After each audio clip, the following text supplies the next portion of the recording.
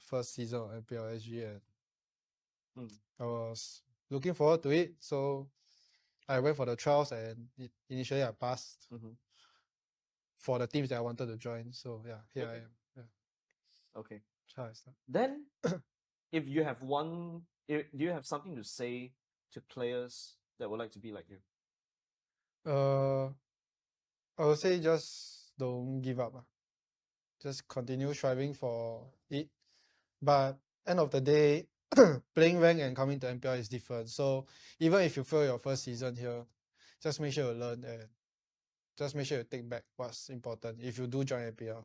Because when you first come in, you understand how it feels like when to fight against teams with better experience that rank cannot give you. Yeah. Okay, both of you went to the world stage before, albeit a different team. Vanix, your first time debuting in the world stage. What's that feeling like? It feels great to represent Singapore and playing in the world stage. But then it's my first time also, so I faced a lot of challenge. Like I will get nervous and all, cause it's fighting the best teams among the region.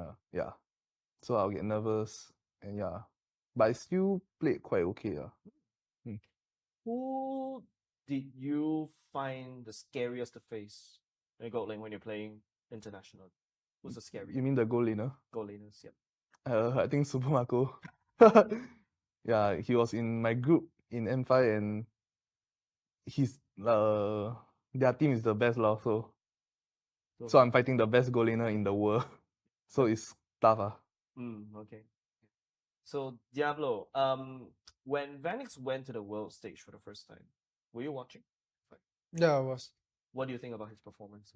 I think it was great, considering it was his first time, as he said, and he's up against the best team in the world. But during that time, everybody thought Onyx was the best, so I would consider AP Brand the second best team when they were facing Brand.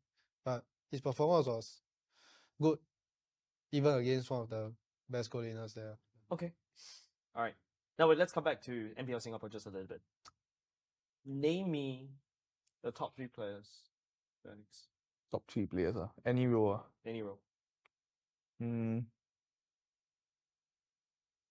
Don't give me that bait and switch. Top 3 players. Imports also counted, right? Counted. Okay. Hades. Okay. And Diablo. Yeah. Okay. Only in Team Flash the best players. Wow. Okay. That's what we call monopolization. Now, the worst 3 players. Worst 3 players Lozzy. No, I have a reason for that. Okay. Because he already then the mechanics also drop down now. Is that why he's a coach? Yeah, he's a coach. Yeah. Okay. Another 2 more. Another 2 more. JPL. Brother, you just put the whole Team Flash in that top 3. Both sides. What the hell? We got the best and the worst. Yeah. It's a balance. Everything is there for balance. Okay. JPL, Lozzy, and one more. One more. No, please. Not him. Not him. Qualifiers cannot put, right? Can. Oh, can. Then Miku. Miku? What do you have against Miku? No, he just changed to Roma, then yeah, he became the worst. Okay. Miku appeared in MPL for quite a few times. He was a mid laner. Yeah, that's why he changed to Roma and then become the worst. Now, Diablo, your turn. Top 3 players. 3 players. Agree with Vanix list, but Vanix changed to me. Me changed to Vanix. Yeah. Okay. Vanix, Kurt, and Hades. Yeah. Okay. Bottom 3 players? Bottom Is it the same? 3.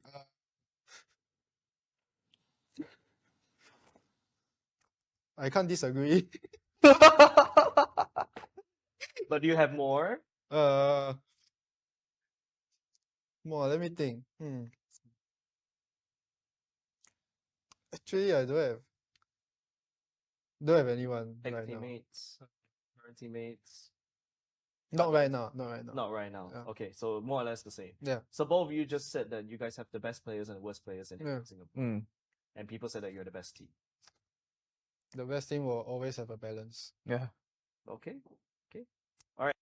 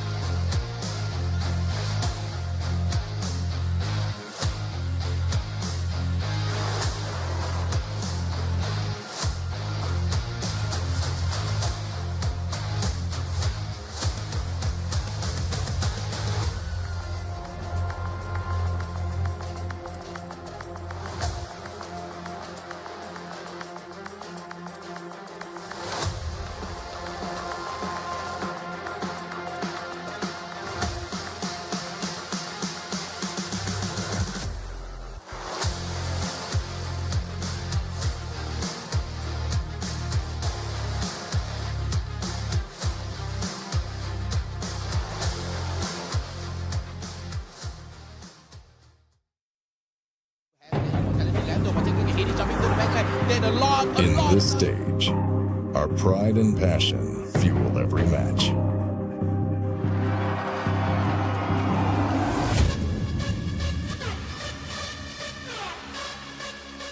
Eight teams.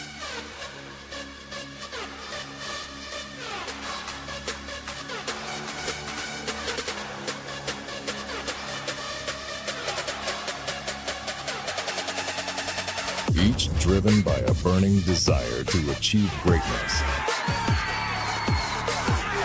Through upsets, comebacks, mistakes, doubts, and dubs. From the first game to the final showdown. But when the hard times come, our passion grows stronger. The crowd roars, echoing our pride. Now, you're changing the game. Because in the end, only one team will take the throne. Our pride, our passion. MPL SG Season 7 is brought to you by Moontan Games and Zenway Productions. Presenting partner, McDonald's. The road to glory has never been tastier with McDonald's.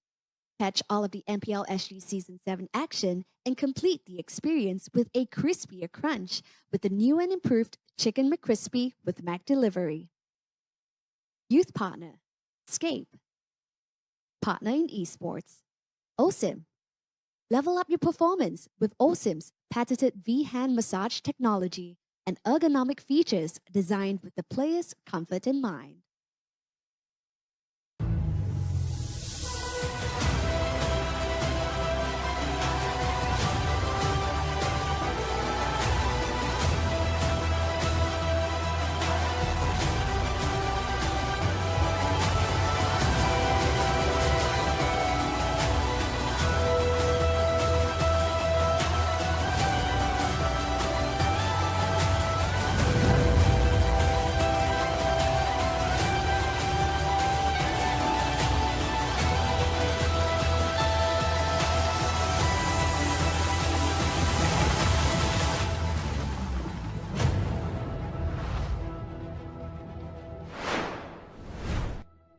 It's the moment that you have been waiting for. Welcome one and all to Mobile Legends Bang Bang Professional League Singapore Season 7.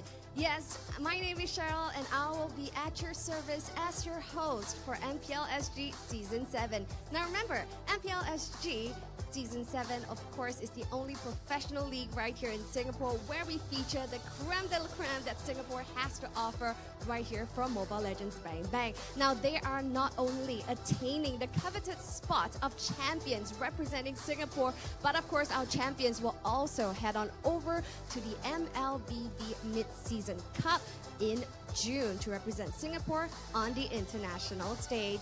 Now, follow us on all of our social media platforms such as mpl.sg.official because MPL SG regular season will be running all the way every weekend until the 25th of May. So do check out our social media pages and not miss out. And as we speak, we do have our 8 top teams through qualifiers, and we see their names as such on the screens that you see. Now, they are featuring Team Evil, RSG SG, Team Flash, Homebois SG, Lead Esports, Vanguard Esports, EXCO Esports, and Asteris. Now, as we speak, these are the match schedules that we have today. And boy, oh boy, for week 1, day 1, we are anticipating a show already. Opening the show for week 1, day 1, we see match 1 being the clash of the heavyweights. We see Evil going up against 3-time champion of RSG SG. What will happen right here? We see in the comment section a lot of you guys asking. You just have to stick around and find out. Followed by match 2, our defending champions, Team Flash, going up against Homebois SG. And that is a match of our defending champions. And let's see match 3 coming up at 3 p.m. Now this is a redemption match, ladies and gentlemen. Just to refresh your memory, what happened previously for the playoffs of MPL SG Season 6, we see Vanguard sending Bleed Esports home. Will they take victory and take redemption for themselves right here for match 3? Stick around and find out more. And closing off the show for our first day today, we see EXCO and Asteris going up against each other, and this will be the newcomers clash. Now, isn't that exciting, ladies and gentlemen? So with that being said, when it comes to MPL SG, it wouldn't be possible without all of our wonderful sponsors. MPL SG Season 7, of course, is powered by Moontan and Zenray Productions, our presenting partner, McDonald's, and our youth partner, Scape, and our partners in esports, OSIM. So, without further ado, ladies and gentlemen, the first match that's gonna come up real soon, we see the clash of the heavyweights, namely Team Evil and RSG SG. So, without further ado, let's meet the boys, shall we? First up, presenting to you the community heroes, Evil.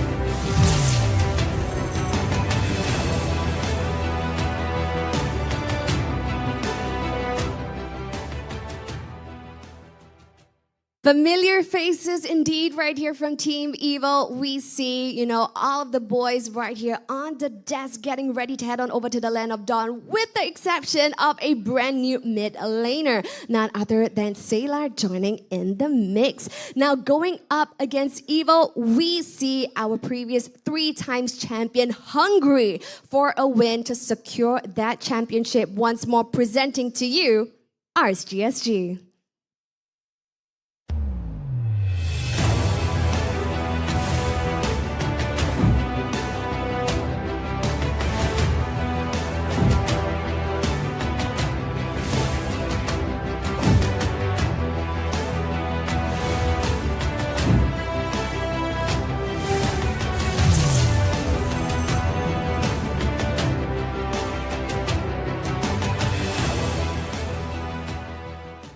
Absolutely amazing. We see some new faces right here with a team that we're all very familiar with, RSG SG. So we're really excited to see what happens with this brand new overhauled RSG SG. Now, this is very exciting for both teams because they have suffered a narrowing defeat in the previous Season 6, and they are both hungry for blood. Now remember, ladies and gents, as you watch the regular season right now, you guys must be thinking, hey, right in the regular season, they're just messing around. But the stakes are higher than ever before. Why? Because the bottom 2 teams right here from the regular season will not be entering the playoffs, unlike regular season.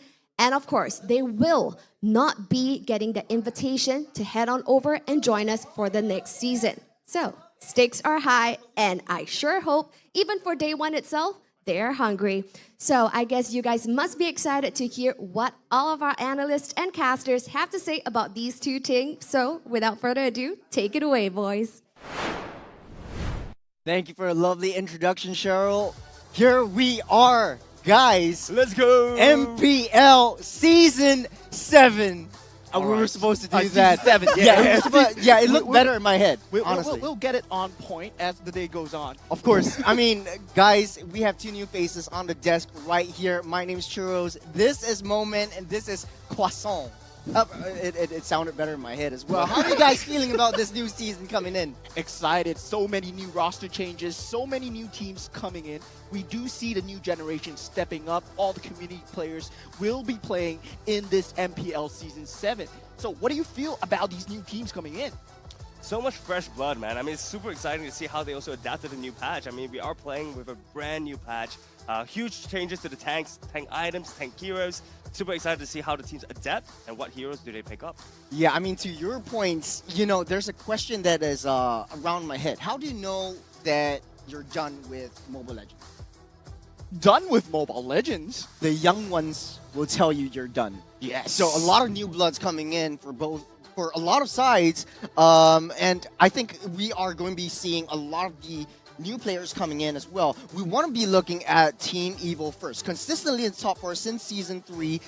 This time around, will we be seeing them in the Grand Finals up to the regular season as well? There's a lot of changes in the roster. Sayla is coming in. We've seen Sayla there as well. But first, we have to look at the patch updates. Mo-Man, can you bring us through? Well, there's a huge Hellcurt revamp, but I don't think it's going to be in play this season as of often because most probably it's going to get banned out if it's available.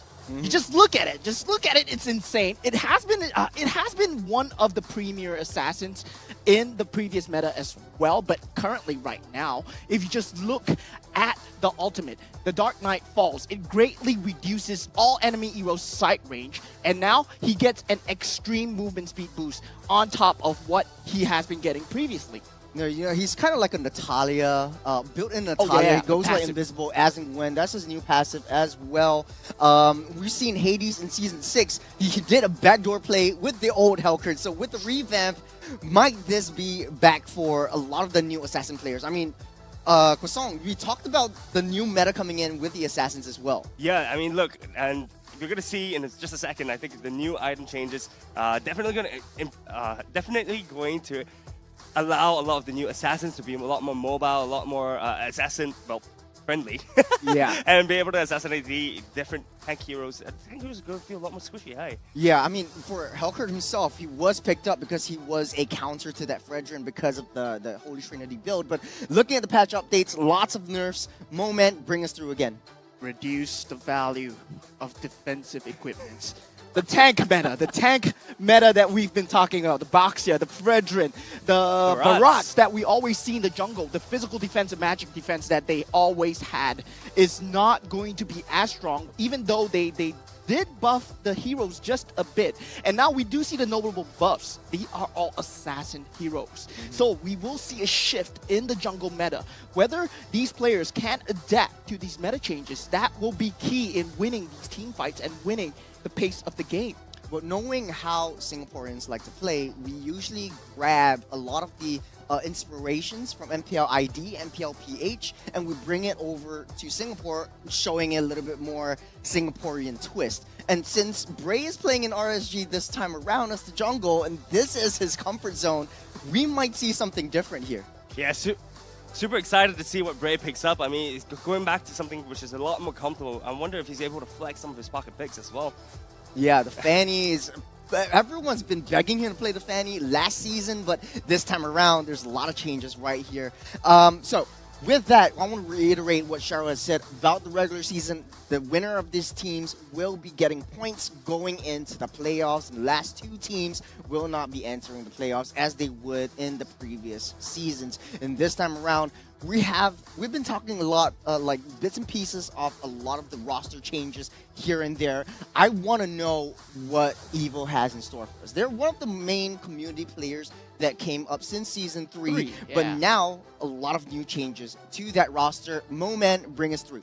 Well, Twist, powerful, Sayla up against his old team. Sayla up against RSG, and Jace's coming in as the gold laner. Jace's as a gold laner. So he has been playing on multiple roles previously. He was on the EXP lane, then he went to the mid lane, then now he's on the gold lane. So in terms of versatility, he has it. He understands what each lane needs to win the early game, the mid game, the late game going in, what they need to secure the team fights. I do have to say, though, Carrot looks good. I think he's in the army right now. He's lost a little bit of weight.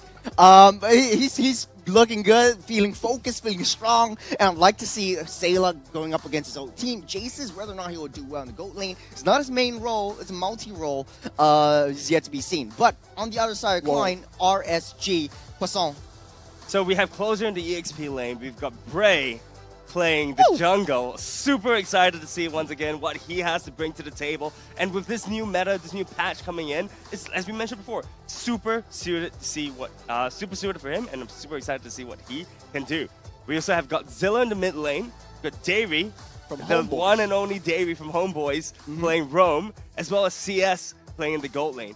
Some of these players are kind of new, but very excited to see what they can do. Yeah, I think the Bray in season 3 was doubted one of the young underdogs, one of the child prodigy by Jays. This time around, he's actually a super senior in this team. Very, very old. Whether or not his experience will come into RSG is yet to be seen. But Derry, him and Bray has on paper, well, a very aggressive playstyle, very aggressive synergy. I think and I hope that it will work out well. What do you guys think? What are your predictions for this matchup, though? Well, we already had a prediction post, so we kind of already know that, RSG is really new.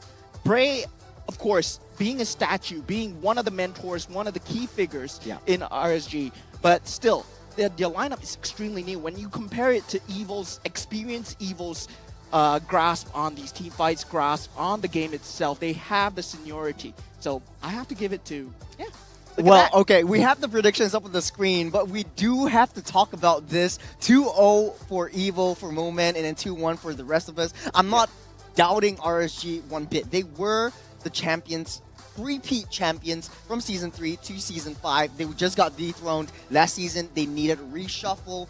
Croissant, what is your thoughts on RSG moving forward in this game? So you see, I think RSG definitely has a chance, right? There's definitely a chance for RSG to take the whole series, but the thing, and that's why we would put it as a 2-1, right? It's definitely not going to be a landslide victory, and I think we're definitely going to see what RSG can do with Bray being the centerpiece of this team. I'm super excited to see once again what the matches have to show, and definitely Evil, right? I think it's the team to watch for this series. Yeah, I want to say though, like, I remember when Vertigo was here, and Evil used to be that troll prediction. And right now, Evil is no longer a troll. If you look at like the talent prediction on Instagram, if you haven't already, please follow us on MPL Singapore at Instagram. I think MPL Singapore official. MPL.SG. Yeah, MPL.SG. On Instagram, if you haven't already, see all of the new updates, all of the new our predictions coming in, the matches that are coming in, a lot of the highlights as well. But yeah, it's no longer a troll prediction anymore. They've been one of the constants since Season 3. Ever since they came up from the community scene, they have been just being so constant. And now, with this season, as you said before, only top 6 teams. Consistency will be key. Bottom 2 teams will be relegated out. So with that, you can't really test strats anymore. You can't really test the waters. And that's what Evil is known for doing these few seasons, right? They've definitely proven themselves time and time again. Every single season, they've been consistently better. Started in the top 4 in Season 3, moving up to top 3, and then moving up again. I mean, maybe not moving up again, but like staying and being a mainstay in the top 3. And this is where, things get a little bit spicy. The top 3 versus the top 2 in the first game of MPL Season 7. Yeah, I'm just wondering, if they're going to be able to change their playstyle. They've been so used to testing the waters a little bit, right? But in this kind of format, they're not able to, right? So it'll be very interesting to see how they draft and if they're going to be still testing the waters. Well, speaking of draft, we are going to be jumping right in. We have to be identify what are the heroes that are going to be a game changer within the drafts. So take it away, Moment. Yeah, we do see the top band still being Matilda. I mean, Matilda, the mobility that it provides for the team is just a lot. You can bring a teammate with you. You can shield the teammate as well. And in the early game, when you invade the enemy jungler, it just brings so much disruption to his jungling patterns. And we do see the Nolan ban coming out from Evil as well. Given that, it has shifted from the tank meta. The tank items have been nerfed. So we do see the high mobility of Nolan, the high burst damage of Nolan will be very key in just stealing away creeps and getting this early fight team advantage. And a Loyi ban. Wow, what do you think of that? I think it's all about research. I think RSG kind of knows what Sailor likes to play. Something that is his comfort pick was being the Loi way back in Season 3 and Season 4, where he constantly picked it up. And now, since there is a clash meta or team fight meta, it's definitely off the tables. But I want to talk about matchup to matchup right here. Powerful versus Bray. And this is where things get a little bit crazy. For Powerful, he has pulled up some assassins before, but he's more comfortable in the tanks. Will he be picking that up yet again?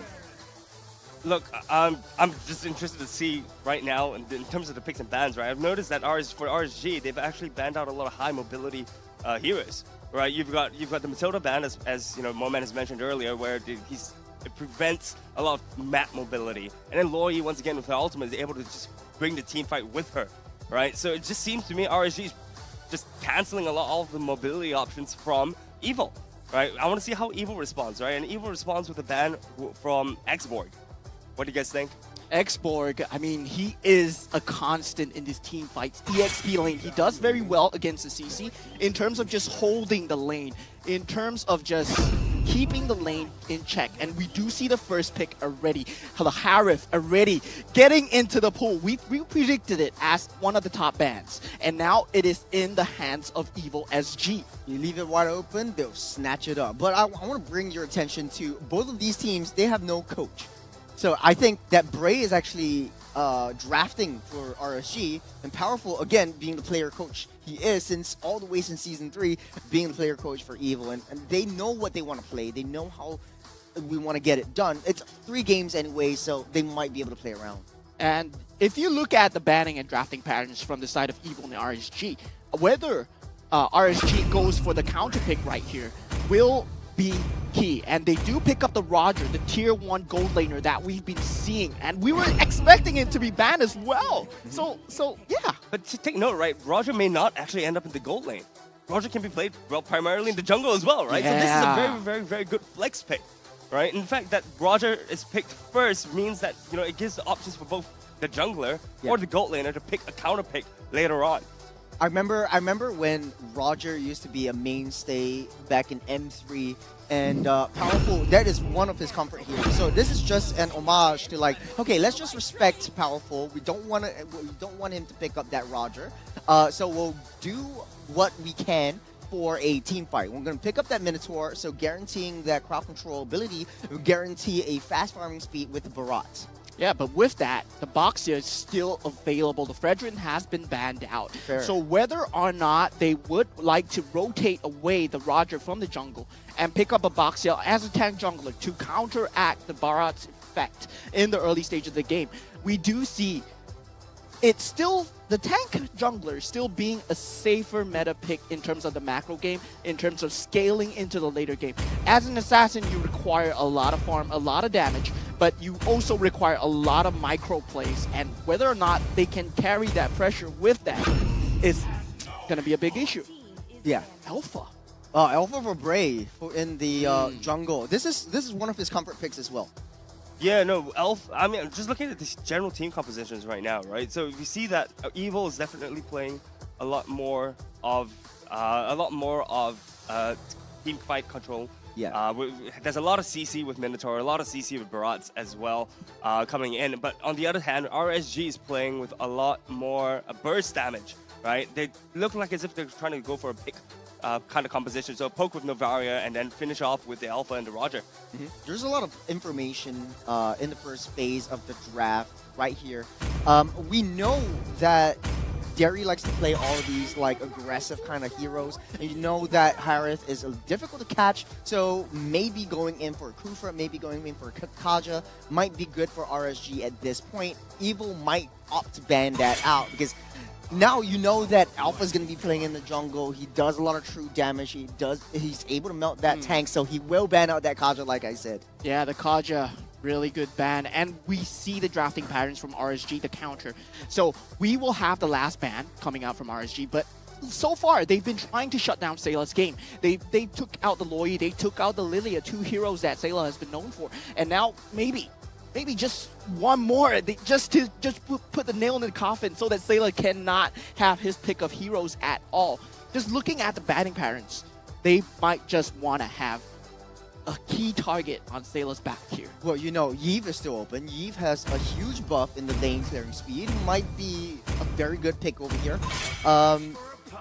Okay, that's going to be Paquito, going to be banned out for RSG. So no more backlines because Novaria, like I said, I mean, it's going to be one of the more tougher ones to reach if Evil doesn't have a backline hero. Yeah, no, it's going to be interesting as well. Now we're going over to Evil's last ban of the series of this game, right? We're going to see if they're going to pick off something that's able to, pick off or rather stop Team RSG from doing what they want, right? Being picking off or rather poking on the other side of things. What do you guys? The Ruby is still in the pool. The Ruby is Arlot is still definitely there. still in the A lot pool. of displacement, a lot of key pulling.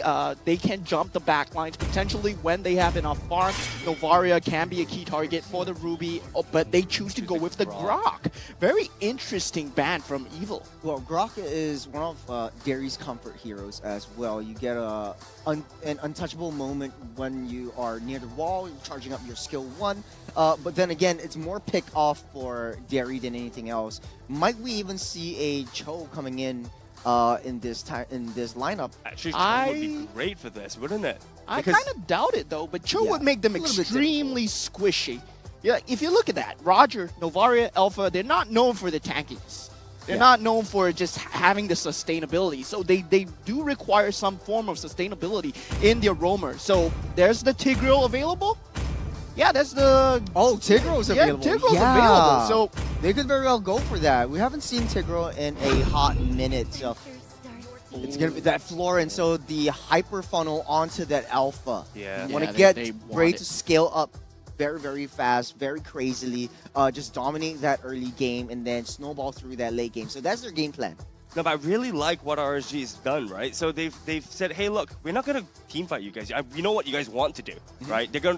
Team Evil wants to go for those big team fights, probably at objectives. But RSG is like, look, we're not gonna play against your game. We're gonna bring the game over to us, right? We're gonna pick off your carries one by one. As soon as you overstep your boundaries, we're gonna snipe you off, delete you from the team fight, and then win the team fight from there. Well, talking about team fight, we have said this many times before. Evil has this thing called the magic of team fights, and they want to go for these 5-man clashes. And this is pretty much what they picked up. And Twist picking up that Khalid, we doubted him, the baby Diablo. Well, no more baby anymore. He's teenage Diablo now, coming in for Team Evil. Picking up the Khalid, just solidifying the draft with that Faramis as well, looking like a very, very charge-heavy combo. RSG, they are lacking a side laner, EXP side. Maybe even a secondary engage like it's Rizla would work well with them. yeah, they have to go for some form of tankiness though. Yeah. Even though Florin does give a lot of sustainability to his team in terms of heals, in terms of shields as well, and Terizla. Yeah, you called it, bro. I mean... Are you a mind reader? Are you Are a you mind reader? Because that's what I would have picked as well. Well, look, EXP it's supposed to just, make sure you don't die in your lane and get a solo kill because that's going to hurt your ego when you're going into a game like this. And Terizla does very well against that Khalid. You got that 3 swings at pretty much the same skill and then a slightly slower rotation speed than that Khalid. So we'll be seeing Twist a lot in these early engages, these defenses that RSG might pull onto Evil. But with that, this is the draft. Any last thoughts, guys? Well, I'm looking at Godzilla on the Florin mid lane and Derry on the Novaria roam right now. So that's it is extremely interesting. They're using Novaria for poke. They're using Novaria for vision. Oh, they actually swapped. Okay, so it's actually just the meta. Okay. Yeah. They did swap. Yeah, They so did swap. Derry's coming in. But ladies and gentlemen, welcome to the first game. Week 1, Day 1, Series 1, Game 1 of MPL SG Season 7. Let's go, Let's man. go. Yeah. So Yeah. we were talking. I'm so pumped up. Look at where they are at the mid lane, just pushing it through. Evil just wanting to make a name for themselves, pushing everyone away. So we were talking about the Florin and the Novaria being picked up in terms of RSG. Oh, what? Go first blood. What? First blood Already? off the camera for Sayla. That was so Sale. fast. Yeah, that was in the mid lane, and Novaria already going down. early in the stages of the game, Novaria, you want to stay alive as much as possible. And with the Novaria, you have so much vision advantage when it comes to map control, right? But for Novaria though, okay, Sela with the pullback onto Godzilla does not have his Ghost Bursters to be able to dish out that damage. But Godzilla goes out safe, just pushing him back out of the way. Jace's with half his health.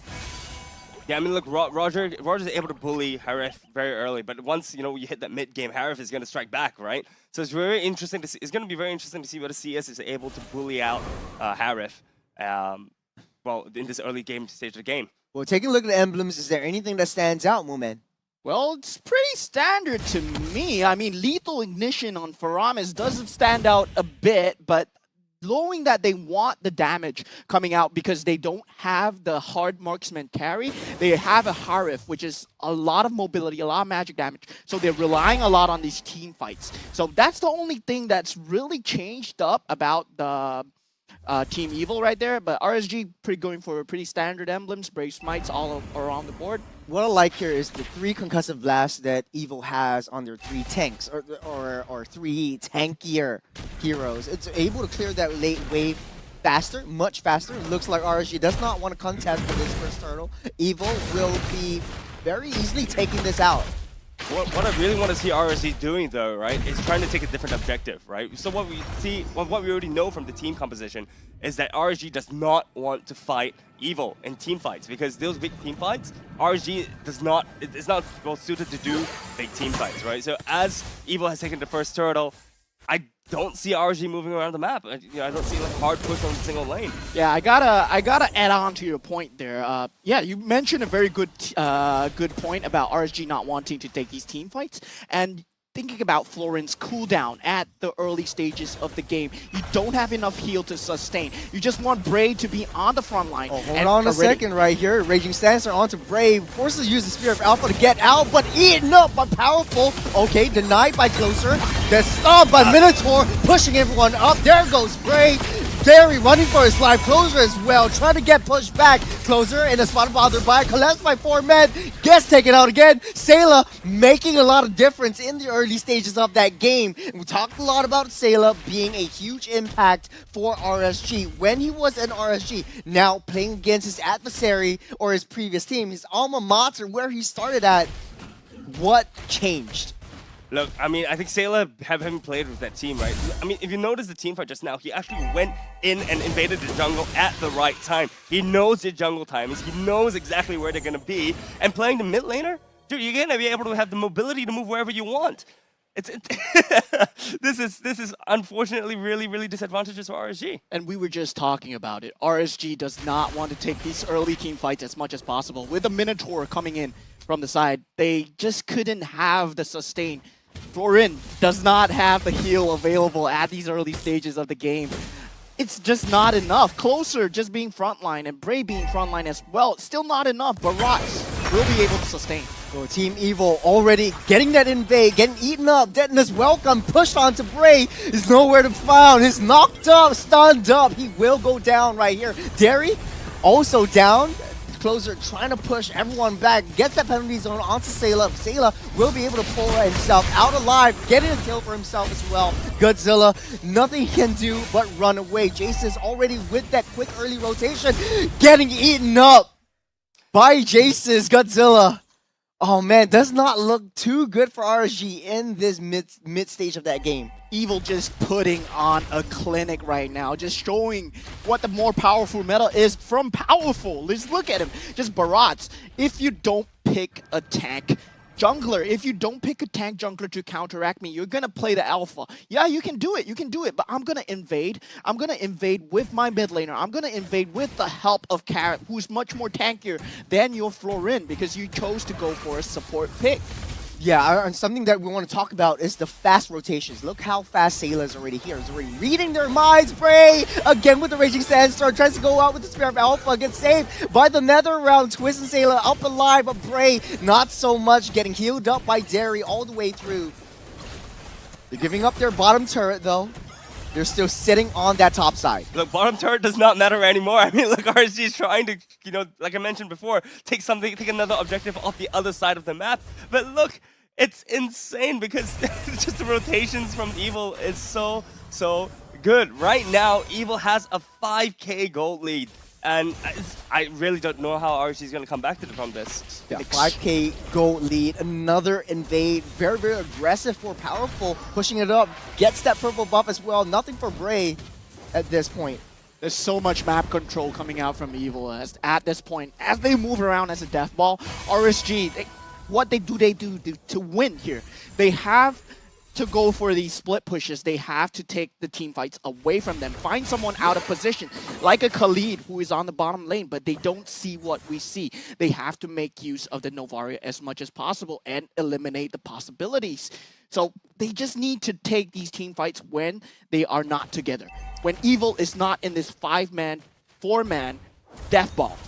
Well, this is very interesting. Evil prioritizes that wave clear, but look at where RSG is. Just sitting on the bush, waiting for an ambush at this stage of the game. 5k gold lead, spread off our hits onto 2. Jace is getting bursted down, but getting the key of insight. He's going, dashing all around. He's going one more for the kill. Here comes Sailor with another realm, saving Jace for his life. Jace pops out a flicker and takes one for the team as well. Penalty zone from that backside. Down goes Carrot, and down goes Sailor, but Sailor's already back up. Because it's an insane passive that Paramus has, right? He goes down, he goes right back up. It does not even matter if he gets picked off. But that's the first gold from first kill from RSG. And this is a point where the laning stages don't even matter.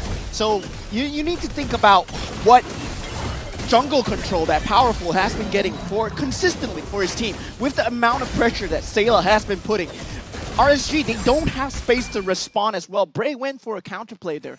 Bray went to try and pick off the most weak hero that they have, which is the Harif. I mean, you don't want to be picking off anybody else. I mean, Sailor did eventually get picked off, but he was back up in a second. Yeah, he's been farming up those passive spirits. I mean, not to mention, right? I mean, Sailor was definitely going in and willing to die. He went straight in, tried to get off on the second kill, and in his head he must be shouting, "Worth it!" All right, so right now we have another. It seems as if RSG finally got a pick off on Carrot. Carrot overextended a little bit. He was doing recall spamming for a little, and got punished for that. It's definitely what RSG needs to keep on doing, and they need to keep on finding these picks, and hopefully, for them, Evil gets a little bit callous as they are right now having an insane amount of gold lead. Well, that being said, though, they bursted all of their ultimates just on one kill on that Minotaur, so they are sitting ducks as of now. They need to be able to do that a couple more times onto Evil, get that pick-offs, because this is what Derry and this is what Bray is known for. But Derry pretty much staying behind, trying to heal the rest of the team. What is the play here for RSG? How do they, in the grander scheme of things, to overcome the situation that Evil has put onto them? And they're going for the correct plays at this point. They are keeping the farm on the Roger. As you can see, the bottom lane turret has been taken from Roger, and they will most likely have to give up the first Lord here if they want to get any form of macro advantage.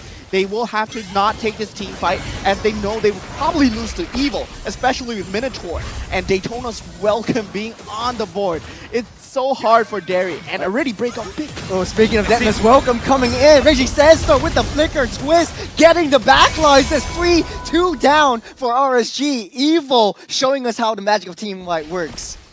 Yeah, no, that was definitely a fight I didn't expect RSG to take, but I mean, it seems as if the Barats are just able to just sneak in there, get the ultimate off the Alpha, and from there, they have no choice but to fight. On the back lines, though, it does look like Sailor and Carrot are doing a very good job zoning everyone out. This looks like a free Lord. No Bray, no Derry, no Retribution, no Hope. Yum, free Lord. The thing is, like RSG, they have a Novaria. The Daytona's Welcome should not be an issue for you. You should see it coming miles away before you even get caught. And just in that position where they did not want to be in, closer was nowhere near the team fight. This looked like yet another turret down. If you take a look at the scoreboard, though, the top side, RSG is only taking down that one turret from that bottom lane. So they've been struggling a lot. And it does look like, even though they have that late game grab, will they ever reach that late game? Look at this rate, they really need to do something completely different as Evil seems to just be shoving RSG back into their base. The question is, does RSG have enough lane clear? Lord has luckily not taken down the final turret from RSG side of things. I'm just wondering if they have enough lane clear. I mean, we have some lane clear from Novaria, but that's all I can see. We have the Charizla maybe using his second skill to clear up a bit more of the minions, but it's just not a lot of lane clear. Just the mobility coming through from the side of Sayla and Jaces, the Zamon's Force, and Sayla just being able to weave in and out, consistently being a thorn into RSG side, just not letting them touch the creep waves at all, playing keep away from the creeps. And Evil, they've been just putting on a clinic on how to take these key objectives, how to take objectives away from RSG. And RSG, they've been on the back foot ever since. Yeah, I mean, the Bloodwing's already bought up by Jason, so that's his powerful spot coming through. All right, so we from see the backside. Bray in a spot bottom right. There it is. He's eaten up. Derry, Bray with the Minoan Fury all knocked up. Yet again, chain stuns coming in for Evil, dealing so much. 2 down yet again. Derry and Bray, the 2 members that we thought were the cornerstones for RSG, they're not having a good game. Yeah, it's completely unfortunate. I mean, look, Bray saw Twist there, right? Bray saw Twist there, but he decided to still take the orange buff. And because of that, look, RSG needs to change the strategy completely. As you can see, that this is not quite working out as they planned. What do you think? What do you think RSG needs to do this game to stay in the game and come back from behind? They have an extreme late game lineup, and it's already too far gone. Closer has not been doing very well at all. Penalty zones has been only catching one target, but look at that! Oh, nice penalty zone. Nice Raging Sandstorm to re-counter RSG. Jaces popping in, just dashing all about. The target priority is so good. Sailor with a pullback onto Derry, coming in.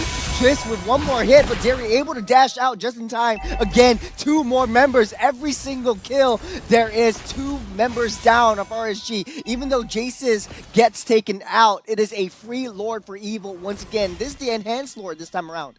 Yeah, and with that closer, we were just talking about him not catching the penalty zones, and he caught a 3-man to 4-man penalty zone at that point. And it's proved to be too far gone already. These team fights, they have not been in RSG's favor just because the key initiator has been unpowerful. They has been making the first move all the time. RSG, with their lineup, they have to be the first one in. They cannot counter-initiate because Evil, they have a lot of counter-initiation. Well, talking about being at the back foot is an understatement. Evil right now 10k gold lead, and the way that they're defending that Lord, the way that they're dancing around for that Lord, even though they're on the front foot, is that they're blocking out all of these Astro Echoes from Godzilla. Taking a look at the itemizations, what stands out to you guys? I mean, Florin, he went for the talisman.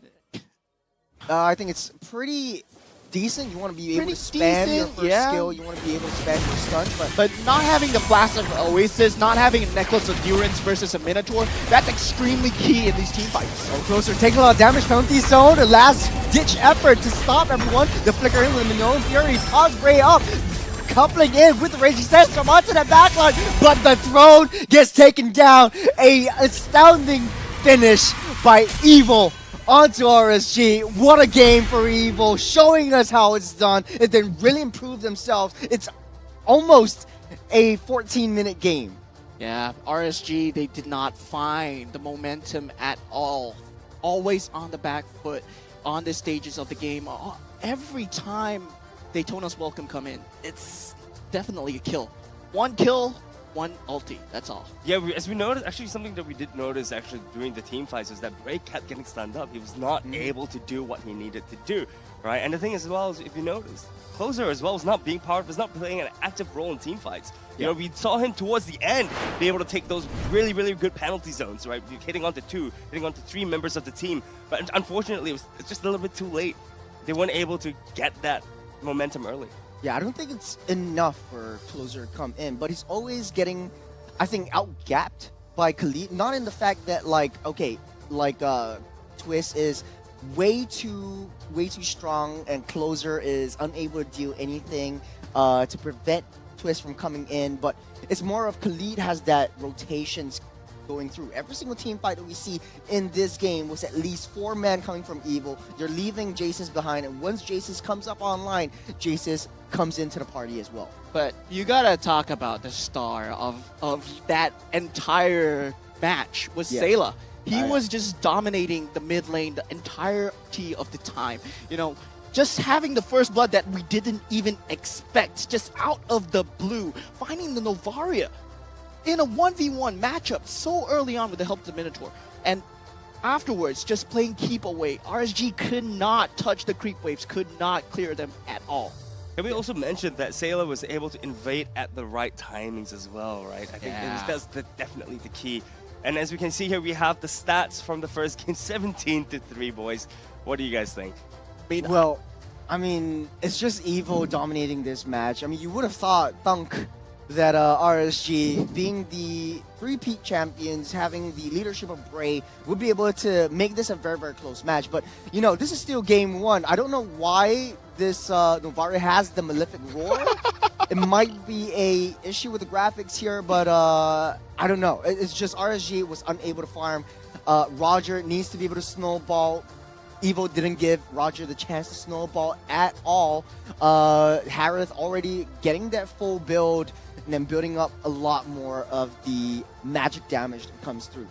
And we did see that, you see, look at the emblem from the side of what you were talking about, right? There's a triple. Yeah. There's a triple. Yeah. That's what you mentioned the earlier. triple concussive blast enables Evo to just clear the wave as fast as they can. Even Carrot is able to clear the wave for Twist, so that Twist is able to join the team fights a lot faster. If he's not an EXP lane, then Carrot will be able to help Sayla with lanes as well. So every single time you see one Ghost Bursters, one Concussive Blast, and then Carrot and Sayla is already moving out and about, finding the next big target for the side of RSG. And you know what's the next big target that Evil's looking for? The turtles. Look. Yeah. Evil had 3 turtles to RSG 0. So what we actually want to see from RSG what we actually want to see from RSG next game, right, is they need to pick a team composition which they need to be a lot more comfortable with, because Yeah. they looked a bit out of the shell from there.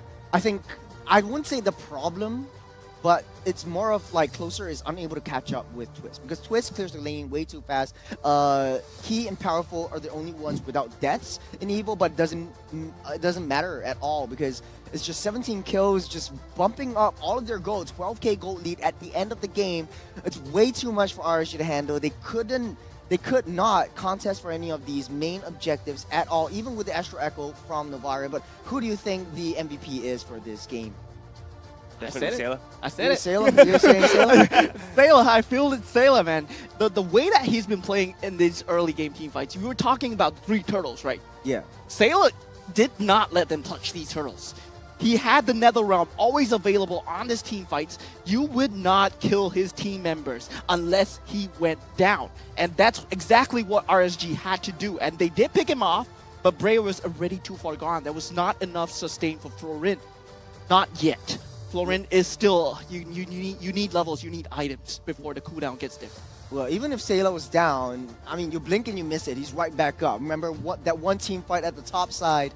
Sailor went down. I was like, wait, did anyone go down in Evil? But everyone's alive, but it was Sailor. So building all of that and clearing that waves was one of the priorities for Sailor. Building up all of these passives so that your death timer just goes down to 2 minutes. And let's see if the MVP actually is Sailor coming up on the screen.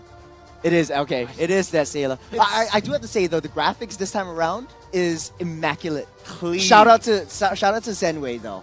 Yeah, it's immaculate, and you look at Sailor, you look so loud and proud. You know, I'm the MVP, yeah, on the Faramis. You can ban out my Loi, you can ban out Lilia. I mean, I got heroes, You didn't ban Harith, though. Yeah. That's a key point. Why did you let Harith through?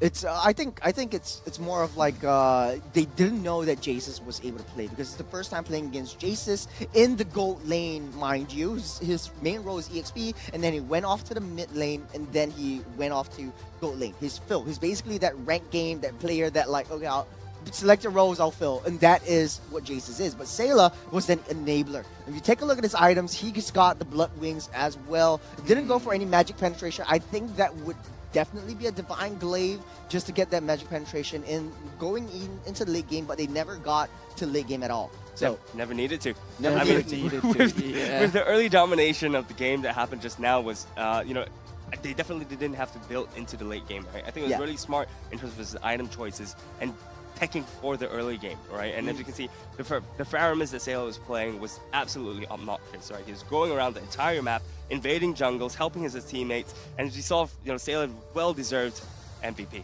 Yeah, I also saw that Sailor had the dire hit on his boot, so he got the roaming equipment as well. Just getting a lot more damage in throughout the late game because he might be seeping in with Carrot about that gold line. But we will be able to see some of the highlights coming in. Mo-Man, will you take us through all of the plays as well? Well, I have a feeling that it's going to be just Sailor. And just Sailor just doing so well on this mid lane. And you talk about Bray. We talk about Bray just being the key jungler for RSG. He had to come through. But if you look at Powerful, how he played his Daytona's Welcome, it was never a situation where he could not catch anyone on the Daytona's Welcome. It always got a target no matter what. We didn't see the counterplay that we expected when they had a Novaria. I mean, if you have a Novaria, you have the vision advantage. You have the map advantage. You can see where the barrage is coming from. Just run away until he uses Daytona's Welcome. But they could not because his timing was immaculate. It was on point. There was a micro pattern though. So he pushes out the cannon, make sure that the cannon hits. Because you have that mini stun. Use that mini stun, that window of crowd control to be able to hit your Detona's Welcome, because it can be mitigated if you are untouchable, if you're immune to the CC in that short burst of time. I remember that when Barat's last time, when you had that standing still Detona's Welcome, it could not be interrupted. But right now, you could interrupt if you had a crowd control coming in. So it's more of like, surprise, I'm here, you're inside my belly, I'm going to spit you out, and you're going to be gone for just a short amount of time. But now we're in that phase where, the magic of team fight is actually showing. We know that Evil wants to play those team fight compositions, and they play it very, very well. They are able to snowball all the way through. We're going into the highlights right here. You want to bring us through some of the things that you noticed when you were watching the match. Yeah, so I think definitely some of the highlights that we're going to see is the invades from Team Evil, right? Where Sailor leads the charge and comes right in. And right now we got straight into it. Sailor right here being completely obnoxious, pushing Bray off, picking Bray off from the team. And just look at that. I mean, Carrot's timing with Minotaur is so good. This was the first team fight that set the momentum for Evil. Yeah. With Sailor having the Netherrealm available, Carrot could come in with the Minoan Fury just in time to catch Bray off guard. Despite Bray having the first initiation onto Sailor, Netherrealm was available, so you can't kill me. That's right. Yeah, you take away my HP, so what? Yeah, he popped the Netherrealm just in the nick of time. Look at how well he actually got that Netherrealm on just to save out Twist. And Twist coming in from that backside because he doesn't want to take the PIE. He's going on from the AYE, coming into the backline and make sure Bray goes down. And there we go, the snowball effect coming through, setting that momentum, like you guys say, throughout the rest of the game. And look, they're just not tanky enough to sustain hits, right? And we go straight into the second highlight, where once again we see Sailor leading the charge and invading the jungle. And just RSG gets picked off one by one. It's like a buffet. Would you like gods? Would you like dairy for breakfast? I mean, look, it's literally a free flow meal. You gotta talk about Evil's target prioritization over here. I mean, they went for Bray first, knowing that he's all the front line that they had. Closer, at this point, he does not have Flicker. They know, they memorize these timings to a T. And they know that the penalty zone might just be catching only one, which is Sailor. And they still have gold turret, gold plating to take, but they go in for the team fight. They want to put the nail in the coffin as early as possible. I think this was the fight where they could overturn it because it's a 3v4 situation. You got two coming in from that backside. Jace is left to his own devices and he got out of there safely because he wanted to take down that turret. But Carrot almost gets taken out this time around. So they were able to just sustain all of this. And yeah, this was the funny one where Faramir actually got taken out, but he was up. No, but did he? Did he? That's the question, right? Yes. It's not when he gets taken down, it's if. Yes, yes. And even if he does, he just comes right back up. No way to kill any of them. They like these, 5-men kind of clashes. 5 men just hankering and just hugging you, just never letting go. This is where, target prioritization comes into play. Yeah, and they didn't have the blanket spells. They didn't have the blanket skills to counter-initiate onto Evil. If you think about lineup, RSG's lineup, they just meant for pickoff. They only have one counter-initiation, which is the penalty zone. Yeah. And with that, it's not enough. Evil, they have Minoan Fury. They will have Daytona's Welcome. On top of that, they have another realm that guards all of them. So there is no way that we lose this team fight. You better get out and come back again with high mobility heroes, or you choose better heroes than us. So speaking of the next match, right, I'm interested to see, do you guys think Faramis is a sure ban from RSG side of things? I don't think so. I think they might ban out the same hero, so the Law E will be banned out as well, because it works very well in a team fight composition, unless, now RSG getting that first pick advantage, they want to snap pick it up for themselves, leaving something else open for Team Evil. But I do want to say, though, in a team fight composition, you know that the main counter is an assassin. Yeah. What better way to be an assassin than to get fed and just farm up?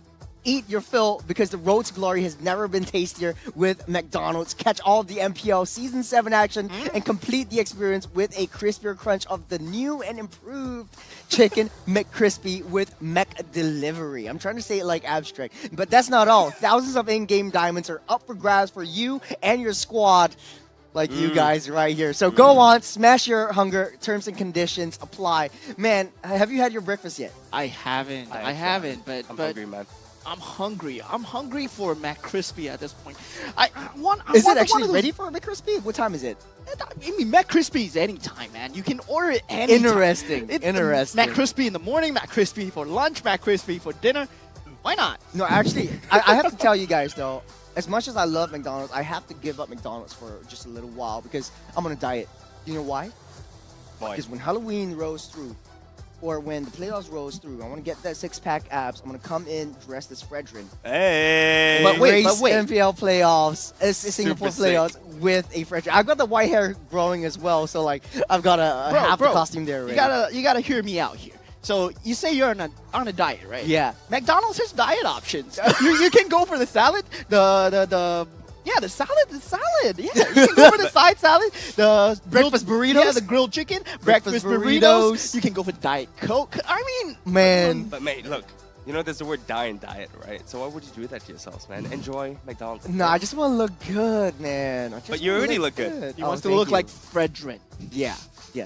I say this every single season. Fredrin is not a father, he's a daddy. Okay. Yeah. I don't know. I think we're talking about Fredrin. In the lore, is Lilia his daughter or something like that? I don't know. I can't remember. But okay. Segue's over. We're going into the draft. This time around, we talked a little bit about assassins getting fed and eating up, getting that farm. Bray is very, very strong on assassins. Will we be able to see an assassin this time around? And we do see the Harith ban already out, but it is from Evil themselves. They don't want... Well, second pick. They don't want to give it over to RSG. Yeah, they don't want to give it over to RSG. I mean, Harith on the first pick. And the Faramis, look at that respect ban coming through from the side of RSG. Already, Loyi has been banned consistently on 2 games, though. Look, I really like the Faramis ban though, because Faramis is just so much mobility. You can literally go in, yoink your jungler out, right? And then on top of that, you have the Nether Realm to protect your own team. The RSG is just showing that they do not want the Faramis in Sailor's hands, and they do not want the Faramis for themselves. Well, key heroes open. There is a Matilda. But Matilda won't be the first to get picked up over here. It will be the Roger. I'm not sure if Evil might be able to pick up that Matilda. Doesn't seem like it's Carrot's playstyle. He likes to go for a little bit more tanky heroes. Yeah, what do you think, Moment? I mean, we still have the Minotaur on the board. The Minotaur has been one of the staple roamer picks that we see in this entire meta. It has been so dominant. It's so tanky. It has sustained for your entire team as well. There's so much crowd control coming through from the Minotaur Fury. And we will see an Arlon Barrage. Well, Barrage. Arlot in the EXP lane. Arlot in the roam. Still flex at this point. Barat's very well played by Powerful since Xborg wasn't banned out. The snap picked up by Closer. It's going to be played up in the EXP lane. So right now, RSG has choices, a lot of choices. Matilda definitely should be picked up for RSG, able to get in and out of battle, able to heal after you get your favor. After you get the photo as well, you get additional shields. So RSG, in order to get into that backline and take out any of the marksman heroes that are in play, they opt to go for the Kadita. Is that a good choice? Kadita, very good at these mobilities, you know, going in, getting the key targets, but there is no target currently on the side of Evil. So Kadita can be countered out by Evil at this point if they want to play around him. Might not be a very good timing to pick it at this point. Yeah, I was very, very confused with the Kadita pick. But, you know, RSG have picking it so early. I'm wondering if they have got a plan, or if they, you know, specifically picked Kadita against Evil because they know something that we don't. Yeah, I think, okay, I think it does make sense. I like the Nathan pick from Team Evil because that's how Jace's likes to play his game. He holds himself very well in the gold lane. He just farms up once he gets fed, and Nathan in the late game is going to be a huge monster on the side of Evil. They're taking out all of the pick-off champions like the Kaja. Works very well with Kadita, but I think that since Evil likes to play together as a unit, it's always 5 men together. If Kadita goes in with the Rough Waves, with the Petrify combo, we're able to go and take out at least half their health, coming in, swooping in with the Roger. So that's how I think it's going to play out. I'm not sure if they have an actual plan for that. What do you think? As much as I predicted Evil going into 2-0, I want RSG to kind of win, you know. I'm always rooting for the underdog here. And RSG, you look at Brave. RSG and underdog, the first time I ever heard that. Well, for this season, yeah. No, actually, this is a very good narrative that we can build upon, because in this time around, RSG has been playing on the back foot. 17-3 on a team like Evil, who has been the dark horses for the entirety of 4 seasons past. This time around, RSG really seems like they are the underdogs. Look at the ban that RSG just put out. They banned Valentina. Yeah. I wonder what they're picking up, because if they banned Valentina right now, in terms of ultimates, right? The only thing Valentina's that steals that's probably worth it is the Xborg ult. All right, well, so I wonder what they're gonna pick. I think they're stealing. Oh, yeah, no, right. No, they're prepping for something. No, they just want to delay it for Sayla. They don't want Sayla to get their hands on the Valentina, because Sayla plays a lean, mean Valentina. Basically, Sayla plays every single mid lane hero, very leany and very meany. So I think it's more of a respect over to Sayla. And with the Xborg pick from RSG, they do have the team fight this time. A sustain and mobility from Xborg is a lot higher than what we did see in the previous game. Terizla, well, you're all in on the penalty zone. And if they have some way to escape, they had a nether realm, they had some form of mobility, there's no way that you can catch the entire team in the penalty zone. Well, I do agree with both of you. I think Xborg is definitely a game changer this time around, because Evil... picking up the Barats, picking up a lot of these tanky heroes that they might be able to predict coming in through to this. Matilda finally gets picked up, but the Xborg actually melts a lot of these tanks because of the true damage that comes through, able to slow down their approach towards any of the skirmishes that may be. But Matilda pick is going to be crazy. Look at the looks on Bray's faces. Look at the Closer's face. They're like, okay, Matilda's here. What can we do? Is there any pick-off heroes that can still be used in this line of the match? Bray could very well go for an assassin. A Ling would be very good here because you're able to just split push, or you could go for a Franco.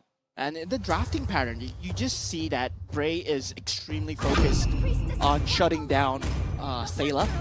You had Loy banned out. You had Baramis banned out. You have Valentina banned out. And they forgot about the Matilda. They let through one of the premium roam heroes that we've been seeing. And they go for the Terizla once again. So it won't be a Roger... No, wait. No, Xborg Jungle? Yes, the Xborg Jungle. Xborg Jungle. It's Xborg Jungle, Edith Rome, Terizla, EXP. And Kadita in the mid lane, yeah. Their lineup this time around actually looks complete. right? But the question I have is, are they going to be able to punch, exchange punches evenly with Team Evil, right? The team fight composition for RSG is looking pretty strong, right? They're able to pick off someone using the Kadita, and then after that, there's so much engaged this time around coming from RSG side. All right, so let's take a look at the win conditions that RSG has to fulfill. So Roger, he has to dominate Nathan so that Nathan cannot shred through the Edith, Exborg, or the Terizla. Then afterwards, the Exborg and Barats, they have... What? No, I'm gonna stop you right there, Moment. But Phobius mid, Sailor, one of his signature heroes coming through again. I'm gonna be shouting out to Youngin. I think he was the mastermind behind this pick, and it works out very, very well because you have a lot of crowd control, you have a lot of knockups coming in from the side of Evil. So if you're able to just layer that in, Phobius comes in with the Asteroth Eye and the Demonic Force, just able to just pounds down on you time and time again. I don't know, man. This looks like a very even Stevens kind of game. Phobius with Natan, have you seen the interaction between the two of them? Oh yeah, wait, does Nathan's second skill cause a lot of like small and tiny movements? It causes a lot of micro movements on the yeah, board, micro right? dashes that resets Phobius's ultimates time and time again. So okay, I think that's the combo they want to go. I am excited to go and see how this plays through. They have a lot of purifies on the side of Evo this time around as well. Man, game 2. What are you guys looking out for? I mean, it's still the same disruption gameplay that will be coming through from the side of Evil. They do have the Matilda right now on Carrot, and Carrot will be already disrupting the jungle so early on in the game. This is something that Edith cannot do at these early stages of the game, and Matilda is one of the premium picks just because of that. It just follows around the enemy jungles, and it's so unpunished. There's so high mobility of shields as well. Well, name of the game for Carrot is reconnaissance. You're first in, last out. You're going in, getting the information for your own team so that they understand and know where to go, where to not go, where the rotations are. And this is very pivotal for Evil right now. And the thing is, for now, Evil, they will have the big blanket ultimates once again. They have the Arlot with the final slash with a lot of displacement. And Powerful will always be looking for that Daytona's welcome. Look at the damage that Matilda is doing in the early game. I'm proud to say that, like, I'm New York number 20 Matilda.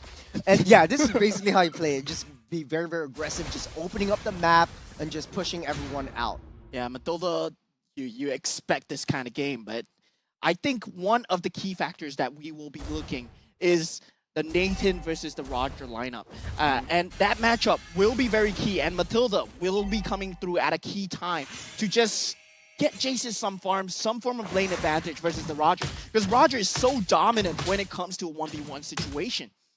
Well, both are basically mid to late game power spike, and as Jason hits that level 4, he's able to get the entropy to be able to deal a lot more damage in team fights. So this time around, the first turtle coming through is a 3v2 situation. Here comes Sailor. 3v4, and the fight kicks off.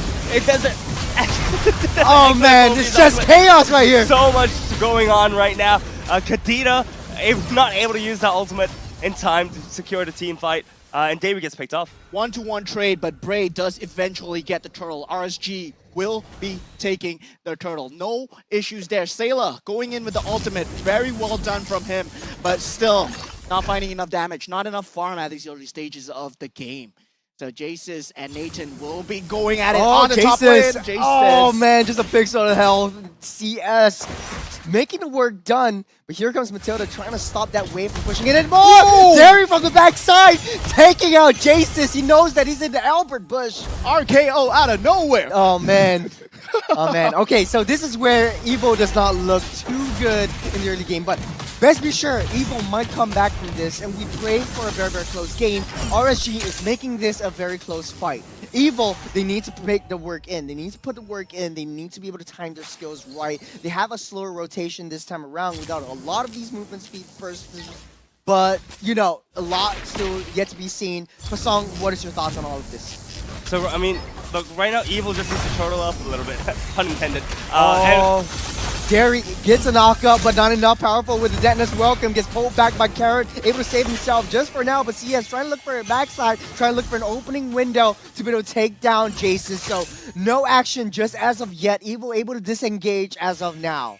And the objectives going into RSG's favor are getting the first turtle. CS actually got the scavenger crab as well. Yeah, I mean, RSG getting these objectives on these early game, this is very key because Jace's, he has the reverse clone in these later stages of the game. It can take out objectives extremely fast, and you don't want that to happen. So Bray has to dominate as much of the enemy's map control as much as possible. There's a code here, so follow MPL SG social media on Instagram, Facebook, wherever, putting that code, and get yourself a free skin or certain rewards that come through. So again, a turtle fight is a 4v3 situation, circling Eagle onto closer, trying to push him back away, trying to zone the rest of them out, but it's a 4v4 situation as of now. Sayla in a spot of bother right here. Bray doesn't not want to go with the last insanity, and they get a free turtle this time around. Yeah, and not taking these turtles might be Evil's way of saying that they are going for the turtle team fights later on. I mean, as in not the turtle. They're playing a turtle lineup where they want to put the farm onto Jace's as much as possible. They want to wait for his timings. They want to wait for the key damage to shred through Bray. And Jace's will be Oh the no, key Godzilla focus. onto Jace's though on the backside. Oh, no! Jace's gets a petrified combo, but here we go. Onto that Roger though. They might not have enough damage. CS with a pixel of health. He gets that runaway. Oh man, that Albert Bush though. Jace's not having a good game with Nathan at this point. What can Evil do now that RSG is 3,000 gold ahead? Look, Final slash just for fun onto Godzilla. No, not enough damage as of now. Evil's just banking all of that damage onto Jason's, but he needs that time to farm. So they're swapping that lanes as we speak. And RSG's win condition, as we talked about, they need to keep shutting this Nathan down no matter what. And the rest of the team fights, it does not matter. As long as Jace is not there for the damage output, they have to sustain, they have the sustainability with the X-Morg who can get out at all times. And look at this. Entropy popped up. Jace's gets away to safety now that 3 members are at the bottom side. Carrot still has the guiding win, able to pull Jace's out whenever, but he gets that petrified popped up, purified popped up. Derry with the ultimate getting that damage done, pushing them back out of the way. Evil staying on that back foot in this game. 3,500 gold for RSG. The lead is building up. They don't want to give Jace's a good time, and that's RSG's name of the game. That's the win condition right here. Team up, group up as 5, and get out Jace's as much as possible. Oh no, twist, push back, petrify, final slash, but no avail. Detonus welcome onto export, push back under the turret. Sailor trying to zone everyone out of the way. Bray finally goes down. Derry as well. Sailor doing the work on that back foot. The rough waves will take him out as he pounces down. It's a 2v2 situation, but Evil slowly but surely diminishing that gold gap and pushing through. Look, I really like what Evil's doing, right? Because the thing is, they know their win condition is on Jace's, right? So they are just trying to protect him as much as they can, and they're trying to redirect the tension off him, right? If they weren't able to take the middle, if they didn't take the middle team fight just now, Jace's would have gotten picked off once again by Kadita's rough waves. But speaking of which, I really like what RSG is doing. Is a completely different team from what we saw in game 1. Yeah, and Evil, what you said before, they're peeling away the advantage, the attention from Jace's to just get his farm up, and they're just taking these trades. It's the late game name on the stage for them. So that's gonna be the key plan. Evil's entryway is gonna be on Jace's, and Powerful with these Daytona's welcome will be very key. I remember 2 seasons ago when Revival just stayed in their base for like 30 minutes against Bleed, and then they just came back online in the later stage of the game because RSG does feel like a very, very in-your-face kind of draft. What Evil kind of wants them to do is get underneath that turret. Jace's from the backside, no entropy to keep him alive. The rough waves will deal a lot of damage with the Petrify as well. Carrot unable to save Jace's, and he gets 3 kills. Ooh. On the mid lane though. Bray with the last insanity takes out Sayla as well. It's travesty for Evil. Yeah, Evil needs to play a little bit more tightly. We need to see how, I mean, they need to do what they did for game 1, right? We saw actually Evil playing really well with the lead, but now they're playing from behind. We need to see how Evil adapts in these situations. And that is very key. Oh, I we're talking mean, about Snowball. CS chasing after Twist. Will be able to get that last shot. One more hit. Twist goes down. CS on 1-0 to 4. He is coming up online, and it's going to be looking like a very, very scary late game RSG. Now that Derry is in his element. He's in that aggressive zone that he is in. Taking a little itemization. Is there anything you can tell us? and look at Bray just shaking his legs and just enjoying, you know, his lineup that he has put out. It is very good in the early and mid stages of the game, but they still have to be wary of the later stages of the game for Jasus. Actually, we do notice, hey, that on RSG side of the field, they have a lot of magic resist. Yeah. They're respecting the magic damage done out from Team Evil side. And if we actually take a look on Evil side of things, it's just not a lot of physical damage. Carrot trying to get that guiding eagle and circling wind out of there. Sayla caught in the middle with a final slash, pushing everyone away. Sayla finally goes down, but Jasus, no more entropy to do that damage. Powerful, slowly but surely gets chunked down by damage after damage. Derry in his element right now. The rest of Evil are half held. They're diminishing so much, and this is on their defense right now. As the first Lord will be getting taken out by RSG. No contest right here. No powerful, no retribution. And Nathan just not having the farm, I mean, closer already with the Radiant Armor at these mid-stage of the game so early on. They just need to focus on the magic damage. Quiz is not going to have the physical damage. Another Petrify, Last Insanity combo. Rough ways from Godzilla as well. So the pickoff game is coming in strong for RSG. So it's really just pickoff versus team fight. We haven't seen an actual team fight from Evil, but we might see it as the Lord marches down that bottom side. Look, we were questioning the Kadita pick earlier, and now she's 4-0-4, mate. And Bray looks like he's having such a good time, man. He's chilling right now. His legs are on the chair. He's smiling. You know, this is, I think, the Bray that we expect to come into game one. Yeah, I think the first game was pretty much a warm-up for them. Just going through, just, okay, maybe we just give you a win, and they're coming back strong. So when Moment said that RSG being the underdogs, it's just a mask, man. It's just a mask. Hey. All with the nice rough waves combo and the flip back. Detonus Welcome might not be enough to take him down. Derry finally goes down as well, but Sayla pops himself with a demonic force, who will not be enough damage. Jasus, no entropy this time around, will not be able to engage on this one. They choose to retreat. They need to be able to tackle this Lord. They did take down that Lord. They need to be able to hunker down in their base and just take what comes their way. It's 8k gold lead for RSG as of now. What's the game plan for Evil? I mean, just look at the damage done from Bray. It's 56,000 damage. And the thing is, they don't have any form of sustain. They don't have anything. Oh, hold on a second. Rough Waves, Last Insanity combo. But there we go. Final slash pushes everyone back. Godzilla, no more skills. They are able to escape. The magic of team fights coming in through. Powerful. Tries to push closer out the way. You've got the demonic force coming in. Twist sliding through that backside. They want to take everyone down. Sailor hunkering down and pushing them out of the way. We've got that immortality on Bray. The circling eagle, Matilda Airlines coming through. Bray finally gets popped up. Detonus Welcome, second time around, will pop the second Firaga armor. And there we go. Evil finally coming out back up, showing some signs, some lease of life underneath that base turrets. And Evil, they do have the later gaming scaling when it comes down to the heroes. Roger will not be able to have the same range and mobility as Jasus when it comes down to his cooldowns of reverse clones. It goes down to 12 seconds. It's extremely fast. He can chunk down these enemies extremely fast. So, you know, I really like the picks from Evil, right? I mean, look, Nathan right now also got buffed, if you realize. His ultimate got changed, right? So the cooldowns are coming out a lot faster. And we can see it right now. Evil is scaling up. It's 12 minutes plus into the game. We're reaching the late game, boys.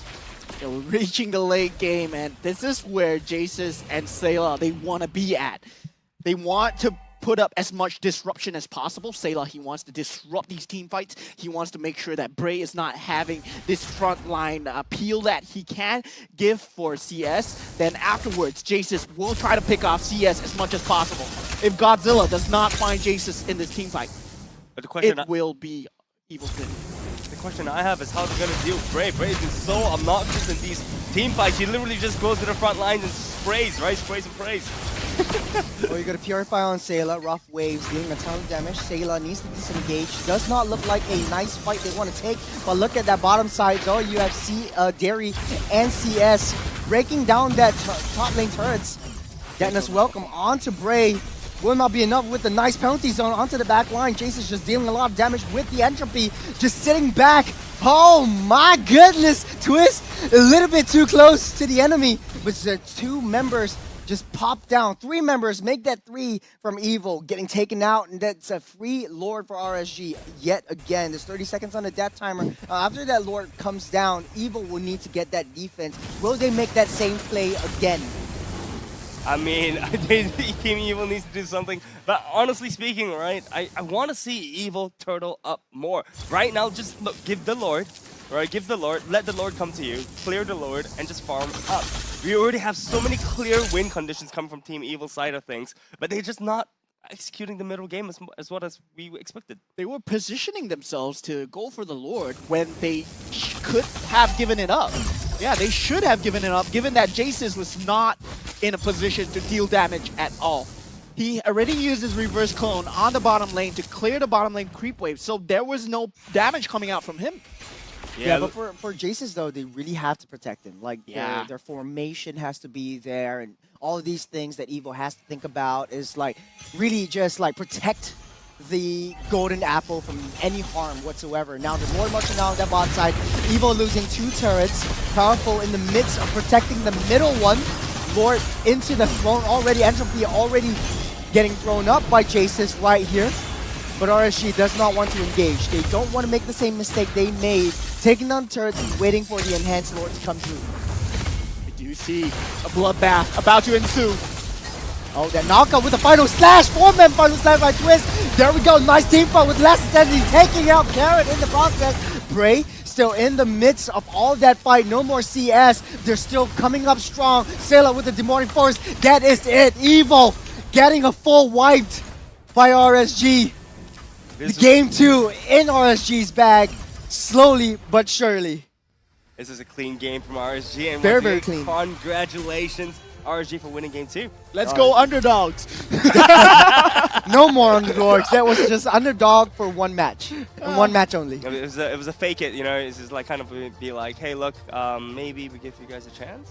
Then maybe we give you guys a chance. Maybe we want you to underestimate me just a little bit. Let the guards down a little bit. Yeah. Feel That's- comfortable and we'll take it away from you, you know. Yeah, I think, okay, so Xborg definitely off ban, off the pick pool. It's going to be permanently sitting in the ban pool.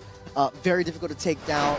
Loads of Faraga armor to chow down. You've got an immortality that gives you so many immunities to a lot of these crowd controls, which is a mainstay counter for Team Evil. So what are your thoughts about this game, and what do you think that Evil could do to get back into this?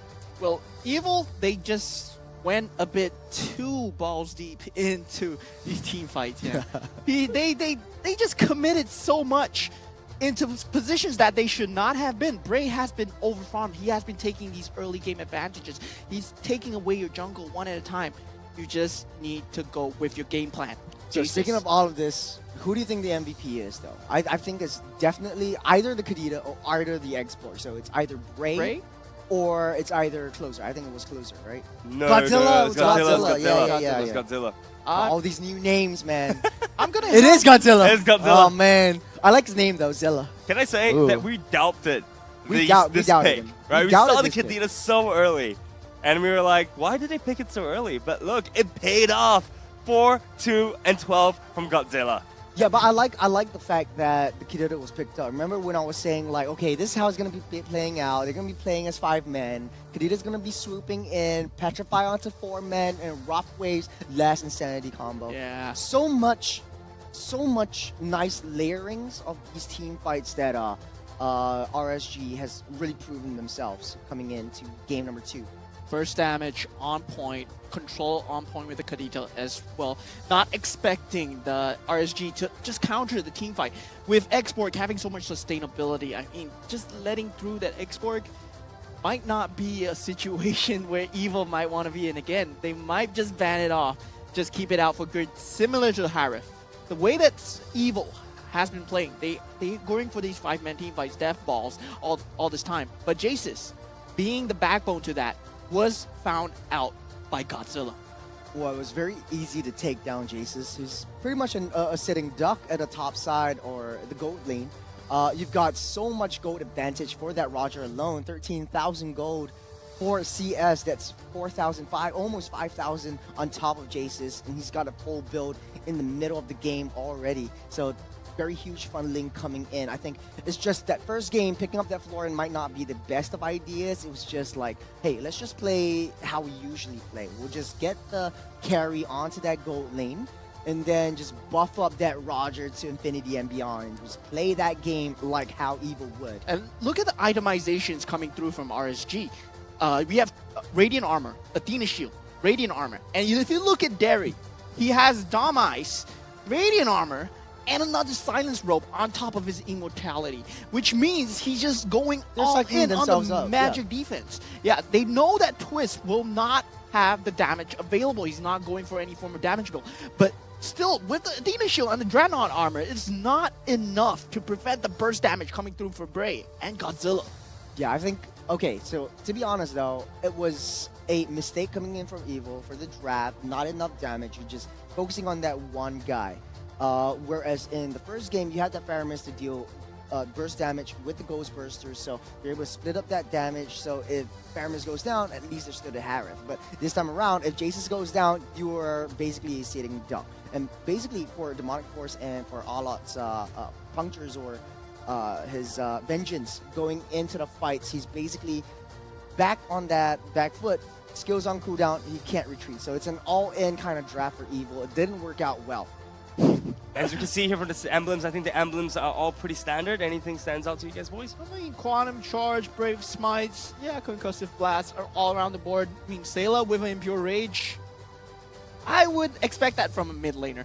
But if, let's say, you are on an EXP lane, you want to play something else, probably a Lethal Ignition, something for more damage. But yeah, Impure Rage for the sustain, really good as well.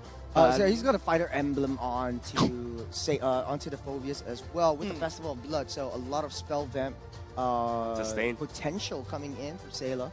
I do like that nice little new build, but execution-wise, questionable. Sayla did really well in these team fights. It's just that I feel that Evil just had a drafting error. There was already a Kadita on the pick, and they still chose to go with the Nathan afterwards.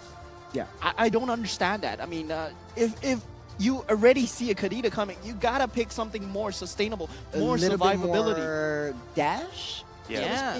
Yeah, something like a carry might work for them. Carry, something like a Claude maybe. Maybe a Claude. Yeah, I don't know, because this is pretty much Jace's new role in this sense. He's just been playing the gold lane for just a little while, but take a look at the damage dealt. It is 150,000 just for Bray alone. So the true damage is really starting to show for that export. Yeah, for sure. No, but I mean, I think going back in terms of the team composition, right? I think I understand the idea, right, behind Team Evil's composition. They really wanted to go once again for the similar fights as Game 1. They wanted to go into the Death Ball build. Because the Death Ball build works perfectly and for this team composition, but they just were not able to execute the early game as well as they did in Game 1. Right, but I actually think it's actually more on RSG side. Actually, RSG played the early game perfectly. Right, and they didn't. And Evil side, they just didn't have the Faramis. The Faramis gone, I think, shows holes in Team Evil's games right now. Yeah, I think it's down to the mid lane duos being the cornerstone for the team. So for RSG, right now you have Kadita, you have Edith, clear the wave fast, and then go into the jungle and annoy the heck out of Powerful. So that's their game plan. That's something that Derry's very comfortable with. You want to be very aggressive. And we'll be able to see that in the highlights coming in. So I think Derry being put in his element is very pivotal to the success of RSG coming in. Yeah, of course. I mean, I did not see the Matilda Barat's combo as much. And we do see. Yeah, look at that. Just Sayla just finding the first kill on to Derry. But Bray, he eventually gets a turtle. And that's huge. The first turtle going the way of our SG. And look at this Jace just in the back line, just getting caught by Dariat. I think it was just a hard game for Hard Jace's, game. everyone's just bashing him, tackling him, and this is where CS just got out of the got out in the nick of time. You've got so much shields from your ultimate as well.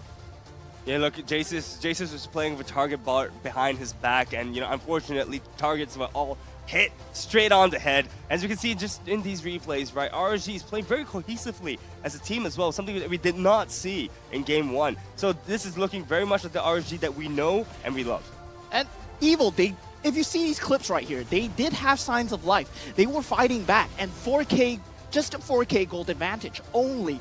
But Jace's in the back line just kept getting picked off time and time again. They could not find the farm on the proper targets.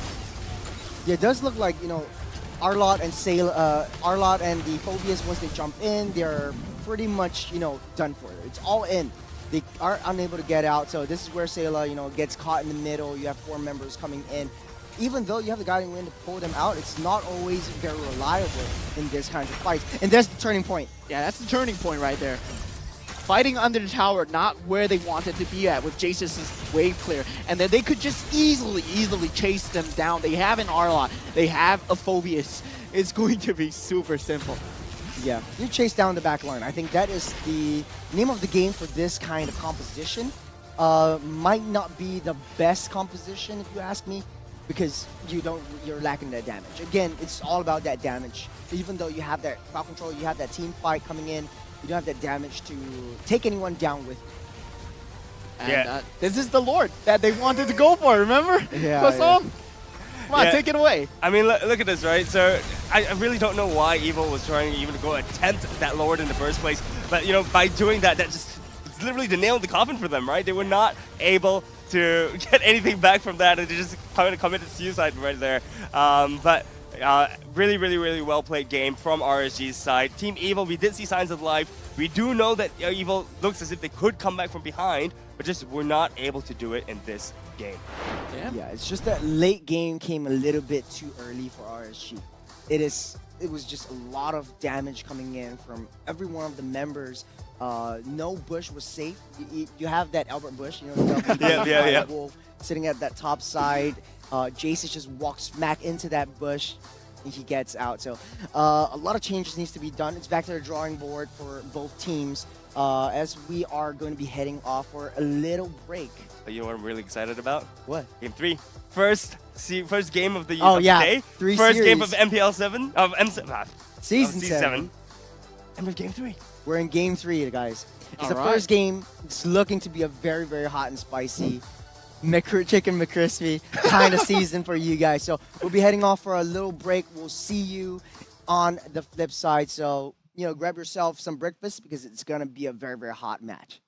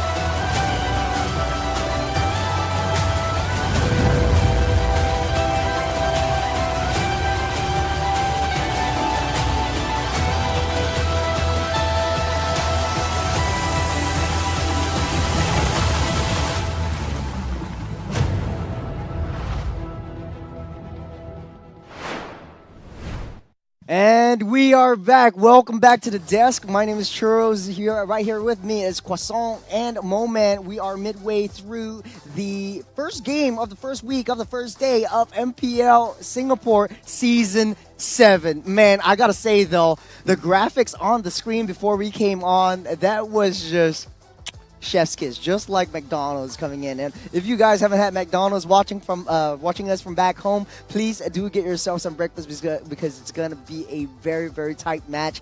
Right now, Evil versus RSG up 1-1. 1-1, a score that I did not expect. I called it a 2-0. I did not expect RSG to go this far and even get one game already. Actually, none of us did. None of us did. No, I did a 2-1. We did the did 2-1. We did the 2-1. But you know, none of us, anyone from the casters' predictions, you can check it out on Instagram. MPL SG Singapore official. If you go check it out on Instagram, all of us were doubting RSG's new lineup, but this time around, Derry Bray showing some signs of life. They've already got that warm-up game coming in, and they are coming in strong. And yeah, so we talk about the first game. Evil had an extremely dominant performance, and the second game, RSG, they pulled up really fast. They're like straight counter hook into Evil's lineup, punishing all their mistakes. We picked a Kadita, you pick a Nathan. How dare you pick a Nathan? We're gonna show you what we're made of. We are not here to mess around. And we talk about this season. It's completely different from the other seasons combined. There are gonna be two teams. Two bottom teams will be relegated out. Only top 6 teams will make it through. So they don't have time to mess around. And for this next game, what do you expect, Croissant? Yeah, so I was gonna say, right, what do you guys think of the win conditions for Team Evil and win conditions from RSG? I mean, we've clearly seen what both teams are good at doing, right? With Team Evil really playing the death ball compositions. The Magica team fights. The magical team fights. Team fight magic. Or Exactly. whatever it is, yeah. Yeah. So we've seen Team Evil pull that off in Game 1, and they pulled it off really, really well. I think what they did in Game 1, which they didn't do in Game 2, was put Sailor on someone who could be invading the jungle non-stop. Yeah. Right? So we do want to see Sailor on someone like the Pharaohs, perhaps even in Novaria. Maybe it's a little bit tough, but ladies and gentlemen, we don't have to wait anymore because this is the draft for game number 3. Evil RSG up 1-1. It's a draw for both teams this side. Angela Exborg being banned out by Evil. A lot of problems during the second game. RSG does not want to face up with Fredrin and Loi. You know, I just want to say this. Powerful reminds me of the Singaporean MOBA scene. Pretty much all the heroes are the same. They play the same, like, tank jungler type of heroes. They do the same thing. The rotations are pretty similar. What do you guys think? I don't know. I think Powerful is one of the win conditions for Evil. If he has a good game, RSG stands no chance. Barat's number 3. Barat's number 3, maybe. Roger is coming up. Roger? Yeah. Run! Roger's coming. Roger's coming. Run away. I know. Okay, so this is very, very good pick for Evil because this is the first time they're snap picking up that Roger, and Powerful's signature pick since Season 3 is that Roger. If you've been following MPL SG, where we might be able to see a Powerful Roger or Roger. A Powerful Roger is like a verb and a noun, but like okay. So now Bray, on the other hand, goes for the Barats. We've switched things up, right? If you realize Team Evil went for the Roger pick, denied RSG of the Roger. But on the other side of things, RSG is like, well, look, Barats is free. Yeah. Let's take it up. And you once again go for the successful Kadita pick. Yeah, the Kadita pick coming through. I don't want to see any more drafting mistakes from Evil, especially when they are picking for Jaces. Because Kadita, potentially, if you put Roger in the gold lane, Kadita can potentially shut down the Roger really hard. And Roger, he requires momentum. He requires a lot of setup. It's similar to Marta's playstyle. You need to ramp up the momentum to even do well in this mid-game and the late-game stages. I mean, alternatively, right, we could actually see Team Evil picking something a bit more, with a bit more crowd control on the roam side of things. We could see Carrot going on the Grog, and Sailor, and I'm sorry, and Amartis being picked up as well. Well, Dude, I was just talking about it. Team Evil is going for ramp, boys. They're going for ramp. Okay, so They're- this is how it's gonna play out. So powerful is gonna be on a Martis. We won't see a powerful Roger anymore. So Yeah. powerful Martis. Both of which can check the brushes for Kadita. So that's one of the main things that they wanna set aside. So Kaja's been banned out for the first 2 games. It's finally picked up by RSG, one of Darius' signature picks as well. With the Kaja and Kadita combo, it's gonna be Kajita. What a Kajita combo. Kajita Rat. Kajita Rat's combo, man. But yeah, I think okay. So you have the whip. You get that whipped on, and then rough waves come through with Kadita. Yeah, Divine Judgment, right? Yeah. I am wondering why Team Evil has pivoted over to a completely different team composition. Right? I think to me that's really, really interesting. They said, you know what? We're not too comfortable fighting team fights anymore. We're not too comfortable playing Protect the Nathan. So we're gonna go for something completely different. And on RSG's side, it seems like they got what they wanted. As we said, they are known to test these compositions. They want to limit test the heroes as much as possible. But as we said before, this is still a different season. 2 teams will be relegated out. So Evil might have a pocket strat coming through from their side. And whether RSG can ban out or sift out these picks, it's going to be very key. And Powerful will be banning out the carry. But is this the right time to even be trying something brand new? I mean, usually you do in game 1. This is game 3 of the first round. The winner of this match is going to carry so much momentum moving on in the season, right? So I'm a bit concerned as to what Team Evil is trying to do. But look, if they practice this a lot, you would never know, right? Yeah. And look, I definitely credit Team Evil for crafting up unique strategies. I think into all our character. predictions are at stake right here. But it's a very, very different kind of composition, but it's sort of like a counter or a homage to let's just check the brushes. Kadita has messed this up in the first game, so let's not let it happen again. Grok is a perfect hero to do that.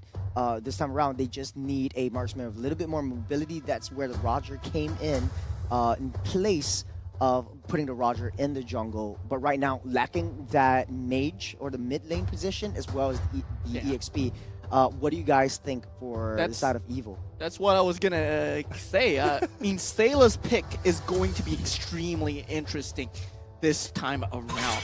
They still have the Lilia available for the wave clear if they want to. The CC not really being a factor right now, finally being banned out. I mean, they probably want something in the EXP lane that is not going to get dominated by the CC. Got RSG ramping up for the late game with the Claude coming in. So you got a Kajita combo, and you got Claude to just scale up through that late game. I really like the Claude pick here. I do like the Claude Claude pick is just perfect into the team composition, and it works really, really well against what Team Evil is trying to do, right? I mean, Claude has just so much damage late game. Once you hit that 3 items, the Holy Trinity, you're good to go. And Claude also fits in perfectly into RSG's kind of strategy in terms of trying to pick someone off, right? The Kaja just whips someone, drags them through, and then Claude can just use his ultimate. It's perfect. And for Evil right now, it might work out well for them if they have something to go for towards that back line. So the Khalid might come up as well. No, it's the Vexana and the Kai. Wait, so it's very, very different over here. Yes! Wait, what? The Vexana is out, boys! Vexana's not only a ranked pick, we see it in MPL. Okay, who's going to be EXP, who's going to be jungle, and who's going to be roam? So it's going to be Akai in the jungle or Martis in EXP? This just boggles my mind. Okay, so my prediction, right? We're gonna have Martis in jungle, right? Rock and Rome, Akai in EXP, Roger and Gold. Akai XP. No, it was way back in like season 2 when that happened. But the Ling, we were talking about an assassin. It's gonna be the first assassin game, so the barrage will be put in the EXP side. It will be the Rock in the Rome position, EXP Martis up against that barrage. So a lot more mobility for Twist coming into the final match against RSG and Evil. You got Barats in EXP, you've got the Ling in the jungle, so you got a lot of protection that needs to be. Ling needs to get fat, needs to eat that chicken McCrispy with double chili going into the match. Any last thoughts, boys? I'm excited to see Ling. Yeah. And it's a Bray Ling. It's a Bray Ling. It's a Bray Ling. Let's go! Are we forgetting Sayla is on Vexana, guys? Come on. Well, what's Come it on. with you with Sayla and Vexana, man? Come on, You just want to see a Vexana game. Vexana has been the meta pick of the previous meta. But ladies and gentlemen, that being said, draft is done. Game number 3 of week 1, day 1, series 1, Evo versus RSG. Game 3 is underway. We're jumping right in. All right, so we will be seeing them wanting to prioritize the orange buff first for the Ling. Surprising choice, usually always going for the purple buff. But, oh, okay. Yeah, but still powerful. You got a nice little proxy here by Martis, just getting some vision onto that lane, because knowing that you're facing up against an assassin, they've already trained for this, they know what they want to do. There's 3 members already cycling themselves up for that Ling buff. So now Ling doesn't go for attack speed this time around. Godzilla tries to go in with the waves. Sayla forced to use that flicker out of the way. Derry with concussive blast takes him out. Powerful with the Akai though. That's not what you wanted from the early game on RSG side. You do not want these fights. You just need to go back to your turrets. You need to turtle up a little bit more and play safe. Davey dying so early on is definitely going to punish them at the later stages of the early game. Right now, we just see Carrot being a bit of a nuisance. Trying to. As he should be. Yeah, exactly. Playing the Grok, trying to invade and trying to poke Bray out. But Bray is looking pretty good right now. He's just invading the enemy jungle, Evil's jungle, and taking out some camps. So I predict that we are not going to be able to see that Amartis having the damage. Oh, Jace's with an easy kill onto CS with the wolf form though. Oh, the bottom lane, we missed it though. Camera wasn't on that last kill, but Jace's was bound to go down by Bray here. But we see Ling just coming straight back up for cleanup duty. So the kills do get exchanged evenly as the 1-1 right now. First turtle already up. First turtle already up. Ling is going for that orange buff, prioritizing that buff instead, going to get that farm up. Now Ling goes for more attack items than attack speed, so he really needs that time to come in. First turtle goes to the hands of Powerful. Yeah. I mean, we were talking about the Martis having the ramp, but I feel that Twist wants to build a more tanky lineup. Divine Glaive, the Khajiit combo coming in. Ooh. Bray with another kill on his name. Powerful coming in, Eternal Guard already popped up. Closer, nowhere to go. Forced to use that flicker, get out of the way. But that's a 1-to-1 kill from both sides. Yeah, 1-to-1 kill indeed, and we did see the Eternal Guard not being able to find any picks from Sayla. And with this Vexana pick, you need to have as many frontliners as possible. You don't want your Vexana to get picked off. She needs to be pumping in damage from the backline, just away from any jump. But there's the Ling factor. That's the Ling factor that we're talking about. If we let Bray go, he's going to find the Vexana just without a doubt again and again. And they have no save on Evil. And if you look, Bray's actually gotten a 2-0 lead right now, and it's so early in the game. This is exactly what RSG wants. They want to funnel goal onto Ling, they want to funnel goal onto Claude, and from there just steal the game away. Martis is not able to do what Martis is supposed to do, right? Farm up gold and carry into the late game. Yeah, I think it's going to be a little bit tougher for Sayla in that late game. Petrify already popped up by Godzilla, but no follow-up from RSG. No ultimates right here. It's a 4v1. Divine Justice onto Carrot, though. Wall charge will hit Derry and knock him up towards that wall. Jace is getting another kill right there. The Rough Waves will be able to find the backside. CS one more hit, but no one taking him out. Ooh. Sayla coming in for the flank, taking out Bray as well. It's a 2-for-2 for both teams. Bray going down there to Sayla might have been the turnaround that Evil needed just to keep them in the game, just to keep this momentum not in RSG's favor. It's still anyone's game at this point, and it will be up to Powerful on these heavy spins, whether he can keep Derry away from the key targets before he gets the Divine Judgment, Divine Justice off on to Vexana, onto any of these squishies. That will be the key factor of team fights. Yeah, as much as Evil wants to be a little bit more aggressive onto RSG, Bray is already 4-1-0. He's starting to come up online as we speak. They're in the brush. Carrot, they sense him there. Godzilla, nowhere to be found. They really need to check their bushes. Yeah, so as we can see, I think both teams are trying to face off each other at this turtle. This second turtle is going to be a pretty big team fight as you see both teams trying to ramp up. Carrot is just scouting the bushes, using his skill 1 to be that much more tanky.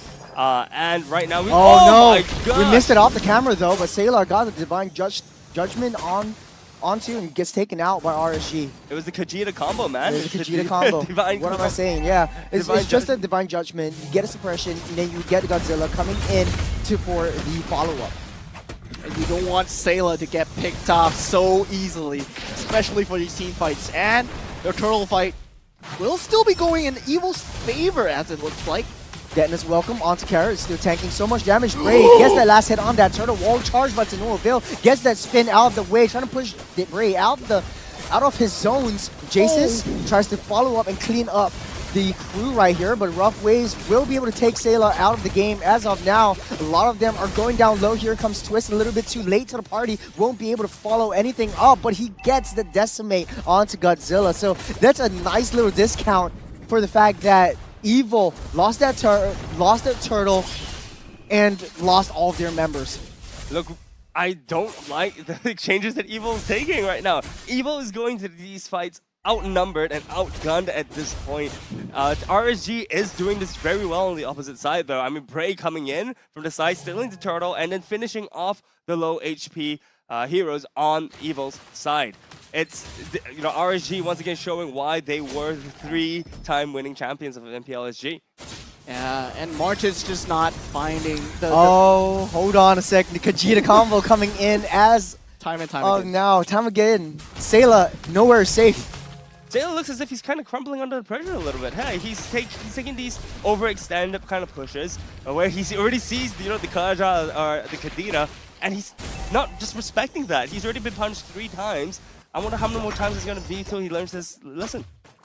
Yeah, it's going to be up to Roger to actually pull up a win condition to kind of protect Sailor by peeling and just farming away, trying to split push as much as possible, catch up the farm versus CS. But CS is having a great game. And look at that! Is that fine? He's got a divine judgment again. Oh, Tempest of Blades. Finally, I get to say that though. Powerful. Tries to go in. Dairy forced to use that flicker out the way. Closer. Trying to get that flank and trying to aim for Sailor, but he's trapped and all alone. 4 members on him. He gets picked off. Closer finally goes down. It's a 1-1. I gotta say, RSG are reading my mind right now. As I was just saying, Jaces was the main factor to help Sailor come back into the game, and they picked him off. And just look at the amount of damage CS already has on Twist. Twist, mind you, is not going for a damage build. It's going for a tanky build. And he's still getting chunked down by CS. It's a lot of damage from CS though. Godzilla will finally get taken out. Divine Judgment underneath the turret though. One more hit. Dairy will pick up that kill onto Powerful. It's a free Lord. Jace is way too deep into the backside. A lot of damage from Closer and CS. Is trying to get that kill. Bray onto the backline on his own. He's got the Tempest of Blades. He's got the moves. He's got the Shivel Jivel. He's got the dashes though. And pushing everyone away. Jace tries to go for that kill. He's dealing a lot of damage, but it might not be enough. Evil only takes 1 and no more. As RSG takes down 2 more from Evil. Alright, so right now we're actually seeing the gold lead increase. Right now, RSG is at 2.5k gold lead in comparison to Team Evil. RSG is playing this game really, really well. It seems as if they're trying to do a Lord attempt. This seems a bit risky, but they see Jace's on the top at the gold lane, so they maybe they just don't have enough damage to deal with it. Oh, it's a 1-1 on that top side. Out the camera though, Jace's will get taken out by Bray. He's just finding kills all over the board now. The Lord was just a distraction though. It was a fake it. But look at this Bray on Ling. This is what we've been looking forward to the entire time. He is 8-1 right now.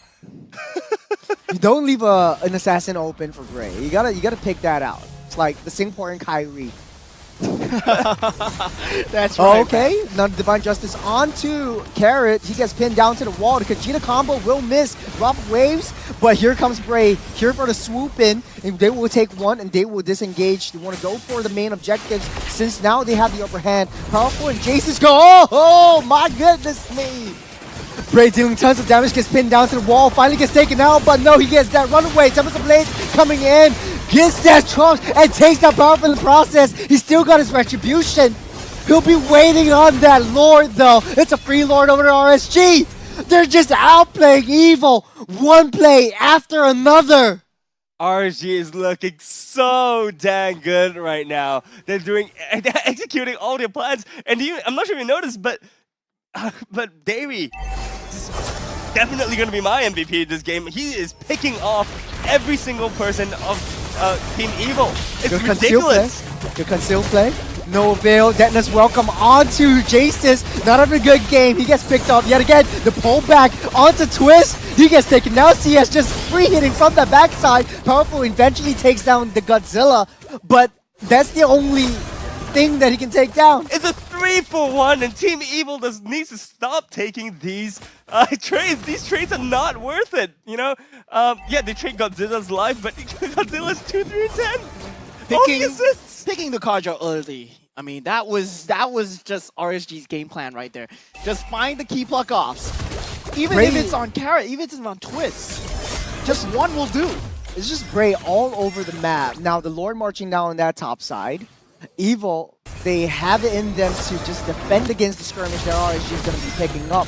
Derry might have got a fleeting time as well, so the Divine Justice is at the ready, armed and at the ready. Look at the damage that CS is doing to Powerful. It's just a few, auto attacks, and Powerful is at half his health. And this is an Akai that we're talking about. This is not Jace's, this is not a Vexana. It's a tank. There's just so much damage coming out right now. And Twist will not be able to find any space to go in. Just Martis just not being the character that you want to see being the first in. And Inhibitor turret already being taken down. Man, yes! So much damage. She's taking a lot of damage. She's getting that Battle Mirror BMI out of the way.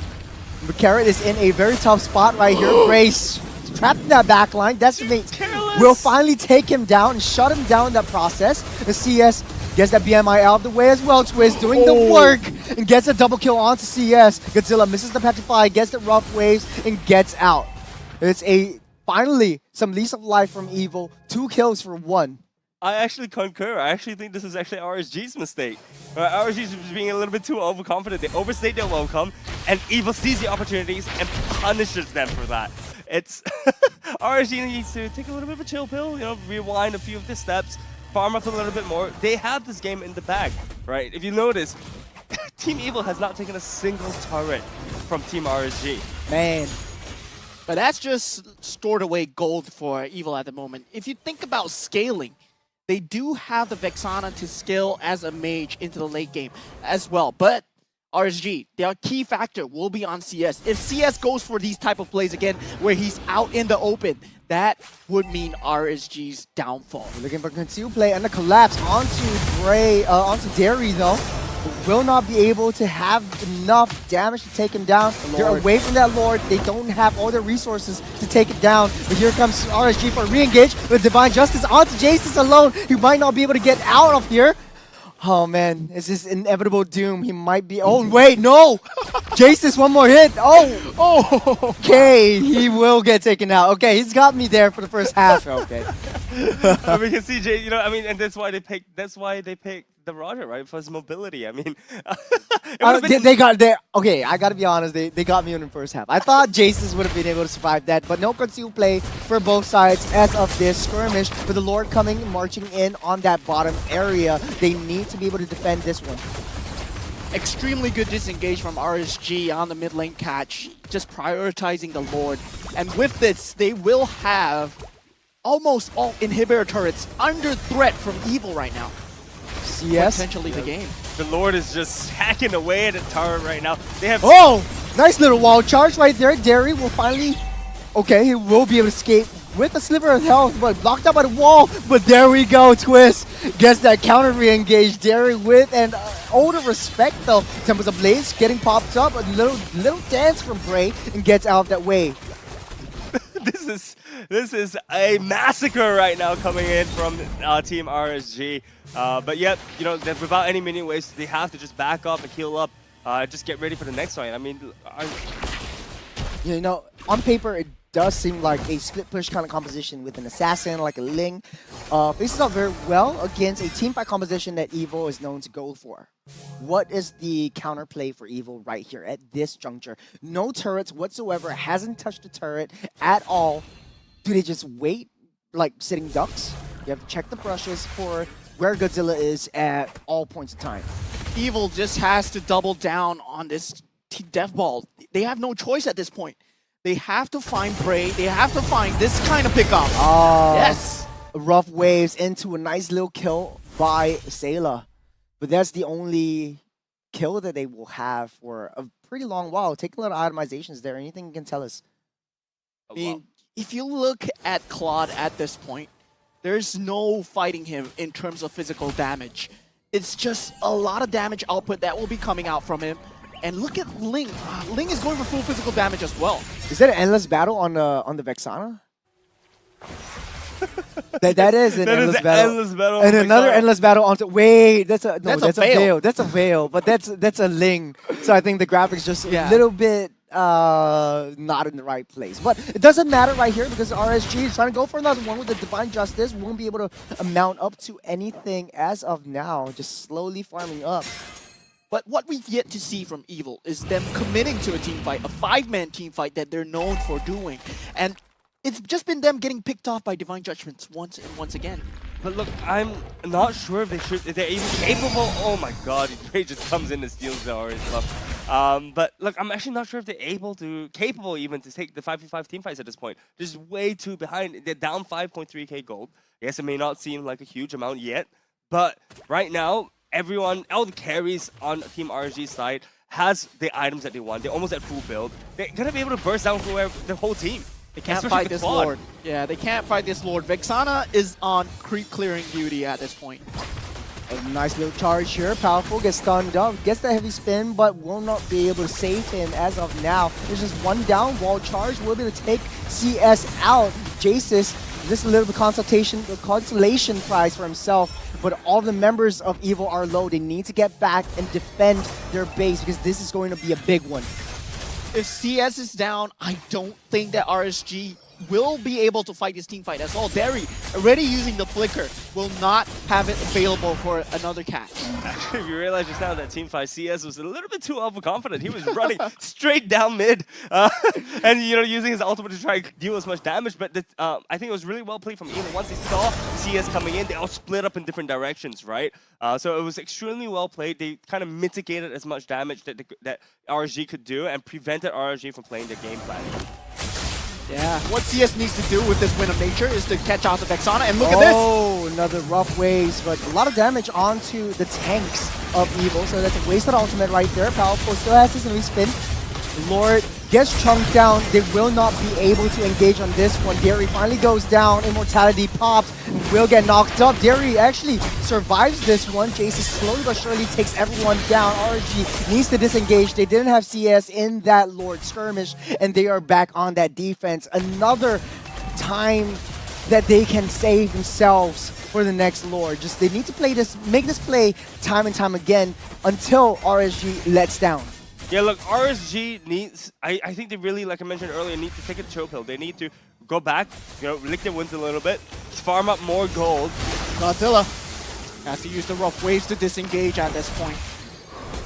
Yeah, but at this point, RSG just needs to turtle up a little bit, right? I mean, look, they're not at a back foot at all, but if they just farm it a little bit more, wait for the next Lord, take the Lord, and push together with it. CS needs to play a little bit more safe. Right, he's got a good team around him right now. All he needs to do is find the right opportunity to pop off before wiping out Evil.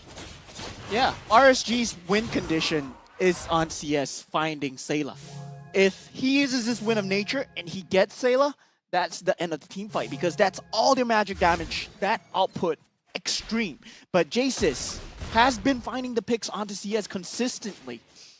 Yeah, and just now, actually, we noticed Davey tried to actually use Divine Judgment onto Jace's, but Jace's was playing the keep away game. He was constantly using, his form changes to get out of range from Davey, and that's what he needs to keep doing, right? As long as he's able to self-heal and... Let's get a Kachita combo yet again. He gets petrified. Carrot finally goes down yet again. You're getting the outnumber advantage. Conceal play already popped up. Closer, no ultimate as of now. No more divine justice in rough ways, but we're able to be pushing Evil back out from that Lord. So call it a zone, but RSG is zoning them all the way back to their base. Evil, they're a sitting duck yet again. But after all of this, though, RSG just sitting comfortably at 3,600 gold lead only. There's no way in heck that RSG was able to increase that because of the lane management that Evil was able to provide. But this might be the do all die all. As long as CS doesn't go down, just like that, they might be able to come back into this game. Yeah, and Carrot just overestimating his tankiness right there. I was just gonna say, in terms of lineup, in terms of matchups alone, Carrot being the front line, Powerful being the front line, Twist being the front line, they have a lot of inherent tankiness, but they need to stop getting picked off from the side of Evil. If you notice, actually, 4 out of 5 the members of Team Evil have the Immortal. So they're ready to die and come back. They know that this is the final do or die moments of the game. So all of them opted to take Oh, the they got Sailor though! Sailor finally went down with the Divine Justice, finding the right targets. Everyone's going down. The Lord's still alive. They're aiming for the throne. RSG takes the game. Our predictions are thrown out the window. The first game won by RSG. They are not the underdogs. They were never the underdogs, showing us and proving us who's still the boss. I love to be proven wrong. RSG 2-1 to Evil first game of the day. And none of us got it right. Everyone's just like, let's just go for the fact that Evil has been doing pretty well. They just destroyed RSG in the first game, but RSG was like, hey, everyone's doubting us. Let's show them who's boss. I actually think, look, it's just a warm-up game for them, right? It was. This is what I've been saying all the way through. I mean, with Bray knowing how Derry operates, they're just like, I just woke up. It's way too early for this. But then after the first game, no, man, it's a slap to wake them up. Oh, they were like, look, we can't go back first game losing, right? So we need to go change that. And look, I think change of strategy was perfect by Team Oh, look RSG. at how cute Derry is. Derry's having a lot of fun with the cute little cheek pouches. Yeah, I don't know where that came from. I don't know, but it's adorable, man. That's adorable. When a girl does it, like, when I do it, it's like, You're adorable. You're adorable. Okay. That being said, let's go back into the game. What went so right for RSG and what went so wrong for Evil? Well, as Croissant said, Derry. Derry being the Kaja that was always there. The divine judgments were perfect. If you look at it, every single 90% of the team fights, Derry goes in, snatches the right team member, and even if he wasn't able to get it, he got the next best thing, right? He got the next best thing in bursting down either the Vexana or the Roger. It's I tell you, putting Derry on a hero that he's so comfortable in, it shows. It really shows in this game. Get him off the healers, get him off the enchanters, put him on the engagers. We saw it in the Eve, we saw it in the Kaja, and that's RSG's win con. We'll be able to see who the MVP. Maybe I it feel might it's be Bray, Derry, though. but maybe it might be Godzilla even. Godzilla's been playing so well over the past 2 games. Just that Kadita alone, I think Evil wasn't expecting that. Might not. I don't know. We'll just have to see. Let's take a look on the feel it's screen Bray. right here. Yeah, It is that Bray. Yeah. The Brayling. Let me just elaborate on why Bray was the MVP. Despite the fact that he had got so many kills, he got so much damage. When Derry was doing this all in the front line, Bray was disrupting the team fights in the back line, finding the picks onto Sailor consistently. If Derry just got someone like a Grok in, someone like probably a tank Martis in, they could not follow up because Bray was at the back line with the Tempest of Swords, always disrupting. Yeah, I gotta say though, his equipment is very immaculate. It's very interesting because he sold his jungle boots just to get the winter truncheon because he doesn't really need movement speed. He's always on the walls and he's always flying and dashing around. He's got the Haas claws as well, so he's giving him a little bit more sustainability when he goes in. And he's so nutty with the Tempest of Blades already. He's just dancing, prancing around. Every single one of Team Evil, as long as Sailor gets out of the way, no more Eternal Guard, That's it for Team Evil, though. Like, Bray is pretty much just diving to that backside and taking every weak ones down. So we'll be able to see the post-game battle statistics. They can look at all of the items that players have been using all throughout game number 3. What do you guys think of the itemizations coming in? So Vexana did not build an endless battle. Disappointment. Wait, then I think was it a Blood Wings? I think it was Yeah, it's Blood probably Wings in the Blood middle of Wings. the game. Yeah, Yeah. it was. And I mean, Twist, picking a Martis on the EXP lane, I mean, you want it to be tanky, but there are better heroes that can do that. You don't want a Martis to build up tank, because with the decimation, you want to snowball as much as possible. That's what Martis was made for. It's not made to be a tank. I felt like, Terizla probably would have been a really good pick in this composition, right? Someone who's Exactly. able to disrupt the backline, someone who's able to soak up the damage, and someone who's just be a pain in RSG's side. Unfortunately, I think even though Martis was picked up, I think they did the best they could with what they had, and we did see Martis secure some of the kills in the middle of the team fight. So definitely props to Twist for being able to play, I guess, Martis the way that he did play it, given the situation that he was kind of shoehorned in. No, I think it's interesting because Evil usually doesn't really do well in the regular season. That's a pattern that we've been seeing since Season 3. In the regular season, they've been like losing, they've been in the lower brackets, but they always fight their way up to the top. So maybe this is still the first day, the first game, the first series. They might be able to come back tomorrow, maybe. Still Maybe. testing things out. you know? Maybe still testing We things did out. see a lot of different lineups coming through from them today. Compared to what RSG were doing, they had a clear motive. RSG wanted to shut down Sayla's picks. They always took out the Loi. They always took out the Fredrin. They always took out the other mages as well. For Ramis, yes, for Ramis, first game we saw the Lilia being banned as There was well. a Phoveus too. Yeah, there was for a Sayla. So I really concur with you. I think they're just playing around, trying to test things out, see what works. Because I think in their minds they know that they are able to win RSG. It's just that I want to pick up that Martis first. I think it was the breakdown that draft. Martis was picked up first along with the Grok, and then after that, since they picked up the Kaja and the Kadita, they went for the Akai pick. So I think it was just shifting things around during the draft that was one of the main problems of Team Evil. Yeah, I think being flexible with your picks is always a strength, but in this kind of situation, unfortunately, it was a weakness for Team Evil. I really feel that Team Evil needed to go back to kind of what they were really, really good at, and picking the death ball compositions, right? The Martis, as we mentioned before, was really, really weird. But Yeah. So, I mean, with that being said, we will be able to see what the players, or actually hear what the players are talking about and thinking during the game itself, because we're going to be bringing up the mic check. Here we go. Hey, they back. Hey, tower first, guys. Hey, for me. Hey, mark me. Hey, burns. Real burns. Nice! Low. Out. Hey, sit down. One by one. A lot first. A lot. Hey, go. Nice. Hey, low. I got Nita. Guys, ito roti. Fighting guys, Oh, powerful. I down. Guys, sama guys. Sorry, I down. One by one. Hey, watch me. Nice one. Santai guys, relax. Nice. Yeah, coming. Hey, go. Hey, you H. Nice lah guys. Hey, Akai. Hey, help me a bit. Nice one. Nice. Guys, I got bot guys. Hey, don't care the Mati. Hey, Maka. Hey, Roger. Nice. Nice one. Hey, go. Just take go. Sila. Oh, yeah, Maka go. I cancel the go out.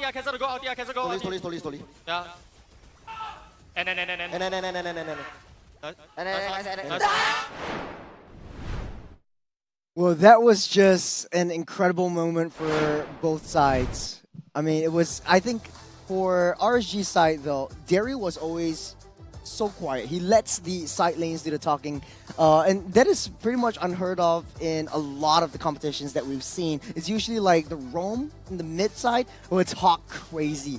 But on the late game, it's always closer. It's always like, makan already, which means I eat already, come for me. I think the biggest change was the target prioritization that came in. This, I think, I'm reading your mind right now. That's what you want to think. The first game, it was like, everyone's everywhere. But second and third game, man, that's crazy, though.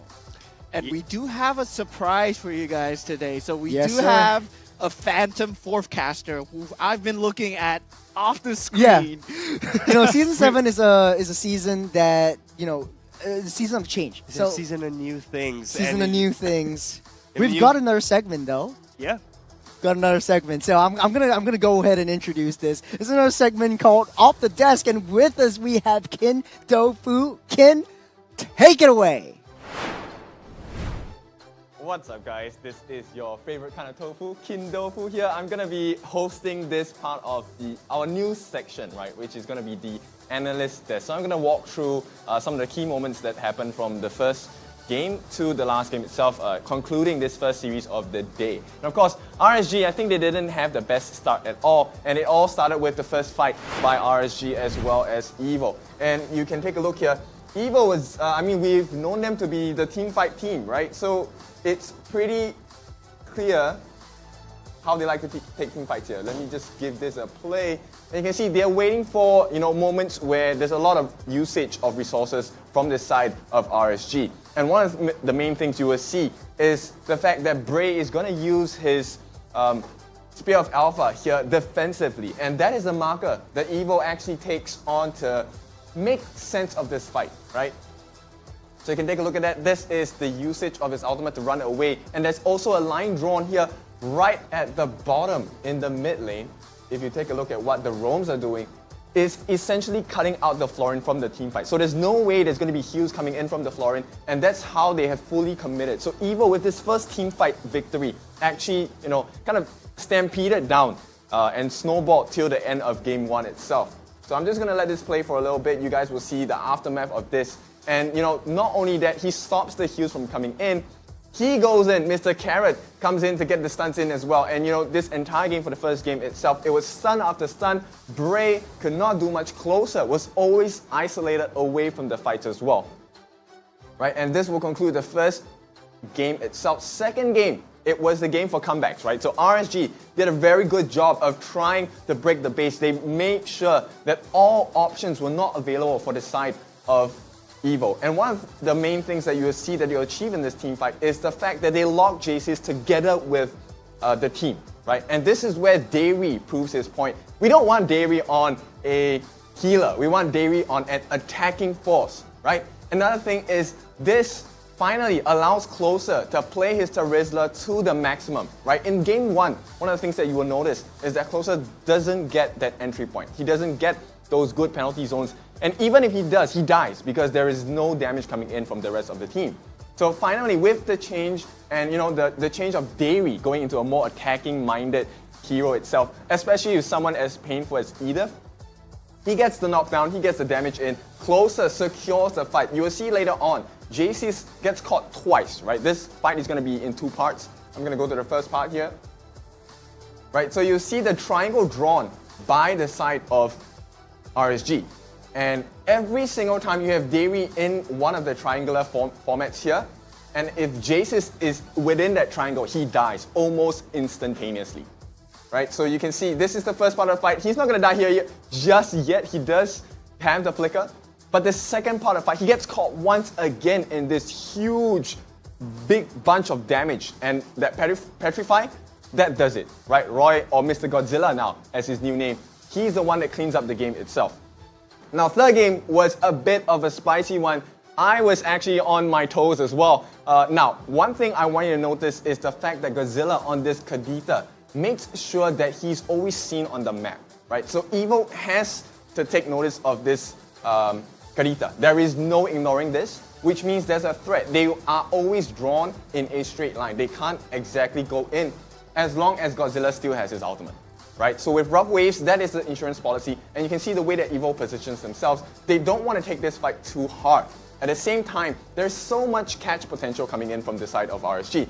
Dairy with the Divine Judgment. You have the Daytona's Welcome as well from the Barats. And last but not least, you have the Godzilla Rough Waves with the Petrify as well. So there's many forms of catch. And the way that Evo tries to approach this fight, they're trying to get the Archive to come in, to get the heavy spin, to maybe move them away. And at this point, it's not really, the most critical moment yet. It's 9.5 minutes. It's not an enhanced lot. But this is one of the first neutral objectives of the game that's going to change the state. You've seen the later part of the game, it really was tower defense, right? Three lanes of Mega Minions crashing in. But it all started from this particular moment here. Right, so they're going to be able to get Carrot out, and that's going to be one defensive measure gone. And right off the bat, the moment you have someone that doesn't allow the opponent to play in tight corners, you have free reign of the map. And exactly this is what our dear mid laner Godzilla did here with the stun as well. So he actually helps to capture and push them in a straight line on the left hand side of the map. Everyone is away from the neutral objective. There's no way of safe entry. Right, so I'm just going to let this play all the way to the end. We're going to see the big team fight here with that lack of entry. This is RSG's game all the way, and from this point on, it was pretty clear there was no way Evo was going to get any more Lords. Alright, and with that, I'm going to take a pause here. We have much more action to give you guys today, so I'm going to throw it over to Cheryl. Cheryl, please help me out as we take a look at what's going to be happening for the rest of today. Thank you so much, Kid. Now I have Bray here beside me. Congratulations on the win, first of all, because I'm pretty sure a lot of people had their doubts. We had audience prediction, we had casters prediction, all of them were on Evo's side. But the fact that you won today, you and your team won today, is there anything you want to say? Honestly, we didn't really care about the casters prediction at all, because we know that all we need to do is to do our best and trust each other and believe in the new players also. So it's like we don't want to give them doubt that we will win, because it will ruin their mental for the upcoming matches and all. So we just help each other with the mental, and then just comfort each other. Okay, definitely when it comes to RSG, or rather Bray by extension, there is definitely an elephant in the room. With that being, we have to bring the time back to Season 6, Game 6. Is there anything you want to say about that particular moment which resulted in the loss? Just since we have everybody's here, we could just make it official. If there's anything you would like to just say about that incident in particular. For the game 6, that time it was my mistake because I celebrated too early. So I thought the base ended already, so I just threw the phone on the table, and then I end up, it was like one hit, and it caused us to lose because of my early celebration, and then feel very bad afterwards, and my mental couldn't reset. I really, really understand, and I really empathize with the situation as well. Just for context, Bray, how old are you? 19 this year. He's 19. So last year you were 18 years old. Yeah. So it's crazy that immense amount of pressure on an 18-year-old, guy playing on a competitive level. Definitely, everybody is human. All of our players are human as well, who makes mistakes. So Bray, I'd just like to understand from you, how was your state of mind? Especially at that moment where even fans turned against you. How are you feeling, after the tourney itself? At that period, I was very down, because I know I couldn't do anything else. I can just only regret. So at that period of time, I was just staying away from social media and all, because it's quite bad to see all the content they did on me and all. Yes, I really feel it. I even told him as well to stay away from social media. But what I hope everybody would do is understand that all of our players are human and be kinder, especially when you leave comments right here on any of the social media platforms. Let's keep it a non-toxic environment per se, and let's cheer on our pride, our passion, our boys right here. Now, moving on to the topic itself. Question, I have to be really hard on you. What happened in the draft in game 1? Oh.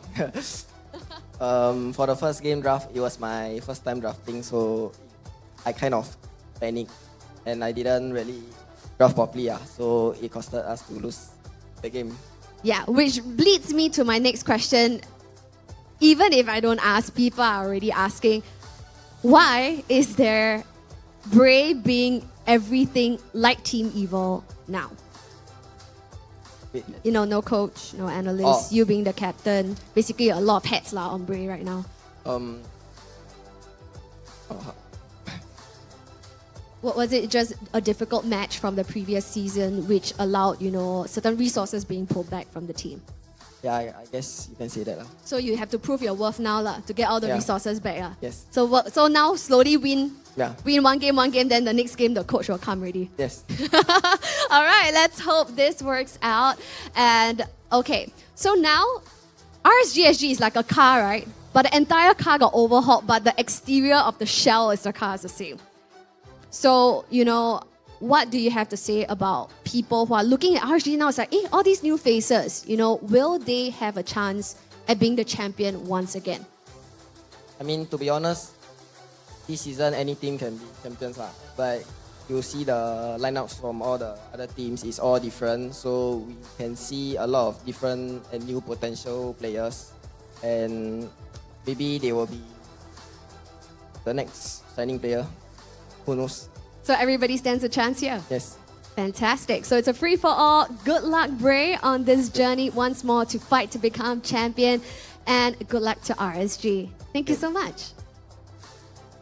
All right, so that was Bray right here from RSG SG clinching the very first game, the very first series right here for MPL SG Week 1, Day 1's first series. So that's amazing. Now, next up is a highly anticipated match. Why? Because we see our defending champions, Team Flash, go up against Homebois SG, definitely a crowd favorite. Now, Homebois SG is seeking to replicate the success of their Malaysian counterparts who have secured championship for MPL MY Season 12. Will they be en route to that journey to match their Malaysian counterparts? It will all unveil in the match later on at 1 p.m. See you then.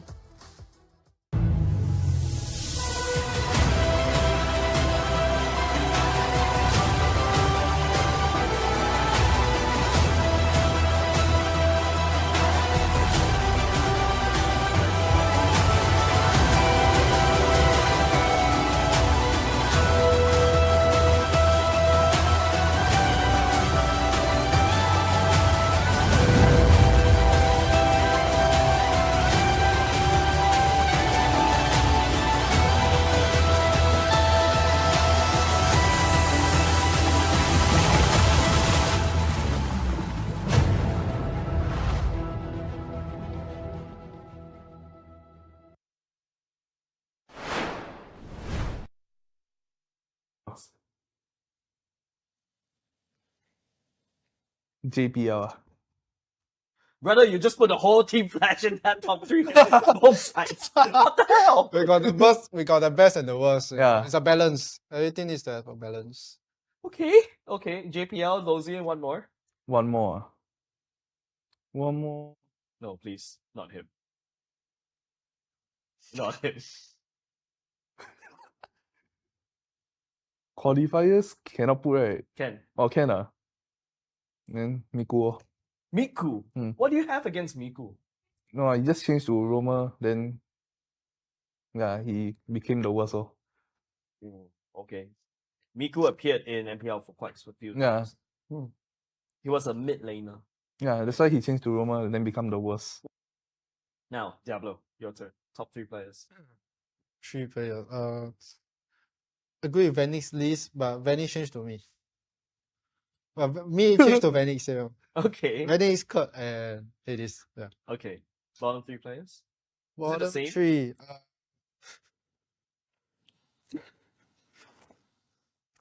I can't disagree.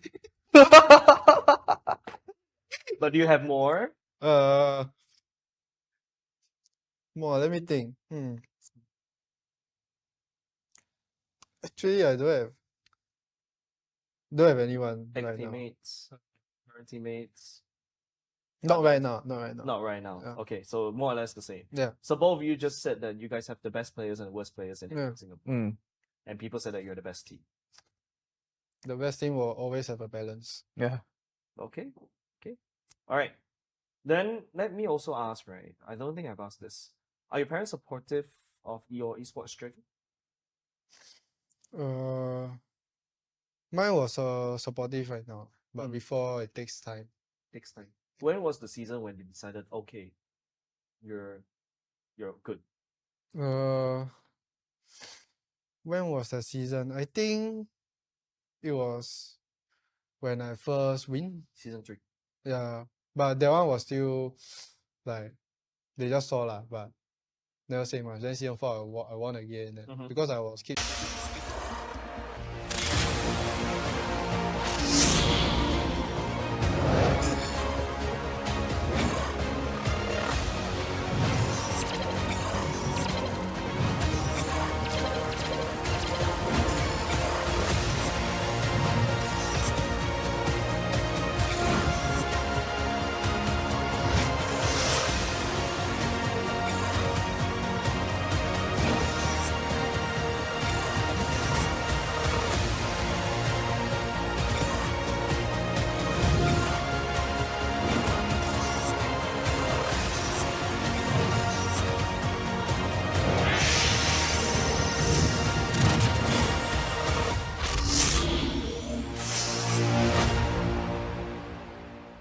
OSIM.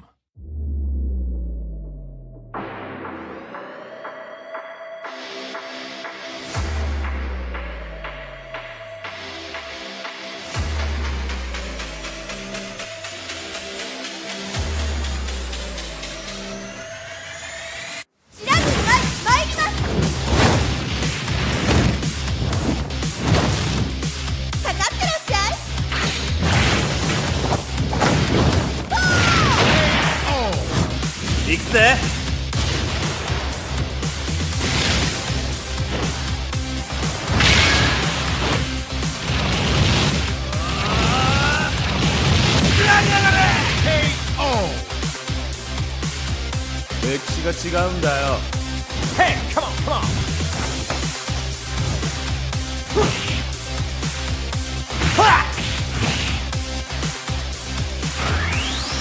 Okay.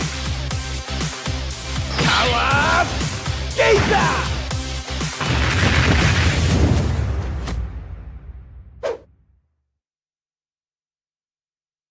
All right, ladies and gents, currently we're joining with Team Flash. This is Diablo and also Vanix. Vanix, the inevitable. Vanix, why don't you do a round of introductions first? Hello, I'm Vanix from Team Flash and I play Golin here.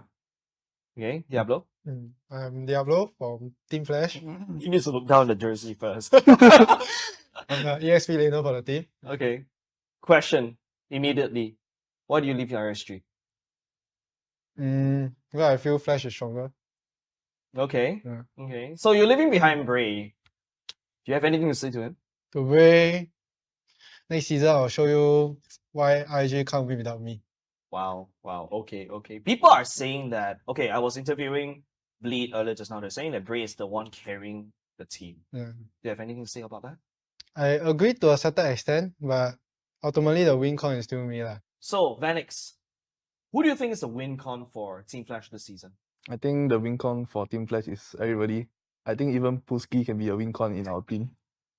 Even though he came from Alchemy, but he's still good. He's good. Yeah, That's he's a- why you pick him up from Alchemy? Yeah. Okay, cool. We want to stop the trend. Wait, then last season no win con man? Last season no win con. Last season have lah, but not everyone. Who is that? Okay, Who wait, ah? who? Why? Like, okay, let me guess. It's the one that's not in Team Flash right now, right? You mean the WinCon? Yeah. I guess so. Is that why you dropped him? I guess so. Next question will be: you're still so you're going to Poly this season as well. Yeah. You're looking forward to it. Yeah, I'm looking forward to it. Okay, then how are you gonna have you juggled work? Oh well, pro play and school before. Yeah, since the day I started, yeah, I've been juggling quite quite well. Yeah, even during my intern, I still playing. How's Yeah. it like? It's quite tiring cause every day I need to wake up very early, then end late also, then go back home scream. Yeah. Okay, great.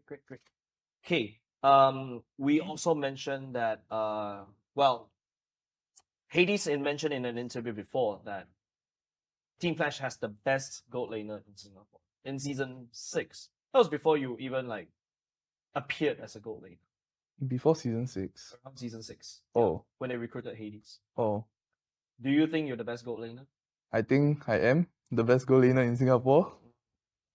Then who do you think is your biggest threat in MPL Singapore? Gold lane. I think FMM. Wait, FMM? Yeah, FMM. But he's playing gold lane. He's playing Rome. Yeah, but I think he's still the best gold lane. No one can compete with him. FMM, please come back to the gold lane. Thank you very much. Diablo, let's ask that question to you. Who is the strongest EXP right now besides you? I think that shouldn't be a question. Stop it, give me Yeah, that's okay. Who is the best EXP laner right now?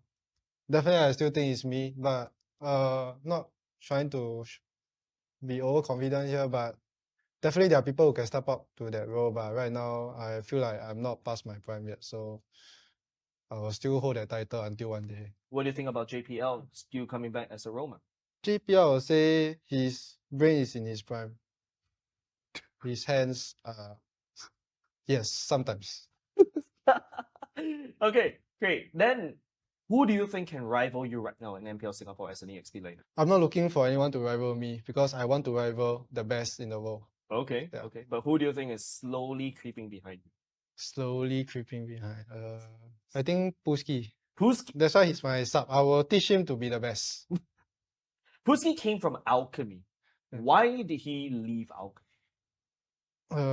That's a question I haven't asked him yet, but In your probably he opinion? wants to gain experience. That's why coming to Flash. Okay. But yeah, So right now you're also schooling the second best EXP laner in your opinion. he's the up and coming Diablo in the future. Yeah. What about Twist? Twist is strong. I say yeah, she's strong. Twist or Puski? Twist or Puski. If Twist joins Flash, then Twist. If you want to win, join Team Flash. That's what Diablo is also doing right now. That's the meta, chat. That's the meta, everybody. Okay, then, question. Vanix, top 3 themes in Singapore right now. Top 3 teams in Excluding Singapore. you. Everybody put you guys as top 3 immediately. Okay. But I don't want you to put yourself. Homeboys. Top 3. Yeah, for me top 3 lah. Homeboys. Yeah. Okay. Then EXCO. Okay. And one more team Asteris Bro, are you sure you're answering my question properly? That's top 3, not bottom 3. So you're saying the bottom 3? Oh! That is a backfire. That is a backfire. You got backfire. Coming from Vanix. I wasn't expecting that. Coming from Vanix. Okay, Damn. bottom 3, let's go. Bottom 3, let's go. In your opinion, let's go. My opinion I think actually I'm not sure about what other team. Wait.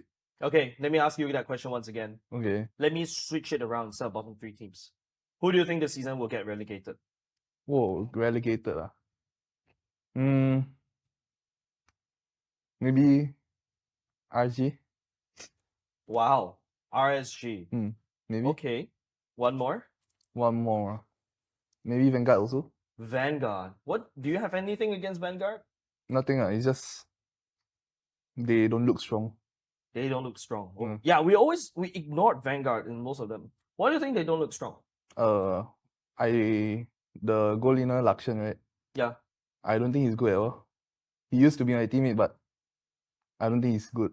He's not good. Yeah, and then their imports, I don't know. I don't know any of them. Yikes. Okay. Because you guys imported the best in the Philippines Yeah. right now. Yeah. Okay. Let me turn that question over to Diablo as well. Top 3 teams, let's go. Top 3. I agree with Vanny's list. I mean, they are looking pretty solid this season. You're not supposed to laugh, guys. These are legitimate answer, you know. Okay. Homebois SG, EXCO, and Asteris, all champion material teams. You know, we're looking for the dark horses this season, and Yep. 3 of them are the dark horses. All right, let me ask that question again. So, Diablo, who do you think will be relegated this season? As much as I don't want to see this, but probably Bleed and RSG. Why is it Bleed and RSG? Because you gotta to rise to the top, you gotta start from the bottom. So I believe that's what they should do. Okay. Bleed was top 6 last season. RSG is top 2. Do you think Bleed, with this change of roster, is stronger or weaker? Definitely. Actually, I You don't know really who- put that in my radar. So Wow. So you just Yeah. ignore Bleed like that. Okay. yeah, I mean, you technically have been fighting Bleed as RSG as so long. Now you're gonna be fighting RSG as well yeah. I'm looking forward to fight RSG. because you want to be known as the win con of RSG. Actually, no. Okay. Truth to be told, I just want to fight Bray. This is your first time going up against Bleed. Yeah, I've never fought him before, Okay. so I'm looking forward to it. How do you start, Vanix? How do you start being a pro player? How did I start? Hmm. I think it was when Zion first formed. Then, one of the members there asked me if I'm interested to play lah. Then I went for trials, and then Potato was my coach at that time. Then you were playing as a jungler back in Zion. Yeah. You disappeared for one season or 2, I think. No, I didn't disappear. Okay, never mind. Then, so what made you change into a gold laner? I think it was season 4 where I played goalie in the playoff. I think because we were doing very badly, and yeah, then we decided to let Potato come in and let me play the goal in. Then we tried, and it worked decently. And then after that, Flash asked me if I want to become the goal in for the team lah. Then okay. Yeah. I don't. Now that I remembered that, I don't know why there's a gap in my memory saying that I don't remember you in a gold lane. That was season 4 as a gold lane. Yeah, in playoff lah, but regular seasons I was still playing jungle. That's right. Yeah. That's right. That's why. But why can't I remember you as a gold lane? Maybe because I was last place during season 4. Diablo, do you have any comment? I have no comments. I remember I literally wrote you off as the. How did it suddenly? What changed in you to suddenly become? Hey, you're the best goalie.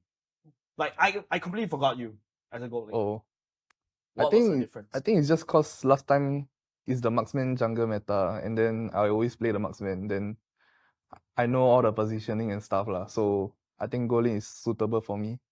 Yeah, it's more comfortable and all. Yeah. Okay. How do you start as a pro player? I would say it's through scouting by teams before I joined. But before I joined, I was like any other ranked players out there, just playing my own game when I'm free, and then sometimes just feeling like like basically what people are doing right now. Just feeling good when I win ranked games, that's all. But from time to time I join small tournaments to get some experience, and that's where teams scouted me out for the first season of MPL SG, and I was looking forward to it. So I went for the trials, and initially I passed for the teams that I wanted to join. So yeah, here I am. Yeah. Okay. That's how I start. Then, if you have do you have something to say to players that would like to be like you? I would say just don't give up. Just continue striving for it. But end of the day, playing rank and coming to MPL is different. So even if you fail your first season here, just make sure you learn and just make sure you take back what's important if you do join MPL. Because when you first come in, you understand how it feels like when to fight against teams with better experience that rank cannot give you. Yeah. Okay, both of you went to the world stage before, albeit a different team. Vanix, your first time debuting in the world stage. What's that feeling like?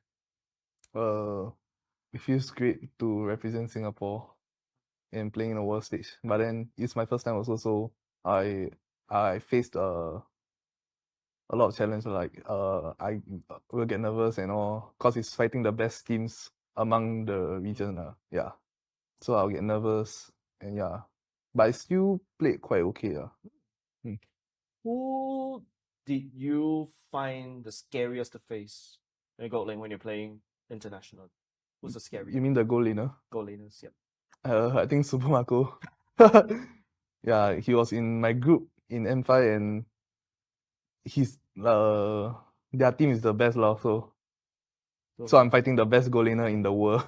So it's tough. Okay.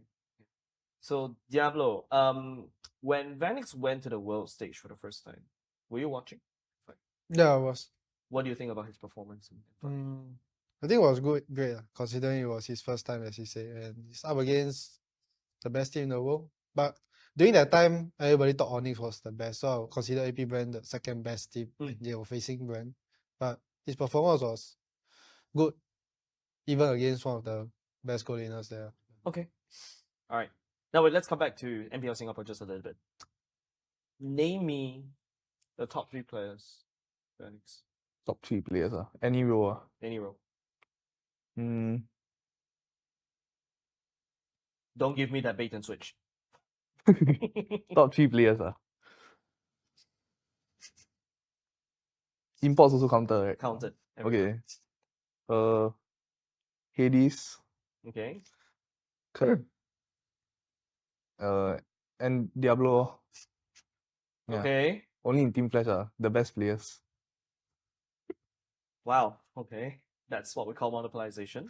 Now, the worst 3 players. Worst 3 players Lozzy. No, I have a reason for that. Okay. Because he already then the mechanics also drop down now. Is that why he's a coach? Yeah, he's a coach. Yeah. Okay. Another 2 more.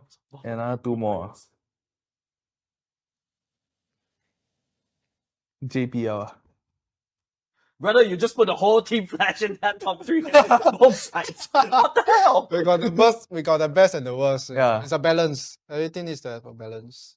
Okay. JPL, Lozzy, and one more. One more. No, please. Not him. Not him. Qualifiers cannot put, right? Can. Oh, can. Then Miku. Miku? What do you have against Miku? No, he just changed to Roma, then yeah, he became the worst. Okay. Miku appeared in MPL for quite a few times. He was a mid laner. Yeah, that's why he changed to Roma and then become the worst. Now, Diablo, your turn. Top 3 players. 3 players. Agree with Vanix list, but Vanix changed to me. But me changed to Vanix. Okay. Vanix, Kurt, and Hades. Yeah. Okay. Bottom 3 players.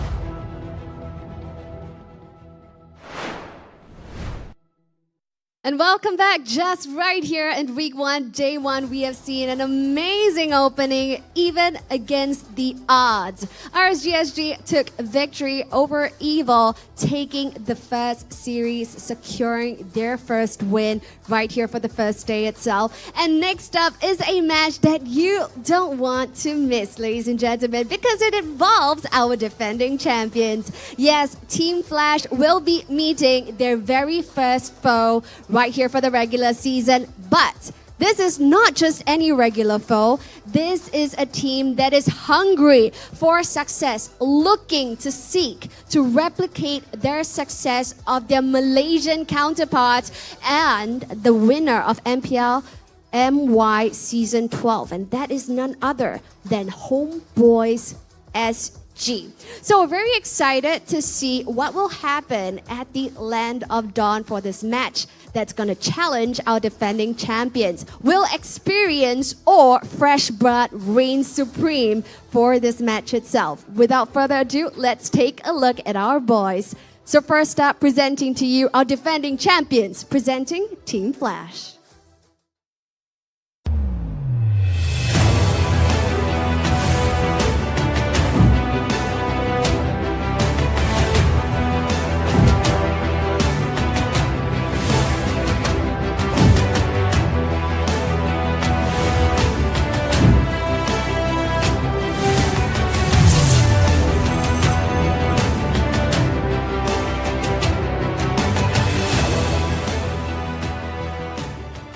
Now that is so very adorable. We see even the artworks are going in the Flash itself because that's how fast they are. So yes, Team Flash is what we have seated at their battle stations, ready to head on over to the Land of Dawn. Now take a look at this lineup, guys. They're absolutely stacked. And right now in the Singapore community, we are so very excited and buzzing as well. Of course, we see familiar faces such as Hades as well as Vanix, but we see brand new faces right here of JPL, Curtisi, as well as Diablo. So earlier on for match 1, you guys have been asking, where is Diablo? Here he is, right here for Team Flash. So going up against our defending champions, presenting to you, Homebois SG.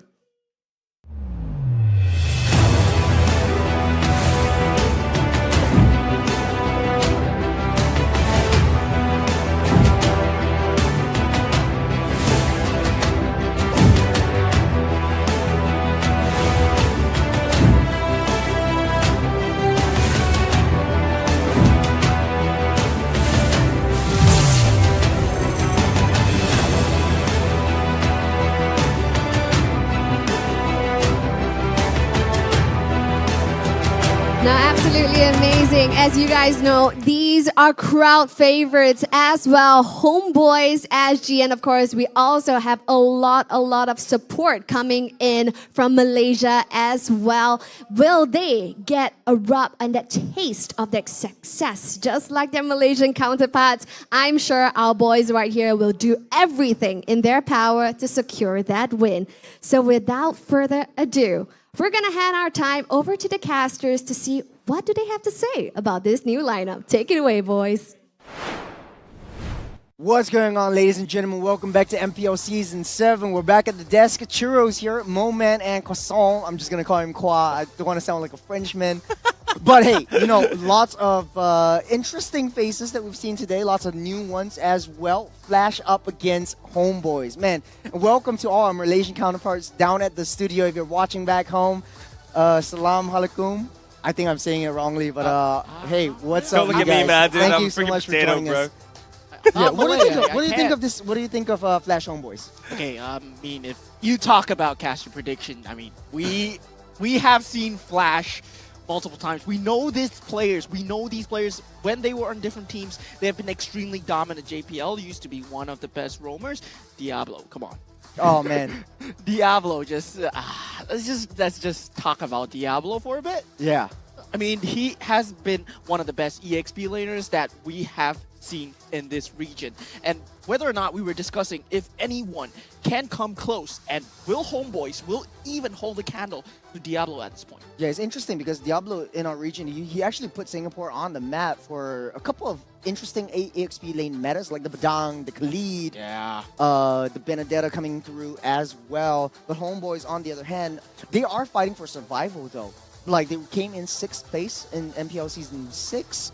So they are at the bottom of the roster. Not a lot of, well, I wouldn't say new face. There's a lot of new faces for Homeboys. I mean, who are they, right? Yeah, who are they? They are actually the real underdogs. Yes, this they time are around. the real They underdogs. are the real underdogs. Not RSG. Not a lot of things that we know about them. So it's up to gameplay, up to how they execute their drafts. With them have coaches as well. But I'm excited to see what they have in store because, being the underdogs, you have the element of surprise, right? Yeah. And I wonder if they got any kind of advice or any kind of buff from the counterparts over in Malaysia, right? I mean, we've heard that they're doing Interesting, yeah. really, really well. So it'd be interesting to see if the teams from across the borders are talking to each other and maybe getting some hidden strats as well that we have not seen yet. Well, speaking across the border as well, Flash has 2 Filipino players, undoubtedly one of the best, if not the best in the game, achieving themselves champions all across the world. We have Team Flash right here, the Filipino favorites, Hades and Cortese from MPL Philippines, and of course Diablo, JPL, and Vanix. What do you have to say about them?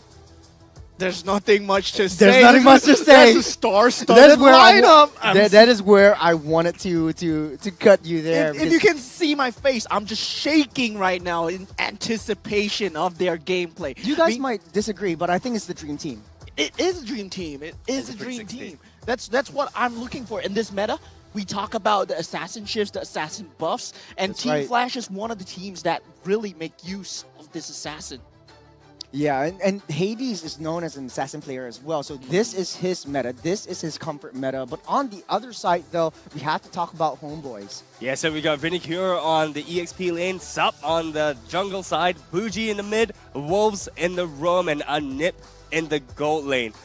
It's interesting because I think we only seen Bougie play for RSG once, so you have a little bit of RSG flair into Homeboys as well. So I think he's the I guess the regular in the the cornerstone, side of as we Homeboys. like to say, right? Yeah, Team yeah, leader kind of cornerstone. thing.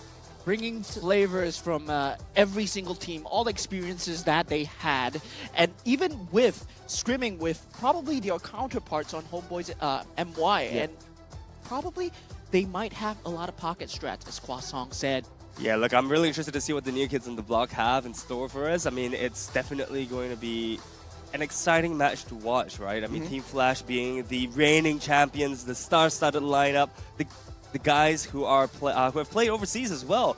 These guys have had their practice, had a good practice run over at the competition overseas.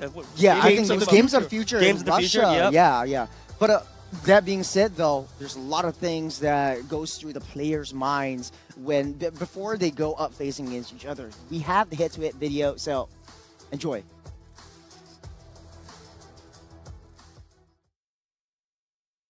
Slightly below a bit, or should be still in top 4. High chance should be still in top 4. But last season they were 3rd. Maybe this season I'm not sure where their placing will be, but should be somewhere inside. Yeah. Definitely because they have Malaysian import, right? So it's easier to gel together. But whether the players here in Homebois SG is as good as the players there in Homebois Malaysia is a different story. Last season they only did well in, I don't know, Homeboys we always do well regular season, then the guests like pump finish already, then play off, end up 5th, 6th. This season I will predict I think same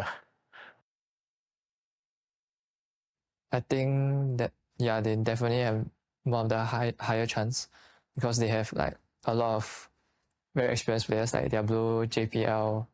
Yeah, they're all in the scene for very long and they've been a lot lah. So I think with both of them, and they are known to be like the all-star Singapore team, like with Diablo, JPL, and still who Vanix, right? Yeah, and Vanix, he's also a very stable goal laner, as you can see from last season. He's performing very well. And with the addition, and Hades also, he's the MVP of last season. And with the addition of their new mid laner, EXCO MDL, so he should be very strong also. Depends on their training session. But mostly of the player from like another country, like they're from Philippines, right? Basically they know all the job desk for the role. Basically what all the player is when all the player transfer to the new team, right? Only if they know what their role, they're gonna easy to blend. Only like out game they need to learn like we go out it together like that lah. And but in game I think no problem And then but I don't know, Jay played before how many years to get them champion. So that one is chemistry that they lost something like that. I mean, I have to say, like, on both sides, Homeboys very serious. They really want this win. But Team Flash, though, Coach Lousy right now, we need more of that unhinged, unadulterated humor that he always brings. What, go over, pump gas, and then that's it. That's it. That's it. We need more of that unadulterated humor. But, of course, you know, we talked a lot about the players, what the coaches can bring. Lousy had a lot of experience in MPL SG. Saiful is a very, very new coach in the scene in MPL SG. So what they bring into the table is all down to execution. We'll be able to see that draft in a minute and a half. Yeah, and I'm really excited to see what Saiful has to bring to the table as well. Because, Yeah. I mean, look, I similar to Mo, I always root for the underdogs, right? But I always think the underdogs have the element of surprise. Because these Amen. veterans are very used to, you know, the normal standard cookie cutter things that people are used to pulling out in MPL SG. But Homeboys, these guys, you know, you don't know how to prepare for them. And sometimes when you don't know how to prepare for them, you get caught with your pants down and it's game. Yeah, exactly. As what Saiful said, the team members are still trying to synergize with the newer teammates, and whether or not they have the chemistry to pull it off, whether the draft has the synergy to pull it off as well. Given the new meta, they are going, and look at that, the audience prediction for Flash. It's almost 50-50, isn't it? Oh, Well, actually, okay. It's like 57-43. It's not like a huge swing onto one direction. It's still pretty much 50-50 in my opinion. I think there's a lot of Homeboys fans in Malaysia. So welcome to the stream. If you're watching online, welcome to the studio. You're always welcome here in Singapore right here. But of course, Flash, you have a very, very small community players. So, I mean, sorry, small community within Singapore. So, Flash has that amount. But all of us, of course, rooting for Team Flash, being the Singaporeans that we are, part of the small community, of course. I mean, our predictions got thrown away in the first series. So, yeah. Look, is it a case of classic curses? Yeah, it maybe? might be. You know, a it's interesting. classic Okay, if you curse. go over to like RSG.Singapore, you see their reaction to us. It's like, are you sure about that? Because every one of us voted Evo. So this time around, it might be Homeboys targeting us again. So like everyone on the table just voting for Flash, and Homeboys, man, they're going to have some things to prove. Yeah, As I said, I like being proven wrong. The underdogs are always the star of the competition when it comes to these, you know, surprise picks, surprise synergies coming through. It's what makes competitions like this so dang interesting to watch. And, you know, I'm just super hyped for this because, you know, Flash, like I said, they are the juggernauts of MPL SG. They are the ones to beat this year. So Homeboy SG, if they're able to take one game off them, the first game off, like, can you imagine the confidence booster that Homeboy SG is going to get? Yeah, we'll be going into the draft, so we don't have to wait that much longer. So Coach Lousy and Coach Saiful, I can't believe I'm saying Coach Lousy, but you know, going into the draft right now, Matilda banned out along with Harith for the side of Flash. And Homeboys will ban out the Ling and the Khalid. So a very, very respect ban over to Hades as well as Diablo. Flash just opening up, just pretty much an open book. In Team Flash, they will have much more in their pool. Just the Ling and the Khalid being a very, very respect ban, as you said, right? Still, they will have to take out the blanket bans. There's Nolan in the pool still, whether they take it out or not. Hades can pilot that pretty well as well, and Fanny will be the pick. Will be banned out. Yeah. Will be banned out by Homeboys as well, because Hades is pretty much known as an assassin player. So if you leave any assassin on the pool, he'll pretty much snap that up. But first pick goes to Homeboys. If they leave that Nolan open, best be sure that Homeboys will be able to pick that up. But Flash has that Hellcurt option open as well. So whether or not you want to pick up that Helcurt, I mean, Hades played it before. You want to try doing that in this match? Yeah, I mean, that being said, I think this last man is going to be super, super important for Team Flash. And honestly, if they leave Nolan open, I think Homeboy's, I'm not sure if Homeboy's going to pick it right up, because we don't really know what Homeboy wants to get from these kind of pick and bans, right? And we see the Nathan banned out, perhaps respecting what Enip could do with it. Yeah, I think it's more a trade. So you open up that Nolan, they are going to be snap picking that Nolan up. Flash, on the other hand, they want to respond to this Nolan pick. It's a very, very good pick. Has a little bit of a damage boost, but a small adjustment to the ultimate so you don't get that crowd control mitigation when you use your Fracture. So that's the only thing that sets Nolan back, and it was so popular back then just because of the CC immunity that he gets. But the thing is, he still has a lot of mobility, a lot of damage, and his cooldowns on his skills are almost non-existent. So depending on what type of playstyle that Homeboys want to go through, with the Nolan, you have to play around him. You have to play disengage and disengage lineup, and look at that Team Flash. They don't want him disengaging at all. Roger, there for the chase. Loi. That is a Filipino favorite, the Loi pick, just because of the fact that you take control of the entire map. It's a macro gameplay all the way through, and I'm excited to see how the Filipino champion mindset goes into Flash when they pick that Loi up. So we're going to be seeing a lot of diversion plays, a lot of sneaky back attacks, a lot of sneaky flanks, and that Roger being snap picked back up. Remember, we talked about Diablo picking all the off EXP champions. Right now, he's like, no, I can play every single EXP champions. That Yu Zhong getting picked up by Diablo. And with the Faramis pick from the side of Homeboys SG, they do have the counter play, the Nether Realm available for these team fights. Especially when you talk about Loi's damage coming through, he has this yin and yang. He wants to pull you in, he wants to have as much team fights as possible, wants to brawl as much as possible. So they would want a Faramis to Nether Realm them out of the situation. Yeah, I think the Faramis here is such an excellent pick, you know, being able, as you mentioned, to kind of prevent his whole team from getting massacred by the Loi. Is such a good pick into the Loi, Roger, and Yu Zhong kind of composition that Flash has picked so far. I think Arlet as well is a really, really, really good pick into this kind of team competition. Arlet is going to definitely be in the roam position. He's going to be able to hop all over the map, cause a whole bunch of CC using his first and his ultimate skills as well to kind of disrupt the map and prevent Flash from getting the gold farm that they want to get. And Team Flash, if you notice, they picked the Yu Zhong, right? And they're banning out roamers. All the tanky roamers are being banned out. So if you talk about Minotaur, Grok, Tigreal, they're no longer in the game.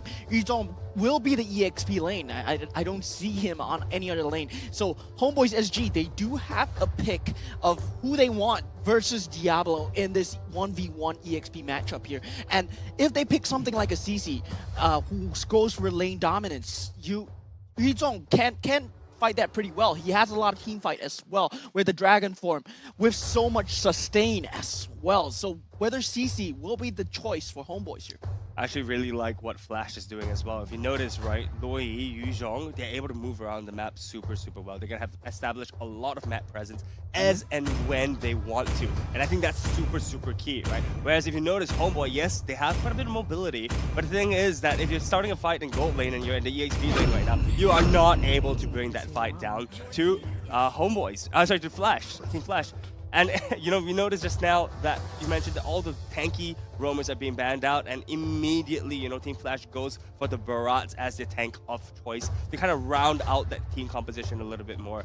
We see Homeboys opting to go for the Terizla and the carry, which are rounds up their competition pretty well as well. A Ruby Roam coming through from JPL. That's just the chef's kiss. Whether Homeboys, they are going for this engage-disengage lineup with the Faramis and the Nolan being the key factors into these team fights. Meanwhile, for Team Flash, they are betting everything on the Loi and the Yu Zhong. These two will be key in trying to pick off the Nolan as much as possible. If you notice, on the side of Team Flash, the only form of control that they can have on the Nolan is either the Ruby or the Barats. These two are going to be key. I think all eyes are going to be in the Barats right now, because if Barats is able to pick off the Nolan, you know, I think Homeboy's composition may fall apart. But if Nolan goes unchecked, that's it, man. Really, Homeboys will be able to kind of secure this game one. Faramis. It's all on Faramis to open up the map at this point. Well, I mean, for Hades, pretty much known as an assassin player, but he went for the barrage. But, you know, we talked about a lot about execution. We talked about a lot of international flavors coming in. This is week 1, day 1, series number 2, game 1 for Flash versus Homeboys. Any thoughts on the early game for both sides? And we do see that it's going to be a carry versus a Roger lineup on the marksman lane. So this would really favor the Roger if it is left unchecked. The roamer does not go in to help the carry at all. Vanix will have an amazing time, but Diablo already being challenged very early on. Oh, Diablo forced to pop that Purify. One more hit. He will go down. Vernicure forced to use that Flicker. Get out of the way. You know, this is really interesting, right? Because I think Homeboys is recognizing the threat that Diablo can face if he's left unchecked. Thus, such an early support heading down to the EXP lane for the Terizla, for Vernicure, and I think that is the right strategy to take for this kind of game and this kind of team as well. For Homeboys, though, I think this is got to do with like the win condition. I mean, Mo, who's been talking about win conditions during the break, it was like, okay, let's just take Diablo out of the picture. And if Diablo is just falling behind, there's nothing you can do in the team fight, especially in the first pivotal turtle fight.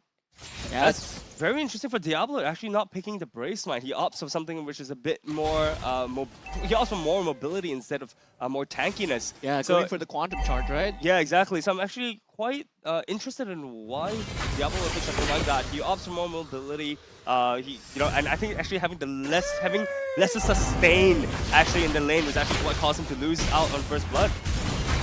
I think Diablo's name of the game here will be to jump the backlines as much as possible. These early stages for him is not too much. If he doesn't die like a 3-kill, gives a 3-kill advantage towards Vernicure, I mean, that will be fine. Ooh. But we do see SAP going down. Off the map, though, Netherrealm unable to save Sap, so no more retribution on their part. Hades picks up that turtle, gets Detonus welcomed into the cavern, and gets taken down by Hades as well. So Flash looking strong in the first objective fight. JPL getting pulled back. Vital Slash over underneath the turret. JPL able to survive as of now. Bougie just not having enough damage at the point. That was an amazing ultimate from Wolves. Can we just take a moment to appreciate the timing from that? That was beautiful. Bougie and Wolves working in tandem with each other to pull him back so far down his lane, and with that, there's zero escape whatsoever. I think overall, Team Flash is playing the game pretty well. The movements around the map is as planned. They're really controlling that. And the got a little bit of a replay right here, but on that backside though, after Sap has been taken out, Vernicure a little bit too deep into the team fight with the penalty zone, getting a 4v1 collapse onto himself. No, I was just gonna talk about this matchup. First diversion, JPL with the I'm offended, pulls back a knee, but forced to use the dash out of the way. You have that Purify as well, but here comes the backup though. Wolf does have his final sweep, so he's just waiting for that right time to get all 3 members in. Hades putting onto the aggressive into the purple buff, but taken away by Sop though. Yeah, as you can see here, I think Flash tried to pick off Homeboy's gold laner, but unfortunately was not able to close off with that kill. Right now, they're trying to all kind of group up for the incoming turtle. It is a little bit early, but they also try to pick off a laner, because if they're able to pick Bougie off. Another diversion, oh my goodness. Where are they going for? So they are not going to be able to see them coming, but they know that Hades is inside the enemy territory, but they don't know where Curtizi is. And this is what I love about the diversion play. At any one point of time, blink and you miss it. They're everywhere. Hades facing up against 3. Here comes JPL. Pulled back, final sweep, pushing Hades back. Detonus welcome onto 1. There's another one pop just in time. Diablo for the backup. Saab gets taken out. Wolf able to survive just as of now. The vengeance will be to pull him away. But one more hit. Diablo would pick up that kill. It's a 3-0 for Team Flash. No, even the Neep gets taken out from that top side though. Roger takes him out. A 1v1 battle. Vanix takes the cake. That was just the fall through from Team Flash. They were just hoping for Vanix to have the 1v1 situation for just Aneep. Aneep was being the fallback factor in the carry, the marksman, the late game macro factor that they had, and Team Flash, they just shut it down. I love how I said that they were going for the turtle, but then they came up with this whole different play, and you can see it paid off, right? I mean, they're able to get 4 members of Homeboys and then proceed to take turtle after. Right now, we're seeing kind of a skirmish over the purple. Sub unable to take the purple buff, and he's just falling further and further behind. You know, just like we saw in the fight, Sap was not able to kind of go into the back lines and enter Flash's back lines, and in the end was focused down.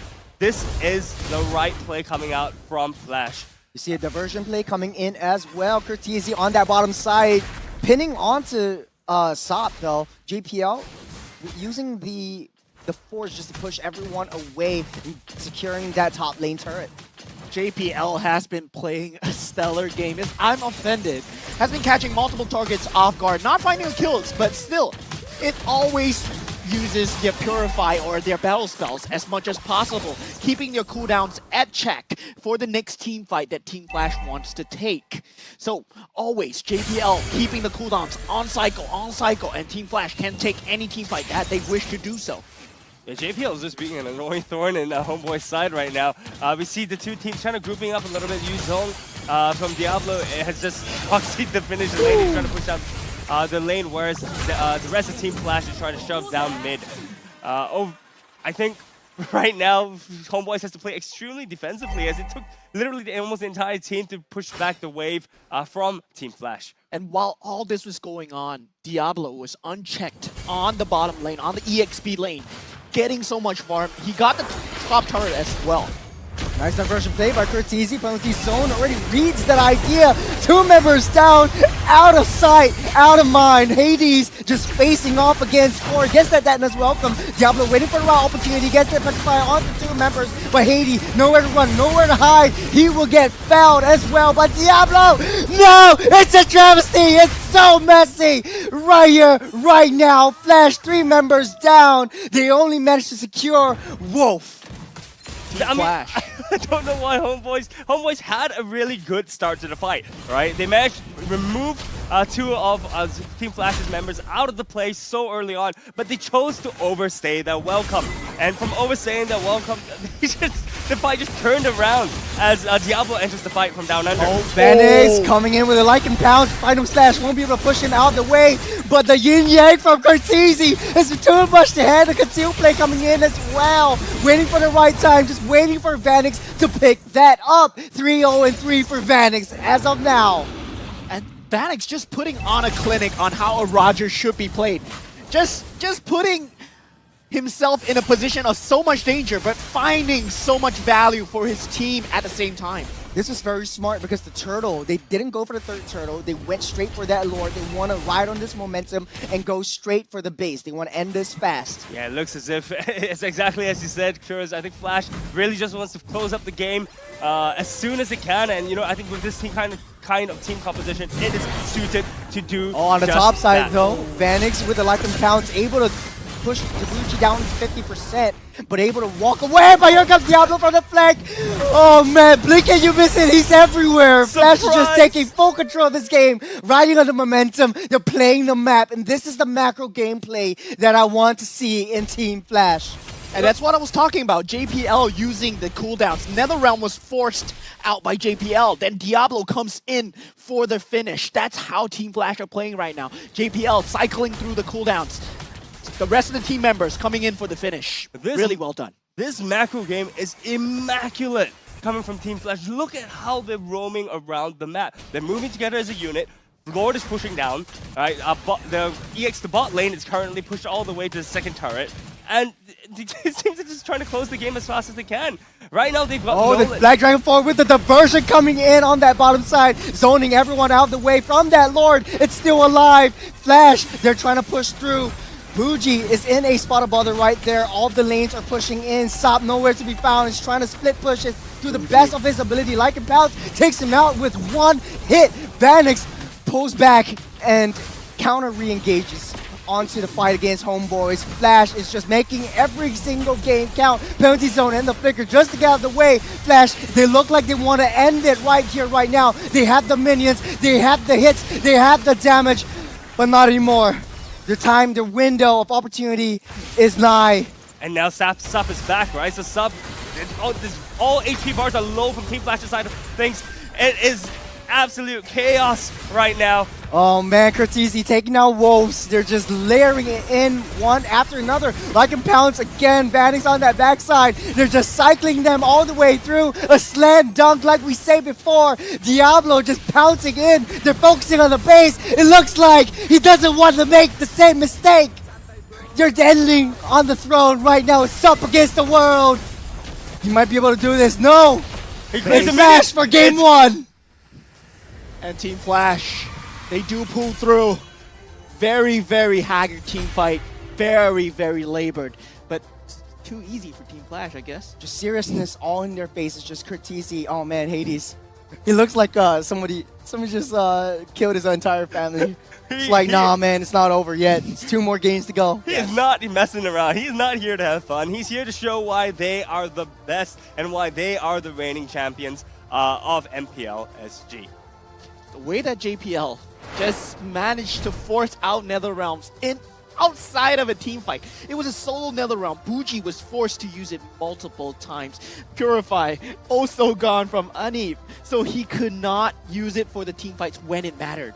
Yeah, it's just that Loi is just so annoying. Everywhere in the map, every single diversion play was a huge play. There was 1 kill off the board, be it the enemy's team or themselves. They had a little bit of a struggle in the mid section of the game in that purple buff where the diversion put them in the wrong spot. Puts them right into the penalty zone. But hey, you know, it's read by the Terizla, so I think that was pretty good. Who do you think the MVP was for Team Flash? Ooh, that's a little bit difficult, man. I gotta say JPL. JPL? JPL? With the rubies? Yeah, with the ruby, yeah. Ooh. Vanix is a close second. I would say either Vanix or the Loi. Yeah, it's Vanix. Yeah, it's Vanix. As expected, you know, Vanix with a 4-1-7 score ratio, but team kill participation of 64%. This is a pretty standard Roger build, right? Having to purify to get out of CC and sticky situations that he was not prepared for, and his equipment. I think that's, yeah, he's really capable. He's building towards those team fights. Yeah, I think for Vanix in the previous season, Season 5, Season 6, he's known as a very passive GOAT player.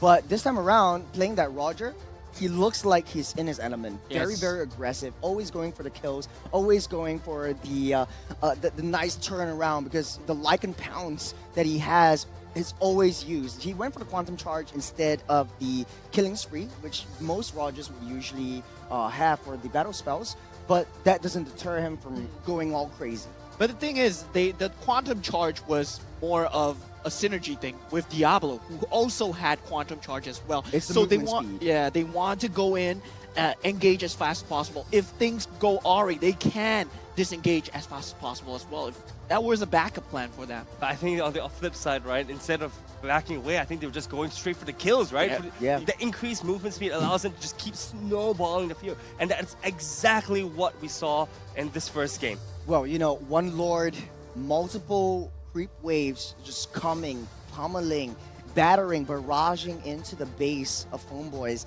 Is there anything that they can do for the next game? Taking a look at the draft and the itemizations again, it doesn't look like, oh man, okay, so it's a 10-minute 43-second game.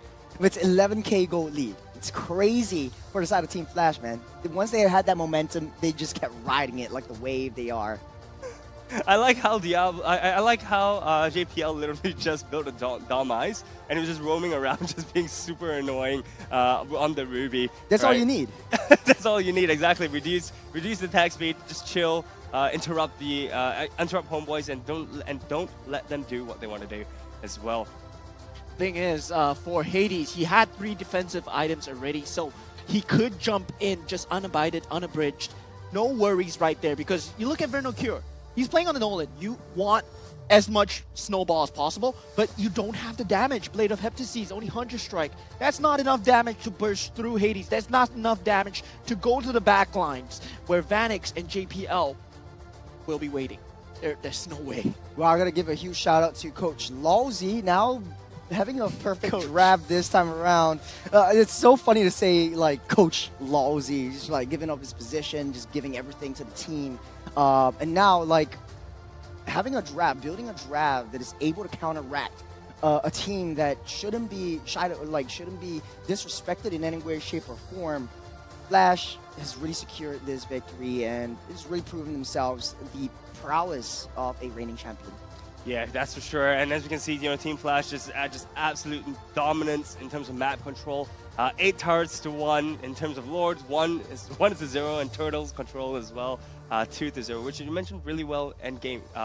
Just now in the game, you said that they opted not to take for the 3rd turtle. Right? Yeah. They wanted to end the game as soon as they can. They allowed Lord to spawn before immediately, spawn camping the poor fella. And then closing the game after that. No waiting, no waiting. It's a nice day in Singapore now. It's raining. Yep. Nice weather to sleep. Exactly. You just want to finish the game fast. Go home, take a nap. You know, just reset. Okay, take a look at the stats. Anything else, Moman? Bougie was involved in 100% of the team fights. Well, it's because just fine. He was the target. Oh, yeah. Because he was the target. That was the Team Flash's throwing Bougie some shade. No. I'm just saying that Team Flash, they were out to get Bougie. They did not want to give him a good time at all because they know that he had the nether realm. He is the only one with the mobility to save. Nolan's mobility is selfish. It's for himself. But for Faramis, you need to be there to save it. And if you don't have the nether realm, if you are dead, your team is dead as well.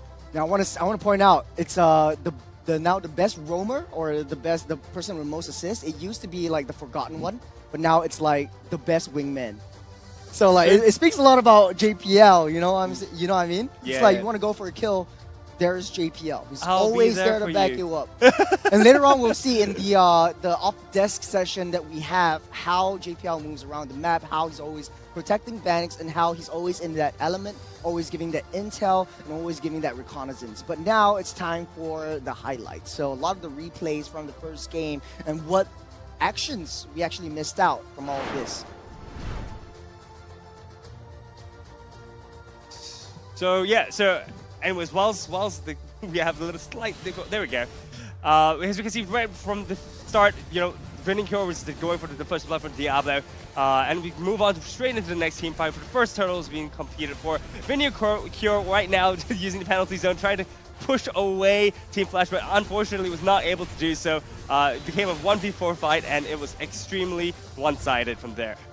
JPL, this was the moment where he got that the great escape just to save himself. But yeah, Diablo just pushing away, zoning out that back line. There's nowhere Sop could be, there's nowhere Sop could go, and let the rest of the team just manhandle, you know, Werner Kier. He's just buying a lot of time for the rest of the team coming through, and this is what I love about Team Flash. I got a controversial opinion about this.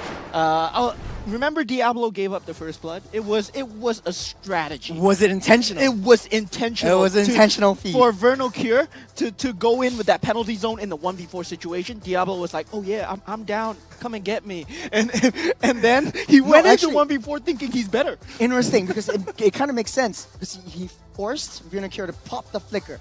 So during the turtle fight, the first turtle fight, he had no flicker to get out to safety. So it just snowball from there. So all I think Diablo. It was really smart of Diablo to do that. But yeah, there is so much things that we have right now in the game. A lot of new content, a lot of new skins. How does it sound? Skins. King of Fighters 1997. Were you born then? Yes, I was. I was born in 94. You're born in 94. Yes, Nah, you're telling everybody your age. But here comes the new challengers. Hopefully we see them in the next couple of matches. Hopefully they pick up either Paquito, Terry, Bogard. Yeah, I don't know if I'm saying correct. Okay, you know I don't watch anime. Valir, Kyo, or Masha Mai. Wait, this used to be a fighting game, man. I know. I love it. So here comes the new challengers, highly anticipated new characters of the MLBB X, the King of Fighters 1997 collaboration are now unveiled, and the collab skins will arrive in the 24th of April, which is already here. So like the gold tag is not here anymore. No, it's like, silver tag get now. yourself a silver tag. So popular characters like Valir, Kyo, Kusanagi, Masha, Mai, Shiranui. Yes. Dang Shiranui. it! Paquito, Terry Bogard will bring their unique fighting techniques into the land of Dawn for the Ultimate Showdown. Speaking of Ultimate Showdowns, Flash and Homeboys, even though it's the first week, the first day in the second match, it does look like it's a very, very crazy fight. Speaking of the Masha, though, we haven't seen it all day. Actually, yeah, we have not even seen it being banned, We man. haven't seen it ban being picked. We were thinking it being an S tier ban or picked by most teams That's in this right. meta, but currently it's not. But yeah. I mean, with the Masha skin, it looks so good. Why don't you just pick it and just show us how it looks like? Yeah, I think for Masha, it might not be a Singaporean flavor. It might be like, okay, maybe Masha is not really very popular within this area because you can only play in the EXP lane. In the roam position, it gets a little bit slow. It gets a little bit fell behind if you don't farm out your items because it builds up on damage items, especially the Blade Heptacies, the BDs. You need all of the items to really come back online. EXP lane is the way to go for that Masha. So really a situational pick if you really want to get through that back line. I'm interested to see if Diablo is going to pick it up, though. If anyone was to pick up the Masha. Yeah, Diablo, Masha. Diablo Masha. Maybe. It will be nice to see the KOF skin. The KOF skin is really cool on Masha. It's Really cool. It looks so different from the normal skins that Masha I thought you were actually going has. the other way. Like when you say, can we talk about Masha though? The Mai. And I was like, man, no. Please tell me no. No. He's not going to that. He does, look, he's blue. He does not know what he's talking about. You don't know what he's talking about. I'm seriously You're a married man. I'm seriously interested in the Masha game. Oh. Yes, I want We to use see that in the Masha. same sentence. Wise choice of words, my friend. That's all I can say. Very interested in Masha indeed. Very interested in the Masha game. Well, hopefully, I mean, the next draft is coming up in a minute, so we'll have to see. Okay, but before we go into the Masha, what did Homeboys do wrong and what could be improved for Homeboys? For Homeboys, I mean, they did have a very nice early game. They picked off Diablo, going for key targets. But the thing is, they did not focus on the Faramis. Bougie was picked off time and time again. JPL given so much space. Arlot could not answer. Arlot had to be where JPL was at all times, and he could not find the positioning. I have to say, right, I want to see how Sup plays something else. All right, I think the Nolan was definitely a good pick, and this is not a question of whether Nolan's a good hero or not. But I felt like Sup was not able to unlock Nolan's potential, right? And we just saw him at the wrong place at the wrong time. I'm wondering if Sup is actually a bit better on something a bit more tanky like the Barats or even the Fredrin. I do agree with you. It's very difficult to play a assassin to perfection, especially if your early game is in shambles. And JPL doesn't let you have an easy early game, especially with the Barats. Once the first turtle is down, you see Flash just living inside Homeboys' jungle. Exactly. So I want to see what Sup can do with different heroes, right? I want to see what he can do with a different hero. Perhaps even just ban out the Nolan altogether. Get rid of the Nolan off the board. Don't give it over to Team Flash either. Yeah. Pick something a bit more tanky, something... Because, I mean, honestly, his position was not bad. Yes. Just not for an assassin. Yeah. His position was really, really good for tank heroes. It's tough because like the way that their draft operates, it doesn't allow them to protect the jungle as much as they need to, especially if your jungle is an assassin. You really need to snowball your way through. You have to deal with the Roger and the fact that you have to pull all your resources into your own jungle to protect that Nolan. You leave that Roger unhinged, unabridged. Yeah. You don't know where he's going to be. You don't know where he's going to be at. And then he just farms up and he just destroys everyone on that top side. And the thing is, you talk about the lineup being protecting the Nolan, right? Anip versus the Roger Vanix. They were left alone 1v1 for the longest time. Anip was doing okay until the team fight happened. But still, before that, I find that the positioning of Bougie and the positioning of the Sap as well, they do have to play together more as a unit, not focus on the EXP lane. They were too focused on getting the first blood on Diablo. What does that give you? It gives you an easier time on the EXP lane, but Terizla does not scale so fast in the early game. It's not too much of an early game character. You need more items before you get tanky, before you get sustainable as well. So they needed to focus more on the mid game, more on the mid lane. Yes, as well. Well, I mean, we don't have to wait too much longer because we are going to be jumping to the draft of game number 2. The players are already on the way, and actually, it's Adamir being the assistant coach this time around for Team Flash. So it's his brain drafting for the side of Team Flash. So Harith was left open. They already banned out the 3 heroes on the top side of each side. So no more Loyi, Fredrin, Nathan. No more Khalid, Nathan, Nolan, and Matilda. So it's sort of like a swap over. Flash opts to pick up that Harith. Homeboys are going to pick up that Barat and Fairness. So is this change going to help them in any of their executions later on in the game? I mean, I like what they did, right? By I like what Homeboy did by banning off the Nolan, because I mean, like I said, you know, the Stout's execution of the Nolan was a bit questionable, but removing it off the board just gets rid of the mentality altogether. I'm curious though, Mo, what do you think? Why do you think Flash banned out the Loyi? Flash banned out the Loyi because they did have the first pick of the Harith, right? The Zaman's Force, very strong in taking these team fights. Loyi, very good at repositioning. So you can always position yourself behind the enemy to catch off the backliners if the Harith is going in. So they don't want Homeboys to do that. They don't want to. They are probably choosing a backliner that will, look at that, Minotaur and eason. So they don't want their backline caught at all. That makes perfect sense, and I really like Flash's pickup of the Minotaur, and once again going off with comfort, picking up the eason as well. On Homeboy's side, they pick up Roger, who was a thorn in the side of the previous match. Let's see what Anit can do with this Roger. I gotta point out that Ling is still open on the tables. Yeah, Ling is still open. Homeboys should opt to ban that out. I mean, as their jungle, if they give it over to Hades and Team Flash, that's it. I think the Ling is going to scale uncontrollably. They've already got like 2 tanky heroes on their side. They might pick up one more for the roamer. And there you go, the Ling ban as predicted. Churros, once again, I think you're kind of a psychic, man. Thank you. Thank you very much. You're calling it. You're calling it at this point. So the thing is, right now, Homeboys, they do have the Faramis once again. So most probably we'll be seeing Buji pilot the Faramis. And do we see them really protecting the Faramis for the early game momentum? Because Faramis does need a bit of a boost. He does not have as much of a good lane clear compared to something like a Lilia, something like a Vexana, something like a Novaria. But still, Faramis very good in these team fights where he has the Netherrealm available to save his teammates. I mean, we saw a flawless execution by Sailor earlier in the previous game, right? Using the Faramis, not only to roam around and not only being good at the team fights, but also good in the early game in terms of roaming around and moving around with the roamer and disrupting the enemy's jungle, right? I want to point out that actually this is the first time that we've seen Chip being banned out so far in the season. I think Chip, this game they banned out Chip as well. Yeah, they banned out Chip as well. The fact that you play Chip, you just wait in the portals.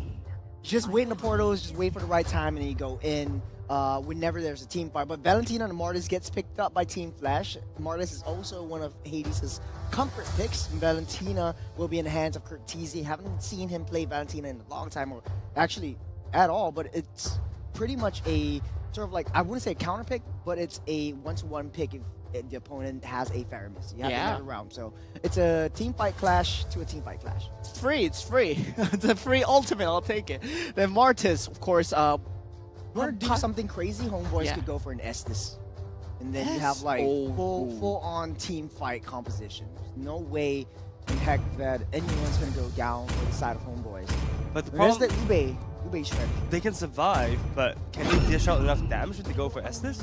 It's the Benedetta. Yeah, that's true. That's true. Okay, so the Benedetta, it's like sort of like I need to catch up with Diablo. Because Diablo's always on the side lanes, he's always split pushing. Benedetta does a very good job. Vernocure, very nutty on the Benedetta since the last season, season 6. For me, I'm going to be paying attention a lot on Vernocure because Benedetta is used as such. It can be used to really move around the maps and push out lanes and going to safely very, very, very easily. Map control is going to be super important for Homeboys this game, and I think this is exactly what they're going for. I think the early game is going to be extremely important, right?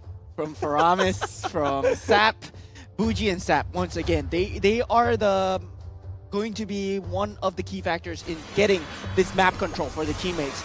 Anip will have a good time on the Roger. Vernocure pretty much left to his own devices as a Benedetta, but still, really on the Faramis, really on the Barats, really on the Arlot. These three will have to move as a unit and get as much map control as possible. Well, that being said, ladies and gentlemen, all eyes are on Team Flash. If they're able to make it a clean sweep 2-0 onto Homeboys, Homeboys, whether or not they're able to pull it through over to a game number 3. And JPL will be on the Minotaur. I mean, the counter engage from the Minoan Fury, that's going to be one of the key counter fights for Team Flash when it goes into Homeboys SG's favor. You always have this Minoan Fury to back it up. I don't really like Minotaurs going in first. They shouldn't be the first initiator. They should always be there for the counter engage and in case your team is in trouble. Please tell that to the rest of my teams when I'm playing ranked. You see the Minotaurs going in and they just die by themselves? No, man, come on. You only go in after someone else goes in. Yeah, that's for sure. As we can see, I think Homeboys somehow or other listening to our comms as you see Bougie and Wolves sticking together as a pair, as a duo, and they're moving together to invade Flash's jungle right now. Yeah, they have to. I think it's really interesting because picking up the Valentina gives you a lot of flexibility. You could pick up something very defensive like the Nether Realm, or you could pick up the Final Slash to be able to set up, continuing what and layering in what JPL has already set up. Yeah, and don't forget, we have a code on the screen right now, so do support MPL SG Season 7. And don't forget to follow MPS SG's social media for everything else on MPL SG. Scan the QR code or type in the code in MLBB and you'll receive something nice. Something free, you know. It's a nice little surprise for you guys. Yeah, so right now we see Homeboys grouping up together, trying to see if they can get a kill at the top. Oh! Nice little slash over there. Sop with the Detonus Welcome, but will be able to get taken down by Diablo, as will Hades, though. It's a jungle for a jungle trade. Bruno Cure, one more hit. Diablo will be able to pick up that double kill. Muji gets away safe, but just for now, they're just waiting for Homeboys. Both of them, it's a 3v3 fight, but the turtle won't be touched as of now. JPL giving a little bit of homage to his old team, Evo Singapore. Man. I have to say, look, I think the Homeboys had the right idea, right? Yeah. I think getting the fight there, and then after that, if they want that fight, move down to Turtle. That was the perfect idea for that. But right now, you know, unfortunately, just weren't able to finish that kill. And we just see the two teams dancing around the Turtle. They did find a kill onto Hades, which was the target of choice. But Sap eventually going down would mean that they did not have the jungler either. And look at this! You're onto 4 members! Here comes the collapse onto Homeboys SG with the Nether Realm being popped just to try to keep everyone else alive. And Hades coming in with the Decimate, trying to push everyone back. Sop will get felled as well, and Bucci's next on the chopping block. And that's all she wrote. It was Homeboys losing 3 members in one fight for that turtle. They're rushing for this turtle right now. Homeboys SG. Sop is coming back online. They will not be able to contest this one. That was such a close fight. Everyone was back and forth, back and forth. That was a massive Minoan Fury from JPL, followed by really good follow-up from Bougie. Netherrealm, the 2 ultimates were used almost perfectly. So, you know, first of all, engaging 4 people off team of Homeboys, and then saving 4 people from Homeboys. Yeah, but Vernocure finding and getting picked off at that point didn't help them at all. If you look at the side of this replay here, look at Vernocure's HP. It was extremely low at this point. We're having a little bit of a replay just now, but like what you saw was JPL really having that 4-man knockup. But hold on a second right here. Forced to use a flicker. Wolf gets out, save Ruchi, tries to save Wolf, but one more Decimate, he might be able to go down. Another realm gets popped up, but he eventually will be able to get fouled. Bougie, it's a 3v1 situation. It's one more hit. But Bougie will be out and alive as the rest of the members of Homeboys come in for backup. His Electro Final Blow tries to go onto Vernocure. Vernocure able to get out. A nip with the Roger. Like and Pounce will not be enough damage as of now. Netherrealm still up and alive. That's the next turtle coming up in 40 seconds. I find that Vernocure engaging in these team fights when he's not there on the farm, not there on the damage yet, he does not have any form of sustain. It's going to bite them in the backs. Oh, Amit gets out just safely as of now, but JPL, Curtizi, both a pixel of health, trying to get as much gold plating as they can. Babushi from that backside, though, trying to pull everyone back from that Ghost Bursters. Wolf, Vengeance, just to get out of the way. Vanix tries to get that turret. He knows the objectives, and he wants to get as much gold as he can. Mission failed, he's aborting it. The rest of Flash are still up and alive. Mission abort, get out, get out. And Zayman's Force being used in that team fight will give the disengage to Team Flash. I mean, we need to talk about this Zayman's Force here. But before that, look at this turtle fight going through. Oh, Electro Final Blow onto Curtizi, trying to aim for the rise hit, but Getman's Welcome will be hitting onto JPL, finally getting that turtle sap, hits that retribution ball from the back line, though. You have to deal with Diablo. You have to deal with Diablo. Sap trying to run away. There's 3 members down. They're looking for 4. They're looking for more. And the Decimate cleans up the job and takes out Sap in the process. This is how you play Martis. We don't want any of the EXP tank Martis. This is how the hero is meant to be played. 5-1 and 5. Hades is going on a killing spree. And I was talking about the EXP laning matchup here between Vernal Cure and Diablo, right? Vernal Cure joining these team fights a little bit too early. Diablo only joining team fights when he had the core items in time to do so. And now he has so much sustain. He's so much ahead of the curve versus Vernal Cure. And I don't see them coming back unless they throw a team fight from Team Flash. Look, right now, right, Homeboys, what they need to do is they need to farm the side lanes. They need to play extremely safely. They need to stop team fighting. You know, I can see what Vernicure is trying to do. He's you're out for blood, right? But right now he's out for blood, bringing a knife to a gunfight, and he's just absolutely getting massacred right now. Stardom Scythe already out on Vanix. That is a lot of damage coming through, especially when he has the Zayman's Force, when his ultimate is up. It reduces the movement speed of the enemy and increases the movement speed of your teammates. Oh, nice final flash and a flicker. Diablo is next on the chopping block. Gets that Black Dragon form to get out of the way. Goes out of bounds. Aneep tries to go in with the Lycan Pounce. The Dragon form is still being out. Diablo actually gets the survival in. On that bottom side, though, they have to deal with the turrets, but here comes the backup as Flash tries to go for one more. Curtizi has another realm in his possession, and they abort. They're showing a little bit of disrespect. Over to Hades, though, JPL. There he is. Does have his ultimate, but saving it. Netherrealm being popped by 2 members. Electro Final Blow coming in. It's a 3v4 situation. JPL alive. And here comes Diablo with a lot of damage. Wolf is taken out with that Decimate, though. No more Petrify for Diablo. Bucci tries to get out of the way, getting pulled under the turret, but the Decimate comes through yet again, and here comes Vanix. The way that the whole kampong is coming in, showing Homeboys who's the boss. Flash, that's a free lord for them. 7k gold lead at 8 minutes in. That's almost 1k a minute from Team Flash at this point. I mean, just the failed gank on Diablo, him getting out alive, that's just gotta be hurting the mental faculties right here. I can just imagine Diablo just saying, you know, can't touch this whole time as he's like running away, right? Like Vanix with the final slash, but forced to pop that Purify, able to immune himself just for a little bit. Vanix is still going in, does not have the Zayman Force, and they back off. They take one for the team though. Bucci not doing so well, 0-4-2. But on the top side, don't bring a cure, forced to get that Petrify, the Decimate, Hades, with a little bit of disrespect, emoting and recalling underneath the turret, underneath the noses of Homebois SG. Yeah, look, 8.9k gold in 9k gold in 9 minutes. You got your dream, 1k gold a minute. 1k gold a minute. It's absolutely insane. I'm trying to figure out a way right now for Homeboys to try to come back from this, but it's almost an unsurmountable feat at this point. All 3 lanes pushing in. If you want to know how to speed run a Mobile Legends game, this is how you pretty much do it. They're trying to beat their high score of 10 minutes 40 seconds. Hades getting popped up, pulled back, final sweep underneath the turret. It has that Panic Decimate, but on the bottom side though, they've managed to crack down that bottom tier turret. Looks like they won't be able to beat their high score, but Homebois SG still carrying on. Flash goes for the turrets, goes for the main objectives. Look, worth it, right? I trade my jungler for an inhibitor turret. Worth it.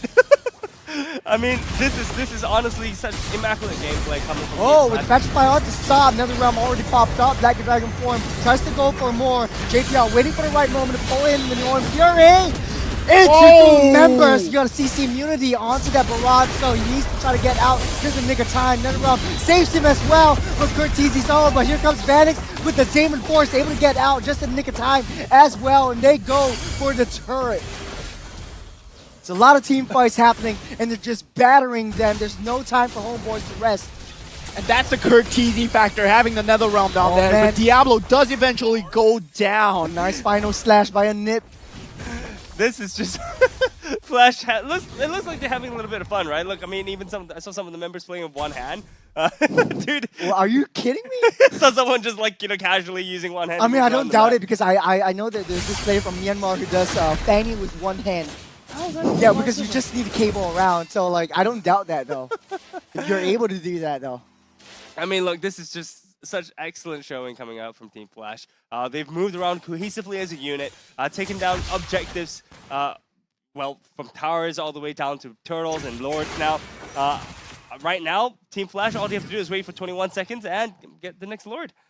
For equipment-wise, it seems like Homebois SG, it's 11 minutes in the game, and not a single member has a complete build right now, or not even parts to a complete build. Right, we see them itemizing for healing reduction, some anti-magic burst, but it's just really, they don't even know. There's no proper itemization coming out from Homeboys. This just gotta be Roger. Just needs one more item to have the damage to come through, because Bougie, he did have the Necklace of Durance ready. He's not going for the full magic damage. He just wants to prevent as much healing as possible from JPL. So if they do take the next team fight, if Vernal Cure does get a nice ultimate, they can potentially win the team fight.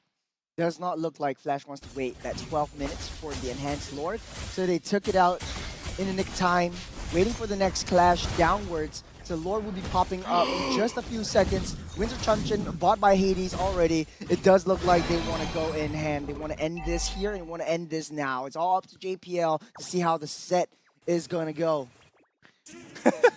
We just see a little bit of fun coming from both teams playing the recall spams, preventing the minion wave from being pushed and preventing the wave from pushing. Unicure was actually in the Albert Bush on that bottom side, but he was able to get out and recall, so they didn't bother to check that bush. I mean, who's going to expect someone to be there, right? Maybe. Mayhaps. Electro Final Blow already built up. Immune CC tries to get out of the way. Diablo doing so much damage with his passive, just like that. No more Petrify though. The rest of the team members of Homeboys trying their hardest to defend against the skirmishes coming in from Flash, but new minion waves are coming through. Vernal Cure just going in, trying to deflect all the damage that he can, trying to deflect all the ultimates that he can. But JPL still has his ultimate at the ready. Mignon Fury just waiting, armed and ready to go in. No, all turrets are down as of now. Another Electro Final Blow. Vernal Cure finally gets found, and here comes JPL eaten up by Stop though, getting pushed out. Hades with another kill. It's a 3-member against 4. Another round being popped up, but too much damage. Flash is gonna take this game. They've got the minions, they've got the recalls, they've got the disrespect, and putting Homeboys in their place. Look at the smiles on their faces. A 2-0 sweep from Flash against Homeboys. That was just a Team Flash show, being flashy as they are, You know, Team Mortis, they had the Mortis, and that's what you said, Croissant. You want to see how the Mortis is being played like that, right? Yeah, look, I mean, that was definitely the Martyrs that I know and I get stomped on when I play ranked games. But yes, I'm so excited. I'm so happy to see that. You know, you say that this is Team Flash playing a flashy play. I think this is every Sunday for them.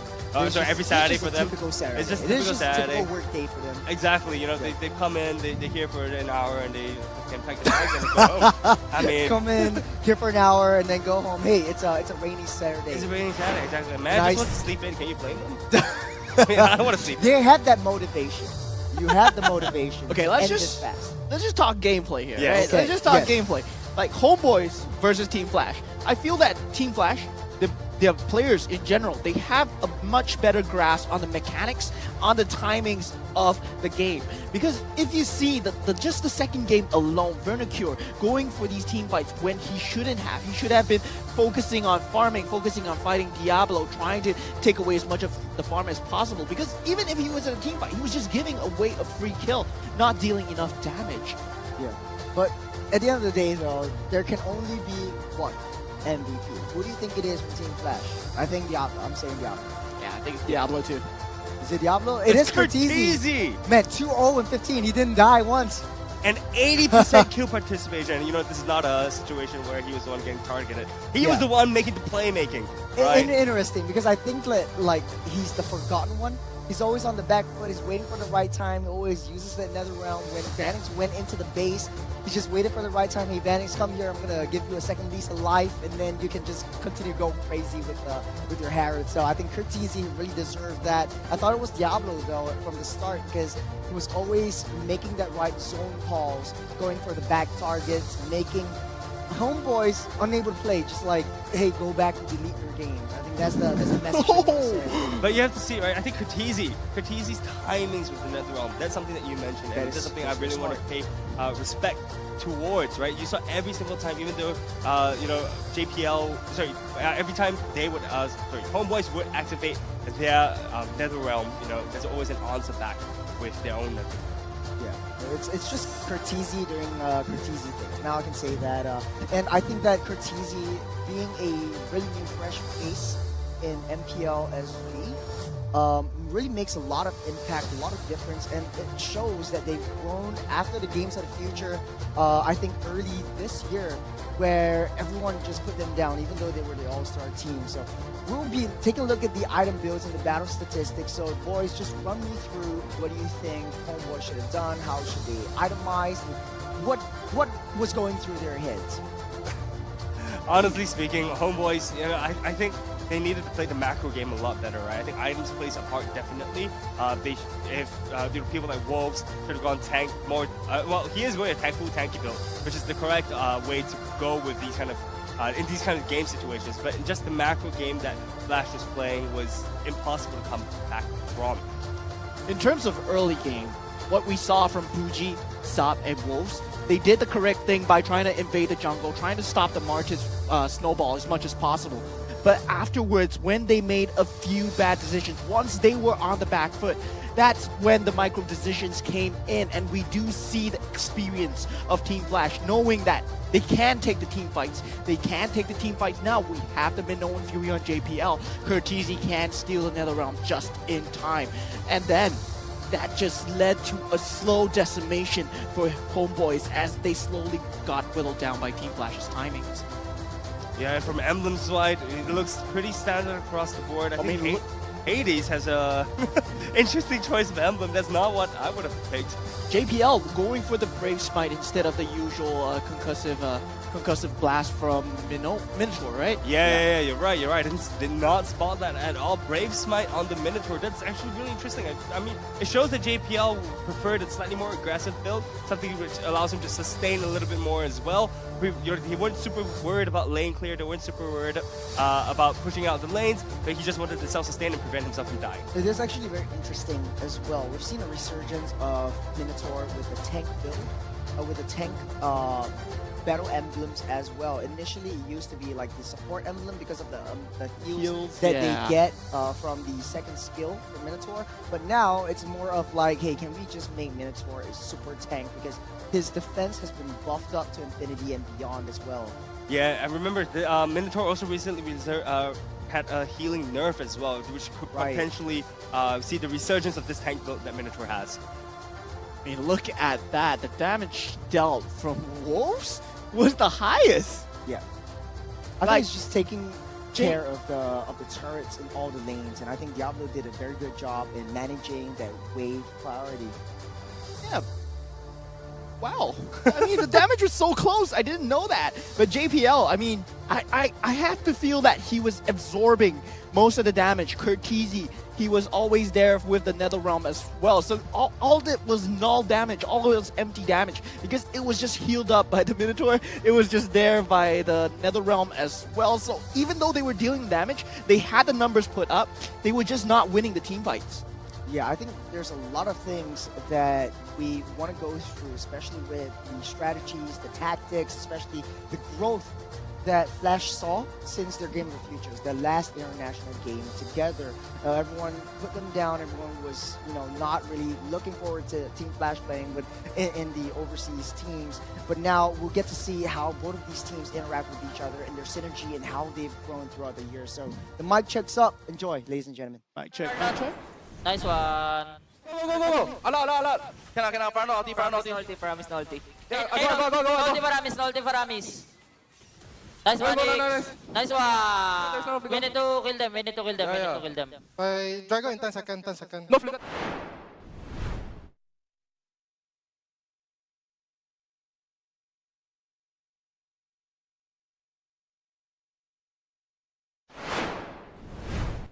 So, I mean, it is a mic check after all, so we just get to hear their sounds. 1, 2. Can you hear me? Yeah, the Minato coming. Yeah, so it's not really a visual that we need. It's just their comms, and I think that I hear Curtizi a lot, and this is how a team is supposed to play. Having Curtizi or having the mid lane being one of the most vocal ones alongside the roamer position, yeah. because they're the main playmakers of the game. They set up the plays, they set up the stunts, and then the rest of the team just come back in.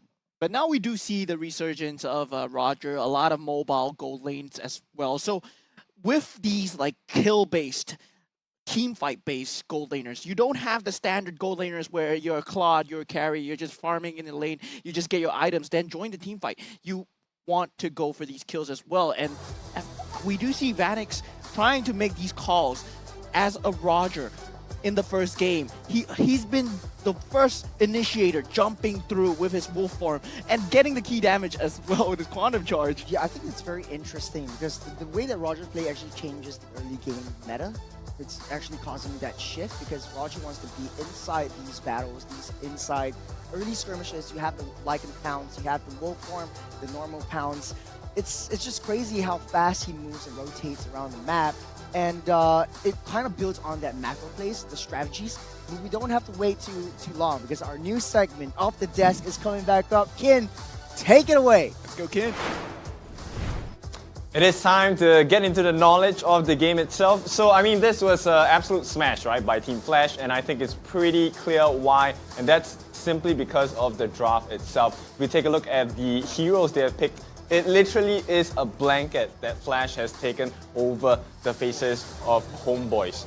So let's go through a little bit of what's going to happen here, right? They have a lot of different angles they can come in, and this is the benefit of the Loi coming in. You can see diversion already being put in. And the one person they sent over actually is Diablo. So let's take a look at the action here. Let's go straight into it. So that first movement, right, contains them, gets them into a perfect triangle. So this is the danger zone. This is where Homeboys will not be allowed to step into, right? So that is the first thing that you will notice when they execute this draft at the start of that first tier 3 turret. And once this lane is taken down, it is hard for Homeboys to recover because once the situation resets, all of a sudden you have a Mega Minion lane you have to deal with, and that's going to be really difficult to work your way through, especially when you're on the back foot in the match itself. Right, my fingers are not crisp enough, but here, that is going to be the depth of that turret itself. And later on, you will see how they have positioned themselves on the side of Team Flash. And I have to say, it is really spectacular, it's really clean, and they really make sense that this is an all-star team. Right, entry point given by Diablo with the Petrify as well allows Vanix to at least test the waters for a little bit. You see that he gets a little bit of damage onto Bougie as well as Vanocure here. And that is going to be the start of the downfall, at least for game 1. So instant entry for Vanix, he gets the kill as well. Vanocure cannot do anything to save his teammate. And right off the bat, that is 2 tier 3 turrets down already. And mind you, this is the first Lord of the game if I'm not wrong. And this is how clinical Team Flash is. And this is the formula they're using, right? So the moment Vanix gets the dive, they have the insurance policy on the back lines as well, right? You'll see that I've actually circled them on the back. There is a box at the back where JPL, as well as Hades and Curtizi, will be in charge of catching any stragglers that are coming into the back lines who are trying to get Vanix off of the map. And yeah, that's game one essentially. And you know what? We thought, you know what? Maybe it's just game one. And that could be something that Homeboys can recover from. And we'll see if they can perform a little better in the second game. But second game, let's be honest, it wasn't too much of a difference as well. Very big entry. Now, the difference in this draft is actually onto JPL itself. JPL, you'll see here, manages to catch 4 people with his Minoan Fury as well. It is also a huge shape he has created for the team in the team fights as well. Previously, it was a triangle. Now, I'm going to introduce some shapes to you guys as well. We're going to see a huge rectangle being built by JPL here. Entry point, Benedetta, Vernocure wants to come in as well. But that is not going to be a safe situation because one of the win conditions that they thought they had on the side of Homeboys was the Nether Realm by Bougie. But you realize the moment they have burned off this resource, it is the end of the game once they can't get the kills. To jump in, the big rectangular motion by the side of JPL, that's a huge catch. And mind you, this is a position that Mr. Golem, Mr. Harif here, being played by our Lord God Vanix, he hasn't even entered the fight yet, right? So that's one thing we have to be really concerned about. And when Vanix enters the fight, that's the end of it. And that essentially is the whole game of Homeboys. I think they did a really good job of trying to match up against Team Flash for today's games. But I think Team Flash, their synergy is just too strong at this point. So, I mean, granted, we are in week 1, game 2 of day 1. It is going to be a spicy one. A lot of lessons for the teams to learn. But I think overall, the message is really clear. If you want to clash, you have to make sure you don't touch Team Flash at this point. So that will be it for my segment. Hope you guys have enjoyed the game and the analysis. And now I have to throw this back to our beautiful Cheryl here. She will be taking us throughout the rest of the day as well. Back to you, Cheryl. Thank you, Teacher Kin, for that amazing analysis done on the game. Now, that was a very fast one, may I add. It seems like Team Flash had some sort of side quest to gain as much gold as humanly possible right here in the game. And right now, here, I have Diablo. You need to check your uniform before you say you're from which team. The letter a bit different this time. Yeah. I seen the interviews that you did with Jace, where you had to like take a double look. I'm Diablo from Flash. So that's really nice to see. Is this a switch that you anticipated? Not before last season, but like you mean to switch teams? It's something that I've thought about, but it's mostly after the end of last season. Yeah, so it's not a rush decision. I took quite a bit of time to think about it. Yeah. Right. So as a player, what was the main considerations before you did this jump? Yeah, was it you requested or they wanted, or tell us more?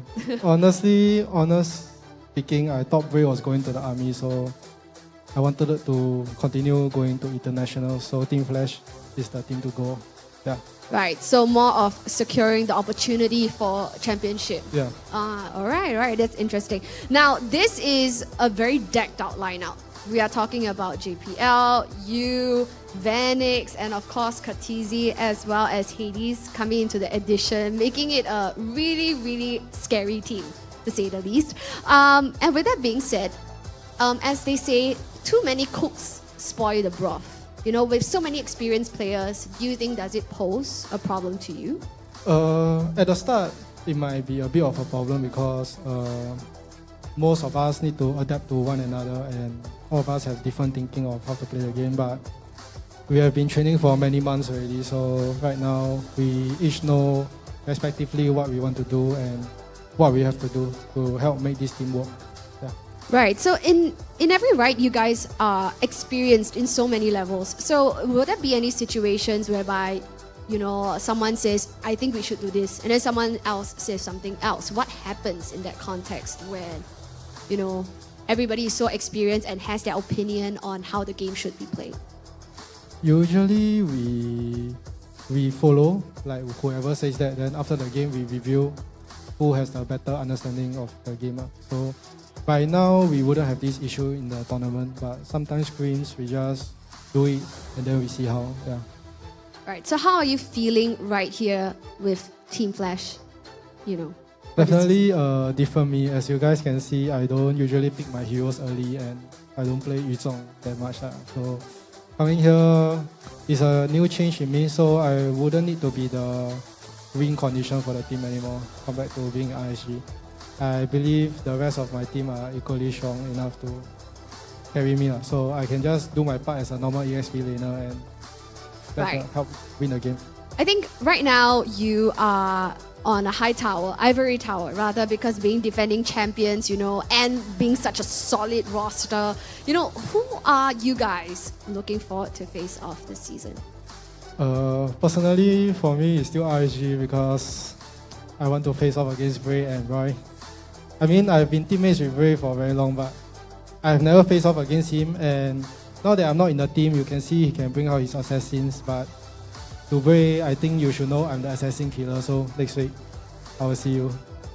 Oh, how the tides have turned. Once brothers in arm, now foes in the land of Dawn. Now, this is a very vastly different RSG. As I was talking to Bray earlier, I said that it was like a car, but the entire car got overhauled. It's just the shell of it that looks the same.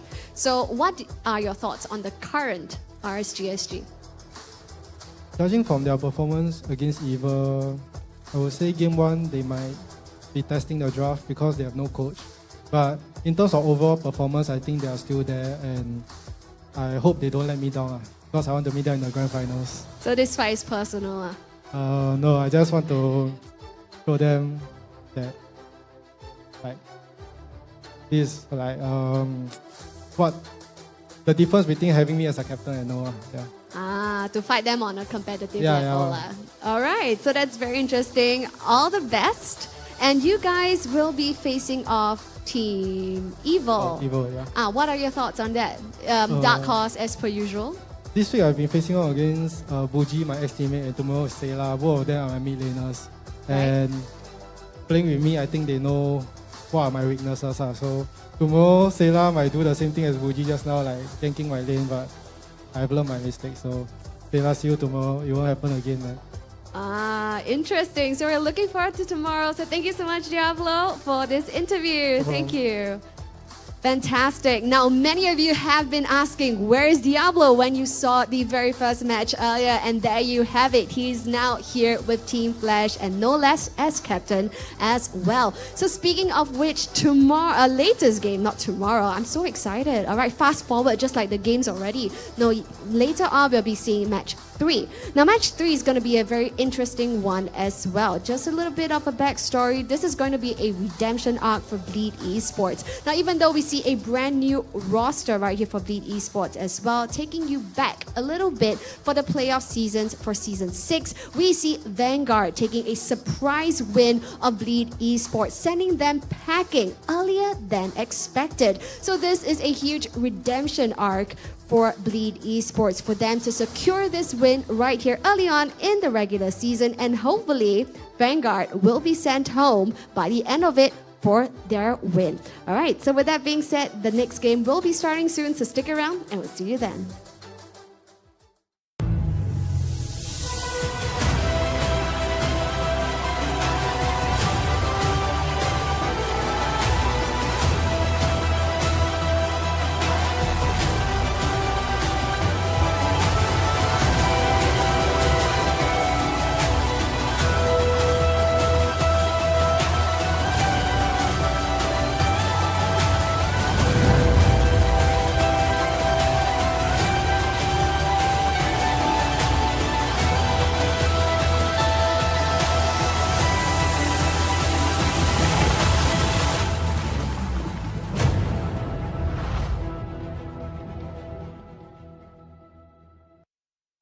I've never seen the face before. 应该是 Vanguard 的人。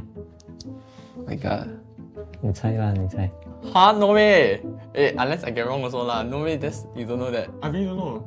Oh, I know this one. I know this one. I know this one. I know this one. I know this, bro. I know this guy. Huh? That's so familiar, bro. What's his name? You know or not? Okay. You think from which team first? Oh. Okay. Oh. You can do a shot also. Bro. Bro, what? Bro, that's Nick. He looks like Nick, bro. Yeah, it actually does. 2, 1. 3, 2, 1. Right. 3, 2, 1. Next day. Why you write? Okay, I forgot the name. I don't know the name, okay, but I know the person. Okay. Why so long? Next day. Oh, Nick the Great. 2, 1.这肯定有这个。 Who look like him? Who is this guy? What's that? Yeah, I think it's this guy. I think this one. CG, Sagi. I think this is Sagi. You know Kyo? He this, I don't know. Hey, baby photo, you never know. Yes. As a main player. In MPL before. Wait.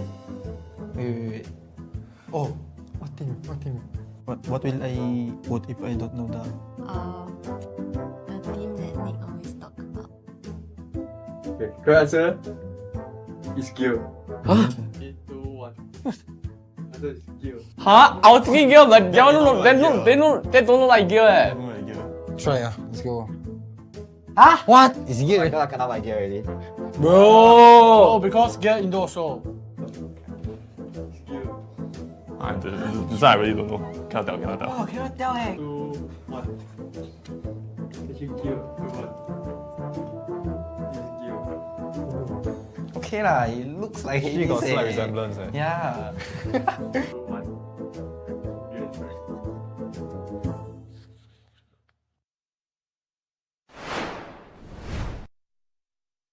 I mean, and let me play the goal in. Then we tried and it worked decently. And then after that, Flash asked me if I want to become the goal in for the team lah. Then I okay oh. Yeah. I don't. Now that I remembered that, I don't know why there's a gap in my memory, saying that I don't remember you in the gold lane. That was season 4 as a gold lane. Yeah, in playoff lah. But regular seasons, I was still playing jungle. That's right. Yeah. That's right. That's why. But why can't I remember you as a gold lane? Maybe because I was last place during season 4. Diablo, do you have any comment? I have no comments. I remember I literally wrote you off as the. How did it suddenly? What changed in you to suddenly become? Hey, you're the best gold lane. Like I completely forgot you as a gold lane. Oh. What was the difference? I think it's just cause last time is the marksman jungle meta, and then I always play the marksman. Then I know all the positioning and stuff lah. So I think goaling is suitable for me. Yeah, it's more comfortable and all. Yeah. Okay. How do you start as a pro player? I would say it's through scouting by teams before I joined but before I joined I was like any other ranked players out there, just playing my own game when I'm free, and then sometimes just feeling like like basically what people are doing right now. Just feeling good when I win ranked games, that's all. But from time to time I join small tournaments to get some experience, and that's where teams scouted me out for the first season of MPL SG, and I was looking forward to it. So I went for the trials, and initially I passed for the teams that I wanted to join. So yeah, here I am. Yeah. Okay. That's how I start. Then, if you have do you have something to say to players that would like to be like you? I would say just don't give up. Just continue striving for it. But end of the day, playing rank and coming to MPL is different. So even if you fail your first season here, just make sure you learn and just make sure you take back what's important if you do join MPL. Because the when you first come in, you understand how it feels like when to fight against teams with better experience that rank cannot give you. Yeah. Okay, both of you went to the world stage before, albeit a different team. Vanix, it's your first time debuting in a world stage. What's that feeling like? It feels great to represent Singapore and playing in a world stage. But then it's my first time also, so I faced a lot of challenge. Like I will get nervous and all, cause it's fighting the best teams among the region. Yeah, so I'll get nervous and yeah, but I still played quite okay. Who did you find the scariest to face when you go lane when you're playing international? Who's the scariest? You mean the goal laner? Goal laners, yep. I think Super Marco. Yeah, he was in my group in M5 and he's their team is the best lah. So I'm fighting the best goal laner in the world. So it's tough. Okay. So Diablo, when Vanix went to the world stage for the first time, were you watching? Yeah, I was. What do you think about his performance?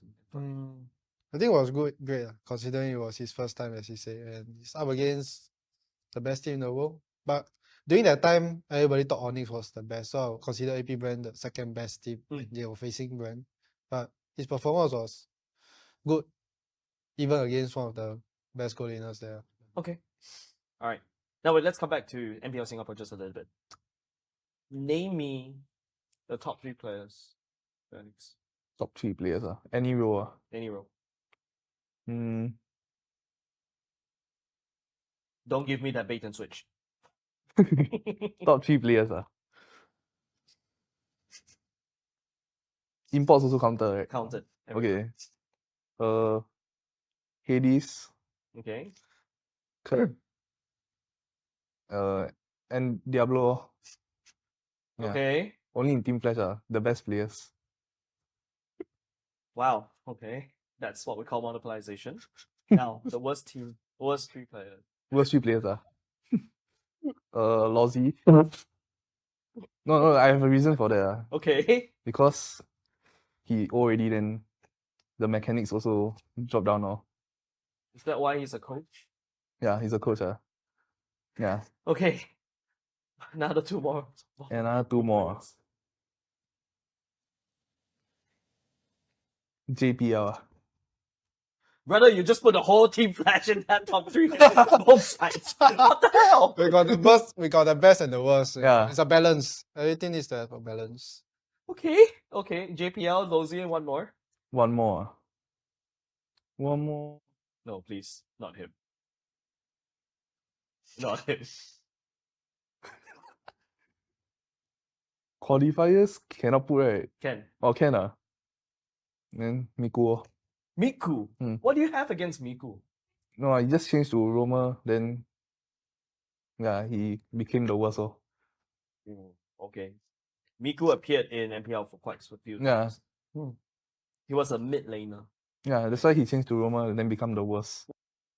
Now, Diablo, your turn. Top 3 players. 3 players. Agree with Vanix list, but Vanix changed to me. But me changed to Vanix. Okay. Vanix, Kurt, and Hades. Yeah. Okay. Bottom 3 players? Is it the Bottom same? 3.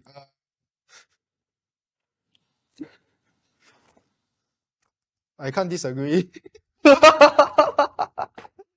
But do you have more? More. Let me think.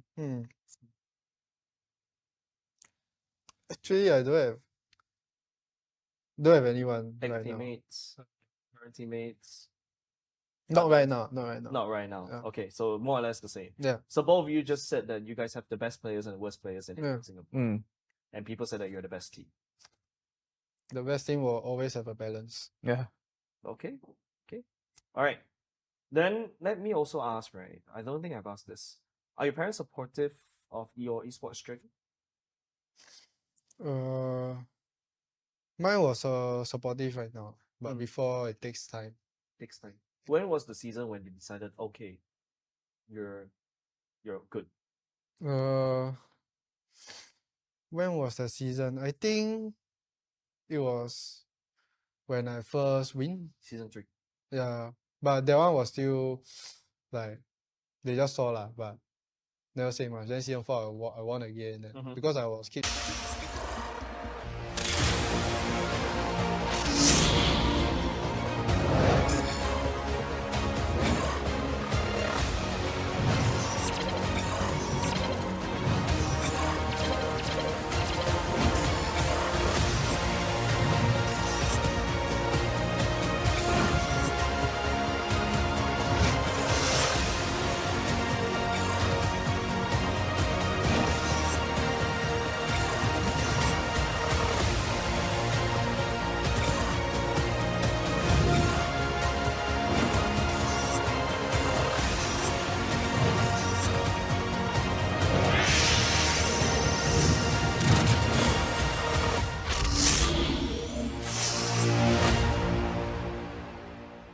OSIM.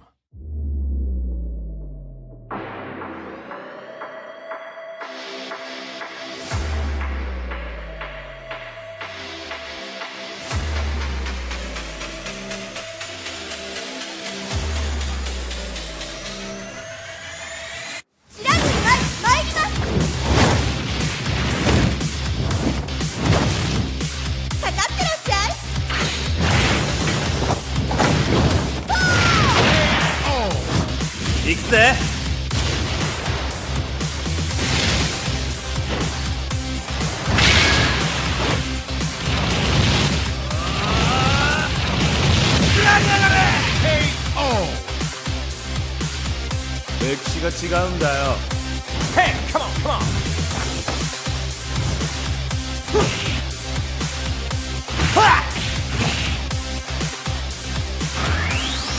Okay. Power Gazer.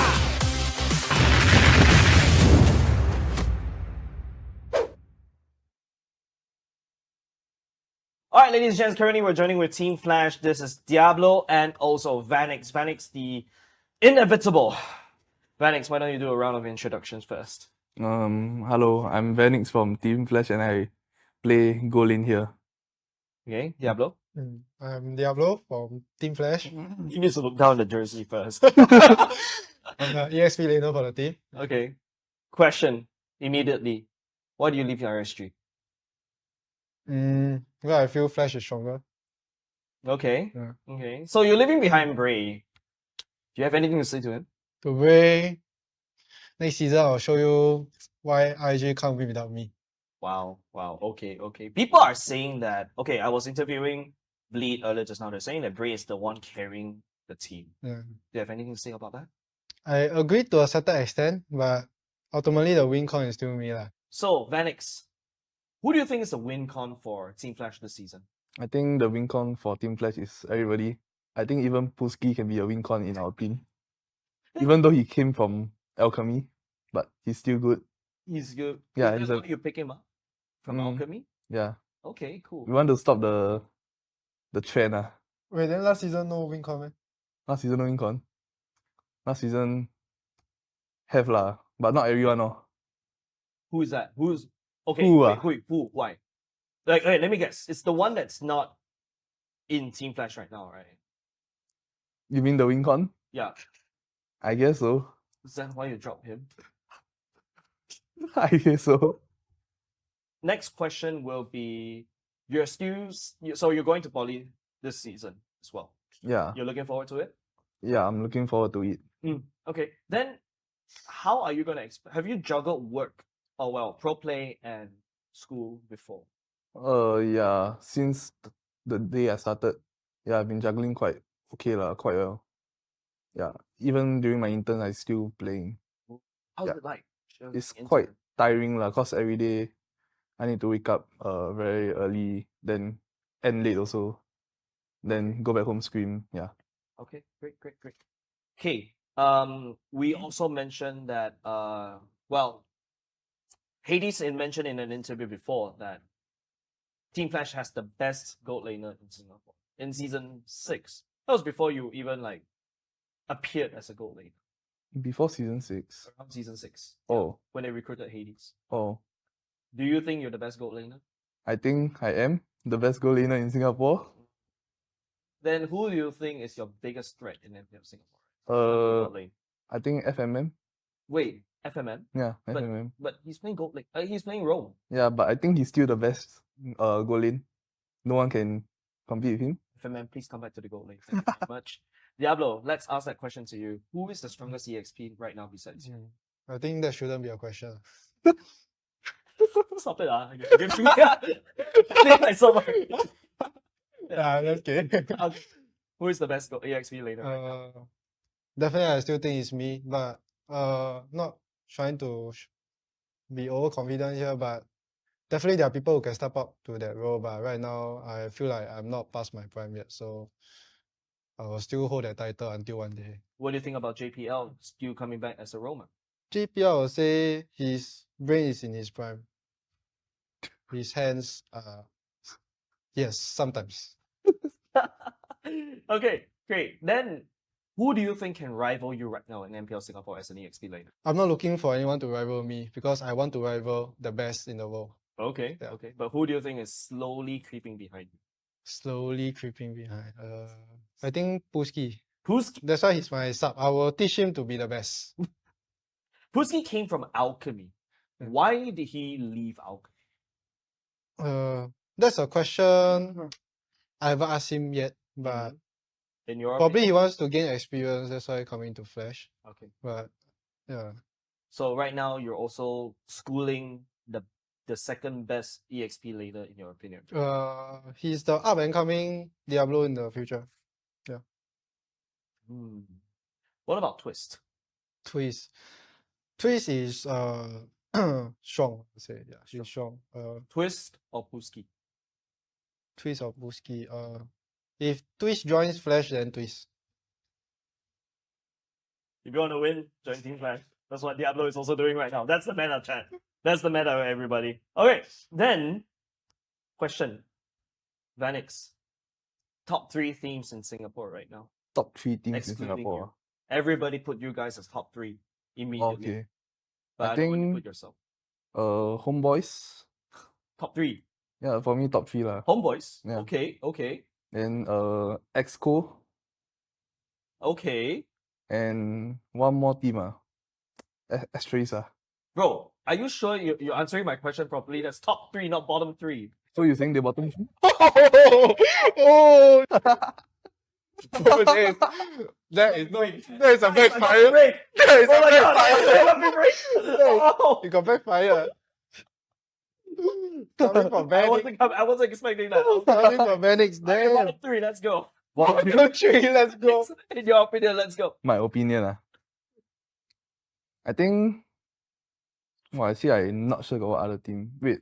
Okay, let me ask you that question once again. Okay. Let me switch it around instead of bottom 3 teams. Who do you think this season will get relegated? Whoa, relegated maybe RG. Wow. RSG. Maybe. Okay. One more? One more. Maybe Vanguard also. Vanguard. What? Do you have anything against Vanguard? Nothing. It's just they don't look strong. They don't look strong. Yeah, we ignored Vanguard in most of them. Why do you think they don't look strong? The goal laner Lakshan, right? Yeah. I don't think he's good at all. He used to be my teammate, but I don't think he's good. He's not good. Yeah, and then their imports, I don't know. I don't know any of them. Yikes. Okay. Because you guys imported the best in the Philippines right now. Yeah. Okay. Okay. Let me turn that question over to Diablo as well. Top 3 teams. Let's go. Top 3. I agree with Vanix list. I mean, they are looking pretty solid this season. He's not supposed to laugh, guys. This is a legitimate answer, you know. Okay. Homebois SG, EXCO, and Asteris, all champion material teams. You know, we're looking for the dark horses this season, and 3 of them are the dark horses. All right, let me ask that question again. So, Diablo, who do you think will be relegated this season? As much as I don't want to see this, but probably Bleed and RSG. Why is it Bleed and RSG? Because you gotta to rise to the top, you gotta start from the bottom. So I believe that's what they should do. Okay. Bleed was top 6 last season. RSG is top 2. Do you think Bleed with this change of roster is stronger or weaker? Definitely.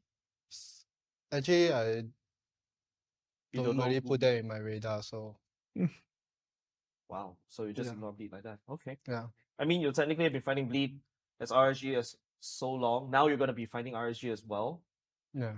I'm looking forward to fight RSG. Okay. Yeah. because you want to be known as the WinCon of RSG. Actually, no. Okay. Truth to be told, I just want to fight Bray. Yeah. This is your first time going up against Bleed. Yeah, I've never fought him before, Okay. so I'm looking forward to it. How do you start, Vanix? How do you start being a pro player? How did I start? Hmm. I think it was when Zion first formed. Then, one of the members there asked me if I'm interested to play lah. Then I went for trials, and then Potato was my coach that time. Then you were playing as a jungler back in Zion. Yeah. You disappeared for one season or two, I think. No, I didn't disappear. Okay, never mind. Then, so what made you change into a gold laner? I think it was season 4 where I played goalie in the playoff. I think because we were doing very badly, and yeah, then we decided to let Potato come in and let me play the goal in. Then we tried and it worked decently. And then after that, Flash asked me if I want to become the goal in for the team lah. Then I okay oh. Yeah. I don't. Now that I remembered that, I don't know why there's a gap in my memory saying that I don't remember you in a gold lane. That was season 4 as a gold lane. Yeah, in playoff lah, but regular seasons I was still playing jungle. That's right. Yeah. That's right. That's why. But why can't I remember you as a gold lane? Maybe because I was last place during season 4.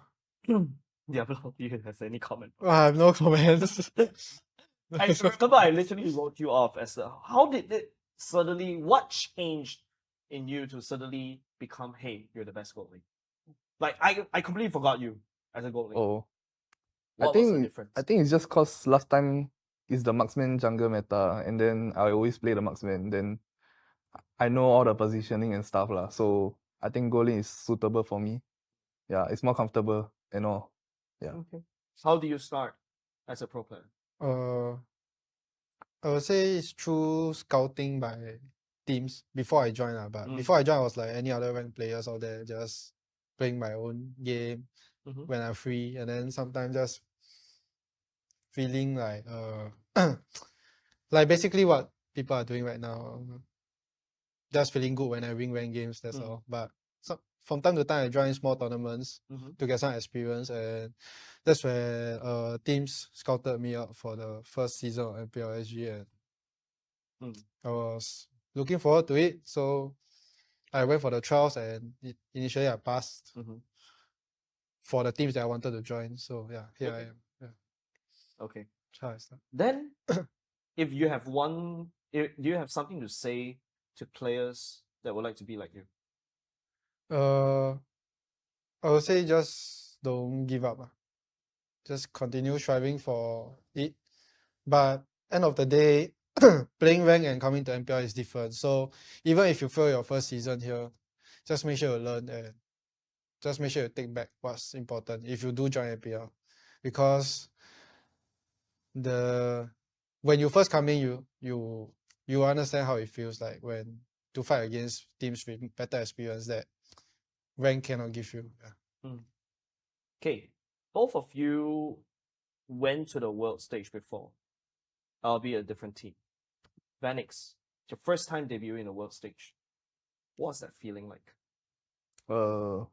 It feels great to represent Singapore and playing in a world stage. But then it's my first time also, so I faced a lot of challenges. Like I will get nervous and all, cause it's fighting the best teams among the region. Yeah, so I'll get nervous and yeah, but I still played quite okay. Who did you find the scariest to face in gold lane when you're playing international? Who's the scariest? You mean the goal laner? Gold laners, yep. I think Super Marco. Yeah, he was in my group in M5 and he's their team is the best lah, so I'm fighting the best goal.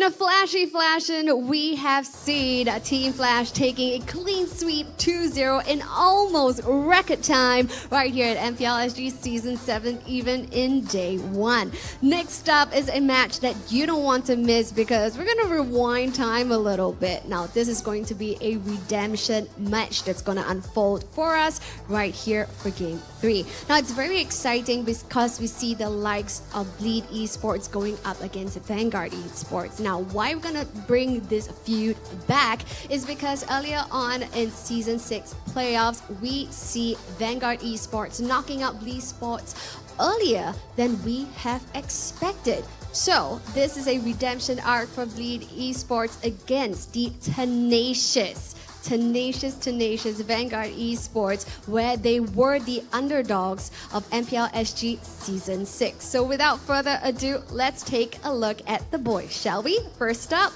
Bleed Esports.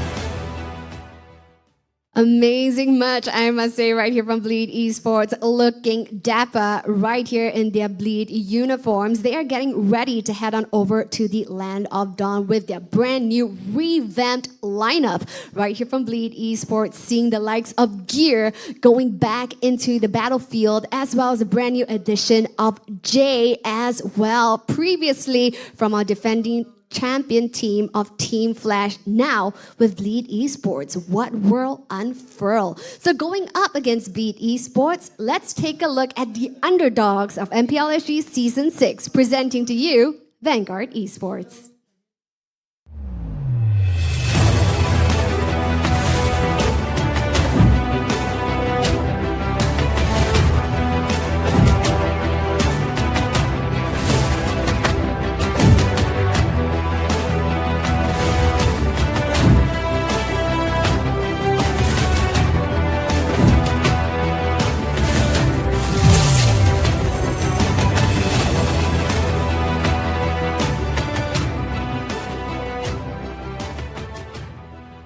The boys are definitely pumped as they're putting on their headsets, ready to head on over to the Land of Dawn. Now, it is no wonder they are pumped because they had a fantastic run over in MPL SG Season 6 previously that definitely, gave a good word to all of their naysayers previously and got all of our eyes on Vanguard Esports. But now, with the departure of Slowly, which was previously their ace of Vanguard Esports, will they be able to take this win from this series itself? So without further ado, I'm going to hand my time over to our amazing casters. Take it away, Teacher Kin, as well as Moment and Kwasong. Take it away, guys. Yes, welcome back. It is time for another lesson here. Apparently, I am known as Teacher Kin now. Yes, it is your favorite kind of tofu, Kindofu, here with my co-casters, Moman, as well as our new Kwasong.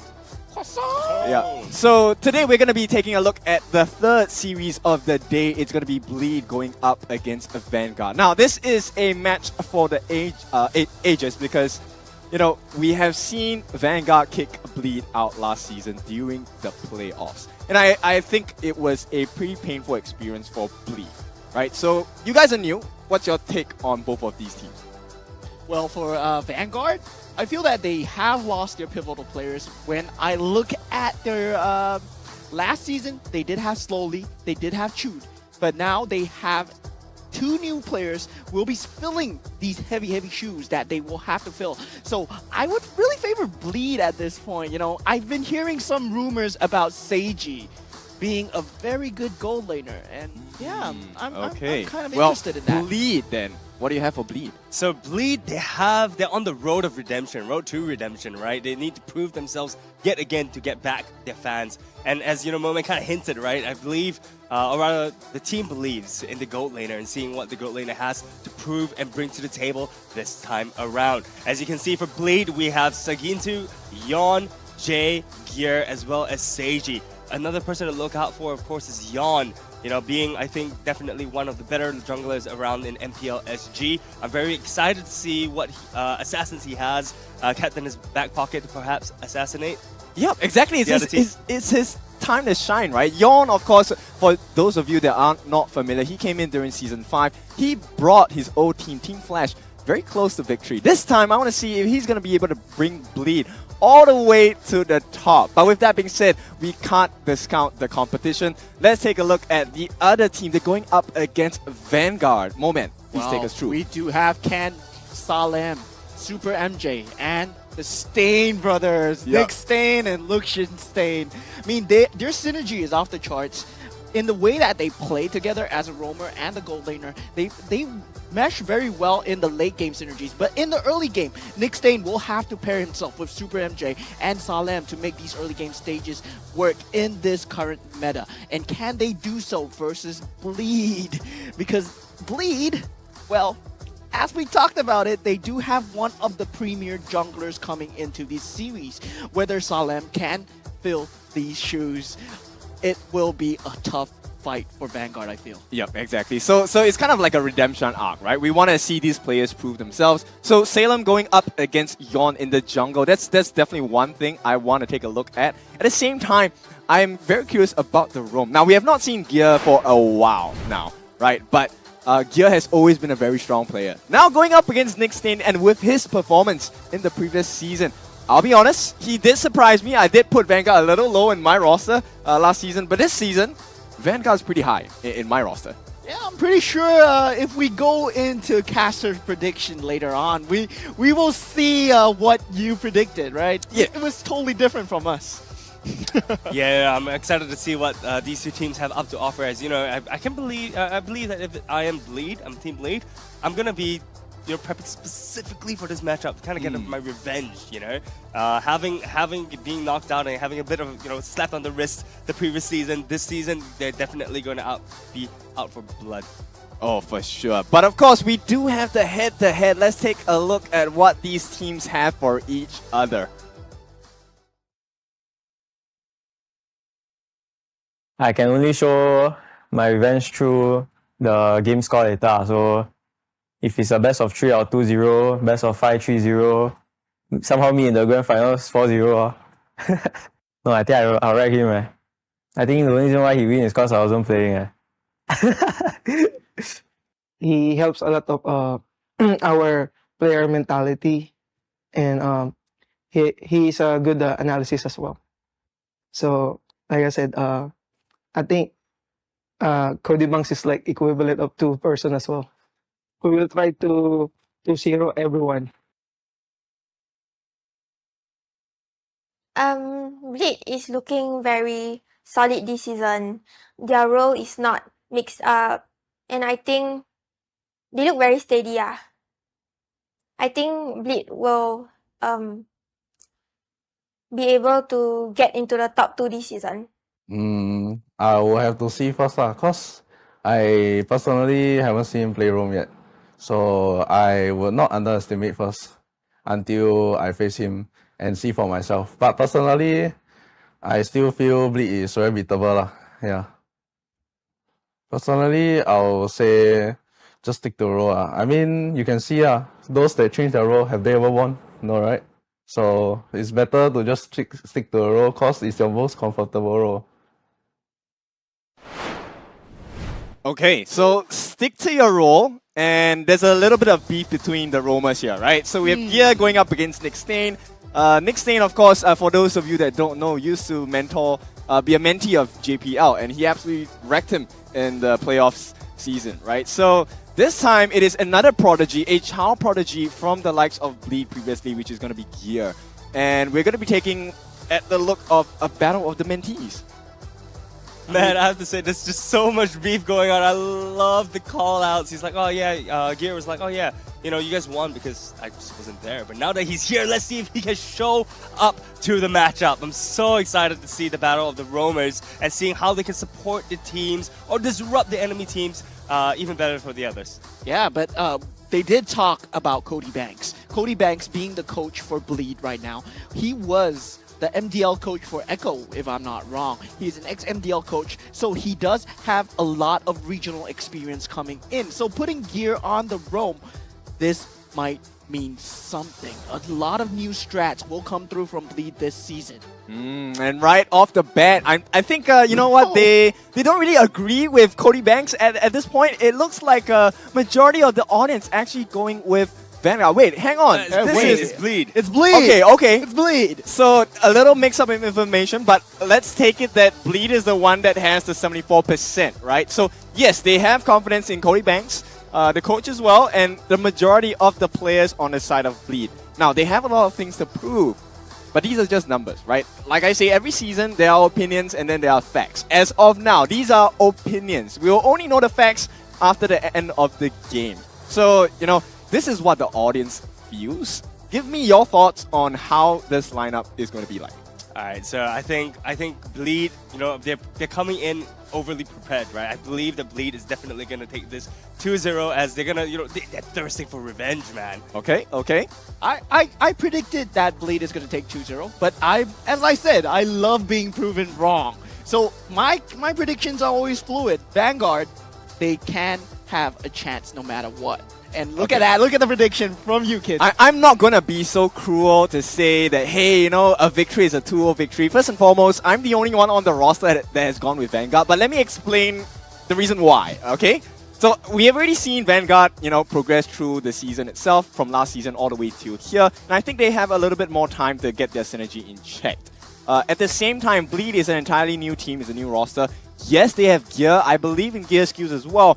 But is he going to be strong enough to carry what we would deem as so-called unknowns at this point? Because this is the actual trial by fire, right? They have not been on the stage yet. This is the first time they're playing in this environment, live in front of audiences as well. And that's a very different kind of battlefield experience. That's true. Playing live, you know, we used to say that there's always a live buff, right? Yeah, or yeah. it could be a detriment. You know, if they're not used to playing in front of players, nerves may get the better of them. So it'd be really interesting to see whether Bleed can calm themselves down, right, pace themselves slowly, and play their game. If Bleed is able to do that, I reckon Bleed definitely has the advantage. But you're right, Vanguard has experience playing with each other, and I think that's very, very important as well.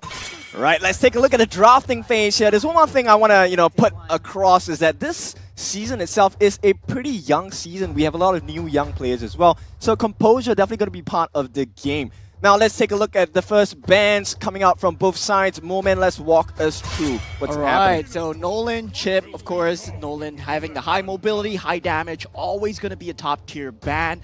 And together with Minotaur from the side of Bleed. So Minotaur, we've seen it time and time again in games. JPL handling it just now. Minoan Fury, very good at counter-engaging, very good at initiation as well. So much crowd control. And with Chip, I mean, what do you feel about Chip, Croissant? Yeah, I think Chip, you know, if played as a 5-stack, is such an important roaming hero, right? Chip is able to just bring team fights to you, and he's the only one, okay, well, besides Loyi a little bit, but he's the only one that can bring people from all across the map to him, and Chip is such an essential, pivotal key character, hero in, you know, in these kind of games. So Chip ban is definitely well thought of. Yeah. And you know, I think what is also interesting to note as well is that, you know, both roamers are, you know, being kind of put on a pedestal right now. We can see the respect bans coming on both sides. Nick Stain and Gear, of course, they're head-to-head. It's going to be very important in getting these early advantages for their team. And you see the Matilda already being banned. Loyi being the second ban, being the third ban from the side of Bleed. Well, we do know that Harif is still in the pool. So whether the Harif ban will be coming out from the side of Vanguard.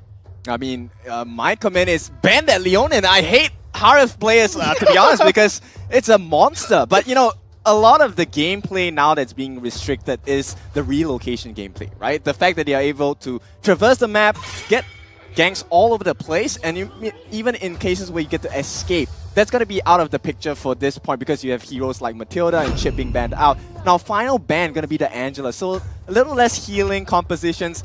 And Bleed, of course, if you let the Harif through, he's going to snap it all up. Bleed going to have their hands on Harif.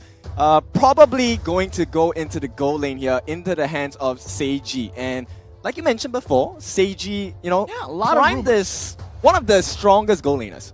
Yeah, a lot of rumors saying that he is from the MDL region of the Philippines as well. So a lot of people have been saying Harif is, Seiji is an extremely strong gold laner. He is like a Vanix. Yeah, so it's going to be really, really interesting to see how he operates it, how he handles the gold laners coming into this main stage in MPL SG. And the next two picks that we see from Vanguard, Fredrin, have been banned all day. Fredrin is finally through. We get to see a Fredrin play, and I'm so excited to see what Salem can do on the Fredrin. Nathan, a really solid pick as well, super good for team fighting, and it accelerates in the late game. Nathan, when positioned rightly, just will shred through everyone, and just this duo right now without anyone else, perfect, right? You have a really wide range taunt, and then you have the Nathan to clean up. But for Bleed, there is a Roger still available to be picked up, so they do pick the Arlet. We did see the Roger having a great time against Jace's early on in today, so Nathan can be handled in terms of laning stages, but whether or not they pick it is another issue. Oh, they do go for the Vexana. All right, so let's take a look at the the synergies coming out from the draft itself. Fredrin and Natan is a very beautiful combo that teams love. Because of the energy eruption coming out from the Fredrin, he will be able to control the members on the side of Bleed. But once again, this is countered by the fact that they have an Arlet who's going to be played by Gear. So they have two people who are extremely mobile. You have the Arlet and the Harif as well. Seiji and Gear, I'm pretty sure these are very comfort hero picks for them as well. With the Chrono Dash, it's pretty hard because with the cooldown of the Zaman Falls as well, he will be able to chunk down heroes on the side of Vanguard pretty quickly. And Fredrin only has access to his energy eruption once in a while. So he's going to have a perfect catch. And with the addition of Jay being on his Vexana, I think as of now, it is a pretty tough job for Vanguard to take team fights. Yeah, I mean, it was between the Valentina or the Faramis, and they picked up the Valentina. So very, very nice pick from the side of Vanguard. But I always like to say, Vexana, you require a lot of frontliners to make it work. You need a lot of peel away from the Vexana so that she can stand in the back line, she can deal the damage. And Bleed still does not have that. I want to ask, why do you guys think that Vanguard put such a priority on Valentina right now? Right, we see Valentina usually being picked into the Faramis, right? But against the Vexana right now, Oni, is it worth it to pick Valentina? Oh, absolutely worth it, because at this point you have the Eternal Guard that can be stolen from the Vexana. You also have the Final Slash being to be available to be stolen from the Arlet as well. So not only that, Valentina on her own, she already has the Shadow Strike as well as the Arcane Shade combination, which will terrify the opponents. So it really is a setting up for the Fredrin to get the energy eruption. And all you're doing is really just buying time for Natan. All he needs to get is the interference into Entropy, and it's game over for Bleed, right? So that's what Bleed wants to avoid. They need someone who's not only tanky, but able to give a little bit more control, because if everything falls onto the Death Grasp as well as the Final Slash, it is a bit of a risk because those cooldowns are pretty long. I have to say, though, it's really interesting in terms of the bans coming out from Vanguard right now. They've opted to ban out the Assassins. So they think that Bleed is opting to play Assassins instead of a tanky frontline. It's I'm not sure if it's the right call, but it's definitely an interesting one. Yep, it is for sure, because Yawn, as we all know, is one of the scary junglers of the new generation, right? So definitely smart move to try and get rid of, Assassins like the Ling, who has been buffed, as well as the Fanny. We have already seen Yawn's Fanny in Season 5. Not something that Vanguard would like to entertain at this point. And it's really more about the control coming out from the side of Bleed that they want to get rid of. So no Grok, no Kaja, so there is no Wild Charge as well as the Divine Judgment here. Now, interestingly, I want to see what does Yawn have his hands on for the rest of this game. Barat is still in the pool, Boxer is still in the pool. So, I mean, these two have been the previous meta, They have been the tanky junglers that have always been picked. But whether or not he goes for this assassin lineup, assassin meta, that we have been talking about right now, I don't think so, because Vexana, you require a frontliner, and okay, we do see the Paquito picked up, but for the jungler of choice for Yon, what do we have? Yeah. We have the Barats. Yeah. Okay, so this is kind of new, right? We are very used to Yon playing the assassin heroes. This time he will have his hands on the Barats as well. It could be a switch as well. We could see a Paquito onto that jungling role. But I think at this point it is going to be Sagitno taking up the Paquito, leaving Ken with the last pick for the team on the side of Vanguard. Now, I really like the synergy of both teams. You can see the tankiness coming out from Bleed. But not only that, they are extremely mobile as well. Paquito, one of the absolute counters to the CC in the late game. I mean, the burst coming out from Paquito is going to destroy that front line of Vanguard. And a Kufra pick with the roam fill at the last moment will be the choice for Vanguard here. Valentina, as you said before, a very good plethora of ultimates to steal. I want to add that Zaman's Force would be a very good ultimate to steal as well, to counteract the team fight of the Zaman's Force if you want to disengage, especially if they picked up a CC, because CC and Nathan, they want to play as an individual unit as much as possible. You know, it's so interesting. I want to talk about the Kufra pick a little bit, right? So we talked about how Bleed side has so much mobility. Kufra is such a good counter pick because his ball stops them in their tracks. This is such a smart counter pick coming out from Nick Stain, and I think Kufra is going to do so much legroom in this match. Yep. Early game pretty even from both sides, right? We have a very strong early game coming out from Jay on the Vexana. Not as strong for the side of Super MJ, but he will scale pretty hard as well into the mid stages of the game. So we'll see. Now, this is going to be decided on the fate of the Roamers. They are going to influence this game pretty much. So welcome to game one between Bleed and Vanguard. Who is going to have the first step in this game? So you see some pretty standard start coming out from both sides of the map. Bleed is Barats is just gonna do a standard clear of purple into orange. No shenanigans, no sneaky picks off in the early game, and I think this is quite a standard start from both sides of the field.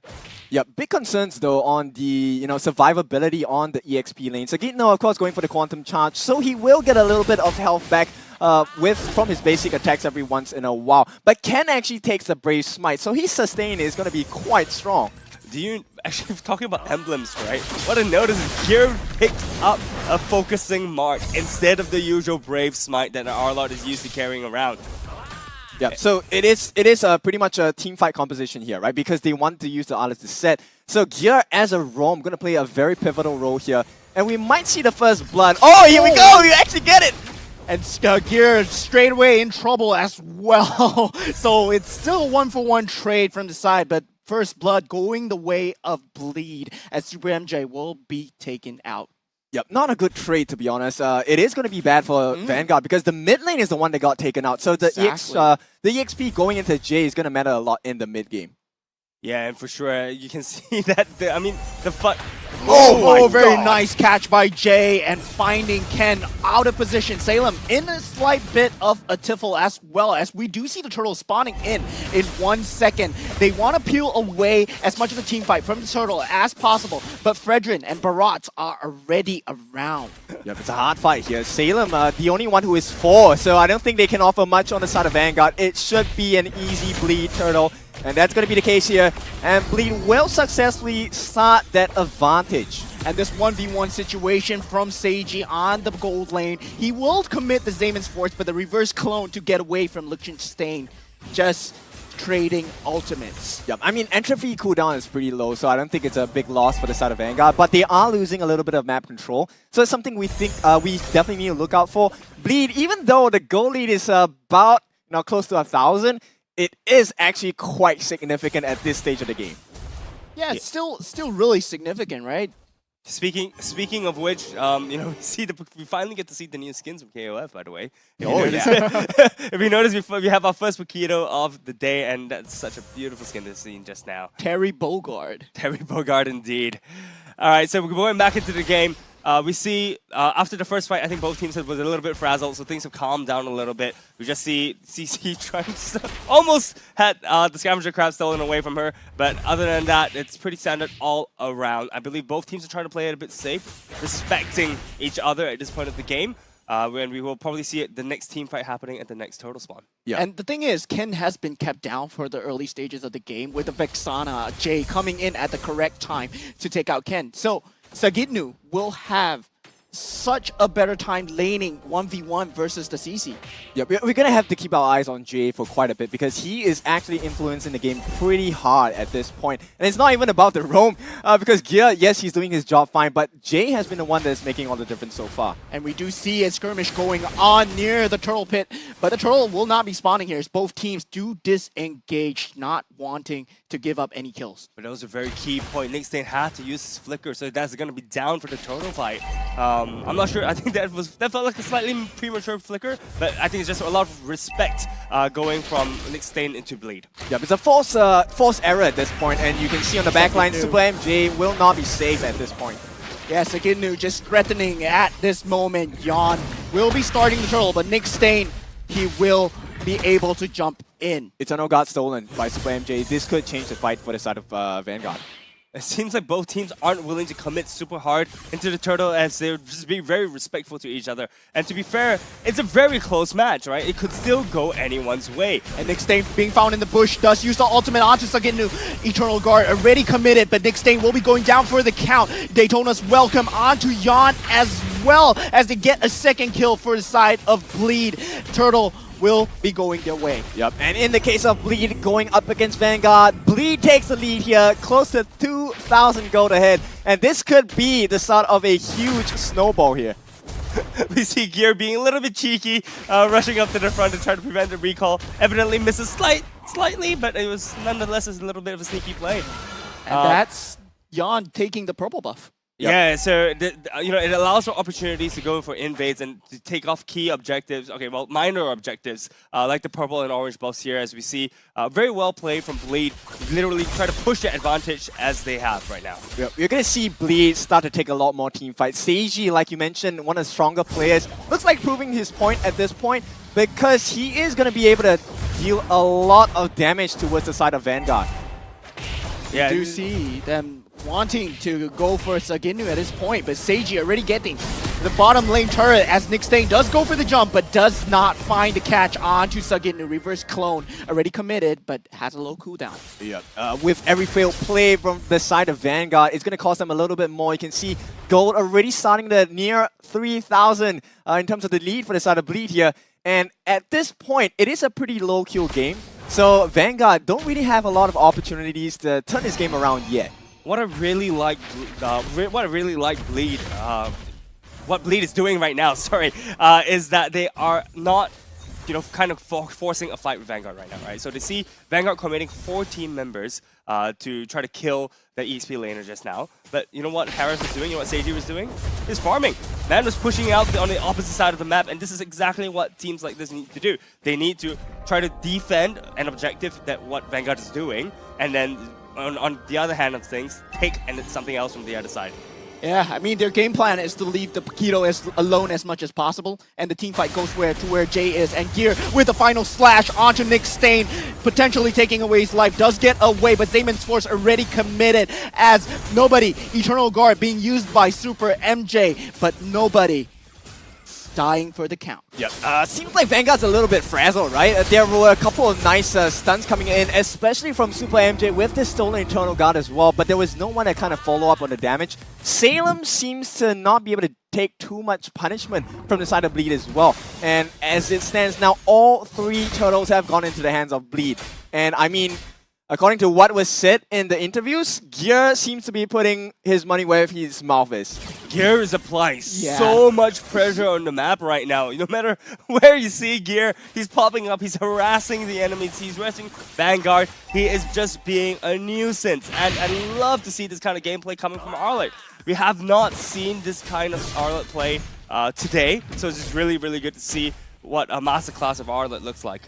Yep, exactly. And Vanguard now, they have quite a few problems to fix as well. In the team fights as well, you have to care about Mr. Seiji being played playing that Harif, right? At the same time, you have to be very careful of the Eternal Guard and the final slash. So there's 3 people you have to look out for at minimum on the side of Vanguard. Not only are they underfarmed, they are losing team fights as well. I love what Bleed is doing. Look at Gear. Gear is just shadowing Seiji, right? If you noticed earlier, Seiji was just shoving the lane. Gear was hiding in the bush, right? So he's just always going to be that extra insurance policy to ensure that Seiji does not get caught out. Eyes on Gear though. He is primed for a perfect catch here. Eternal Guard being used onto Super MJ here, but no trades being found. Just Bleed. Just taking away the key objectives, which is the catch at the tower. top. I don't think Gear will be able to kill Ken though. Yep, the whole team is here to try and support that attempt here. It would have been great, but I think Seiji realizes not enough mana to play around with the Chrono Dash. So it would be a risk that is not worth taking at this point. Yon being really sneaky and stealing the orange burst from right under Vanguard's noses. This is just being so oppressive right now. And Yon is... Oh, reverse clone being used on the mid lane as final slash from Gear will not be able to save Jay.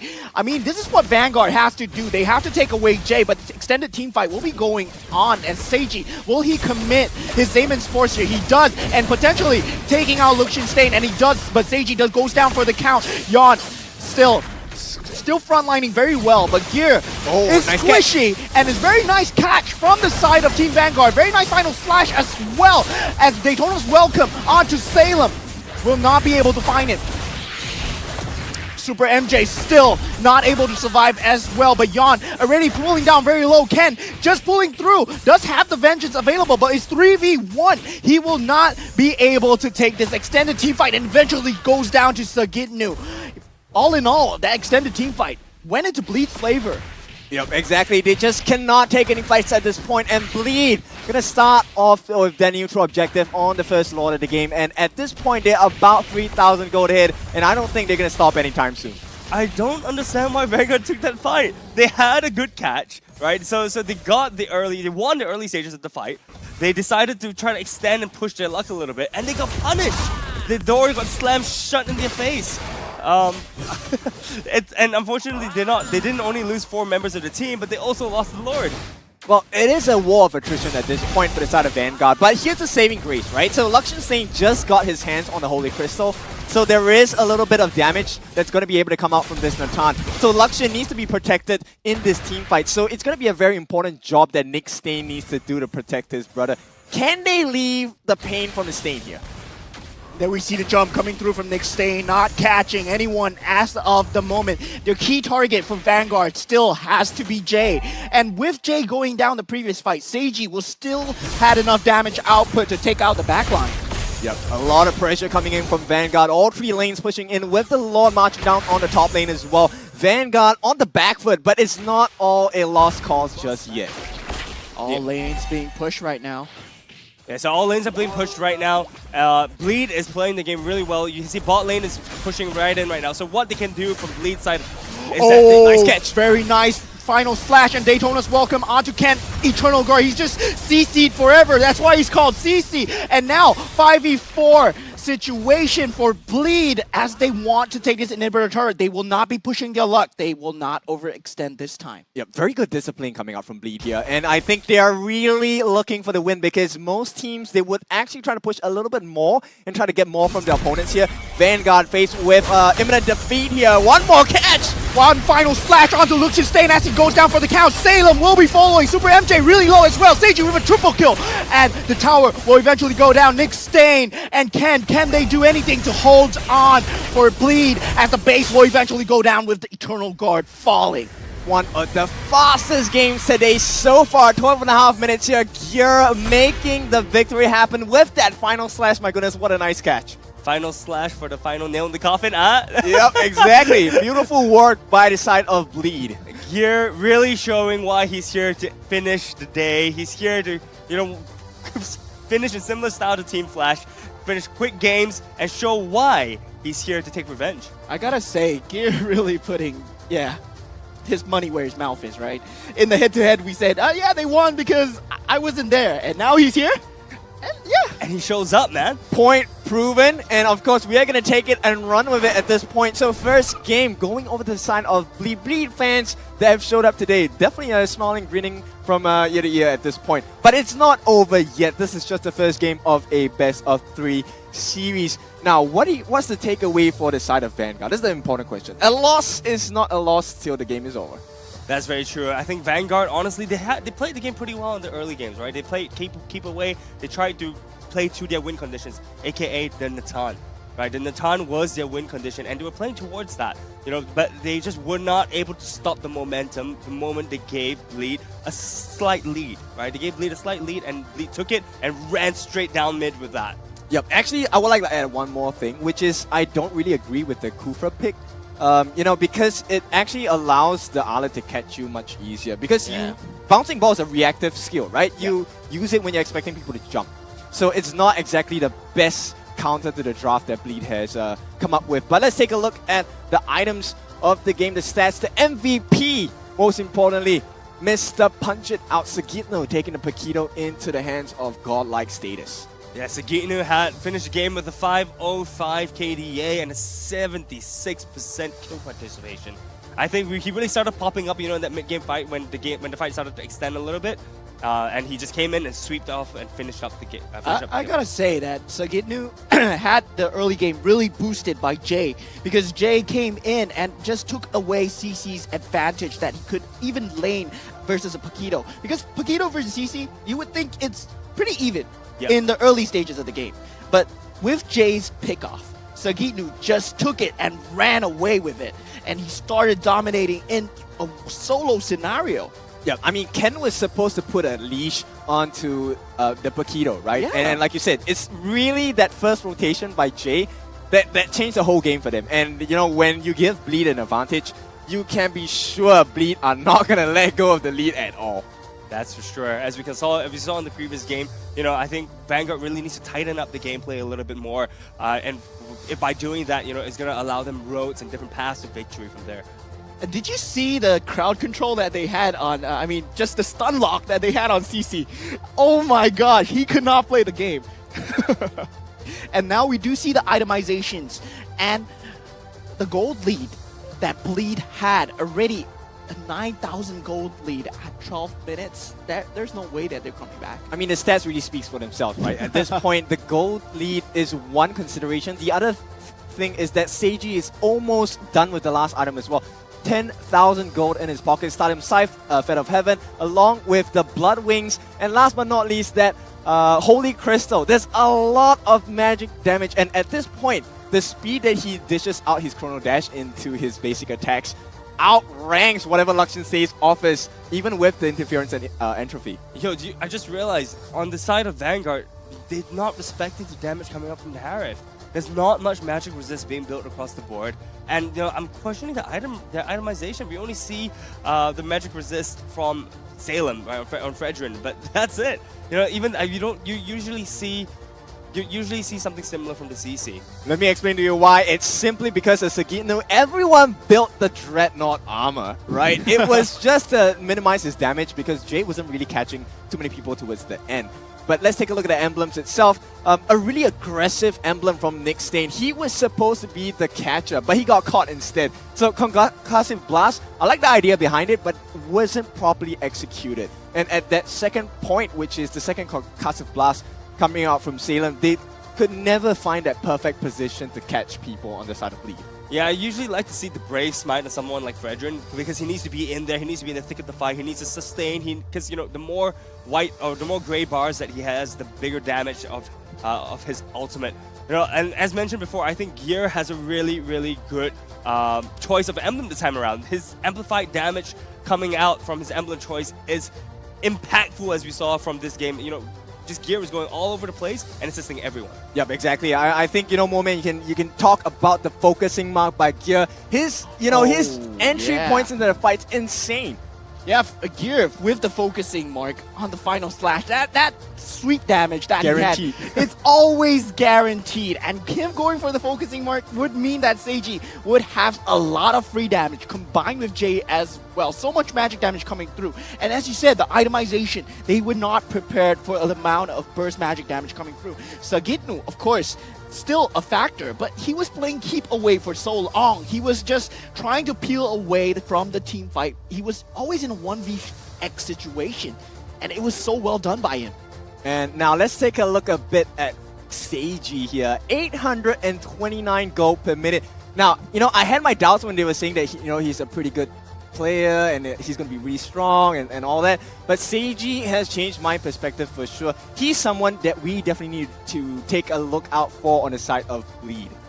And look at that gear, as we mentioned earlier, with a 90% kill participation. 8 assists. Oh, God. 8 assists. He was all over the place, and no one was there to stop him. I mean, Arlott unchecked is probably one of the scariest things, as that final slash can just move your whole team from one point to another. And one stat that I really want to talk about right here is Salem's teamfight participation compared to Nick Stain.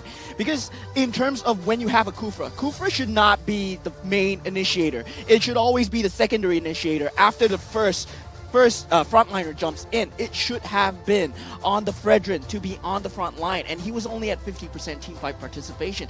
As I was looking throughout the entire game, I did not feel the impact from the Fredrin at all. He did not have a very good game to begin with. The combination is pretty hard to pull off because they needed someone to open the doors for them, right? It could be vice versa. It could be Nick jumping in. It could be Salem jumping in as well. But it was always destroyed by Gear. So I'm just going to remind everyone that Gear said that they lost because Gear wasn't there.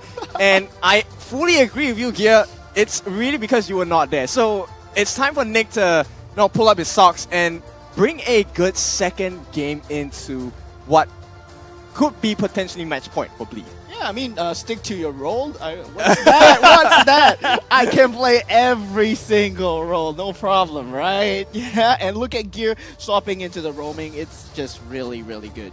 Yep, exactly. Now, we're going to be taking our next steps into the rest of the game as well. So we're going to have a very short message coming up on the screen really, really soon. Yeah, alright, so we know that gaming can get intense sometimes. However, Osim has got your back. The Uthrone V gaming massage chair is built to energize and reinvigorate your mind and body. Level up your performance with its patented V-hand massage technology and ergonomic features designed with the player's comfort in mind. Game in comfort and style with the Uthrone V Transformers Edition designs. And remember that Osim is here to provide support for your well-being, even though no one else supports your character in-game. Sounds a bit like the rank game that I have. Wait a minute. Wait a minute. Osim just got our rank gaming adventures. Exactly. Yeah, exactly dude. I feel targeted, man. Yeah, it's like no one supports me in game. Yeah, most of the time. Well, I guess you can tell that we are pretty much solo queue players here. We don't really form up teams when we play. But of course, with that being said, it is support that you need and it's support that you will get. Awesome chairs. Now, for those of you that love the Transformers series, please go and get that. But now we have the new black ones. I really like the color of this. Darker, sleeker, and much more functional because black releases heat and captures heat a little bit faster as well. Yeah, it's very good for lumbar support as well. You were showing off the pillow, right? Yeah, that pillow is really nice. I've been sitting on it all day, and I've been casting well rested. Yeah, well, but this is the highlight of our day, the chair. This time, it's time to see the highlights of the game. Well, we do have the early game pick onto Gear. Not too important, as they did take out Super MJ on the first blood. And Jay, with this kill onto Nick Stain here, would solo them into Salem going down as well. And in this next clip, we see Gear does go down, but Sagitnu with the counter engage, getting a double kill as well. And look at this lockdown onto Ken with the Eternal Guard as well. And finally, a triple kill from the side of Seiji as he has enough farm to just go ham. Yep, exactly. It really is a combination, right? If you take a look at the team fights itself, Nick Stain is always separated from Salem. They couldn't pull off the combination to get that, insta lockdown and continue lockdown onto the members on the side of Bleed, and they crumble because Seiji was just so far ahead. Yeah, I really like the idea, but I didn't quite like the execution. Yeah, it's tough, right? I mean, this is the professional league, so you can theorize things, but practice is kind of different. For sure. Gear was just playing keep away, right? The final slash, it just caught everybody off guard.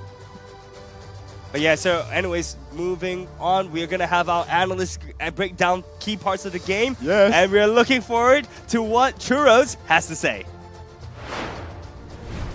What's going on, guys? It's Professor Churros here instead, not Churros anymore, bring you another breakdown off the desk. So I know a lot of you guys, I've been doing my analysis, I've been watching the game up here, but a lot of you have been raving about the Paquito and how Sagitnu was able to overturn that one matchup, that overturned the momentum of the game toward Bleed's favor. So we'll be able to look at Paquito and how he moves around the map, trying to find that flank, because there was two ways he was about to play this. The first was he was somewhere around this map area, but he was able to jump straight in to the fray and try to get that fight onto Paquito. So let's just roll this and see how this plays out.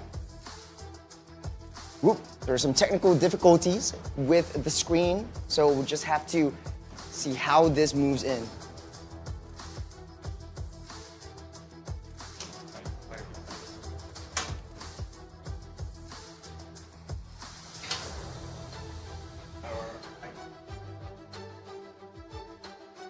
Okay, so I think there's a little bit of technical difficulties on that. So we will skip the analyst portion for a little bit while we fix up what we wanted to say for that first game itself. But now, second game of the day. Match point for Bleed and potential tie for the side of Vanguard. What are we feeling about the match so far? Vanguard, they do have a very big uphill battle. Now that they've seen Gear's skill potential, Gear's mechanics when it comes down to roaming, they know that they will have a very big battle to fight, especially if Nick Stain cannot go up against Gear. That means they've lost all advantages that they probably could have had. I want to make a comment in saying that, you know, I wonder if strategy that Vanguard is going to employ is to just focus out Gear, right? If they remove Gear's options, I wonder if Gear can be unlocked, so to say. But the thing is, like, I feel that Gear, even though he had a lot of very nice final slashes, there was a lot of fallback. The way that Jay played to get the EXP lane advantage for Sagitnu, and Sagitnu, how he took the mechanic of having that advantage and rolled with it.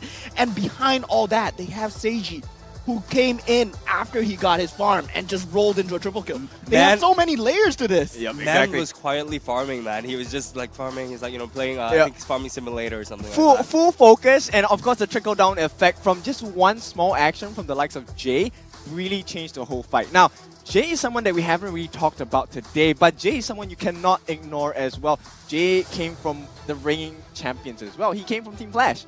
So it looks like the championship aura has kind of rubbed off his experience and translated it into the gameplay for the side of Bleed. So I mean, it may be a little bit too far to call it, but maybe Bleed as potential champions? I don't know.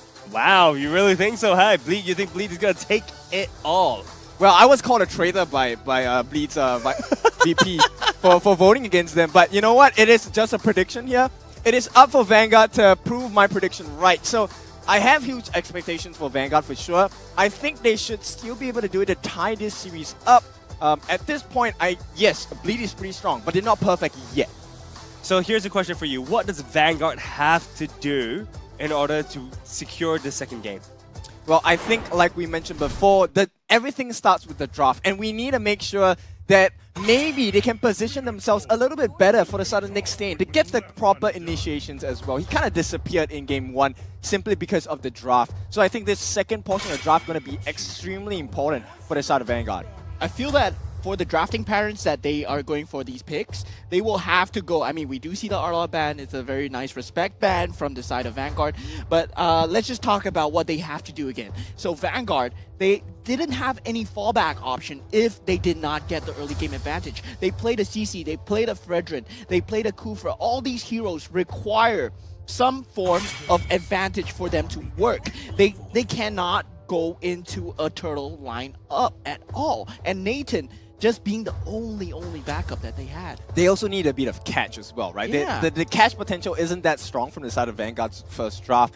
So I'm hoping they are able to get a little bit more catch. It could be with a Franco, although I don't think a Franco is a good pick at this point. But yeah, Franco, you know, anyone. Alet would be good, but Alet's banned now. So anyone with, Ruby, with a good catch, it could help to synergize the entire lineup of Vanguard. And look, right off the bat, we have the bans all focused on the Roam. Roam is being targeted, you know, with the Matilda banned out, with the Arlot being banned out, and the Minotaur being banned out as well. The following two bans, of course, we have Nolan being banned out as one of the premier junglers right now, and we have an Xborg. That's I feel that Xborg not being seen in the last game was blasphemy, because Xborg is extremely strong on the EXP lane. It's extremely strong on the jungle lane. It's good on a flex pick, sustainable, does so much damage. It should be a ban. It should be a pick. And I feel that just we didn't see it the last game at all, and I'm curious why. Yeah, I mean there's decent control as well from the fire sticks as well. But let's take a look at this. Barat's gonna be the first pick for the side of Vanguard, so we're gonna expect a couple of nice Daytona welcomes. But it also requires a setup. It's not that easy to land your ultimate as a Barat. So I'm wondering if Vanguard is going to go for something similar to like the Kaja maybe, you know, for the good Divine Judgment, drag straight into Barat's, Daytona's open mouth for this great Daytona's welcome as well, to, you know, continue picking off people like that. But on Bleed's side of things, they go straight for the Harith pick once again. Harith is not banned out, and we can see Bleed valuing the Harith so much. Harith being available would be one of the top few picks that you see from either team, and giving it to Seiji once again might just prove to be Vanguard's undoing and just may not even tie things up anymore. I mean, Harith is just dominant. You know what this is telling me? This is telling me that Vanguard is so confident in giving Seiji his Harith that they prioritize Barretts for Salem over picking up a Harith for you know, for Seiji. No, literally saying. And at this point, I mean, I still have to put trust in Rizden. Rizden is a great coach so far. So I think he's a really smart player and a coach as well. So I'm really curious to see what is his counter strategy going up against a Bleed Harith. Specifically, Seiji, who has performed so well in game 1. So the Lilia, you know, with Black Shoes, yes, you can kind of mitigate and take away a lot of the damage being offered by Bleed, but now you have the Valentina being picked up as well. Yeah, Valentina, I mean, not really a lot of ultimates to steal away from Vanguard as of yet, but it's still a very strong mid laner. Yep. You know, one of the things that's going to be very scary is if Jay steals up the Daytona's welcome or the Black Shoes as well, because that is a limiting tool for the side of Bleed. You either eat someone up so it becomes a 4v5, or you waste someone's resources to the point where it essentially becomes another 4v5 as well. So Jay once again playing a very pivotal role with the Valentina, not only with the IMU, but the Shadow Strike Arcane Shade combo with the Terrify as well. Not to mention, Valentina has a lot of mobility as well. We can't discount the fact that Jay was moving around the map on a low mobility hero like Vexana just now. So it's terrifying to think what he can do with the Valentina. Disgusting! Disgusting indeed. But we do see the Kaja still being in the pool, and now the eventually Kaja got banned out. Yeah, eventually being banned out. So Fanny will be the ban of choice from the Vanguard side. But we did see that Bleed, they were not going for this assassin jungle meta as of yet. And with the Barats being picked up, do you feel that they would still go for an assassin, or would they rather have a tank jungle? I think they are a little bit too squishy at this point, so the Barats probably needs to stay in this lineup as a jungler, because if not, they don't really have a point of entry as well. So once again, it's the same problem from the side of Vanguard, right? Where is the catch? Where is the person that sets up the entire team? And that's exactly what Bleed has identified. Bleed was like, yo, I think I'm missing some catch, but let's remove the Ministar, let's remove the Kaja. So what are you guys gonna pick? There's still Ruby in the pool that I feel that would be very good for the catch side of Vanguard. Yeah, but that could also be into the plans of the side of Bleed, because Harith will essentially melt down this Ruby in the late game. Sure, she has a lot of sustain, but Harith is a monster in the late game. I mean, even in the early game, once he hits level 2, he is essentially a early game monster already. Yeah, and the thing is that Ruby's just gonna explode, right? Ruby can only have good sustain if she can survive. If she can't survive the initial damage, then what's Ruby gonna do? She's just a body bag, right? But it's really interesting as well. I think we mentioned that, we need to mention that Bleed has kind of forced Vanguard into picking something like a potentially Franco. You know, you mentioned Franco being a pick that Vanguard may need to consider, and it seems like they've shoehorned Vanguard into picking something similar to that. It's looking a bit tough, in my opinion, here for the side of Vanguard here. Bleed gonna go with the Alpha for Yawn as well. Alpha, like you said, really strong jungler. We've already seen him being played in the first few series of the day as well. He offers true damage once his stacks land. And if you talk about Vanguard's lineup, like whether they have the lifeline to play with true damage, I don't think so, because Natan is pretty much gonna be melted like a hot knife through butter. The Spear of Alpha is absolutely gonna destroy this Natan. Yeah, but the thing is, I want to talk a bit about Vanguard's lineup, like the key pros of their lineup right now. Even though they don't have a lot of catch, they do now have a fallback plan. If anything goes wrong, if they fall on the back foot, they have a Lilia for wave clear and Nathan to farm up and deal damage later on. And they go for a Yuzong and Kufra once again. But this time, with a Yuzong, would things be much different? Because Yuzong is different from CC. Yuzong does want to go into the team fight as much as possible. It's going to be quite dependent on where they take the fights at this point, because Vanguard's lineup works the best if they're fighting in the jungle areas of the map because of Kufra's Tyrant's Revenge, right? But at this point, I don't think it's going to be that simple because Bleed can fight anywhere. And Gear picking the most mechanically heavy roam. That's his speciality, the Cho. Gear Cho, my god. Gear Cho. I am so excited to see where this is gonna be. I just want to quickly touch on a point on Vanguard's side of things. I think Vanguard is really looking at counter-engaging, actually. I think they're inviting Bleed into the welcome arms. They're like, hey, look, we don't want to take a fight, but you want to, so we're gonna let you come in, and then we're gonna do everything we can to stop you from winning this team fight. Well, first out of the game here, Super MJ probably gonna want to take a page out of Jay's book. If he can get that first rotation right, he could potentially put Vanguard early into the lead as well.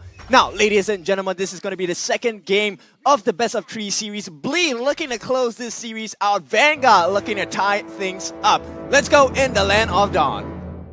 All right, so it seems like both teams are kind of just once again playing a little bit safely. Oh no, we do see a slight invade coming in from Nick Stain side of things, but he's not being supported by anyone else. So Nick Stain needs to be a little bit more careful to prevent getting, kind of pincer attacked by the side of Bleed. Yeah. So this first rotation, actually, with the information, they know that it's going to be a little bit safer for the gold lane, so Luxian can play a little bit more greedy at this point.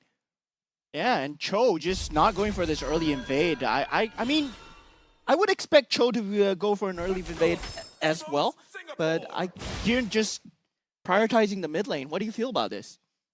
I think it's actually pretty smart, right? So look, I think here is playing safely. He identifies the win conditions coming out from Bleed side of things, and he decides to play it a little bit more safely. I agree with you. I think Cho is supposed to invade the jungle, supposed to be the annoying Thorn at the side of the enemy jungler, but as you can see right now, actually, that's exactly what he's doing. And the knock-up onto Gear at this moment, but both teams will be disengaging. Cho will manage to get the creep for Yawn, getting him to the level 4 early on into the game, but Sagitnu in a bit of trouble here as Ken does eventually get his passive off. Yeah, that's a silver lining for this side of Vanguard, right? But I'm struggling to kind of understand why. And Seiji already in a lot of trouble, but he does have the counter instinct. And Luxian Stain will be going down on the first blood. I mean, it wasn't going their way at all. Yeah, but Bleed, what a good start for them at this point. Not only did they get the first blood, mid lane essentially has been crushed. And Jay looks to be the better of the two mid laners. Ken getting caught once again. Yeah, look, I mean, Jay's roaming. I mean, Jay is a mid laner, but he's roaming so well. He's moving around the map as if he's being a second roam. And that can be super annoying for someone like Yuzong, He has some... Oh, big fight here!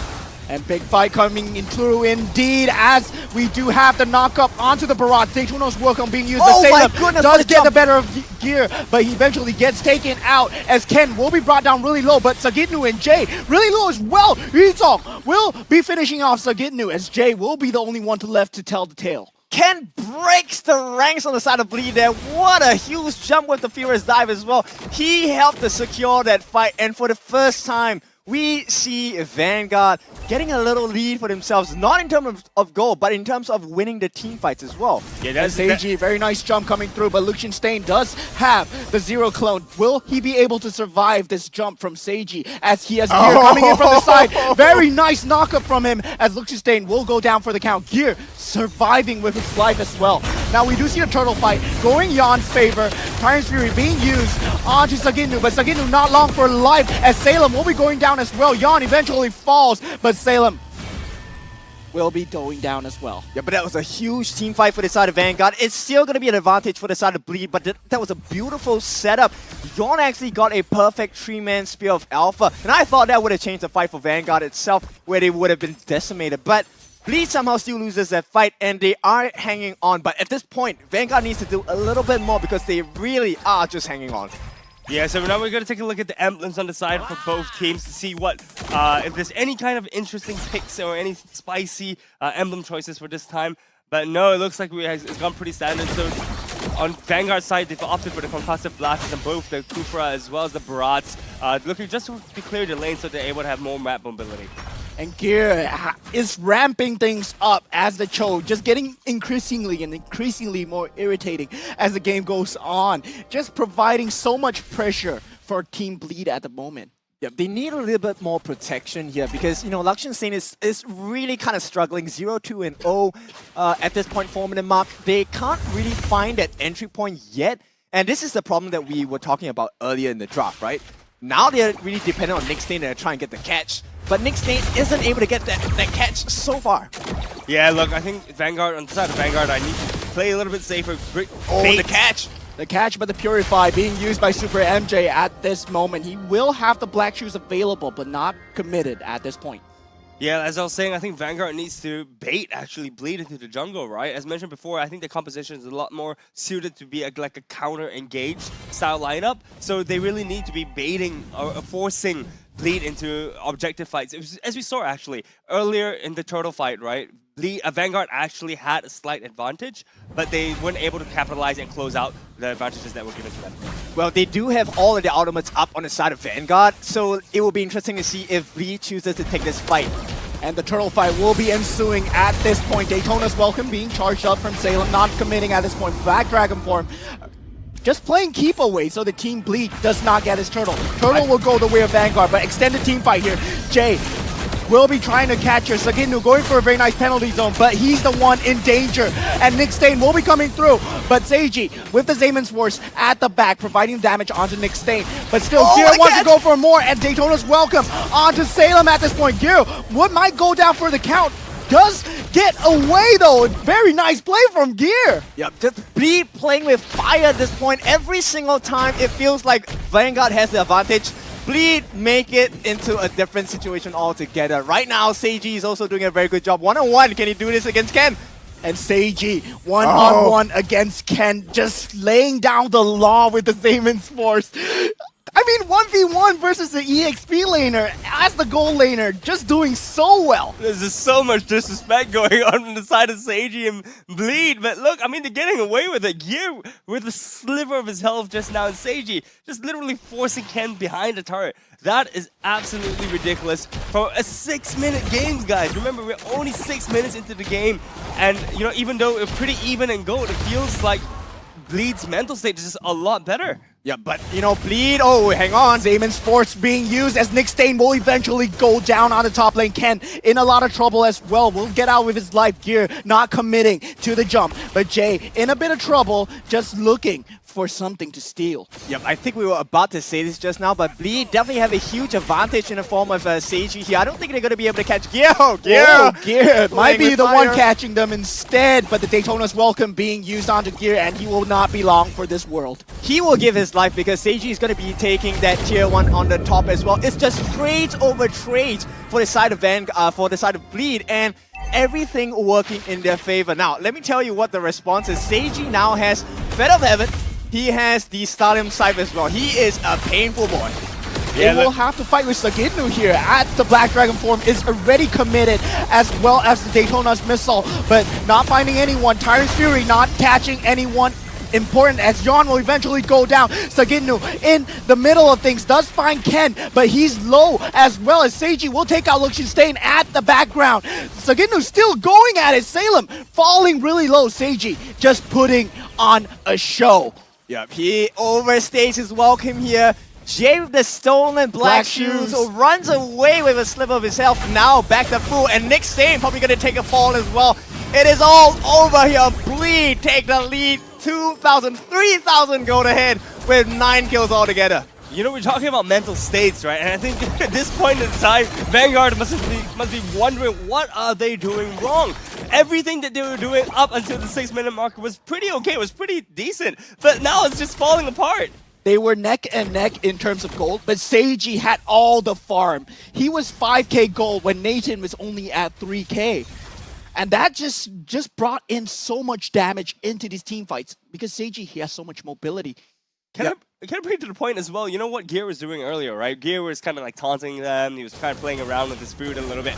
But you know what that does actually not only to the game state, it affects the mental state, right? If Gear can escape multiple times with a sliver's HP, Vanguard is like, well, that's a lot of gold that's missing now. Well, Bleed are kind of on a timer as well, right? Because if Vanguard gets a farm up, Luxian Stain will be a problem, and they will be painted with the stains of their blood across the map if they allow Vanguard to do so. So you can see the pressure being built up by Bleed here. Gear, of course, he's going to be constantly in their faces. What he's doing is buying time for the team to take a look at the rest of the map here. Everyone is on the bot side for the side of Bleed. And just Seiji playing keep away on the top lane 1v2, somehow managing to get the better Luxian Stain and the eason. Look, just now Seiji was at, he finished the game with I think 3 kills, but he had like 2 kills at the end of the game. Now we are in the middle game and he has 4 kills. I am super excited to see what Seiji can do with this kind of a lead. Yep, he also has the Holy Crystal, so I think this Lord is more or less guaranteed unless Nick can pull something out his bag. Jay's waiting though. Salem just might be slightly out of position if he gets caught by Jay here. Oh, look at Gear and Jay. That's a very dangerous positioning for the side of Vanguard. Yeah, but as we were saying earlier, you know, I think Vanguard wanted to invite Bleed to take team fights, but it seems like something else is happening here.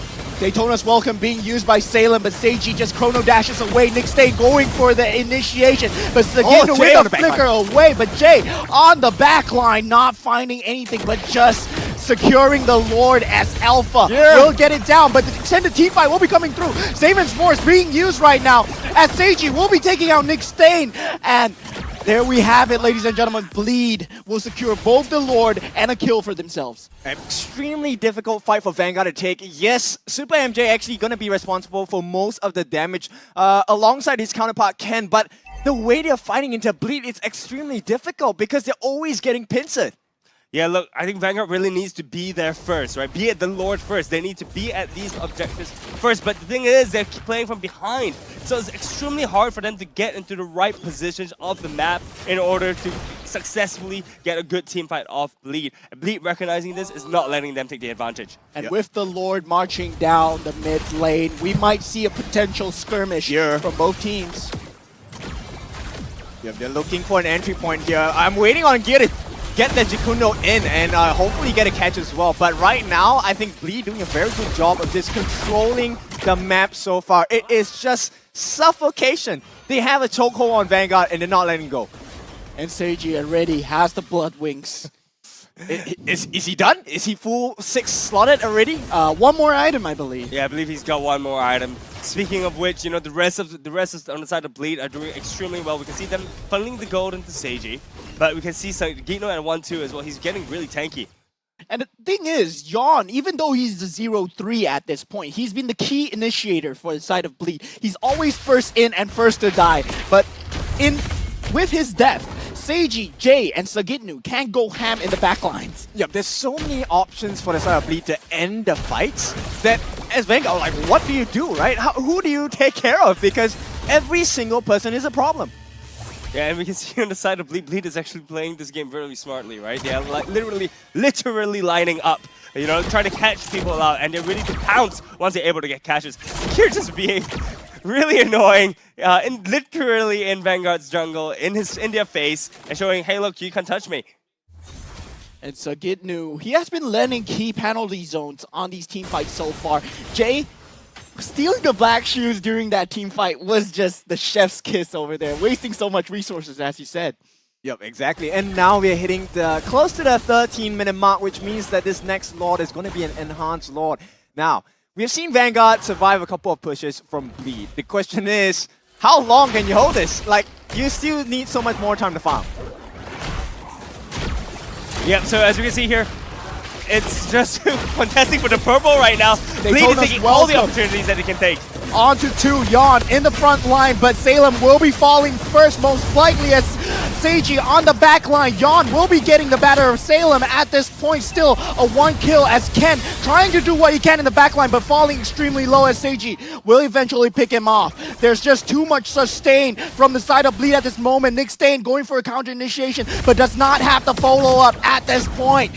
Yeah, there is no damage coming out from Vanguard, and I mean, it hurts to see for the Vanguard fans, but Bleed is just absolutely wrecking them apart. And this is going to be a free Lord, like I said. This is an enhanced Lord, so how long more can Vanguard hold in this 14-minute game so far? And all we can see is the goal gap increasing and increasing and increasing on the side of Bleed. Vanguard needs to do something quick, but unfortunately with this kind of team composition, as mentioned before, they do not have any pick potential. They can only wait for Bleed to, you know, come into their arms, but they're not even able to establish the right positions on the map right now, as mentioned before, to take those team fights. And the immortality already out from Cho. He can play so unhinged right now. Yep, exactly. And there's no way, you know, Vanguard can kind of stop anyone on the side of Bleed, simply because if you take a look at the Radiant Armor coming in, there's 2 Radiant Armors being built, which is going to be on the hands of Alpha as well as the Terizla. So even if Luxian Stain gets the perfect position, he can't melt them down. And this is the fallback that I was talking about. Luxian Stain does have this wave clear, and we do see the team fight. Dragon Form already being used from the side of Vanguard at this moment, just to keep away the creep. But Gear looking for something, looking for someone out of position, but not able to find it. Well, they do have decent wave clear on the side of Vanguard, but at this point they need entry points. Do you see Ken? He used his ultimate just for wave clear and trying to push everyone else away outside. Oh, huge catch by Ken! Yes, Ken really good, and Gear falling down for the count, but Ken will go down for the count as well. Zayman's Force being used on the backline. Seiji just having a free damage game as he can go around, walking unhinged, just jumping with his Chrono Dash here and there. Gear giving up his life, but for Luxian Stains, it to follow. And we do see Bleed just hunkering down and keeping their 2-0 advantage as they will take the series 2-0. Congratulations to Bleed. Right, words of prophecy spoken by Bleed. They have made that a reality as well. What a game. It felt like Bleed had 10 players on the map. They all duplicated themselves, and you know, Jay, huge props to both Jay as well as Gear for literally being everywhere, right? They were in the enemy's face, they were in the enemy's jungle. Yes, they could Sagitnu. not. Sagitnu, you know, on the camera right now, and Team Bleed, as you can see, smiles from everyone, smiles from the team, smiles from the management as well. Congratulations once again, Bleed. That was a really, really good game to see.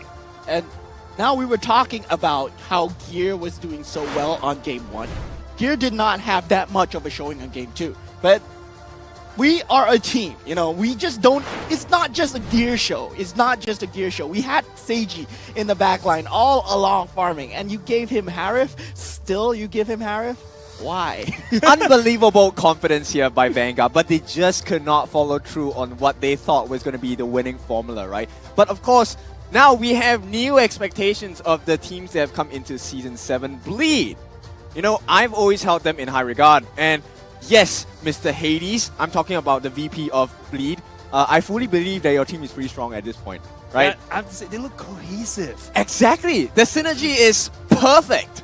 They look so, so good as a team. You know, today I think you've seen 3 matches, well, 3 series so far, right? And I have to say, Bleed's team looks the most cohesive. They look kind of really stuck together. And, you know, we were wondering if they were able to look and play as a team because they have so many new blood, literally, on the roster.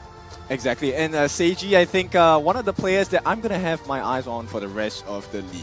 Yeah, Seiji, really strong performance. Sagitnu, of course, always really good as well. And Gear is the MVP. I mean, all expectations thrown aside, I thought it was Harif, but Gear once again, he performed so well on the first game, second game. Look at that face. That is a face that tells you that revenge is a dish best served cold. And boy, would it cold today on the side of Bleed. Stick to your role, they say.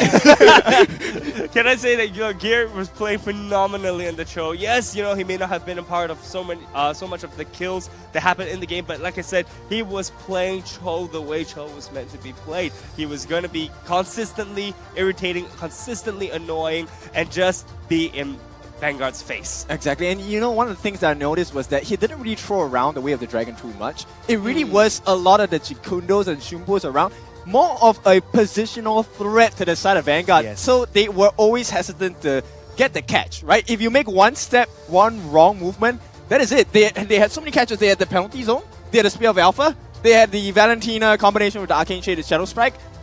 There's more. There's Seiji with the Zaman Force with the Chrono Dash. Everyone was a problem. All you had to do was make one mistake. And he get kicked in the face, right? Exactly. And look at the itemization coming out from Bleed here. It was just Seiji who reached that final itemization pretty early on. And it's hard not to do so with an 806 KDA. 806 from Seiji. I mean, this guy, he's been performing so well on Harif on the first game, on the second game. You still give him the Harif. That's what I've been saying. Like, they're just too focused on Gear. Banning out Gear's heroes. Ban out the Arlot. Yes, Arlot might have been the reason why you lost the first game. But if you didn't lose to the Arlot, that was still Seiji waiting behind. And once again, as mentioned before, Seiji was playing Harif from both behind, but now we got to see him play with a lead. And it's immensely crazy how much of a lead Seiji was able to build from a fat Harif. I gotta give a shout out though to Ken. Ahead. Yeah, Ken put up a very good fight for Vanguard during the second half of the game, where he came in on the eason, always finding the key targets, getting the better of Jay and Yon. Specifically, these two were his key targets to take away the team fight. But in the later stage of the game, it was just not enough, right? I love the fact that Yon actually went for Impure Rage. So, his mana dependency isn't that hard anymore, but at the same time, he gets to burn them when he uses the Spear of Alpha, along with his range of skills, like the Force Swing and the Rotary attack as well. So, it was a pretty convincing win from Bleed here. And if you take a look at the emblems, it isn't much of a difference, but it's a very pseudo passive-aggressive kind of lineup, because even with Sagino, he actually went for the Inspire. So he went for extra penetration as well. And boy, did that do a lot of damage. And Croissant, you were saying that, Vanguard didn't know what they were doing wrong. It was just Bleed's victory. It didn't feel like Vanguard were doing anything wrong. Bleed were just better than them in every fashion. Yep, you bow down to an actual power here, and Bleed, established themselves as one of the main powerhouses so far on the first day of the league. Now, whether this will continue, I don't know, but let's just play off of what's happening today. So, Bleed, well done to you guys. Yeah, really well done from both teams, actually. So, we do see the stats coming through. I mean, look at Luxenstein, 14% teamfight participation. He could not be there at all. And look at the carry, Seiji, 87%, 113k damage on the Harif. Disgusting. This is a disgusting boy, oh my goodness. And adding on to that is the best wingman of today, not missed out at all, Mr. J in the mid lane. His rotations were off the cuff, my goodness.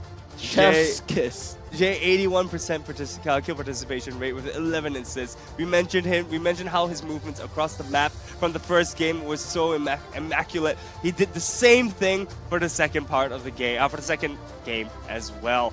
Beautiful, beautiful gameplay and teamwork. I want to really, talk about the teamwork from Bleed. But guys, you know who's there on both screens? Salem. He was the sandbag for both games. He was Fredrin and he was Barat, and he was just beat down by Bleed so hard. He just aimed down, not having a semblance of a game at all for him. Just very well done by Bleed, just to shut down any form of advantage that the jungler might have. Yep. So, I mean, this is a learning lesson for Vanguard for sure in this first game of this week itself. So I think there's a lot of things that we're expecting out of them. I would hope they see Salem bring it up and bring it to the next level for tomorrow's games as well. All right, but let's hear what the players were saying during the mic check segment. We can drive turtle. Apply go front 9 minutes. Yeah, going turtle, guys. Going turtle, guys. 9 minutes. Yeah. Nice, Yon. Show them, bro. Show them who's the boss, bro. Yeah, bro. See out, guys. I pushing bot, guys. I pushing bot. Don't commit, guys. Don't full commit. See out. Kai back. Take tower, guys. Aton. Nice! Nice, bro! Nice, lagi! Go front, man. Bro! I take it. Focus. Tower. Thank you, bro. Cannon, bro. Hey, 1 minute, bro. Hey, back there. Hey. What are you doing, Joe? Why you jump, bro? Are you proud, bro? Hey, focus. Top. Focus. I kick the return away. I stun them. I saw. Hey, pre-fight.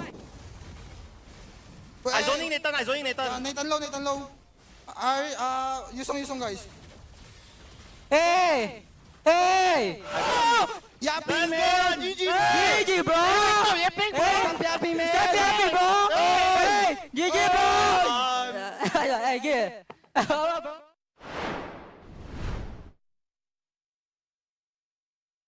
Players from the side of Bleed. I mean, you hear their passionate voices as they go into the team fight. I mean, what you doing? Yeah, this is something that I really missed. Okay, the two of you are new here, but I really love it when Gear screams at the opponent. Like, that is a thrill. And the fact that they have Jay telling them, show them who's boss. Okay, guys, we know you are the boss today. Chill. Yeah, Calm down there. You know what I really like as well? I think Bleed's communications, right? When people get too excited, they have someone to bring them back to focus, right? Holy cow. I mean, hey, focus. Yeah. It's good. Don't get me wrong. I'm not making fun of that. It's so important to have someone, to have an anchor in your team to bring them back down to reality. If not, people get too excited. They may make more mistakes. Exactly. And this is the happenings of a young league. This is what we expect out of young players, right? The over-excitement, the tenacity, and it's good that we have an experienced veteran like Jay, and you can see the main difference that he gives to the team. They are not only composed, they're having so much fun as well, and that's what you want to see when teams play. Yeah, indeed. I think during the game I was talking about mental state, right? And you can just see from the comps from Bleed that they were not only winning the game, but they were also having so much fun. But now, this is something that we were talking about. It's time to pry into the mind of our Professor Churros here on the analyst desk. So let's take a look at what's going on through his head. Mr. Churros, please take us through.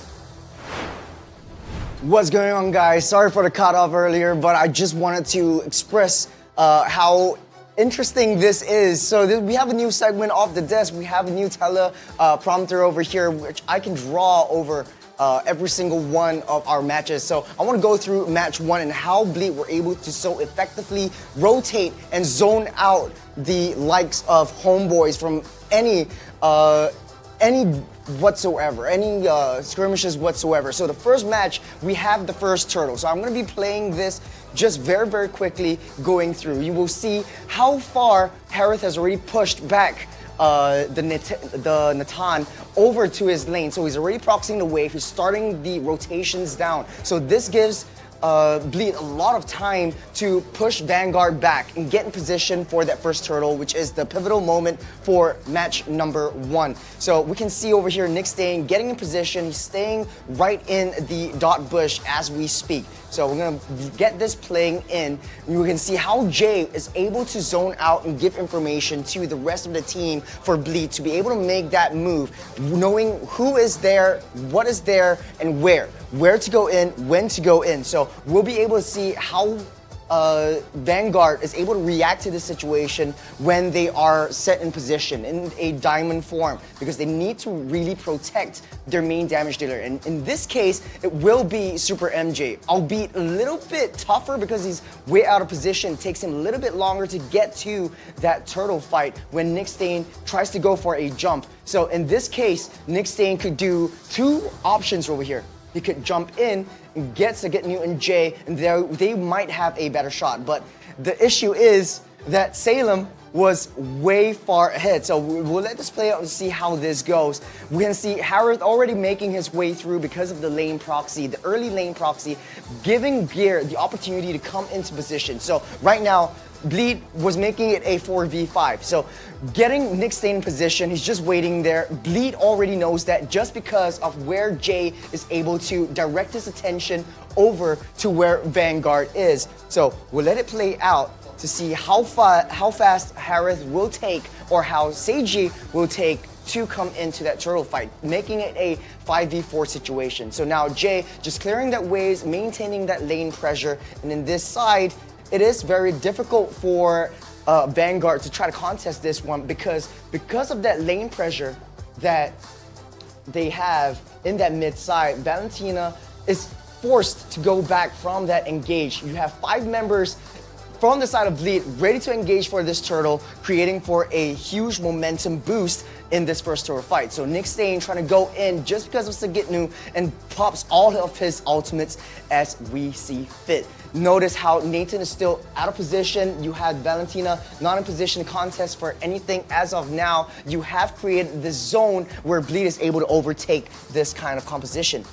So now we'll have this play out. A lot of the ultimates already used up. Jay's already taken out Nick Stain because of the Eternal Guard as well. And then Salem comes down with it. So a very, very nice layering of team fights. And notice how Bleed is able to form a triangle. It's always a nice triangle whenever Jay, Sagitnu, Yon, and Seiji are together. They're always trying to protect Seiji, looking at where the opportune moment for the enemy is coming through. Notice how Nathan, notice how Super MJ is able to come in from that side. So keeping Seiji at that back lock is able to help him give rise to a lot of that team fight opportunities, given the mana that Seiji has at this point. So a very, very good team fight. This was match number 1. We will have another team fight, and this is where we see the nice flank from Sagitnu. He knows his target is Luxian Stain, so we will be coming from that flank on that bottom side, take out Luxian Stain, and watch how he rotates down from that jungle and joins in the team fight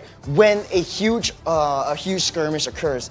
You want to make sure when you're playing with Paquito that a lot of the ultimates that your crowd control ultimates that your enemies use are used up. So Super NJ left his post where he was supposed to be protecting Luxian Stain, and notice how he was like, oh no, I gotta get back. Super MJ was a little bit too far, knowing that Nathan was lost in this position. Because you're playing on the offside, you have to be able to check how far or this area for where Paquito is. And because they failed to do that, Paquito was able to have a nice shot onto the main damage dealer for Luxian Stain. But all is not lost though. They were able to overturn that fight. But the video ends right here. We know how Paquito was able to overcome the situation and go into the team fight when Yon and Gear was absorbing a lot of these damages that they have. So this was match number 1. We can see also how Jay was able to redirect a lot of these situations, give a lot of intel for Bleed to make that right call, to make that right plays before any of these main objectives. So these fights that changed the momentum of the game was truly interesting. And I want to hear from the players themselves. I think we're going to be inviting the interview with Cheryl. So Cheryl, take it away. Thanks, Prof. Now I have Gear beside me right here from Bleed Esports. So that's absolutely wonderful. And congratulations on the win, by the way. Now, to start this interview off, initially when I saw the video where you actually said that the previous season, in season 6, you didn't play was because you didn't perform. And hence, you weren't playing. And I feel that it's very difficult as a pro player to watch your team on the sidelines and not being able to do anything. How were you feeling at that moment when Bleed told you that, you know, you won't be playing for season 6? A bit heartbreaking because obviously as a player you want to play, and but I took it as like a lesson to improve myself and understand the game better. So it's like a blessing in disguise. Right. So, you know, they always say there's an R and R, right? This is an R and R and R, the triple R. Rest, rejuvenate, and then revenge. So it's wonderful, especially when you guys are making a comeback. You guys definitely showed them who is boss and none other than Vanguard Esports. So I do have other questions as well. Firstly, is Seiji related to you in any way, shape or form? No. He does He's a look good like... friend. He's a good friend? Yeah. Look like photocopy, you know? Yeah, maybe he a bit darker than me, that's all. Yeah. But he does look like a mini gear, I must say. And then also, fun fact for this matchup, apparently your girlfriend is involved in MPL SG. Yeah. Where is she? In Vanguard.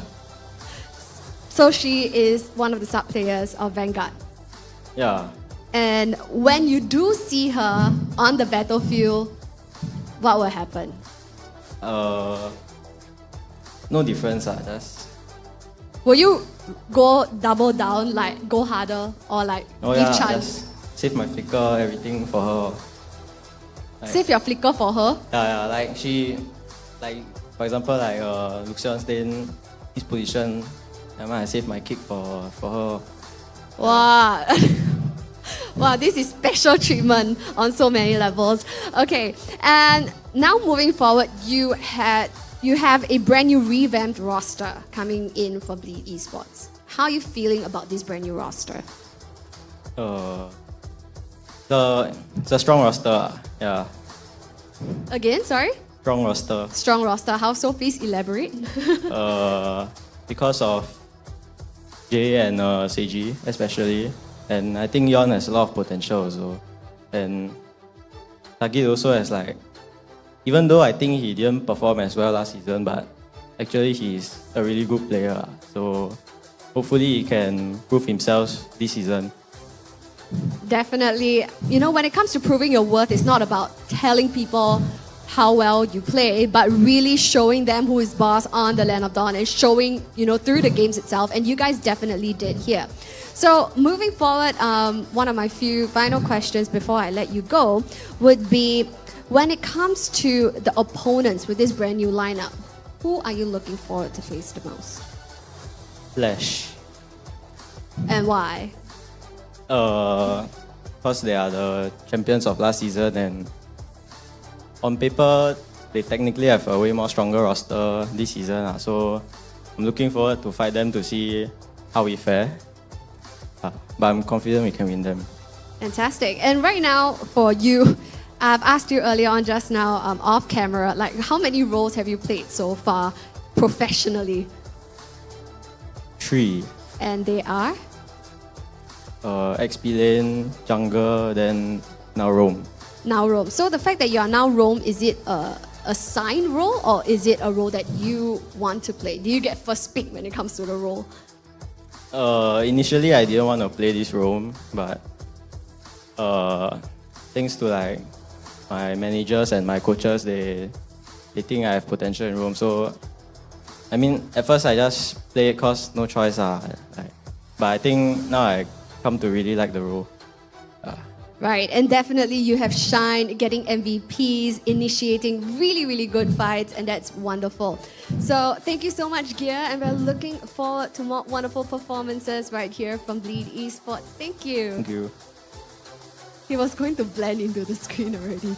But yes, that was Bleed Esports Captain Gear. All right, he is fresh and definitely ready for some revenge. So yes, we have concluded our third match for the day. Now closing off the show for week 1, day 1, we will see a game where newcomers clash. That's right, we will see 2 qualifying teams duke it out together later on, closing off the show for the Land of Dawn. So stick around and we'll see you then.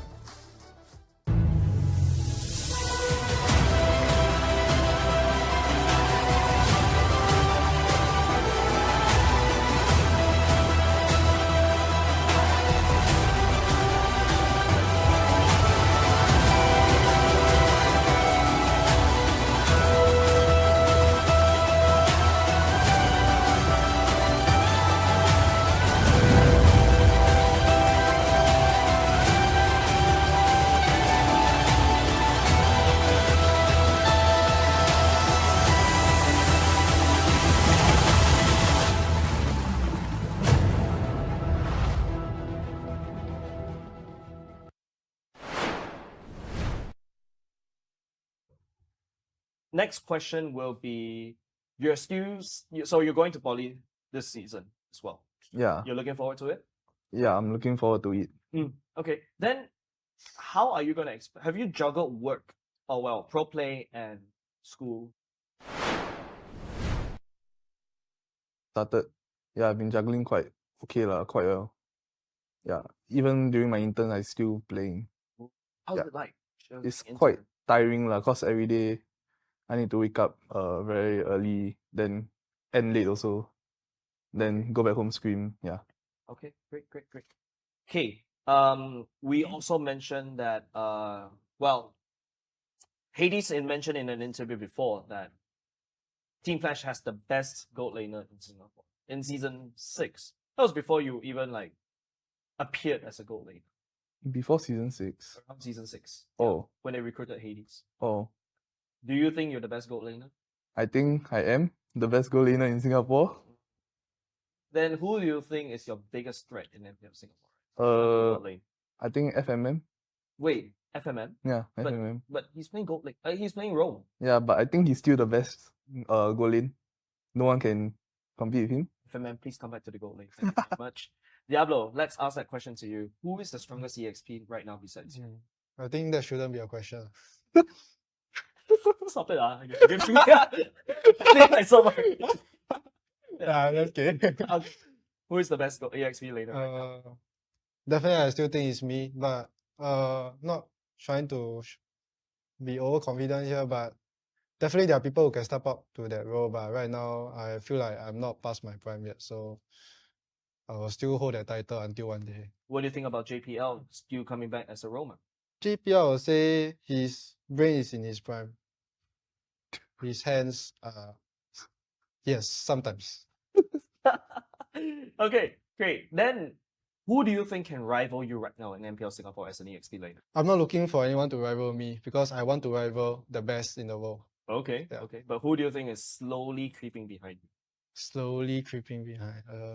I think Puski. Puski? That's why he's my sub. I will teach him to be the best. Puski came from Alchemy. Why did he leave Alchemy? That's a question I haven't asked him yet, but in your probably he opinion? wants to gain experience. That's why coming to Flash. Okay. But yeah. So right now you're also schooling the second best EXP laner in your opinion. He's the up and coming Diablo in the future. Yeah. What about Twist?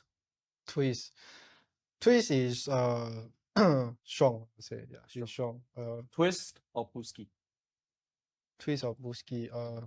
If Twist joins Flash, then Twist. If you want to win, join Team Flash. That's what Diablo is also doing right now. That's the meta, chat. That's the meta, everybody. Okay, then question. Vanix, top 3 teams in Singapore right now. Top 3 teams in Excluding Singapore. you. Everybody put you guys as top 3 immediately. Okay. But I don't want you to put yourself. Homebois. Top 3. Yeah, for me top 3 lah. Homebois. Yeah. Okay. Then EXCO. Okay. And one more team Asteris Bro, are you sure you're answering my question properly? That's top 3, not bottom 3. So you think they bottom 3? Oh! That is a backfire. That is a backfire. You got backfire. Coming from Vanix. I wasn't expecting that. Coming from Vanix. Okay, Damn. bottom 3, let's go. Bottom 3, let's go. In your opinion, let's go. My opinion I think actually I'm not sure about what other team. Wait. Okay, let me ask you that question once again. Okay. Let me switch it around instead of bottom 3 teams. Who do you think this season will get relegated? Whoa, relegated maybe RG. Wow. RSG. Maybe. Okay. One more? One more. Maybe Vanguard also. Vanguard. What? Do you have anything against Vanguard? Nothing. It's just they don't look strong. They don't look strong. Yeah, we ignored Vanguard in most of them. Why do you think they don't look strong? The goal laner Lakshan, right? Yeah. I don't think he's good at all. He used to be my teammate, but I don't think he's good. He's not good. At Yeah, all. and then their imports, I don't know. I don't know any of them. Yikes.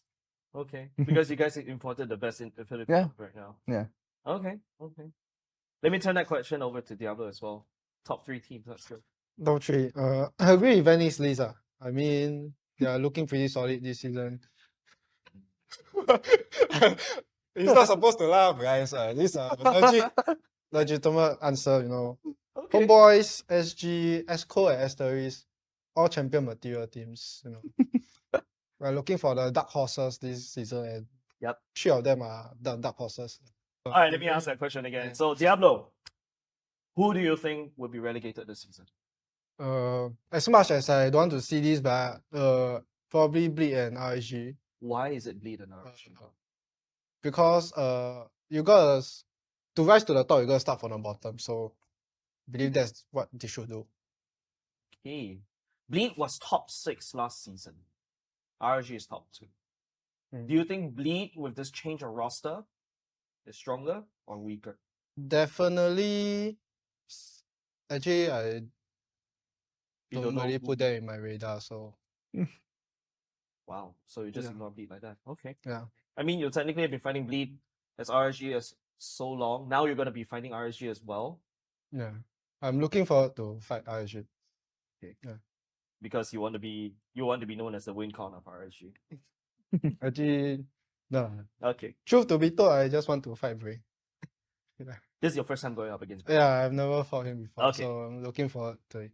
How do you start, Vanix? How do you start being a pro player? How did I start? Hmm. I think it was when Zion first formed. Then, one of the members there asked me if I'm interested to play lah. Then I went for trials, and then Potato was my coach that time. Then you were playing as a jungler back in Zion. Yeah. You disappeared for one season or 2, actually. No, I didn't disappear. Okay, never mind. Then, so what made you change into a gold laner? I think it was season 4 where I played goalie in the playoff. I think because we were doing very badly, and yeah, then we decided to let Potato come in and let me play the goal in. Then we tried, and it worked decently. And then after that, Flash asked me if I want to become the goal in for the team lah. Then I okay oh. Yeah. I don't. Now that I remembered that, I don't know why there's a gap in my memory saying that I don't remember you in a gold lane. That was season 4 as a gold lane. Yeah, in playoff lah, but regular seasons I was still playing jungle. That's right. Yeah. That's right. That's why. But why can't I remember you as a gold lane? Maybe because I was last place during season 4. Diablo, do you have any comment? I have no comments. I remember I literally wrote you off as how did it suddenly, what changed in you to suddenly become, hey, you're the best gold lane? Like, I completely forgot you as a gold lane. Oh. What was the difference? I think it's just cause last time is the marksman jungle meta, and then I always play the marksman. Then I know all the positioning and stuff lah. So I think goalie is suitable for me. Yeah, it's more comfortable and all. Yeah. Okay. How do you start as a pro player? I would say it's through scouting by teams before I joined. But before I joined, I was like any other ranked players out there, just playing my own game when I'm free, and then sometimes just feeling like like basically what people are doing right now. Just feeling good when I win ranked games, that's all. But from time to time I join small tournaments to get some experience, and that's where teams scouted me out for the first season of MPL SG, and I was looking forward to it. So I went for the trials, and initially I passed for the teams that I wanted to join. So yeah, here I am. Yeah. Okay. That's how I start. Then, if you have do you have something to say to players that would like to be like you? I would say just don't give up. Just continue striving for it. But end of the day, playing rank and coming to MPL is different. So even if you fail your first season here, just make sure you learn and just make sure you take back what's important if you do join MPL, because when you first come in, you understand how it feels like when to fight against teams with better experience that rank cannot give you. Yeah. Okay, both of you went to the world stage before, albeit a different team. Vanix, your first time debuting in the world stage. What's that feeling like? It feels great to represent Singapore and playing in a world stage. But then it's my first time also, so I faced a lot of challenge. Like I will get nervous and all, cause it's fighting the best teams among the region. Yeah, so I'll get nervous and yeah, but I still played quite okay. Who did you find the scariest to face when you go lane when you're playing international? Who's the scariest? You mean the goal laner? Goal laners, yep. I think Super Marco. Yeah, he was in my group in M5 and he's their team is the best lah. So I'm fighting the best goal laner in the world. So it's tough. Okay. So Diablo, when Vanix went to the world stage for the first time, were you watching? Yeah, I was. What do you think about his performance? I think it was great, considering it was his first time, as he said, and he's up against the best team in the world. But during that time, everybody thought Onyx was the best, so I would consider AP Brand the second best team when they were facing Brand. But his performance was good, even against one of the best goal laners there. Okay. All right. Now let's come back to MPL Singapore just a little bit. Name me the top 3 players. Vanix. Top 3 players. Any role. Any role. Mm. Don't give me that bait and switch. Top 3 players. Imports also counted, right? Counted. Okay. Hades. Okay. Kurt. And Diablo. Yeah. Okay. Only in Team Flash the best players. Wow. Okay. That's what we call monopolization. Now, the worst 3 players. Worst 3 players Lozzy. No, I have a reason for that. Okay. Because he already then the mechanics also drop down now. Is that why he's a coach? Yeah, he's a coach. Yeah. Okay. Another 2 more. Another 2 more. JPL. Brother, you just put the whole Team Flash in that top 3. Both sides. What the hell? We got the best and the worst. Yeah. It's a balance. Everything needs to have a balance. Okay. JPL, Lozzy, and one more. One more. No, please. Not him. Not him. Qualifiers cannot put, right? Can. Oh, can. Then Miku. Miku? What do you have against Miku? No, he just changed to Roma, then yeah, he became the worst. Okay. Miku appeared in MPL for quite a few times. He was a mid laner. Yeah, that's why he changed to Roma and then become the worst. Now, Diablo, your turn. Top 3 players. 3 players. Agree with Vanix list, but Vanix changed to me. But me changed to Vanix. Okay. Vanix, Kurt, and Hades. Yeah. Okay. Bottom 3 players? Bottom Is it the same? 3.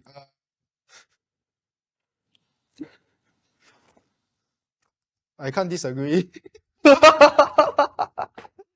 But do you have more? More. Let me think. Actually, I don't have anyone right now. Teammates, current teammates. Not right now. Not right now. Yeah. Okay, so more or less the same. Yeah. So both of you just said that you guys have the best players and the worst players in Yeah. Singapore. And people said that you're the best team.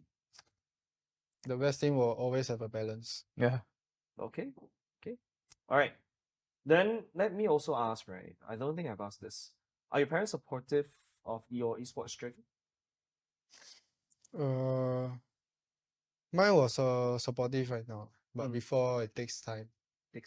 When was the season when you decided, okay, you're good?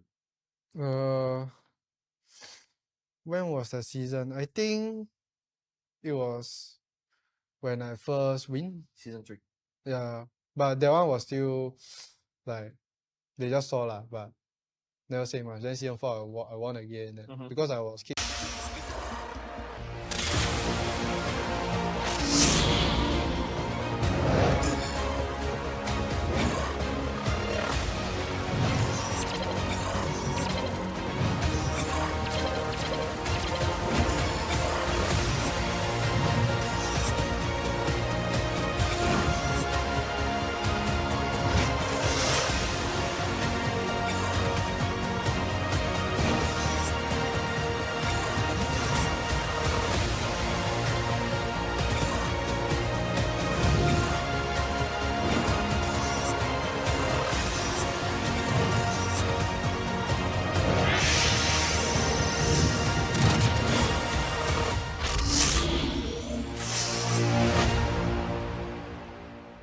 OSIM.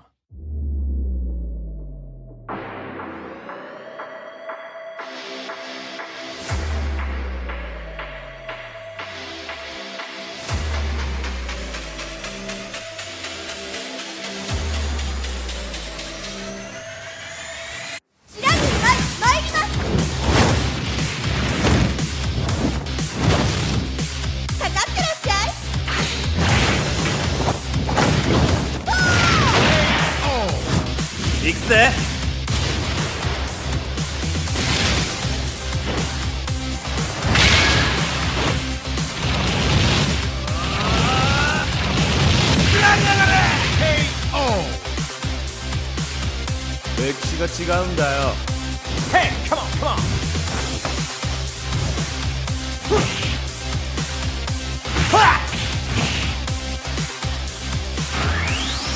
Okay.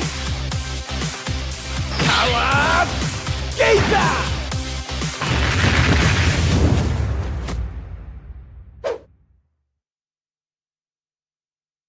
Alright, ladies and gents, currently we're joining with Team Flash. This is Diablo and also Vanix. Vanix, the inevitable. Vanix, why don't you do a round of introductions first? Hello, I'm Vanix from Team Flash and I play Go Lane here. Okay, Diablo? I'm Diablo from Team Flash. You need to look down the jersey first. I'm the EXP laner for the team. Okay. Question immediately.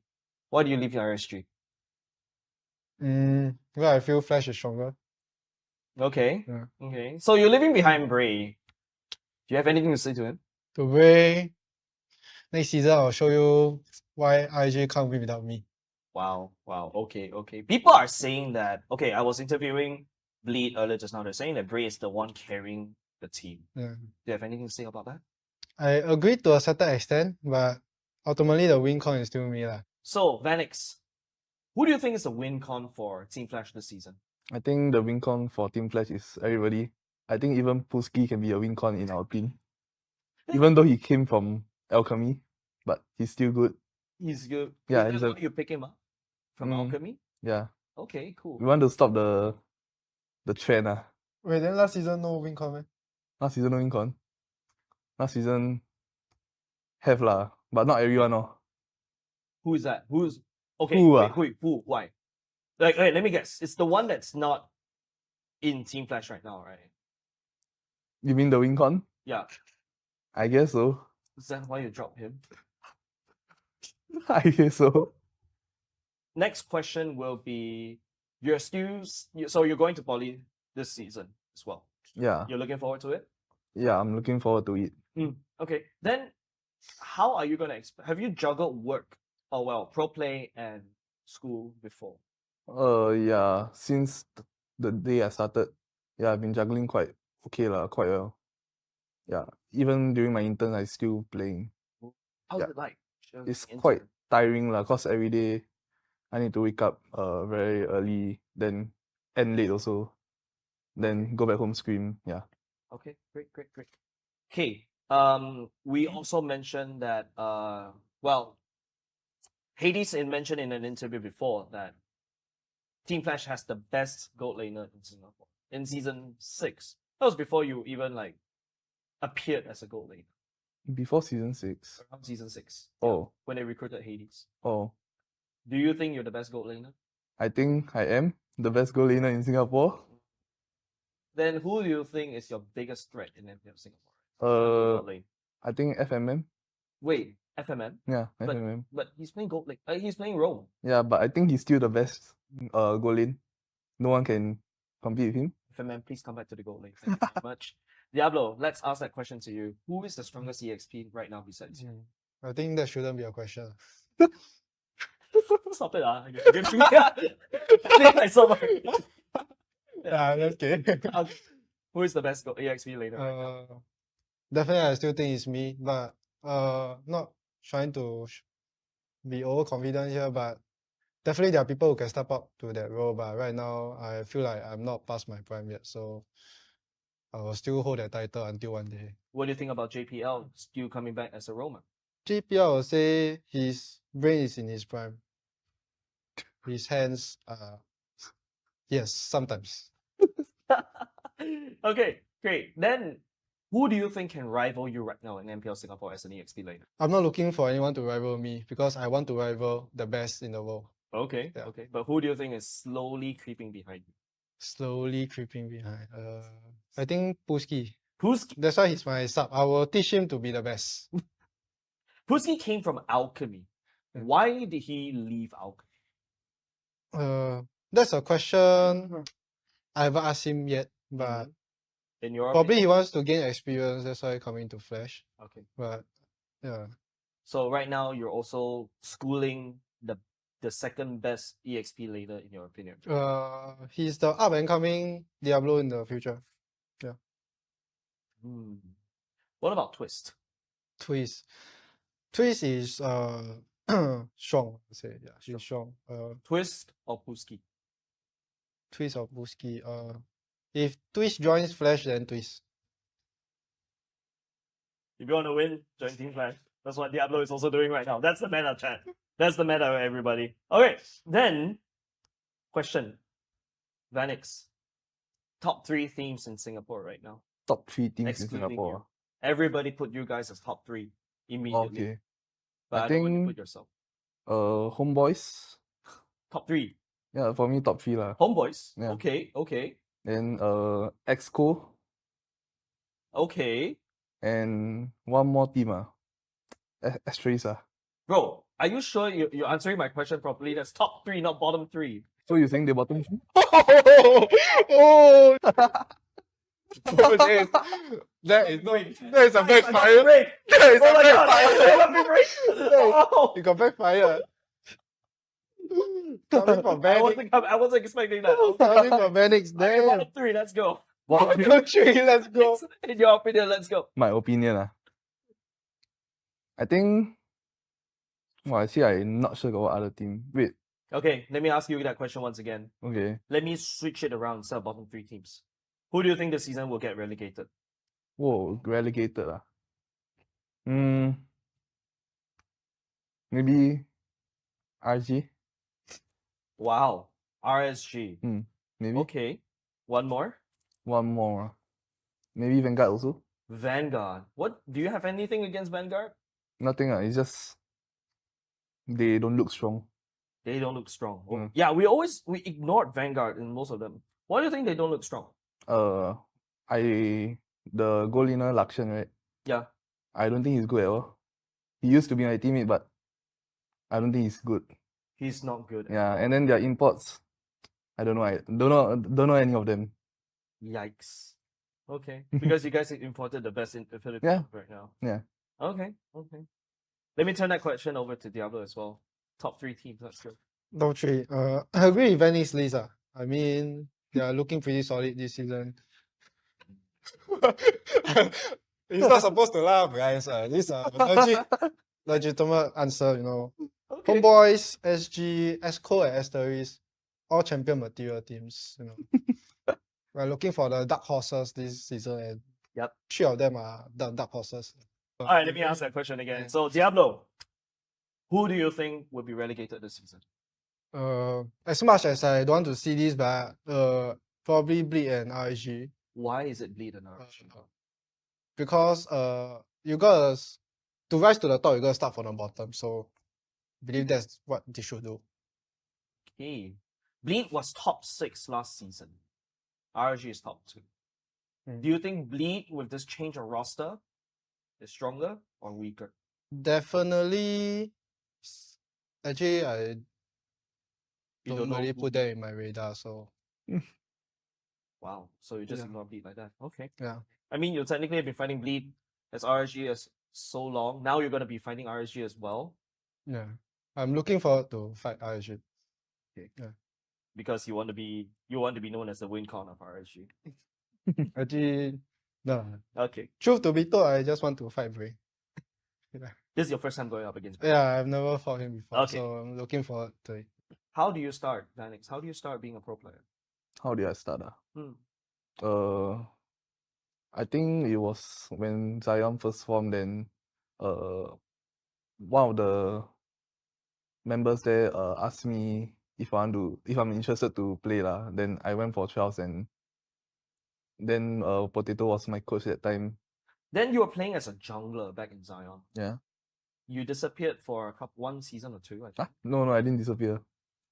Okay, never mind. Then, so what made you change into a gold laner? I think it was season 4 where I played goalie in the playoff. I think because we were doing very badly, and yeah, then we decided to let Potato come in and let me play the goal in. Then we tried and it worked decently. And then after that, Flash asked me if I want to become the goal in for the team lah. Then okay oh. Yeah. I don't. Now that I remembered that, I don't know why there's a gap in my memory saying that I don't remember you in a gold lane. That was season 4 as a gold lane. Yeah, in playoff lah, but regular seasons I was still playing jungle. That's right. Yeah. That's right. That's why. But why can't I remember you as a gold lane? Maybe because I was last place during season 4. Diablo, do you have any comment? I have no comments. I remember I literally wrote you off as how did it suddenly, what changed in you to suddenly become, hey, you're the best goalie? Like, I completely forgot you as a goalie. Oh. What was the difference? I think it's just cause last time is the marksman jungle meta, and then I always play the marksman. Then I know all the positioning and stuff lah. So I think goalie is suitable for me. Yeah, it's more comfortable and all. Yeah. Okay. How do you start as a pro player? I would say it's through scouting by teams before I joined. But before I joined, I was like any other ranked players out there, just playing my own game when I'm free, and then sometimes just feeling like like basically what people are doing right now. Just feeling good when I win ranked games, that's all. But from time to time, I join small tournaments to get some experience, and that's where teams scouted me out for the first season of MPL SG, and I was looking forward to it. So I went for the trials, and initially I passed for the teams that I wanted to join. So yeah, here I am. Yeah. Okay. That's how I start. Then, if you have do you have something to say to players that would like to be like you? I would say just don't give up. Just continue striving for it. But end of the day, playing rank and coming to MPL is different. So even if you fail your first season here, just make sure you learn and just make sure you take back what's important if you do join MPL. Because when you first come in, you understand how it feels like when to fight against teams with better experience that rank cannot give you. Yeah.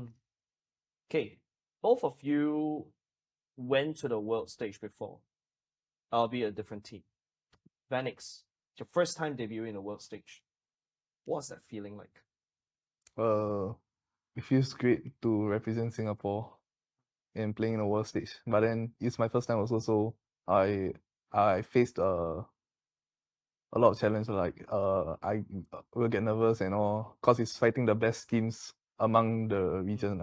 Yeah, so I'll get nervous and yeah, but I still played quite okay.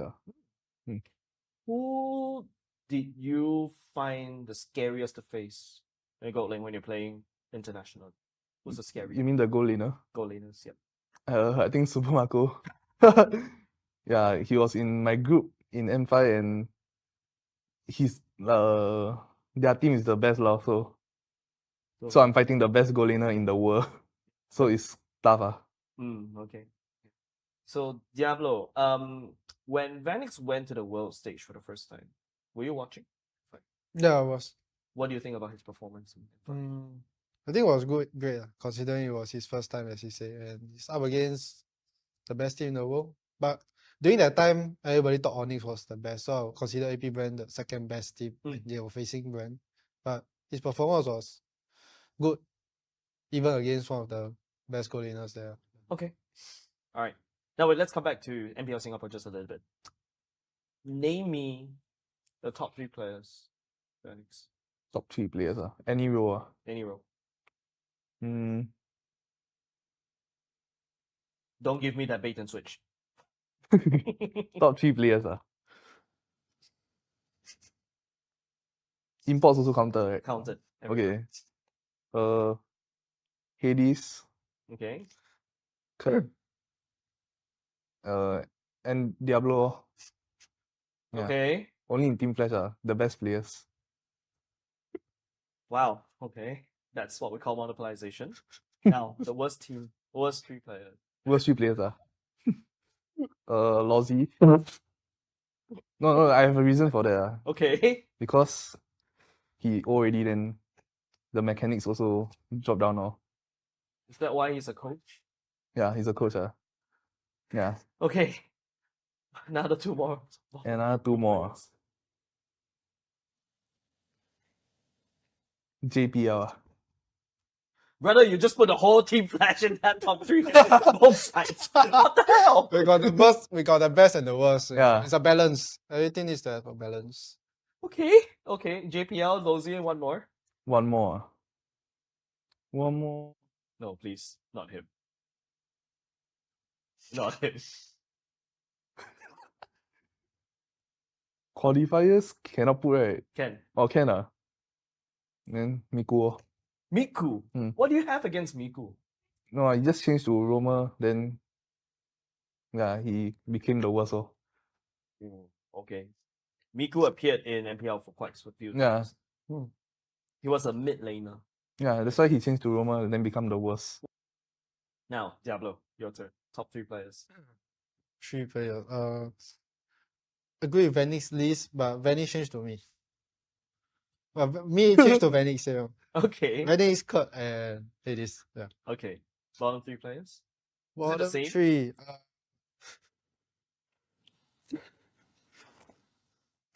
I can't disagree. But do you have more? More. Let me think. Actually, I don't have anyone Like right now. teammates, current teammates. Not right now. Not right now. Yeah. Okay, so more or less the same. Yeah. So both of you just said that you guys have the best players and the worst players in Yeah. Singapore. And people said that you're the best team. The best team will always have a balance. Yeah. Okay. All right. Then let me also ask, right? I don't think I've asked this. Are your parents supportive of your esports journey? Mine was supportive right now, but before it takes time. Takes time. When was the season when they decided, okay, you're good? When was the season? I think it was when I first win. Season 3.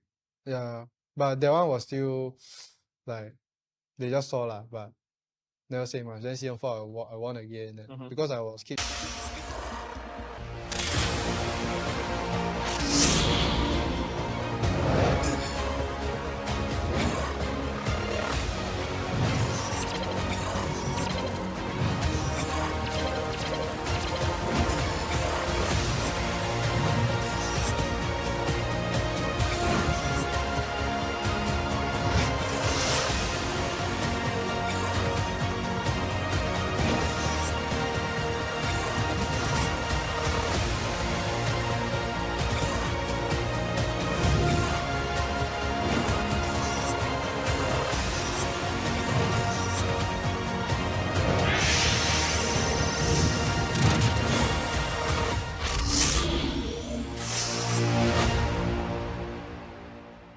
knows him.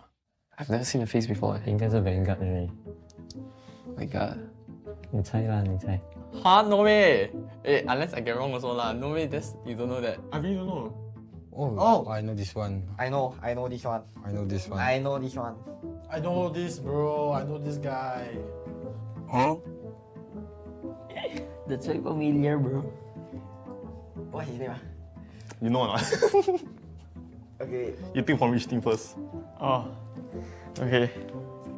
Oh. You can do each other also. Bro, what? Bro, that's Nick. He looks like Nick, bro. Yeah, it actually does. 1. 3, 2, 1. Right. 3, 2, 1. Next day. What you write? Okay, I forgot the name. I don't know the name. Okay, but I know the person. I don't know the name. Okay. Why so long? Oh, Nick the Great. 2, 1. 这肯定有这个。Who look like him? Who is this guy? What's that? I think it's this guy. I think this one. CG, Saki. I think this is Sagit. You know Kyo? Say this. I don't know. Hey, baby photo, you never know. Yes. As a main player. In MPL before. Wait. Oh, what team? What will I put if I don't know the? The team that Nick always talk about. Okay, correct answer is Gil. Huh? 3, 2, 1. Answer is Gil. Huh? I was thinking Gil, but they don't look like Gil. Try let's go. Huh? What? Is it I cannot like Gil already. Bro! Oh, because get Indo also. This one I really don't know. Cannot tell. Oh, cannot tell. 2, 1. Actually, Gil. 2, 1. Okay lah, it looks like He got slight resemblance. Yeah. 2, 1.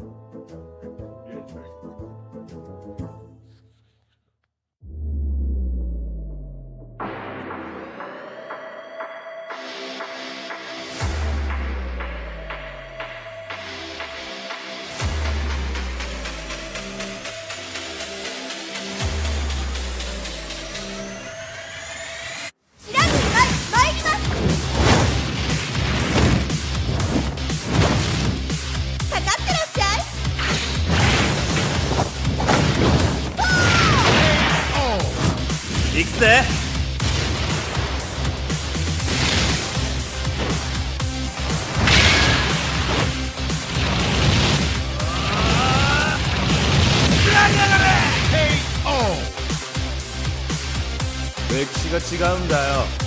Hey, come on.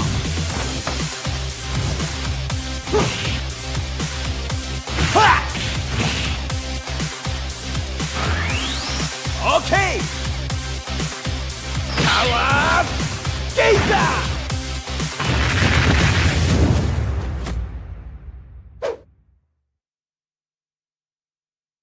Alright, ladies and gents, currently we're joining with Team Flash. This is Diablo and also Vanix. Vanix, the inevitable. Vanix, why don't you do a round of introductions first? Hello, I'm Vanix from Team Flash and I play goal in here. Okay, Diablo? I'm Diablo from Team Flash. You need to look down the jersey first. I'm the EXP laner for the team. Okay. Question immediately. Why do you leave your RSG? Well, I feel Flash is stronger. Okay. Yeah. Okay. So you're leaving behind Bray. Do you have anything to say to him? To Bray, next season I'll show you why IG can't win without me. Wow. Okay. People are saying that. Okay, I was interviewing Bleed earlier just now. They're saying that Bray is the one carrying the team. Yeah. Do you have anything to say about that? I agree to a certain extent, but ultimately the win con is still me. So, Vanix, who do you think is the win con for Team Flash this season? I think the win con for Team Flash is everybody. I think even Puski can be a win con in our team. Even though he came from Alchemy, but he's still good. He's good. Yeah, Is he's that a- why you pick him up from Mm, Alchemy? Yeah. Okay, cool. We want to stop the trend. Wait, then last season no win con, eh? Last season no win con. Last season have lah, but not everyone. Who is that? Who's okay? Who, wait, who? Why? Like, okay, let me guess. It's the one that's not in Team Flash right now, right? You mean the win con? Yeah. I guess so. Is that why you dropped him? I guess so.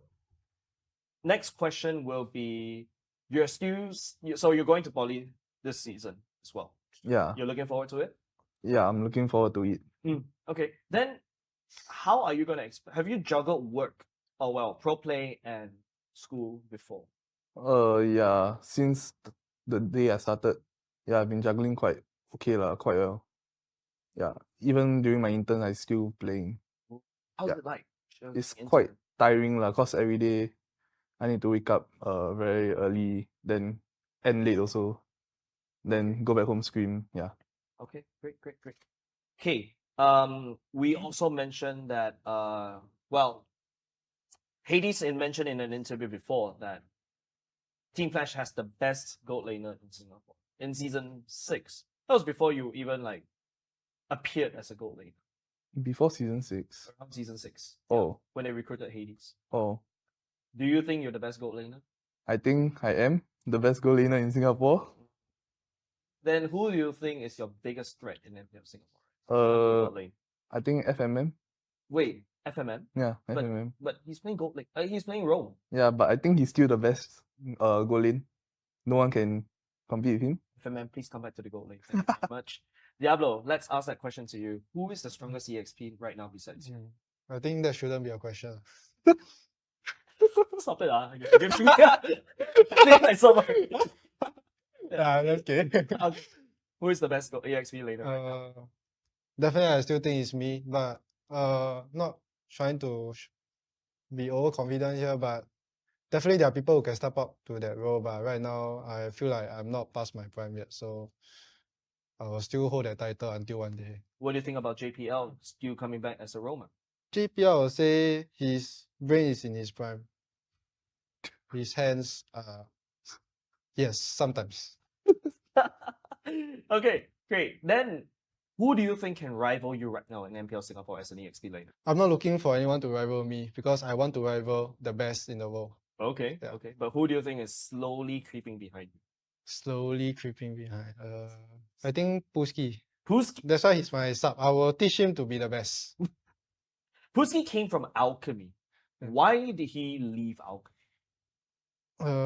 That's a question I haven't asked him yet, but In your probably he opinion? wants to gain experience. That's why coming to Flash. Okay. But yeah, So right now you're also schooling the second best EXP laner in your opinion. he's the up and coming Diablo in the future. Yeah. What about Twist? Twist is strong. I say yeah, she's strong. Twist or Puski?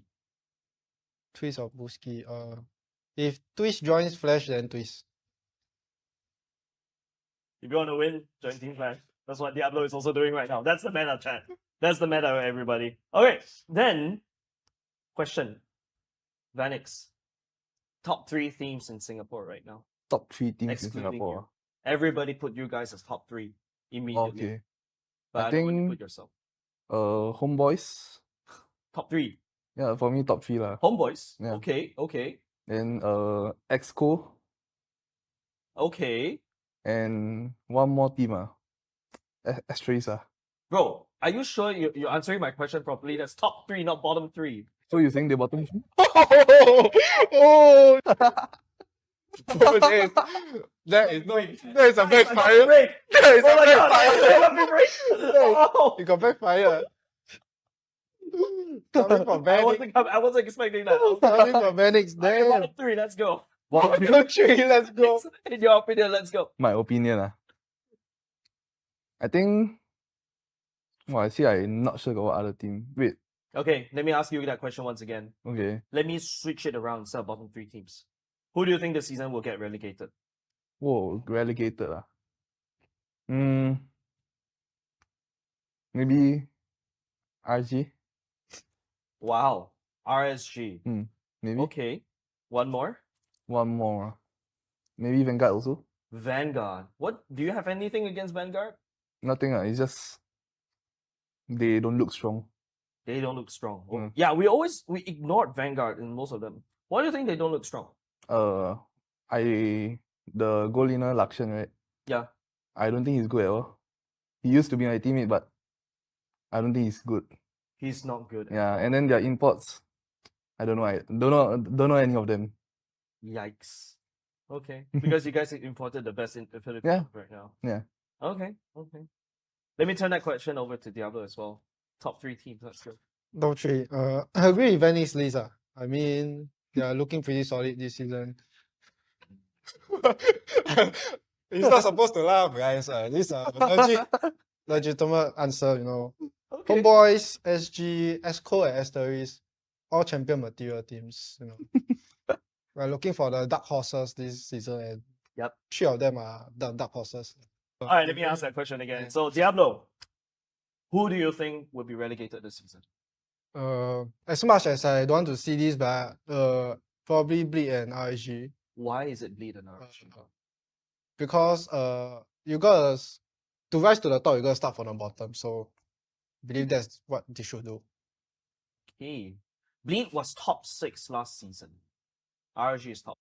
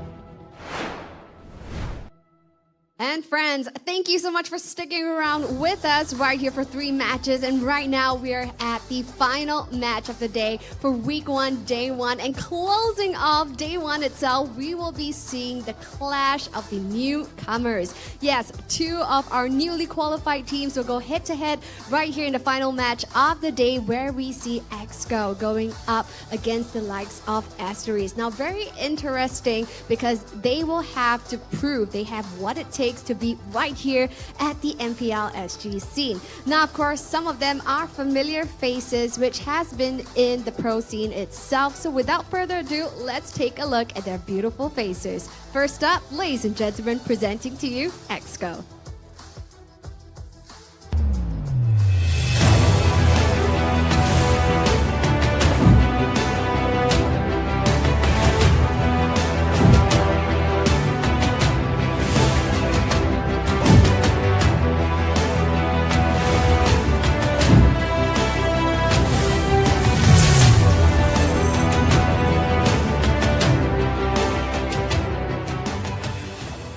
It's very interesting to see EXCO right here getting ready to head on over to the land of dawn. Definitely all of our young blood here are brimming, and we have Super Ryan here looking like he's done this a million times, but of course still it is very exciting to see. Without further ado, going up against EXCO Esports, presenting to you Asteris.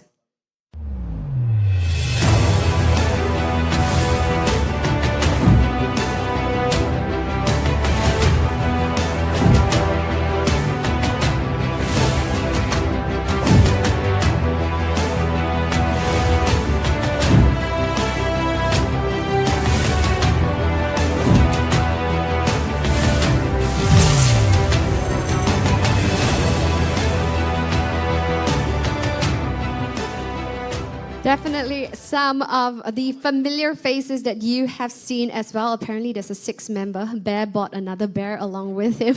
But definitely very refreshing to see new faces along with some familiar ones join us right here for the last day itself. Asteris has definitely made their marks over at the qualifiers, stomping many of their rivals to make it here to the MPL SG Season 7. So who will emerge victorious right here in this newcomers clash? Let's hand our time over to our casters to analyze. Take it away, boys. Welcome back. It is time for the final game of the day. It is going to be the qualifying teams. We have Asteris going up against EXCO Esports. This is a spicy one to talk about because I think both teams, we always have the expectation when new teams come in, they're going to fall flat on their face. And for the first time, Asteris, the mainstay, I don't think they are a team that you are going to ignore for sure. Yeah, dude, I'm super excited to see what Asteris can do. I mean, we've seen this matchup once before already, if you guys are watching the qualifiers, but I am super excited to see what FMM can do on the main stage as well. Yeah, and we talk about EXCO Esports, right? We talk about slowly, we talk about Super Ryan. That's all going to be coming in together. Whether they can even stand up to the main players, the MPL players, the community scene versus the standard pro scene that we have been seeing. This is one big narrative that we talk about. The community scene, the qualifying scene, they're up and rising, all this new generation players coming through. And as we were saying, FMM. I mean, I want to see much more out of him this season. Yep. Okay, let's address the elephant in the room. I think on paper, it's pretty clear that Asteris are the crowd favorites here, right? So we'll be talking a little bit more about EXCO first. But Asteris, EXCO, who do you have? It's definitely Asteris, man. I mean, there's no doubt about that, right? All right. I mean, Asteris. Okay, well, I'm on the other side. Let's take a look at the first team of the day, EXCO Esports. They are going to be fielding Super Ryan, Yuta, Jet, Bertizi, and Agira. Slowly is not available, so Yuta will be standing in, and he will be substituted by Super Ryan in the EXP lane as well. Yeah, look, I'm excited to see what Super Ryan has as well in store for us. We know Super Ryan is not new to MPL SG, and we have seen what he's done in the past, so I'm excited to see what he can bring to support EXCO Esports as well. Yeah, performing really well all the time as well. Mechanically, very gifted. So I want to see much more on the mid lane, especially if Yuta is filling in as the jungler. How will it go for the team synergy? It's going to be very interesting with Slowly not in this starting lineup. Right, now we look at their counterparts on the other side of the field. It's going to be Asteris here. And with Asteris, we've got Bear filling the EXP lane, JAHH filling up jungle, Kiwi in mid, FMM in Rome, and Chu playing the gold lane.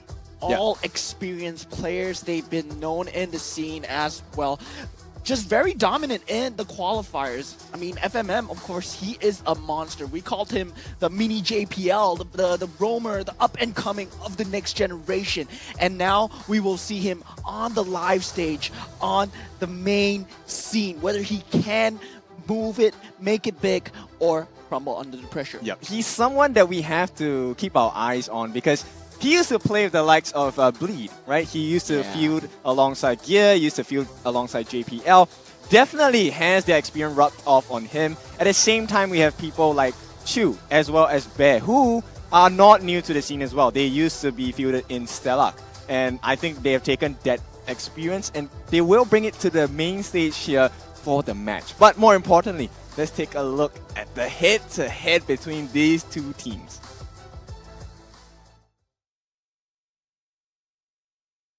I think regarding Asteris, right now we are still in the midst of discovering where my team is, like where EXCO Esports is. So for regular season, when we meet Asteris, it will definitely be a good encounter for us, sort of like a revenge for what they did to us in the first day of qualifiers, and it'll be good if we win. I hope I'll be able to get my revenge because I didn't win them before, especially JH, a very, very good player. Then Chuhan also my friend, so I hope I can beat them in the regular season. During then, they only formed their team 1 week before the qualifiers, so I would say it was quite easy against them, because they had no chemistry or anything, I feel. I don't know yet. But moving into the MPL regular season, we'll see how it goes. So maybe it will be easy as qualifiers, maybe it will be harder, I don't know. I would hope so. I think we are well prepared for them, so I'm quite confident that we can win them. I mean, I would like to believe that all the odds are against them. So they definitely have to prove themselves because all the odds are against them. But we of course will still respect them and we won't doubt them because during Powerful's first season also nobody knew who he was and he managed to bring his team together. So we might see the same for them. So we just prepare accordingly. Wow, very insightful indeed. I want to give a quick shout out to R19. For those of you that don't know, he is pretty regular in the community tournaments as well. He's a very, very smart guy. And I like the respect that he has for the opponent so far. I would expect, more of Lolzy's performance for most of the coaches. But seems like, there's plenty of respect between the two teams, especially coming out from R19. Not from Bear though. Bear's like, yeah, we did well in the qualifiers, so maybe it would be the same today, and that's what I think we predicted as well, right? Yeah, look, I mean, there's so many storylines here, right? I mean, the fact is the EXCO only was formed 1 week before qualifiers. Yeah. So I'm personally interested to see how much they're going to grow. So moving forward, we're going to see what you guys at home think who's going to win. And it's pretty even. Wow, it's okay. It's 58 to 42% in favor of EXCO. Not what I expected, to be honest, right? I Not think what I across expected. the desk, and even behind the scenes, I think there was a lot of expectation of Asteris to really just floor EXCO as well. But, of course, we have to give a little bit benefit of doubt for the side of EXCO. They have been training really hard for this period since the qualifiers. So I think this is a pretty fair prediction from the audience. I mean, both sides, they do have fans supporting them. EXCO, well known in the community as well. Asteris as well in the community. So these both two teams, community teams, going against each other. I mean, what's more interesting is moving forward, whether they find the chemistry as a team. And here we have our own predictions, which is, well, I mean, Kin, you got it again. It's 2-1 for EXCO. Okay, I'm not trying to pull off a Vertigo here, right? But I personally feel that EXCO have what it takes to level up. So today, my expectation for them is to see if they can really fulfill what they have presented themselves to be, which is a growing team. And like RR19 said from their counterparts as well, you know, when Powerful first came on, they didn't know who he was, and now Evo is a mainstay in MPL. There's no way you would think MPL SG without Team Evo. Yeah, look, this is actually the first time that I'm seeing different predictions from all three of us at the desk. You know, so far I think we've been pretty unified. At least two casters had the exact same predictions. But honestly, I feel that we're going to be able to go to a game 3. I think this is definitely one of the matches that we all have to pay attention to, right? These two are the teams that came from the qualifiers. That is so, so important. And I'm really excited to see how these two have actually evolved from the qualifiers as well. Yeah, very different ball game. You know, previous seasons when qualifier teams come on, we don't really put too much expectations on them. You know, with this particular season itself, I think we have kind of shed off the concept that, hey, these are qualifying teams. These are now MPL level teams. So we have a high bar of standard that they're supposed to reach, and I hope they're going to be surprising us, right? A pleasant surprise as to how the game will run today. You know, during the qualifiers, I realized that actually a lot of the community players have been saying that these are one of the best qualifiers that we've seen so far in MPL SG history. So, you know, these two teams coming out from that, super exciting to watch. And the thing is, they will have to keep bringing it forward, because there are 2 teams that will be relegated out. Only the top 6 teams will make it to playoffs. Out of these 8 teams, no longer will all 8 teams will be going through. It's changing format, so they will not be able to have any breathing room when it comes to fighting with these big name teams as well. Yeah, so interestingly, I think the next thing we can take a look at is actually the draft itself. Now let's talk about the matchups here. Super Ryan already on the screen. He is someone that I'm hoping to put up a stellar performance today. First few bans coming out going to be the Matilda and the Angela. No heroes coming in, at least from these 2 heroes so far. Yeah, and we still have the very strong Nolan on the board. We will have a lot of Fredrin, we will have a lot of tanky heroes, and Masha will be the ban for today. I mean, we were predicting that Masha would be a top ban or top pick. I have one important question, which is anyone going to ban the Harif out in this match?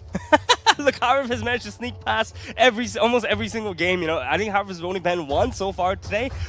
So I'm not surprised to see Harif slip through. I am very interested though in seeing why Team EXCO has banned out the Masha so early. Is it something that FMM is maybe really good at, or Bear?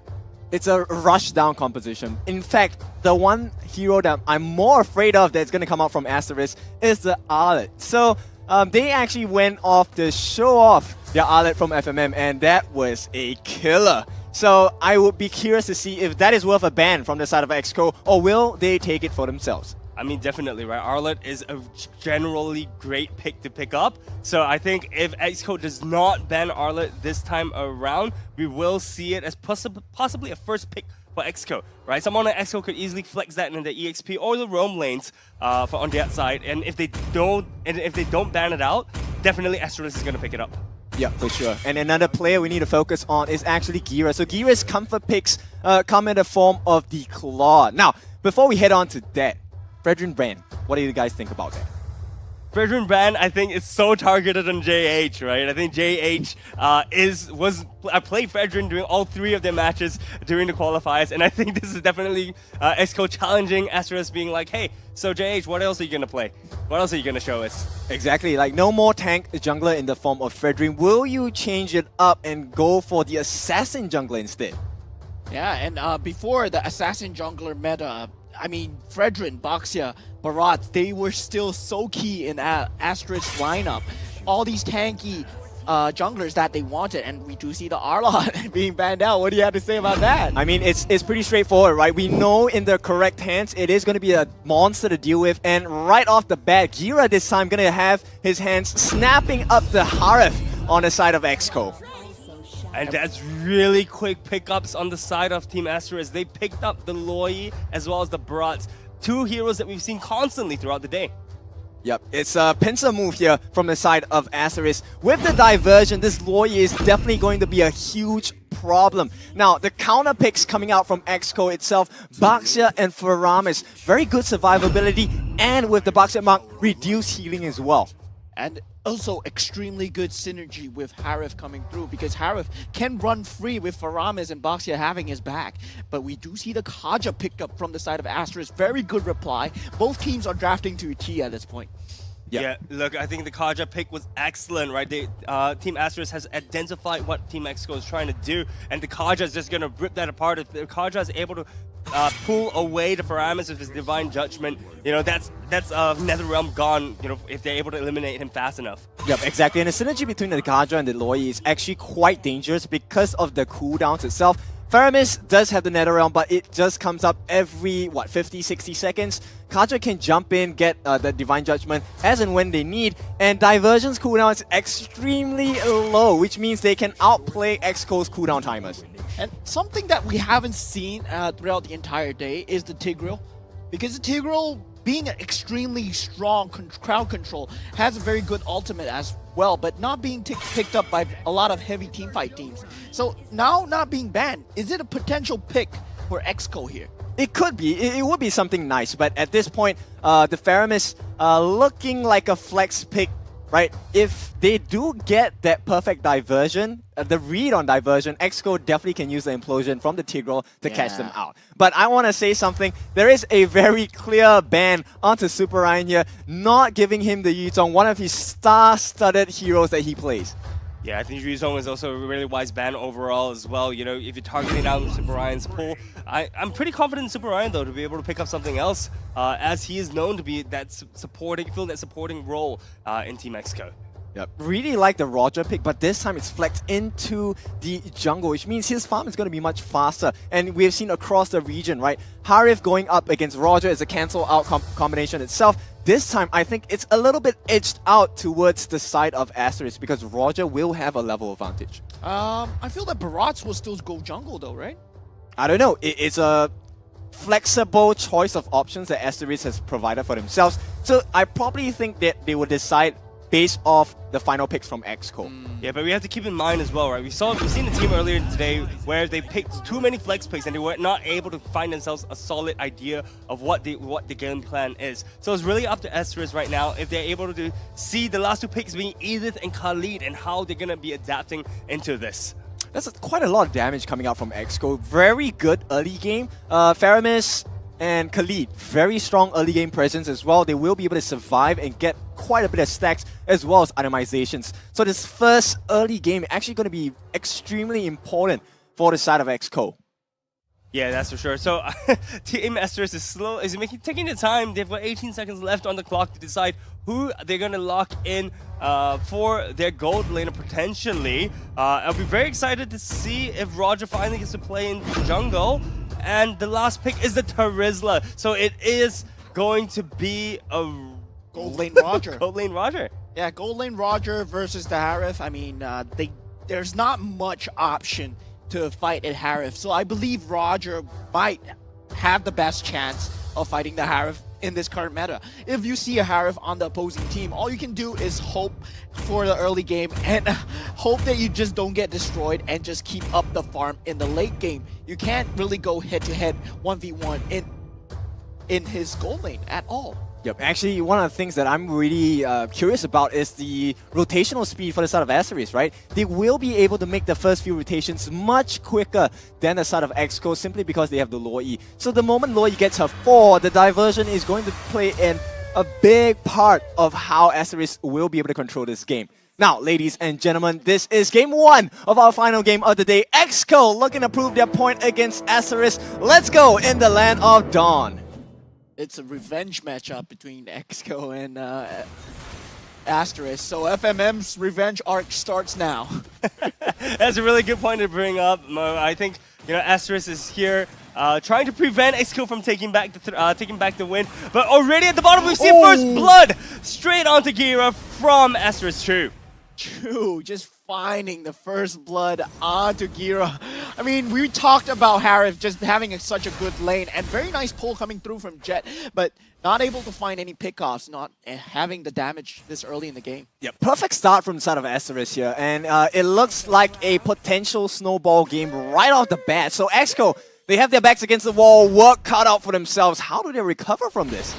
is looking extremely scrappy. You see fights breaking out across the map. EXP laners are slamming it out against each other, and once again, you know, the fighting does not stop.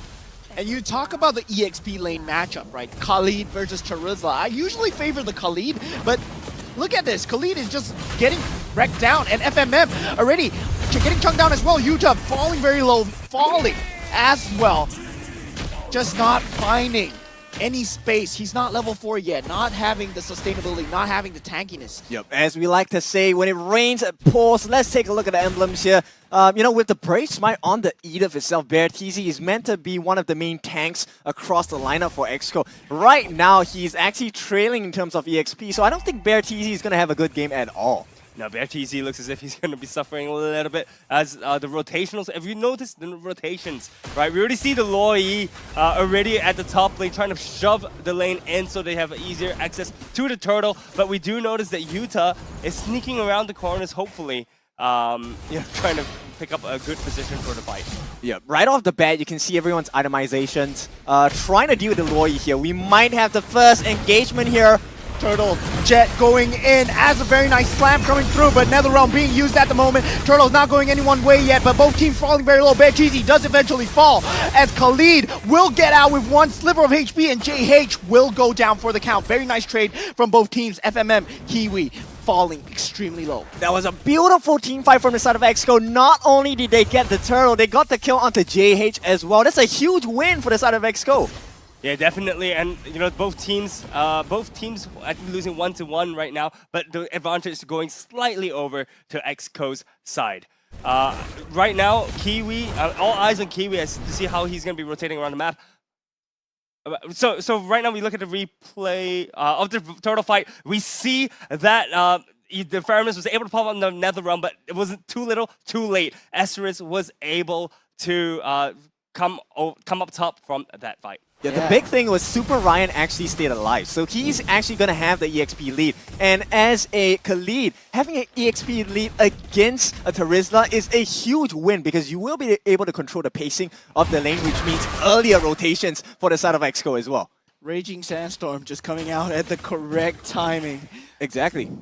Getting the key kill onto JH though. JH was getting a bit of an early game lead, and that might have just stopped the momentum right there as they keep things even, 9k to 9k. Yeah, but that's just a small snippet of what Asteris has to offer. The big deal they have to deal with is actually Kiwi, because nobody has done anything significant to slow down the farm of this Loi, and that might cause a huge problem later in the game. Yeah, we see right now the Loi has just cleared her lane and is trying to push down to find a favorable position for her ultimate, and they do. They're currently in the bush, and I'm not sure if EXCO has seen this. Well, first major objective of the game coming out here, the turtle. Stadium Scythe already being completed by Gira at the 4-minute mark. Let's see if this is going to make a huge difference in the team fights. Yeah, Bacha already starting the turtle. Does not use... Very nice flicker from FMM. On a Divine Judgment, Bear Cheesy falling extremely low, but nice penalty zone follow-up from Bear at this moment. NetherRealm being used at this point. FMM will go down for the count. Bear falling extremely low. Kiwi will get the better of Kira, and then double kill onto Jet as Utah will get the turtle eventually. But Super Ryan on the cusp of a triple kill. Will he be able to survive here? He is trying to stall it out, but dies eventually. Utah took the turtle amongst all the chaos. The turtle still went to EXCO. So even though Astralis went for had leaded in terms of kills, they managed to take the advantage, or rather even it out slightly from Team EXCO. Right, this is really worrying on the side of Asteris, right? Kiwi was actually having the time of his life getting the duality procs, but for some reason, EXCO still won that fight itself, and Gira was able to lay down so much pain. Jet here maybe catches 1 or 2 with the Shadow Stampede, not going to work out for them, but it's 4 members on the side of Asteris marching down the mid, which means sidelines are pretty much open for EXCO to farm. That was so much damage coming out from Kiwi though, as we see Bear Cheesy getting a catch onto FMM. Chu in a slight bit of trouble as Bear Cheesy has gone into his marksman form, but not finding anything, but very nice. Loi might be coming in. No. Fake diversion here. I mean, Tortoise Poison, so you can see how EXCO is actually using it to traverse the map, get a little bit of information as well. So this is a very different EXCO from what we've seen in the qualifiers. Yeah, look, EXCO is being extremely scrappy in the best possible way. They're picking fights which they're comfortable with picking, and they're choosing to disengage at the right times as well. Right now, we see Team EXCO gathering up as 4 at the top, expecting a small little skirmish here, and we do see FMM flashing straight in. Jet in trouble. NetherRealm being used at this point. Daytona's welcome will not find anything at this point, but Jet eventually falls to Kiwi, doing too much damage at this point. FMM will take out Gira as well as a 2-man advantage for the side of Asteris as Utah is being chased down. Alright, but it's all about you with that Lycan Pounce dealing so much damage to the lineup of EXCO. And Asteris, you can see at this point already having a 2,000 gold lead. So the next objective with the turtle, this is the final turtle of the game. If Asteris gets this, it will put EXCO in a pretty bad spot. Yeah, that's for sure. I mean, we can already see the gold lead extending little by little, right? At first it was like a couple hundred. Now we're at 2.2k at Asteris advantage. Right, so what we want to see actually from Team EXCO is to stop taking these fights. You know, they were extremely scrappy early on, and I think it worked out for them. But right now, they need to slow things down a little. Perhaps play defensive with the turtle fight and pick their fights more wisely. And the turtle fight will be ensuing shortly, but Yuta in a position to kind of steal it with a retribution. Always threatening the turtle, but Bertizzi will not have much HP to begin with. Oh! We do see the Raging Sandstorm, very nice penalty zone coming through, but Chu will get Bertizzi, and FMM will be going down as well as Jet falls, and Kiwi just dealing so much damage in this team fights, already 4-0, and the turtle eventually falls onto Asteris' side. Well, people say Kiwi is good for your health, but Kiwi is absolutely potent to the side of EXCO. It was the diversions, the duality procs that really killed off EXCO there. Nobody has been able to touch this mid lane, and I can't blame them because EXCO, they are not equipped to deal with Kiwi just yet. Look, this is exactly what I meant just now. Play safe, give the turtle up, and farm gold. You're so far behind, and now, you know, by fighting for a turtle, which you shouldn't have never fought for, you lost because Harif wasn't even there with them. Yep, exactly. So, you know, the name of the game will only change after they get the Radiant Armors to deal with the duality procs on the side of Asteris, and they need to farm up fast. But right now, Asteris has full control of the map. EXCO now reduced their farming in their own jungle on the right-hand side. NetherRealm not being able to save anyone, despite that it was all fully procced. I mean, when NetherRealm gets procced, you know, if you don't have the tank, the survivability to survive, you know, what's the point of NetherRealm? Just gonna die twice extremely quickly.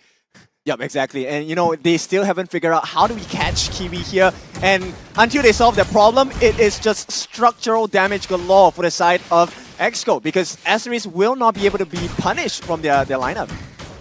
Yeah, that's for sure. So right now, EXCO is just trying to farm whatever minions they can on the map. And they're being starved out from resources right now. We see the gold league extending to almost a 6k gold lead in Asteris' favor, sorry. And right now, the map is just completely taken over by Asteris. Bear has been landing these amazing penalty zones, though. Exactly. And, you know, one of the worst things to deal with when you get hit with a penalty zone is when the Loi is right there in front of you. Yeah, just duality procs left, right, and center, and just so much damage gets dealt so efficiently as well, may I add. And the first Lord of the game will be spawning in soon. It should be a clean Lord for the side of Asteris. So the big question is, how does EXCO deal with the impending damage, right? Because they're already reduced to just one tier 2 left in the mid. And you can be rest assured that Asteris will not make a mistake. First rotation coming in. JH, though, falling behind, but they did find Gira at the back line. Bertizzi will not be long for life. Easy double kill coming through from the side of Asteris. Oh my god, the communication coming out from Asteris is so clean. It is a clinic at this point, and EXCO, they haven't found the remedies just yet. Yeah, you know what, EXCO, they just wanted to take the farm, you know, they just wanted to get whatever they could, whatever minions they could off the board. But Asteris is like, nope, we're not going to let you, we're going to starve you out of resources completely, and the gold lead has exceeded to 8k. Well, Dragon Spear on Chu, he's going to have a flurry of damage once he activates his wolf form, or, you know, his physical form as well. It's going to be a pretty hard thing to deal with on the side of EXCO. If they want to keep their inhibitor turrets, they will have to choose to go for the fight here. But Chu already taking out the outer turrets, the last outer turret for EXCO, as the Lord marches down the top lane. This is literally what you need to do with an advantage, right? You push out all your lanes with the Lord to ensure that EXCO can't even leave the base. Right now, EXCO is playing the game called Tower Defense. I don't think they're playing MLBB anymore. Yeah, right now we have to keep our eyes onto Super Ryan because that will probably be the only entry point. Here we go. Conceal. Just looking for a flicker from FMM, but he does Bear. not have it. A Divine Judgment. Bear, Gira in a lot of trouble. Yuta into the Daytona's welcome. Will be caught out. Delron being used, but not able to survive. Jet will be falling down. Secondary as well. Bear Cheesy will be doing something, and he cannot. Super Ryan will eventually go down. Gira the only one, 1v5. Can he do anything as Asteris clean them up? It's a complete wipeout. 19-3. Very nice finish from Team Asteris. Absolute smash of a performance there by Asteris. Of course, there were no doubts from my counterparts on the desk here. Let's see, what do you have? Why is the Asteris so strong? All right, so look, Asteris, once they had the lead, they did not let go. And the problem with the EXCO is that they did not see that they were falling behind, and they decided to pick up fights, which they didn't. As mentioned earlier, the Turtle, they should have just given it up and opted to take the advantages in other parts of the map. And unfortunately, because of doing something like that, EXCO just was not able to come back. Asteris just kept them in a chokehold. Did you see how FMM was playing on the Kaja? The flicker, Divine Judgment, there was no space to breathe for EXCO. There's no space to farm. If you're Harif, we're gonna catch you. Loi just bringing his entire team across the map just to kill the Harif that was farming. That was split pushing away with Bear TZ's help over there. We're gonna kill both of you. Yep, exactly, and there's a lot of setup coming out from the side of Asteris, right? Primarily, it is the missile expert coming out from the Barats. They don't allow you to stay close, right? That's where Gira wants to be. When he uses the Zaman Force with the Chrono Dash, he wants to be in your face. But the moment you are in his face, welcome to the missiles, welcome to Barats, Daytona's welcome. And that's not the only problem. You have to deal with Chu, who was going crazy with the Roger, and last but not least, the duality procs. I cannot overstate how painful that combination was. So, who do you guys think is going to be the MVP for this match? I have to say the Loi. Kiwi did it for me this game. Definitely. Yeah, Kiwi was so much damage. FMM, very close second, I feel. It's a huge fight between these two. And it has to be. As expected, it was Kiwi. Kiwi had complete map dominance this game. He had a 5-0-12 scoreline with an 89% kill participation.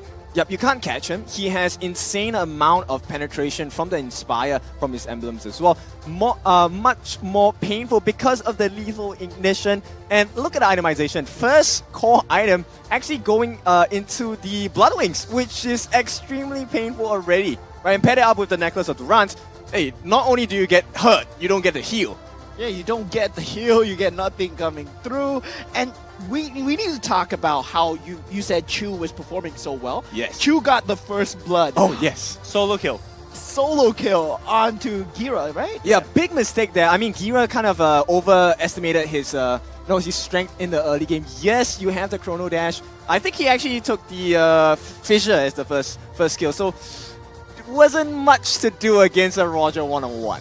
Yeah, look, you definitely do not want to be taking fights as a level 1 Harif. I mean, you don't even have your dash. Most people are going to pick your skill 1, right? And they're just going to be focused on poking out your opponent marksman. But definitely props to Kiwi this match. Definitely worth the MVP. Yep, let's take a look at the other stats as well. The itemization, right? None of the members on the side of EXCO managed to build up that Radiant Armor, which would have changed the game a little bit more because they will then be able to deal with Kiwi a little bit better. Yeah, I'm interested. And Jet actually opted for the anti-cuirass before anything else. Why do you guys think that's so? I mean, Chu having this lead, it's extremely worrying. Like, when he first got the kill onto Gira, you were expecting Chu to make moves. It's a Roger after all. You expect the Roger before the Loi E.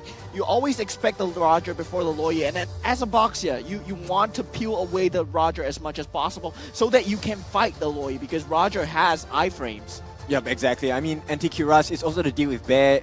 More importantly, to deal with JH, right? They want to get that damage reduction onto them.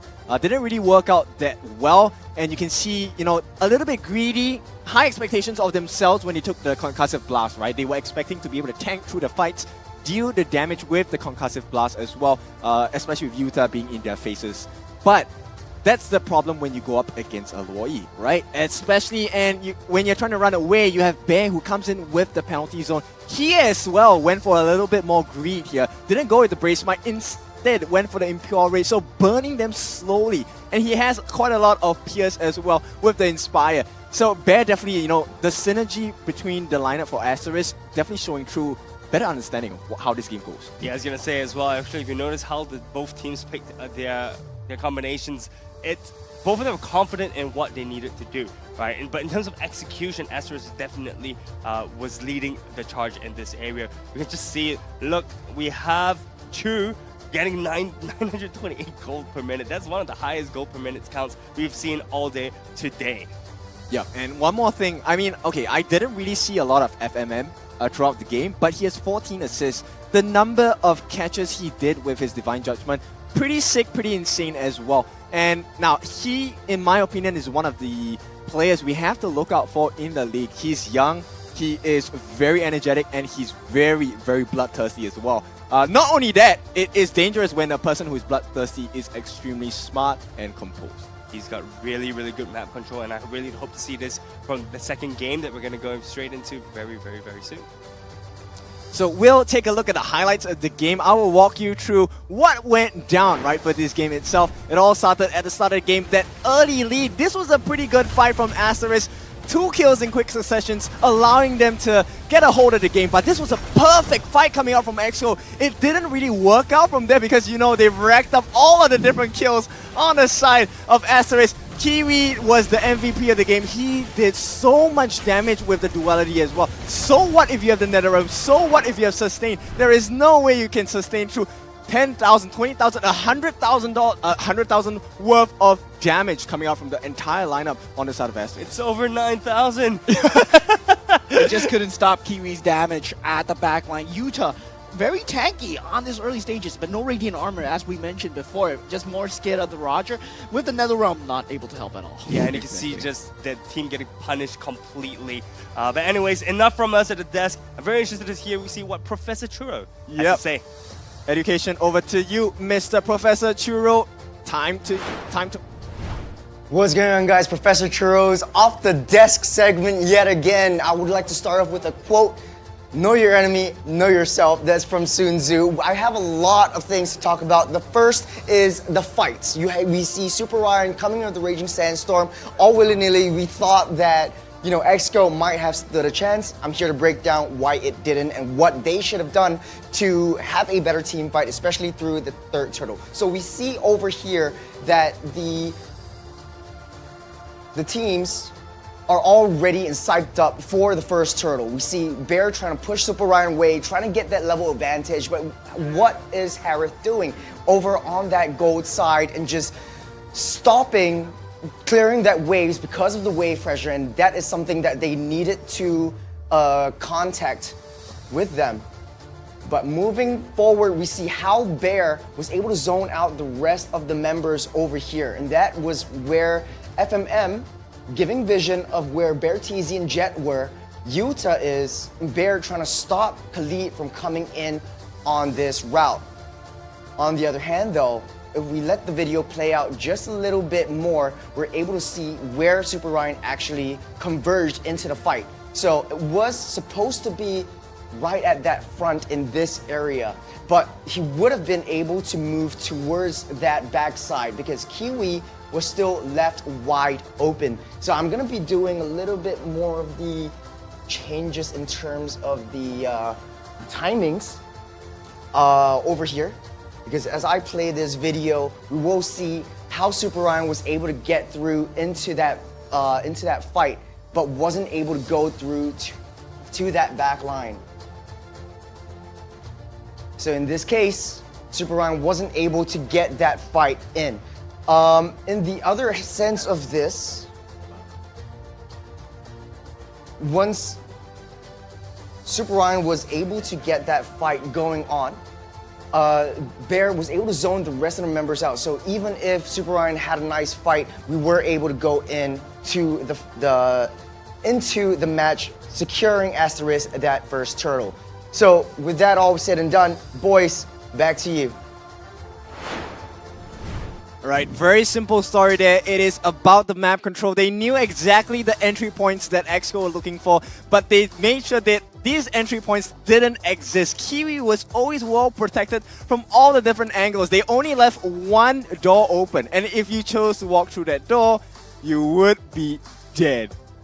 Now, Moman, I think we have something special for our audiences as well. Why don't you talk to them a little bit more about what we have in game? Well, before this, during the break, what were we doing? We were just playing a bit of ML. And of course, MLBB, right? Yeah, Mobile Legends Bang Bang, they do have the MLBB EXCO 97 Bingo Draw event.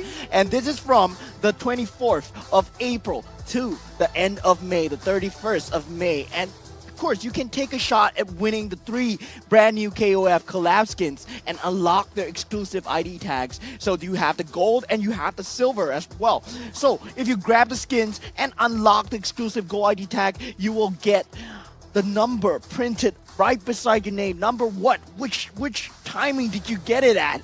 And after this period, you can still snag the exclusive silver ID tag when acquiring the skins. So during the event, you will get a sweet 50% discount on the first 10x draw and daily first draw 1x. So every day you can draw at half price. So just don't miss out on this awesome opportunity. KOF skins, guys. Masha. Yeah, which is your favorite skin, lads? I like the Terry Bogard one. Masha. Yeah. Masha? Mai Shiranui. Mai Shiranui? Yeah. Mai is definitely my favorite skin of amongst the 3. Actually, I got lucky, you know? Really? What do you get? I got the Masha. Oh, wow. Okay. I mean, the sweet 50% discount is definitely something that you need to take advantage of. It is pretty dangerous because I have been spending quite a bit every day because of the 50% discount as well. I haven't been as lucky as you, but it's okay. I have my fingers crossed. I will get one of the skins very soon. I'm pretty sure you got lucky in the last event, if I'm not wrong. Yeah, I had the Vexana skin right off the first 10x roll. No way. Yeah, that's good for Yeah, me. so if you get another skin on the 10x roll, I'm calling rigged. we may not see Kin on stream again after this. Professional player. I'm just gonna show off my skins and die. Well, okay, so guys, I want to bring it back to the game, right? So we've seen what Asteris can do. What can Team EXCO do to get it back to a 1-1 situation? I think they need a little bit more map awareness, and I think really just micro plays. Like that first play by Gira, I think definitely was a big mistake for them, and that costed them the game because they couldn't really recover. Mainly because they couldn't acquire enough gold to get the defensive item, and that, you know, the trickle-down effect, it really affects the rest of the game as well. So maybe if they can have a more solid early game playstyle where they're more defensive and more reactive in the sense where, hey, if Asteris makes a mistake, let's pounce on it. They didn't really punish Asteris too much, which I think was a little bit unfortunate. I mean, on top of that, there was a lot of catch that FMM had with the Divine Judgment. EXCO was just choked out. They couldn't do anything. Mechanically, yes, they could do better, but I feel that draft-wise, they can do a lot better as well. I mean, picking the Edith, picking the Khalid into this lineup, you expect them to fully jump in and commit for the Loi E, but the Loi E was left totally unchecked. He was just dealing free damage at the back. Let's go, let's go. Yep, exactly. So do we think that a ban for Loi or a ban perhaps for even FMM's Kaja is going to be worth it in this upcoming pick and ban? I don't think it's worth a ban. I think it's worth to rethink how they want to approach team fights particularly, but it's a tough call to make because bear in mind they have a 6 member on the side of Asteris, which is going to be RR19, and we have seen the benefits of having a coach because he or she takes away the stress of the mentality you have to go through during the drafting phase. So we'll see how EXCO is going to try and recover from this, but Asteris, it looks like they pretty much have this in the bag. If it goes their way, it's going to be a clean 2-0. Definitely, and you know, I think this is something that we saw very similarly to the qualifiers. You know, the qualifiers, we saw EXCO fighting back, but they just missed their punch by a little bit off the mark, right? But I think right now, for me, in my opinion, for EXCO, I feel like EXCO needs to pick their fights more wisely, right? We talked a little bit about the micro plays. Yep. I think they need to focus more on macro as well.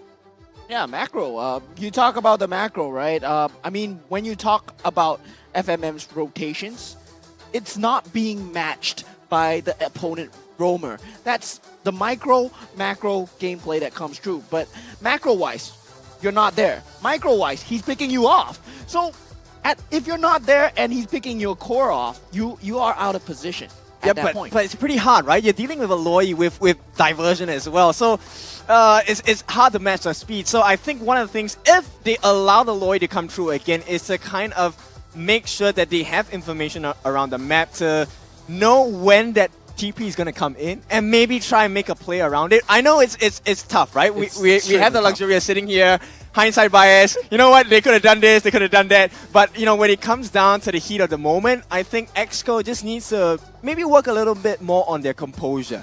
Right? Yes, so that's actually a really good point which I wanted to highlight, right? We saw in terms of their selections of their runes, right? They knew what they wanted to do, they knew what they had to do, they just faltered a little bit in terms of execution. And to be honest, in the earlier fights, it was really close. Yes, literally, it was. Asteris was having slivers of HP after each fight, and they were heavily wounded. You know, it wasn't even a one-sided fight, right? It was a very, very close fight. So I personally think EXCO has the opportunity to go back to a 1-1. They just need to keep calm and carry on. All right, we will see how it's going to work out for the teams here. We still have about a minute and minute plus, right, before they actually have to be in the hot seat. And, you know, resign their fates to their fingers and their brains as well. Now, this is something that I want to touch more upon, which is how young our league is, right? Because both teams, they field very young players. These players range from the age of 16 all the way, I think, early 20s? They are extremely young. They're babies. You don't make me feel old, man. What the heck? We are old, right? We have to deal with the fact that we are old. But right now, right, the question that everyone was asking before the start of MPL was, how do the young guns fare against experienced players? But right now, we are looking at how well the youngsters are doing amongst themselves. Yeah, it's definitely really interesting to point out. You know, once again, I always like to refer back to the qualifiers because I think that was the first match I got to see both EXCO and Asteris, and that was actually a really, really good match to watch. So I'm happy to see a rematch happening right here, right now, in MPL SG Season 7. And you know, definitely, I think these young ones, they are showcasing their micro skills quite a bit, right? But I think it's the macro that ends up winning the game. Right, so I wonder how these teams are going to face amongst the more experienced teams. We've seen them face against each other, then this is the second time around. But I'm interested to see how they face against Team Flash, how they face against Lead, you know, these guys, powerhouses. It sounds like such a tall mountain to climb, right? You know, putting them against Team Flash. But, you know, one of the things that I'm really curious about for this game is actually about Yuta, right? So yes, Yuta has been kind of forced into the jungle role. But I know he does play a couple of assassins as well. I'm just curious whether they will try and make a assassin jungler play for this second game. Yes, there's a lot on the line. It is potentially match point for the side of Asteris, but you know, you miss all the shots that you don't take. Yuta on the boss here just now did not do a bad job. He was peeling very well for Gira to come in. But the thing is, Super Ryan was always just a tad bit too short on the timing. I mean, it worked out in the first few team fights where he managed to get away on a sliver of HP. But in the later stages where he was 1v3 when all three of them were extremely low, that was just not enough damage coming through. Yeah, can I also mention actually Yuta?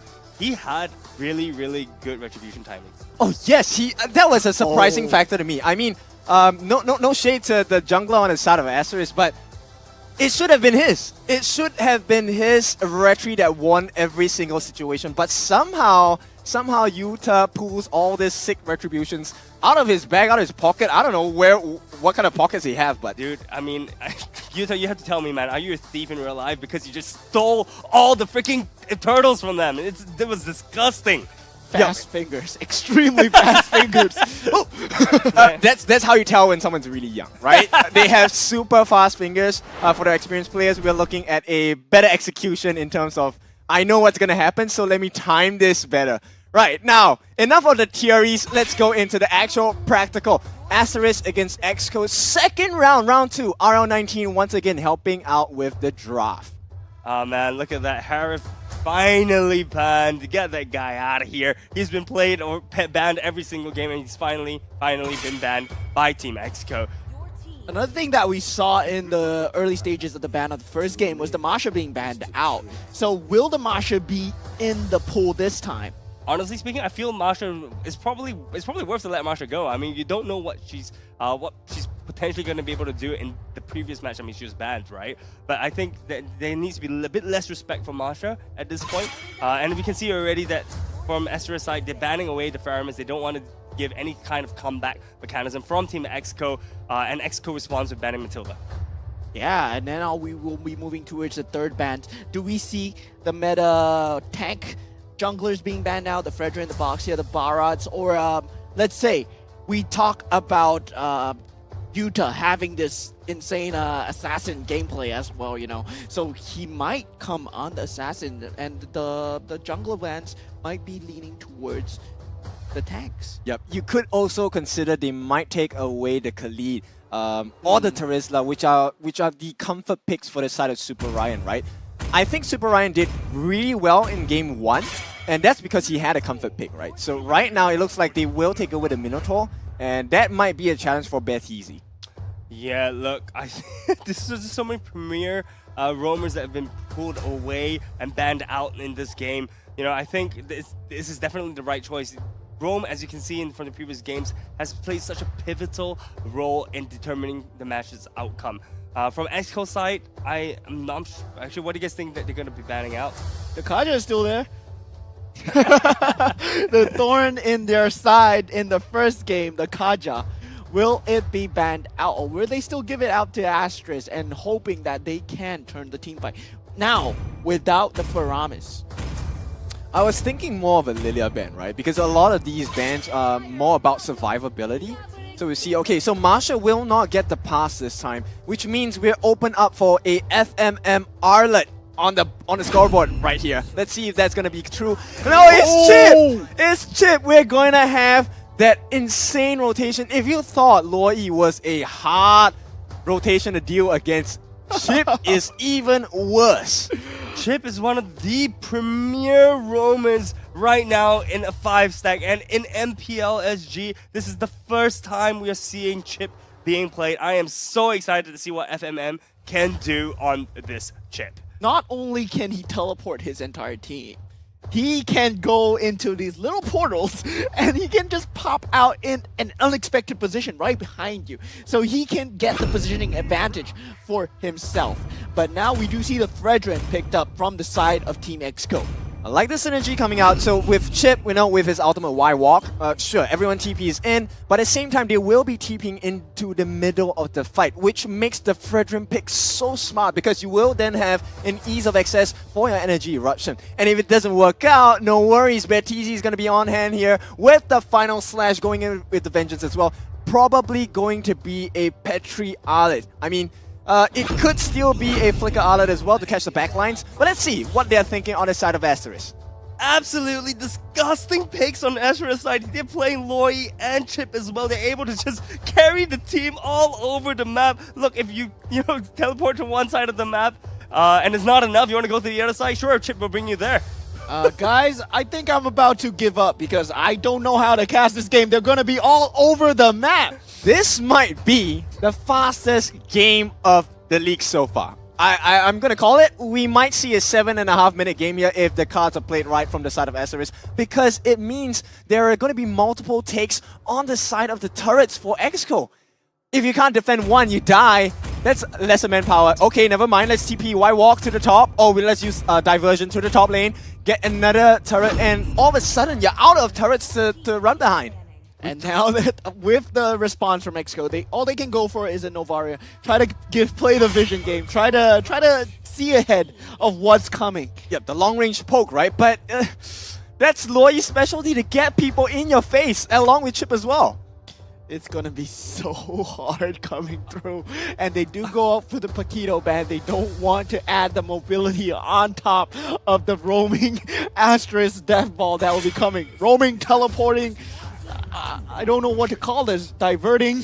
I wish the camera was on my face because my mouth has been open for the past minute. It's absolutely insane. I mean, we talked about macro plays coming up from Asteris earlier on, and they're able to just be a roaming death ball?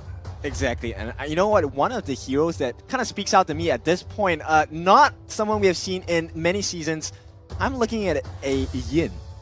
A Yin would be disastrous for the side of EXCO here if it's picked up by Asteris in the EXP lane. Because with the diversion, he potentially can stun up so many different members on the side of EXCO. And I mean, RN19, I don't know what's going on in your brain. I know I said you're a smart guy, but dude, you are a goddamn genius. Dude, this guy is like Einstein level genius. If a Yin slips through, look, Yin, I don't think EXCO even realizes that. EXCO does not ban the Yin. They opt to ban the Claw, they opt to ban the Paquito. And I think Asteris has literally got just one draft. Yeah, I mean, it's pretty early to call it, but based on what we see here, what does EXCO have to deal with this? Let him cook, man. Let him cook. Well, the smell's coming out of the kitchen, and, you know, it's getting a little bit hot, so I'm not sure here. Final ban, Asteris, what else can they mess up for the side of EXCO here with the final ban? It's going to be the Lapu Lapu. No more diving. You have to meet us face to face. Honest, fair and square fights, which in this case, Asteris is not really playing a fair game here. Definitely not a fair game at all. I mean, where are they going to be appearing? Gold lane, EXP lane, mid lane? I mean, why not all three at one time? Exactly. You know, that could be a big play. They could pull you on to the side lanes for defense and TP into the mid lane to just get what they want. Yeah, so EXCO is picking up the Natan. I mean, I'm not sure if they're going to be able to reach the late game. I'm questioning this pick a little bit, but if they do pull through to the late game, Natan is definitely a great pick as he's able to shred everyone coming through Chip's portal. Holy! Benedetta as well as Roger. The synergy on the side of Asteris is extremely disgusting at this point. Benny, with the eye for the eye, will be able to jump through so many different layers of defense on the side of EXCO. That is instant backline access for the Benedetta. And with the Lycan Pounce as well, Roger has free access. I mean, I feel like calling this game a bit too early, but how do you deal with this Asteris lineup? Hey, you're the one that gets 2-1. I want to pause for a moment and take a look at Super Ryan's face. He's like, oh, shoot. What am I going to pick? I mean, look, honestly speaking, right? I think objectively speaking, Super Ryan just needs to pick up someone tanky to soak up the damage going in, right? I mean, look, you're going to get team fights all over the map. Mobility, I think, should be out the window right now. You shouldn't be thinking about how mobile you're going to be. And he goes up to pick the Khalid once again. I think this is probably the safest pick he could have gone for, right? And perhaps be able to soak up the damage early on and survive his lane. I think that's all EXCO needs to do. Survive. EXCO, if they want to win, they have to play a perfect early game. They have to win all their lanes. They have to get a gold advantage and stop this pressure from Asteris. Totally. They have so many things to do. They can't allow the first blood to happen. They can't allow for the first turtle to be taken by Asteris. So EXCO, they have a lot of things to, a lot of risks in their draft as well. So, I mean, Asteris, this is a completely sick draft. But we have to consider that, you know, theory, practical is another thing. Execution might not be as perfect from the side of Asteris. But here we go, potential game ender for the side of Asteris here as they look to close this series out 2-0. Asteris against EXCO, welcome into the land of Dawn. Game 2 of the last series of the match. Well, going into the game, what do you guys think are the win conditions from Team Asteris? TP. Get as many TPs as teleport. possible. Just teleport around the map, kill as many people as possible, and win the game. All right, and right off the bat, we see fights happening on multiple fronts. Oh my god, Chu almost getting the first blood on Gira once again, but this time Gira learning his lesson. Oh no, he's making a mistake. He shouldn't be staying here. Gira, if Chu uses another Lycan Pounce, he's done for. Exactly, and Super Ryan already finding the pressure of FMM on his lane, and Bear will be having a better time than him for now.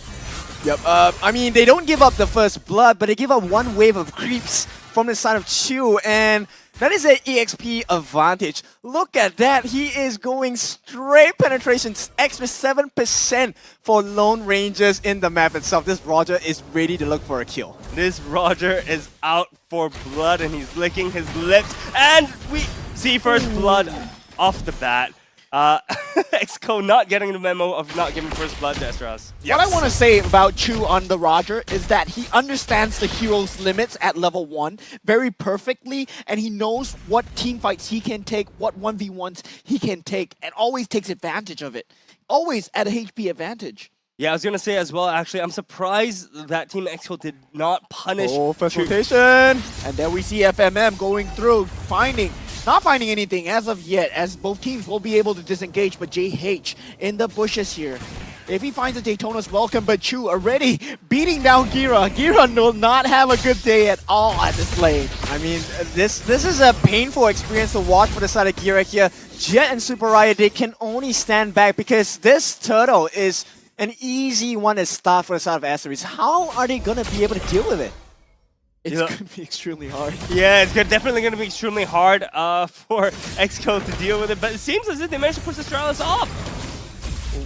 Yeah, and the turtle will be going towards EXCO for now. Raging Sandstorm being used on the JH, does get picked off. Utah, very good pick, but Bear does find the answer onto Super Ryan, and Utah will be going down as well. Asteris with a double kill for their one jungle trade. Bear Teasy will go down as well. That's a 3-4-1, and Asteris will be putting things at 4-1.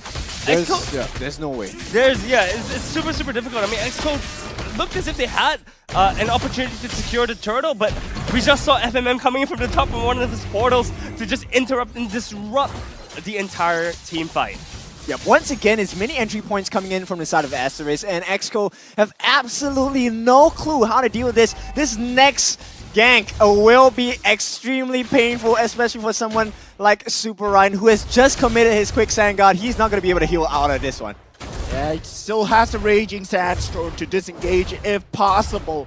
But they were trying to look for something onto Chu, but I feel that he's too far gone at this point. Oh my gosh, guys, I just realized Bertizzi's not... Okay, he just hit level 4, I was gonna say.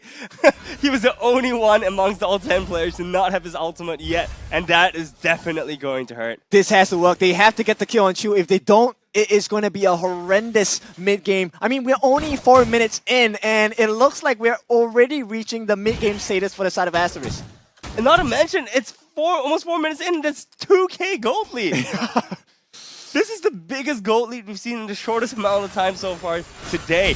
EXCO definitely needs to do something. They need to wake up the idea. If not, we just get here we go. Shortcut onto the bottom lane as Bertizzi will be going in. But does he manage to find a very nice final slash? Electo final slash being used on the side. FMM with the crash course, not able to find anything. Raging Sandstorm will be able to use on him. FMM goes down for the count. Asteris is being put at a stop for now. I mean, Chu's positioning, he was waiting like a hunter, ready to pounce onto the overextension here. They didn't overextend, so that's a huge one for EXCO, but can they get the kill on Chu? Oh, there's a nice final slash. Very nice final slash, but Gira will be going down for the count. Chu does have enough damage, and I mean, that final slash helped him. Oh, crash course onto Jet. The range is pretty long. FMM should be able to get it. That is a nice flicker. Saved his life. Jet was guaranteed to be dead if the crash course hit its mark there. Asteris, you know, they don't mind. They wasted a flicker for the next 120 seconds on the side of Jet. And Bertizzi with a nice, very final slash onto FMM. Gira committing the reverse clone, not getting the finish onto FMM though. I was gonna say FMM BM and got punished, but he didn't even get punished. That's insane. And Chu managed to survive through all that as well. And meanwhile, through all the chaos, Turtle did get taken, I think, from the side of Asteris. Yep, and with all of the confusion, this opens up a lot of avenues for Bear to jump in. And mind you, Bear at the 5.5 minute mark already has completed the Blade of Heptases. He's gonna have a huge burst when he comes in. And this is not a good sign at all. Yes, granted, it's still at a 2,000 gold lead, but Bear is a one whole level ahead of Super Ryan. And shortcut on the bottom lane already being used. Very nice final slash coming through. Bertizzi falling low, eventually goes down, and Chu will be finding the double kill onto Utah. Clean games around from Astralis. I mean, look, they're literally they're doing what the competition is built for by moving around the map, picking up important picks, and then moving on to take another objective. Endless Battle just picked up from Chu. Yeah, it's not looking good at all. Endless Battle at 6 minutes. That's not his first core item, by the way. You know, Chu is already very painful. 1v1 against Gira is a no-brainer. He's gonna wreck him apart here. I mean, the wolf is licking his lips right now, is wondering what else is served for freaking breakfast. Super Ryan trying what he can on the top lane. Bear will be able to survive Raging Sandstorm combo from Super Ryan. Reverse clone using onto Gira. FMM will not be long for this world as he does go down, but Bear gets away from this 4-man collapse. But what can they do? Yeah, they get the roll, but look at what Roger's doing. Chu is having the time of his life, farming up the bottom tier turret. Too many rotations. It's a full-on map control from the side of Asteris. And with the diversion, he's just using it to just get the top lane creeps. Yep, Benny here, Bear might be getting a free kill on Jet. Oh, forced the flicker out. That's going to be a flickerless Jet for the next 120 seconds. It is absolute map control. Once again, 7-3 doesn't really reflect the lead that Asteris has now. And the turtle being spawned up. Daytona's welcome on to Bear TZ. He will be gone from this game for now, as a turtle might fall towards Asteris. EXCO, will they be in a position to even fight here? FMM scouting the bushes, Raging Sandstorm used onto Q, but not able to find the pickoff. FMM falling extremely low, does get picked off, but Bear still in the back line, gets the better of Gira, and Final Slash being used on to Jet as well. I mean, Electo. Yeah, as we can see here, I think the fight they managed, FMM Yuta dies as well. Bear also managed to get picked off, but the turtle still goes in Asteris' favor. So overall, I think the fights are still very much dominated by Asteris. Yep, it's Asteris at this point just dropping little bones for the side of EXCO, because if you take a look at how that fight went, they only had 2 members getting ready for the fight, right? And Bear was pushing all the way, and even when he split pushing, look at the damage that Bear is doing. 26,000 in the span of 8 minutes. My goodness. I gotta say, Bear's target prioritization there. It was just, yeah, I know Gira is dealing damage here, so I will go for him. Dude, Gira is not even able to play the game at this point. Is absolutely disgusting. And this is something what... Oh my god, Bear! Nice Petrify on the top lane, but he will eventually go down. Gira does go down as well. Shortcut will bring the entire team in, and Chul will get the better of Bear Cheesy, and Yuta running away with his tail tucked in between his legs. There is no way. Another crash cause imminent for the side of Asteris. Yuta forced away from his orange buff, and it's not a good sign to see here. At this point, Asteris, they have hit the 9-minute mark. Didn't close the game as fast as I thought they would, but boy, are they having fun. Lightning Truncheon onto Kiwi. We haven't even talked about the Loi damage that's coming through. Loi's damage is negligent at this point. It's Bears and Chu's show for this game. And FFM will get found in this bush, but does not even care. Yeah, look, I mean, the Loi at this point is just a TP bot, right? And I mean, that's completely fine, because she's playing the supporting role. And I think that's what I want to highlight, right? Kiwi here played 2 roles right now. He played the carry just now in the first game, but now he's taken more of a support role, and he's let Chu and Bear take the lead.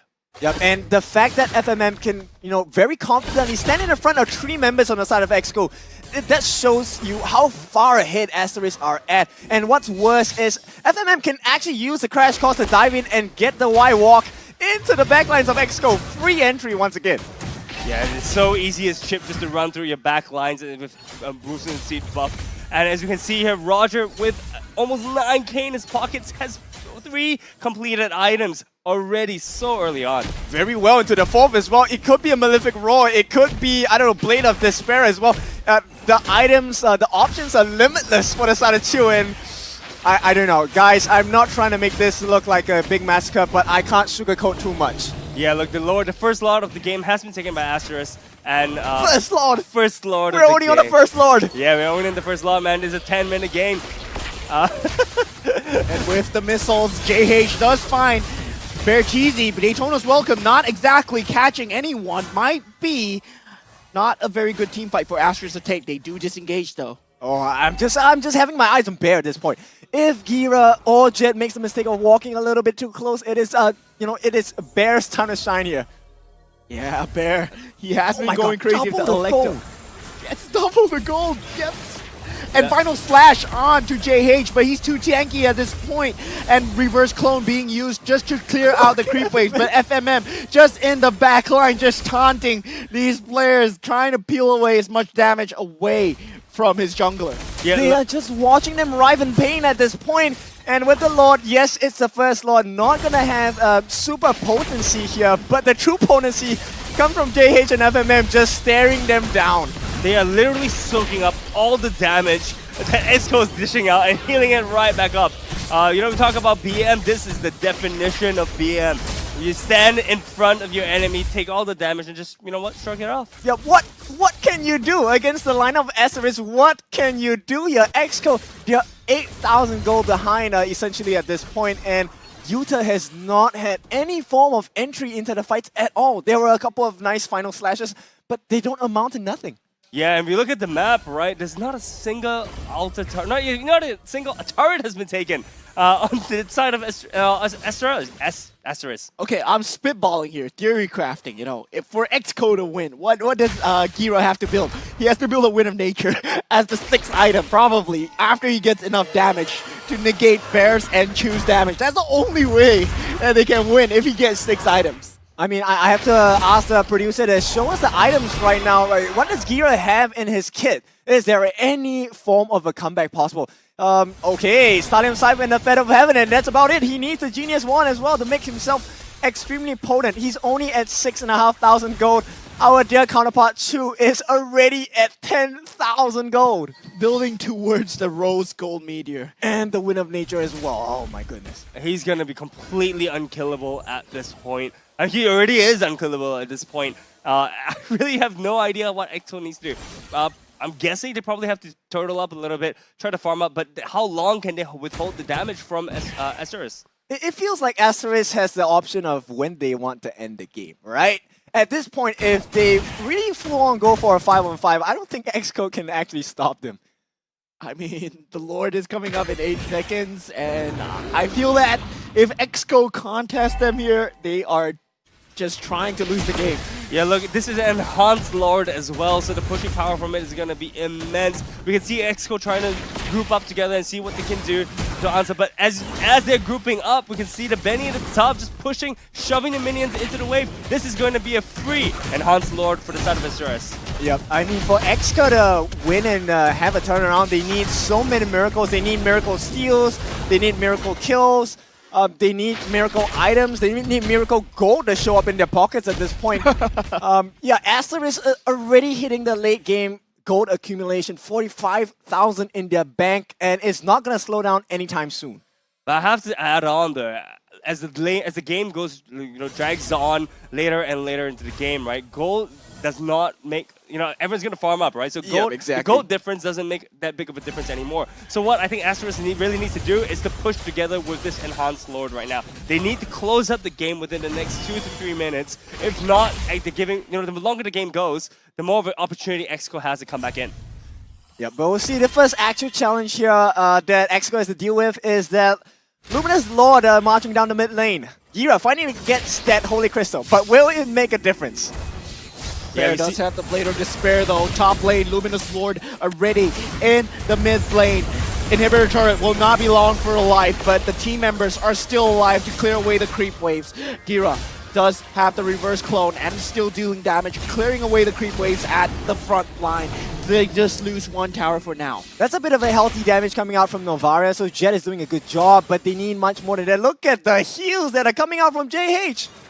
What damage? What damage are you talking about? Because I mean, the guy's full HP at this point. And look at that, FMM all the way in with the crash course reverse clone being used, shortcut as well. Nobody finding anything yet, but Gira goes down in the back line. Very nice kill by Bear. Double kill onto Jet, triple kill onto Bear. Cheesy as JH finishes off Utah. Super Ryan, the only one left, and will go down for the count of 4K Maniac from the side of Bear as Asteris almost are just waiting for creeps to come in to just clear out the game. Yep. Asteris here giving EXCO a wonderful welcome into MPL SG. This is a standard United Heat.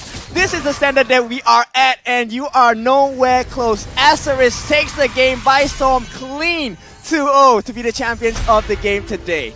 Congratulations, Asteris. This was a very, very, very big masterclass on how you play a roaming composition. I mean, look, you wiped it out. You picked you picked your Loi. You picked your chip. Yes, you picked your chip, and it allows you to just move around the map and just manipulate map control on your side. And this new generation, right? This new generation, new ideas coming out from all over. I mean, you never thought about it. I mean, you pick a lawyer, you think, oh, that's enough. But wait a minute, we have a chip. We have more. We have more. So Add some yes, spice on top of that, eh? double it and give it to the next person. Paid forward here. All right, so I mean, Asteris definitely impressed not just us. I'm sure impressed everyone here on the desk, behind the screens. If you're at home, across the other regions as well. I mean, this is definitely something that I think was a drafting masterclass, but an executional masterclass coming out from Asteris as well. The icing on the cake is that it came from Asteris. They are a qualifier team. This is their first season in MPL as a group, and my goodness, have they shown up. The bar they have raised. Who do you think was the best though? Let's just find out who's the best, right? Out of Asteris, I don't out know. of this game. Let's, I mean, Bear, okay, Bear is the one, 6-2 and 7. Look at the damage he's offering. At 8.5 minutes, he was at 26,000 damage across the board, the highest in the entire match itself. in team fights, Bear was playing like a surgeon. You know, he was slicing up the back line, making sure that Gira does not have a game. The Electo final slash was just there, and nobody could go through at all. It's so apt because she really, you know, acted like an incision into the backlines of the side of EXCO, and EXCO got executed right off the bat. Yeah, look, I want to see Bear more, man. I want to see more of his Benedetta. And look at the gold per minute, man. But, 777. Lucky wins here. But this was not luck at all for the side of Asteris. I mean, the way that Bear played this game, not only was he split pushing, because of the draft, he got the ability to come in with the Y walk. And that is the name of the game here. Y walk. Let's TP around. Let's make the map ours. Y walk. Yeah, that's the name of his passive, right? Ultimate. Right. Ultimate. Oh, Yeah, I that think was ultimate is the y portal. walk or shortcut. Oh, shortcut is Shortcut's the passive. The passive, Yeah, and yeah, the yeah. Y walk is the ultimate. Wow, that's Y walk. Yeah, just come to me. And I gotta highlight once again, Chu on this Roger for these two games. He knows to a T his item builds, his hero limits. Yep. Yeah, he knows what his hero can do at level 1. He knows what's his maximum damage output at level 2. He has it down to a T, and he takes these trades all so well. I'm really proud of them because Chu, as well as Bear, where, you know, the fact that they came from another MPL team, they weren't at this level for sure, right? Now they have leveled up, come into the new season itself. They are looking completely different. Double the net worth on the side of Chu for majority of the game against Gira. That is insane. Yeah, Team EXCO just not having a good game. Super Ryan did have moments of fire. Yuta with the Appraisal's Wrath and Energy Disruption does find the correct taunts, but not finding enough damage to come through. Bear Cheesy, final slashes were on point. We did say they were on point, but one final slash, the farm was too far gone. You pushed Chu towards Gira, and Gira just died. That is so true, right? I mean, look, we can check out the emblems right now, and I think the emblem choices on Chu, you can see that he was already planning to go for such an aggressive start, right? We saw him doing that in game 1. We see him doing that in game 2, and he opts, and he opts to just go for the 1v1 assassinations, right? He ticks all the boxes of the emblems, right? Oh, okay, killing spree, you get the refresh, you get the extra heals, extra movement speed, you have this extra 7%, you get the heals from the quantum charge as well, and I mean, come on, Chu, what are you doing, man? You're killing everyone for fun. You're killing the guy's hopes and dreams, you know, and I want to talk a little bit more about the team. I think more about what EXCO needs to do to come back from this, right? So we've seen how they played off against such about almost an equal adversary, right? But I'm a bit concerned about Team EXCO's mentality, right? This was a shutdown of a game. I mean, look at that. 334 turret damage. They were not able to touch the turrets at all. That was all from minions. Yep. It was a hard one to take for the side of EXCO here because of the mobility offered on the side of Asteris. Gold per minute, I'm surprised it is so low at 844. It felt like 1,000 gold a minute for Chu. Double the net worth, at least half of the game. Come on, 844 doesn't do it justice. I felt that it wasn't as much as Chu getting the farm. I felt that it was just Gira getting shut down. Because you see how Bear plays. Bear is a surgical master. He will find we will find where your carry is. He will find out where the Nathan is, and he will shut you down. So look, I want to highlight something pretty funny, right? So far in all the matches that we've seen today, we've seen, you know, the damage taken guy, the sandbag, right, always coming from the opponent's side. Now we know why JAH was standing in the front of the enemy this whole time, because he wanted the sandbag trophy as well. Oh, okay. They want to make sure the whole team is represented in the final stat screen here. I mean, what a game from Asteris. I'm really curious what we have from Professor Churros later on in the analysis, because there's so many things to look at, like the way they itemize, the way they rotated. I mean, the rotations itself are going to be a mouthful because they were everywhere on the map. It felt like the map just spelled out the letters of Asteris. Speaking of spelling out kind of like roads to success, I'm wondering how the other teams are going to look at this and adapt from there. But enough from us. I'm interested to hear what the players have to say during the game. Hey, go. Hey, Yuta, oi, ngapain Yuta? Nice one. Hey, watch me, I got two. Now, five. They stick together. Five. Continue. I can back. I'm resorted. Hey, come fight. Don't scare. Nice. Go. We. Nice one lah. I taking top. You all take me can or not? I take it. Nice one. Let TP out the base. Nice one. Nice. Don't go or not? Okay, I got nothing. Hey, watch me. Aye. Go. Hey, the Fedrin. Nice. Alan no flicker. Alan first. 1 second. Alan no flicker. Let's go. Push. Nice. Nice one. Nice one. Nice one lah. Nice one. Go. Nice one. Hey, no minion. Nice one. Definitely too much for them to bear here. I mean, the incisions created by Bear was so painful. And you know, the crash cost, I cannot help but to take a look at the damage that FMM was offering. As a chip, when a chip attacks you, he's not supposed to hurt so much. But the crash cost coming in felt like he would create a fissure on the health bars on the side of EXCO.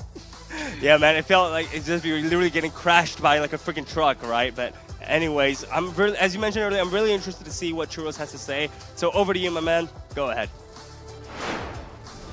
Thank you, boys. What's going on, guys? Professor Churros yet again with another off-the-desk analysis. Now, this game was I would say, a very, very interesting game because there wasn't much skirmishes, but when there was, it was the entirety of Asteris going up against EXCO wherever they are. They could pretty much do whatever they want. I have 3 clips here that I want to show you and break it down on how Asteris was able to successfully rotate around with the use of chip as well as that Luoyi. So taking a look over here, we're going to let that game run just a little bit. You can see that the top lane, this was the first turtle. You want to get that level 4 onto Kiwi, onto Bear, and onto JH. So this was the priority in order to get that turtle up. FMM alone was in that mid side trying to get his level 4 as well. The interesting thing was you don't need Roger to rotate into that mid side. What Roger needs to do is maintain that pressure onto that gold lane. The reason being, he doesn't really need to be there unless there's a team fight, unless Chip calls for it. You will see minimal movement all around the map. Everyone can just maintain their actions, doing what they do best. Now, in the midst of the fight, you see Chip just low in health, going into the portal and then walking over to the top side. This creates a lot of opportunity and space for a backline flank. You'll see in just a little bit when Jet is a little bit open on that first turtle fight. So we're coming in through Chips, just slowly using his passive, healing that health and creating and buying time for that space that they need to enter through that back line. So FMM coming up, they could very well go for Jet. The thing is, Yuta and Bertizzi are able to just negate and reflect that damage onto JH, which is the main target priority. As long as JH is down, Asteris does not have that retribution to be able to take down that turtle. So ditching the turtle fight, going for the core was the main target for EXCO. So let this play it through. Super Ryan is pretty much free to go straight for JH and Kiwi. We see this a lot in game number 1. If Super Ryan is able to take down Kiwi, Kiwi should be the main target to be taken out. The main target to disengage a lot of these team fights, a lot of these clashes that they will have throughout these fights. Jet would be safe, but you see the vision play enables Jet to see where FMM is at that time because he popped out the bush. So we'll let this play just a little bit more, and FMM just waiting for that right time. Raging Sandstorm over JH. Once they take that down, Kiwi just pops that duality and just goes ham with that damage. The second Lord fight was also really interesting. So this fight goes all the way through, FMM really focusing on that back line, disabling them from coming into the fight. So this was the second turtle that we have where Bertizzi was taken out with the Deckness Welcome from JH. So we see how the players of Asteris actually stay in their lane and rotate. They don't need to join in that turtle fight. We see the Benedetta at the top side continuing that lane pressure onto that top side, forcing the rest of the members to go back. So Jet does not know what to do. We have Benedetta pushing up on the top side. You have the mid lane already pushing in. Does Jet go up to the top lane or help out in that fight? We now know that with these three players, Super Ryan, Jira, and Yuta, they will want to engage on this turtle. But the breakdown comes when target prioritization and communication was not that optimal. Range Sandstorm onto Chu. Chu forces that flicker out of the way, but FMM onto that back line, focusing fire onto Jira. And that is where everything goes ham because Benedetta is able to just pop into that portal and hit into that back line. So this was a beautiful, beautiful play. Not much movement needed, not much explanation to be done right here. Bear played a wonderful job. R19 drafted beautifully. This was a no movement or minimal movement kind of draft going into game number 3. The last game is the last clip I want to show you is the movement again in that Lord fight. You'll always see Benedetta on that top side, Chip waiting by that portal to make sure that he supports any one of the members, because if Benedetta's pushing up top, the enemies or Team EXCO does not know where to go. Either go on the top lane, mid lane, or bottom lane. If they decide to go for the bottom lane, Chip could very well go down into the portal down at that bottom side, enabling the rest of the team to come in for that backup. So there's always a backline defense over any of the fights that come through into the game. So this was really interesting that I pointed out. There's not a lot of movement. Everyone just plays as it is. They just stay in their lane, farm up, get fat, and then just get their items. It's all about that win conditions, all about staying in their lane, farming up, getting their power spikes, waiting for the right time to get that power spikes, FMM making that right call. So that's it for the off-the-desk analysis portion. Very, very interested to see what the players actually think. Back to you, Cheryl.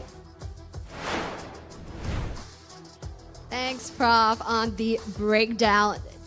Definitely, this is a match that's very, very interesting. So now I have FMM here with me. Come closer. Yeah. So, yes, FMM, you are here, back again, but this time with a different uniform. Can you tell us a little bit more about how Asteris is formed? Basically, I wanted to coach this season, then I just went to find 5 players. Then, yeah, TLDR is wanted to coach this season, a new team, and we found 4 players, but missing a roam, so I'm back here as a roamer. Yeah. So you wanted to be the coach, Yeah. and then you end up playing as a roamer because you -1 roam. Yeah. Ah, that's very interesting. Yeah, because it's very curious to know you are known as such a solid goal laner, and then you became mid lane previous season, and then now you're in roam. So that happened because you're -1. Yeah. And then how did RL19 come about? Basically, I fought him in the qualifiers. Then against him, I felt his draft was not bad. Then I asked the team if we wanted to pick him up, and the team said, okay, then we became a coach. Oh, that was interesting. Then you never asked RL19 to be that -1 roam? I don't know. I think he still wants to play XP. All right, so I guess you feeling the roam definitely has made some waves, especially with that unexpected leak of the chip. Did you expect to get that chip in the final game? Yeah, I think so. Cause I think other team will think that we don't know how to play a chip. So I think we plan for that. Right. So coming on to the Pro League, which you are very, very familiar with, tell us a little bit more about your new players. Of course, we have seen Bear as well as the others, but what about the two new ones such as Kiwi and JH? Tell us a bit more about them. JH he played community tournaments for like 1 year already, then tried qualifiers 2 times. Yeah, so he really wanted to play in MPL, and he was also very solid. So yeah, then for Kiwi, I didn't know this, but apparently he tried qualifiers 3 times, but it was kind of for fun. Then I saw him, then we just picked him up. Wow, third time's the charm, really, really. So that's amazing. And so now moving forward, when you're playing on a community level, that's kind of like, the kiddie pool, the small pond. But now you're in the big ocean with the big fishes and the big boys, but you're used to that. How is your team going to adapt to this very vastly different landscape now that you're here at MPL SG? I think the difference between community level and MPL SG is really the macro and the teamwork. So usually in community tournaments you see just teams brawling over nothing, but MPL SG they will macro and have good teamwork, understand when to go in, when to do what and stuff. Yeah, I think that's the main big difference. And is your team ready for that big difference? Hopefully, I think so. Okay, so coming on, you guys know that there's a lot of major reshuffle in the overall roster. So who do you look forward to? Your team, by extension. Who does Asteris look forward to face off? Whether it's the most challenging or whether it's most of your friends there, which is the team that you guys are looking forward to most? I haven't asked this to my team, but if I would say personally myself, I think maybe Flash, because I didn't know EPL was gonna play. Yeah, then I think it'll be quite fun to fight against him, and maybe I can learn some tricks from him. Oh wow, but you learn already, you understudy so long, you in bleed previously? But I never fought against him before. That's the difference. Okay, makes sense. Somehow Bleed is like a factory that churns out roamers. Now you roam and then Gear also roam, everybody also roam. So, but yes, very interesting to see you making a mark once more right here in the pro scene in a different role. So thank you so much, FMM. Thank you. Thank you. Amazing. And guys, that was FMM, and this wraps up our 4 matches right here for week 1, day 1, and that was Asteris. Now, they definitely did show us why they're deserving to be here in the MPL SG Season 7 scene. But of course, this is just a warm-up because they got lucky as the first day itself. They're going head-to-head against their fellow qualifying leader. Without further ado, let's take a look at the overall standings. As you see here on your screens, ladies and gents, this is the overall standings from week 1, day 1 alone, where we see Asteris right now in first position with 3 points to their name, Bleed Esports, as well as Team Flash tied neck to neck with clean sweeps of 2-0 today, securing them 3 points each. And thereafter, just right behind them, we see RSG SG, and at 1 point to their name, we see Evil and EXCO Esports, Homebois SG, and Vanguard Esports with no points to their name. Now, once more, this time round right here, MPL SG, our format has changed. Now, to update you guys who have missed out on our earlier segment, this time round, the format is the final 2 teams in the overall standings will not make it to the playoff season to have that chance at the championship. So stakes are ever as high right here at MPL SG regular season. So our teams definitely has to buck up tomorrow all the way to the 25th of May. And with that being said, let's take a look at tomorrow's schedule. So yes, friends, on your screens, you see tomorrow's game of Week 1, Day 2. Now, opening up the show, we see our defending champions, Team Flash, going up against our community heroes, Evil, opening up the show at 10 a.m. tomorrow. Now, this is an important match that you don't want to miss because we will see Evil fighting tooth and nail to secure this win to prove that they can get themselves out of the 3rd and 4th position rut. And then we see match 2 where we see Bleed Esports going up against EXCO. Now this is also a very exciting lineup because Bleed Esports has a brand new revamped roster while EXCO has fresh blood in them. So what will unfurl? Head on over and join us for match 2 at 12:30. Then, happening at match 3 at 3 p.m., we see our 3-time champion of RSG SG versus Asteris. Now, what's interesting about this match is they are all brand new, young-blooded folks. So come on over and check out who will emerge victorious in this young blood feud. And closing up the show for match 4, we see Vanguard and Homebois SG closing up the show at 5:30 p.m. This is also a match that you don't want to miss because we see 2 teams which debuted in MPL SG Season 6, which will duke it out tomorrow. So let's see, within a short span of 1 season, how will they fare going up against each other. So once more, ladies and gents, this is the rundown that we have in just 1 day. So many things have shifted and we're expecting even more tomorrow on Week 1, Day 2. Remember to stick around and join us at mpl.sg.official to keep tabs on all of the latest updates so that you don't miss out on any of the action. MPL SG Season 7, of course, wouldn't have been possible without all of our wonderful sponsors. MPL SG Season 7 is powered by Moontan and Zenray Productions. Our presenting partner, McDonald's, and our youth partner, Scape, and our partners in esports, OSIM. Once more, it is a pleasure being your host today. My name is Cheryl, and I can't wait to see you tomorrow at 10 a.m. sharp.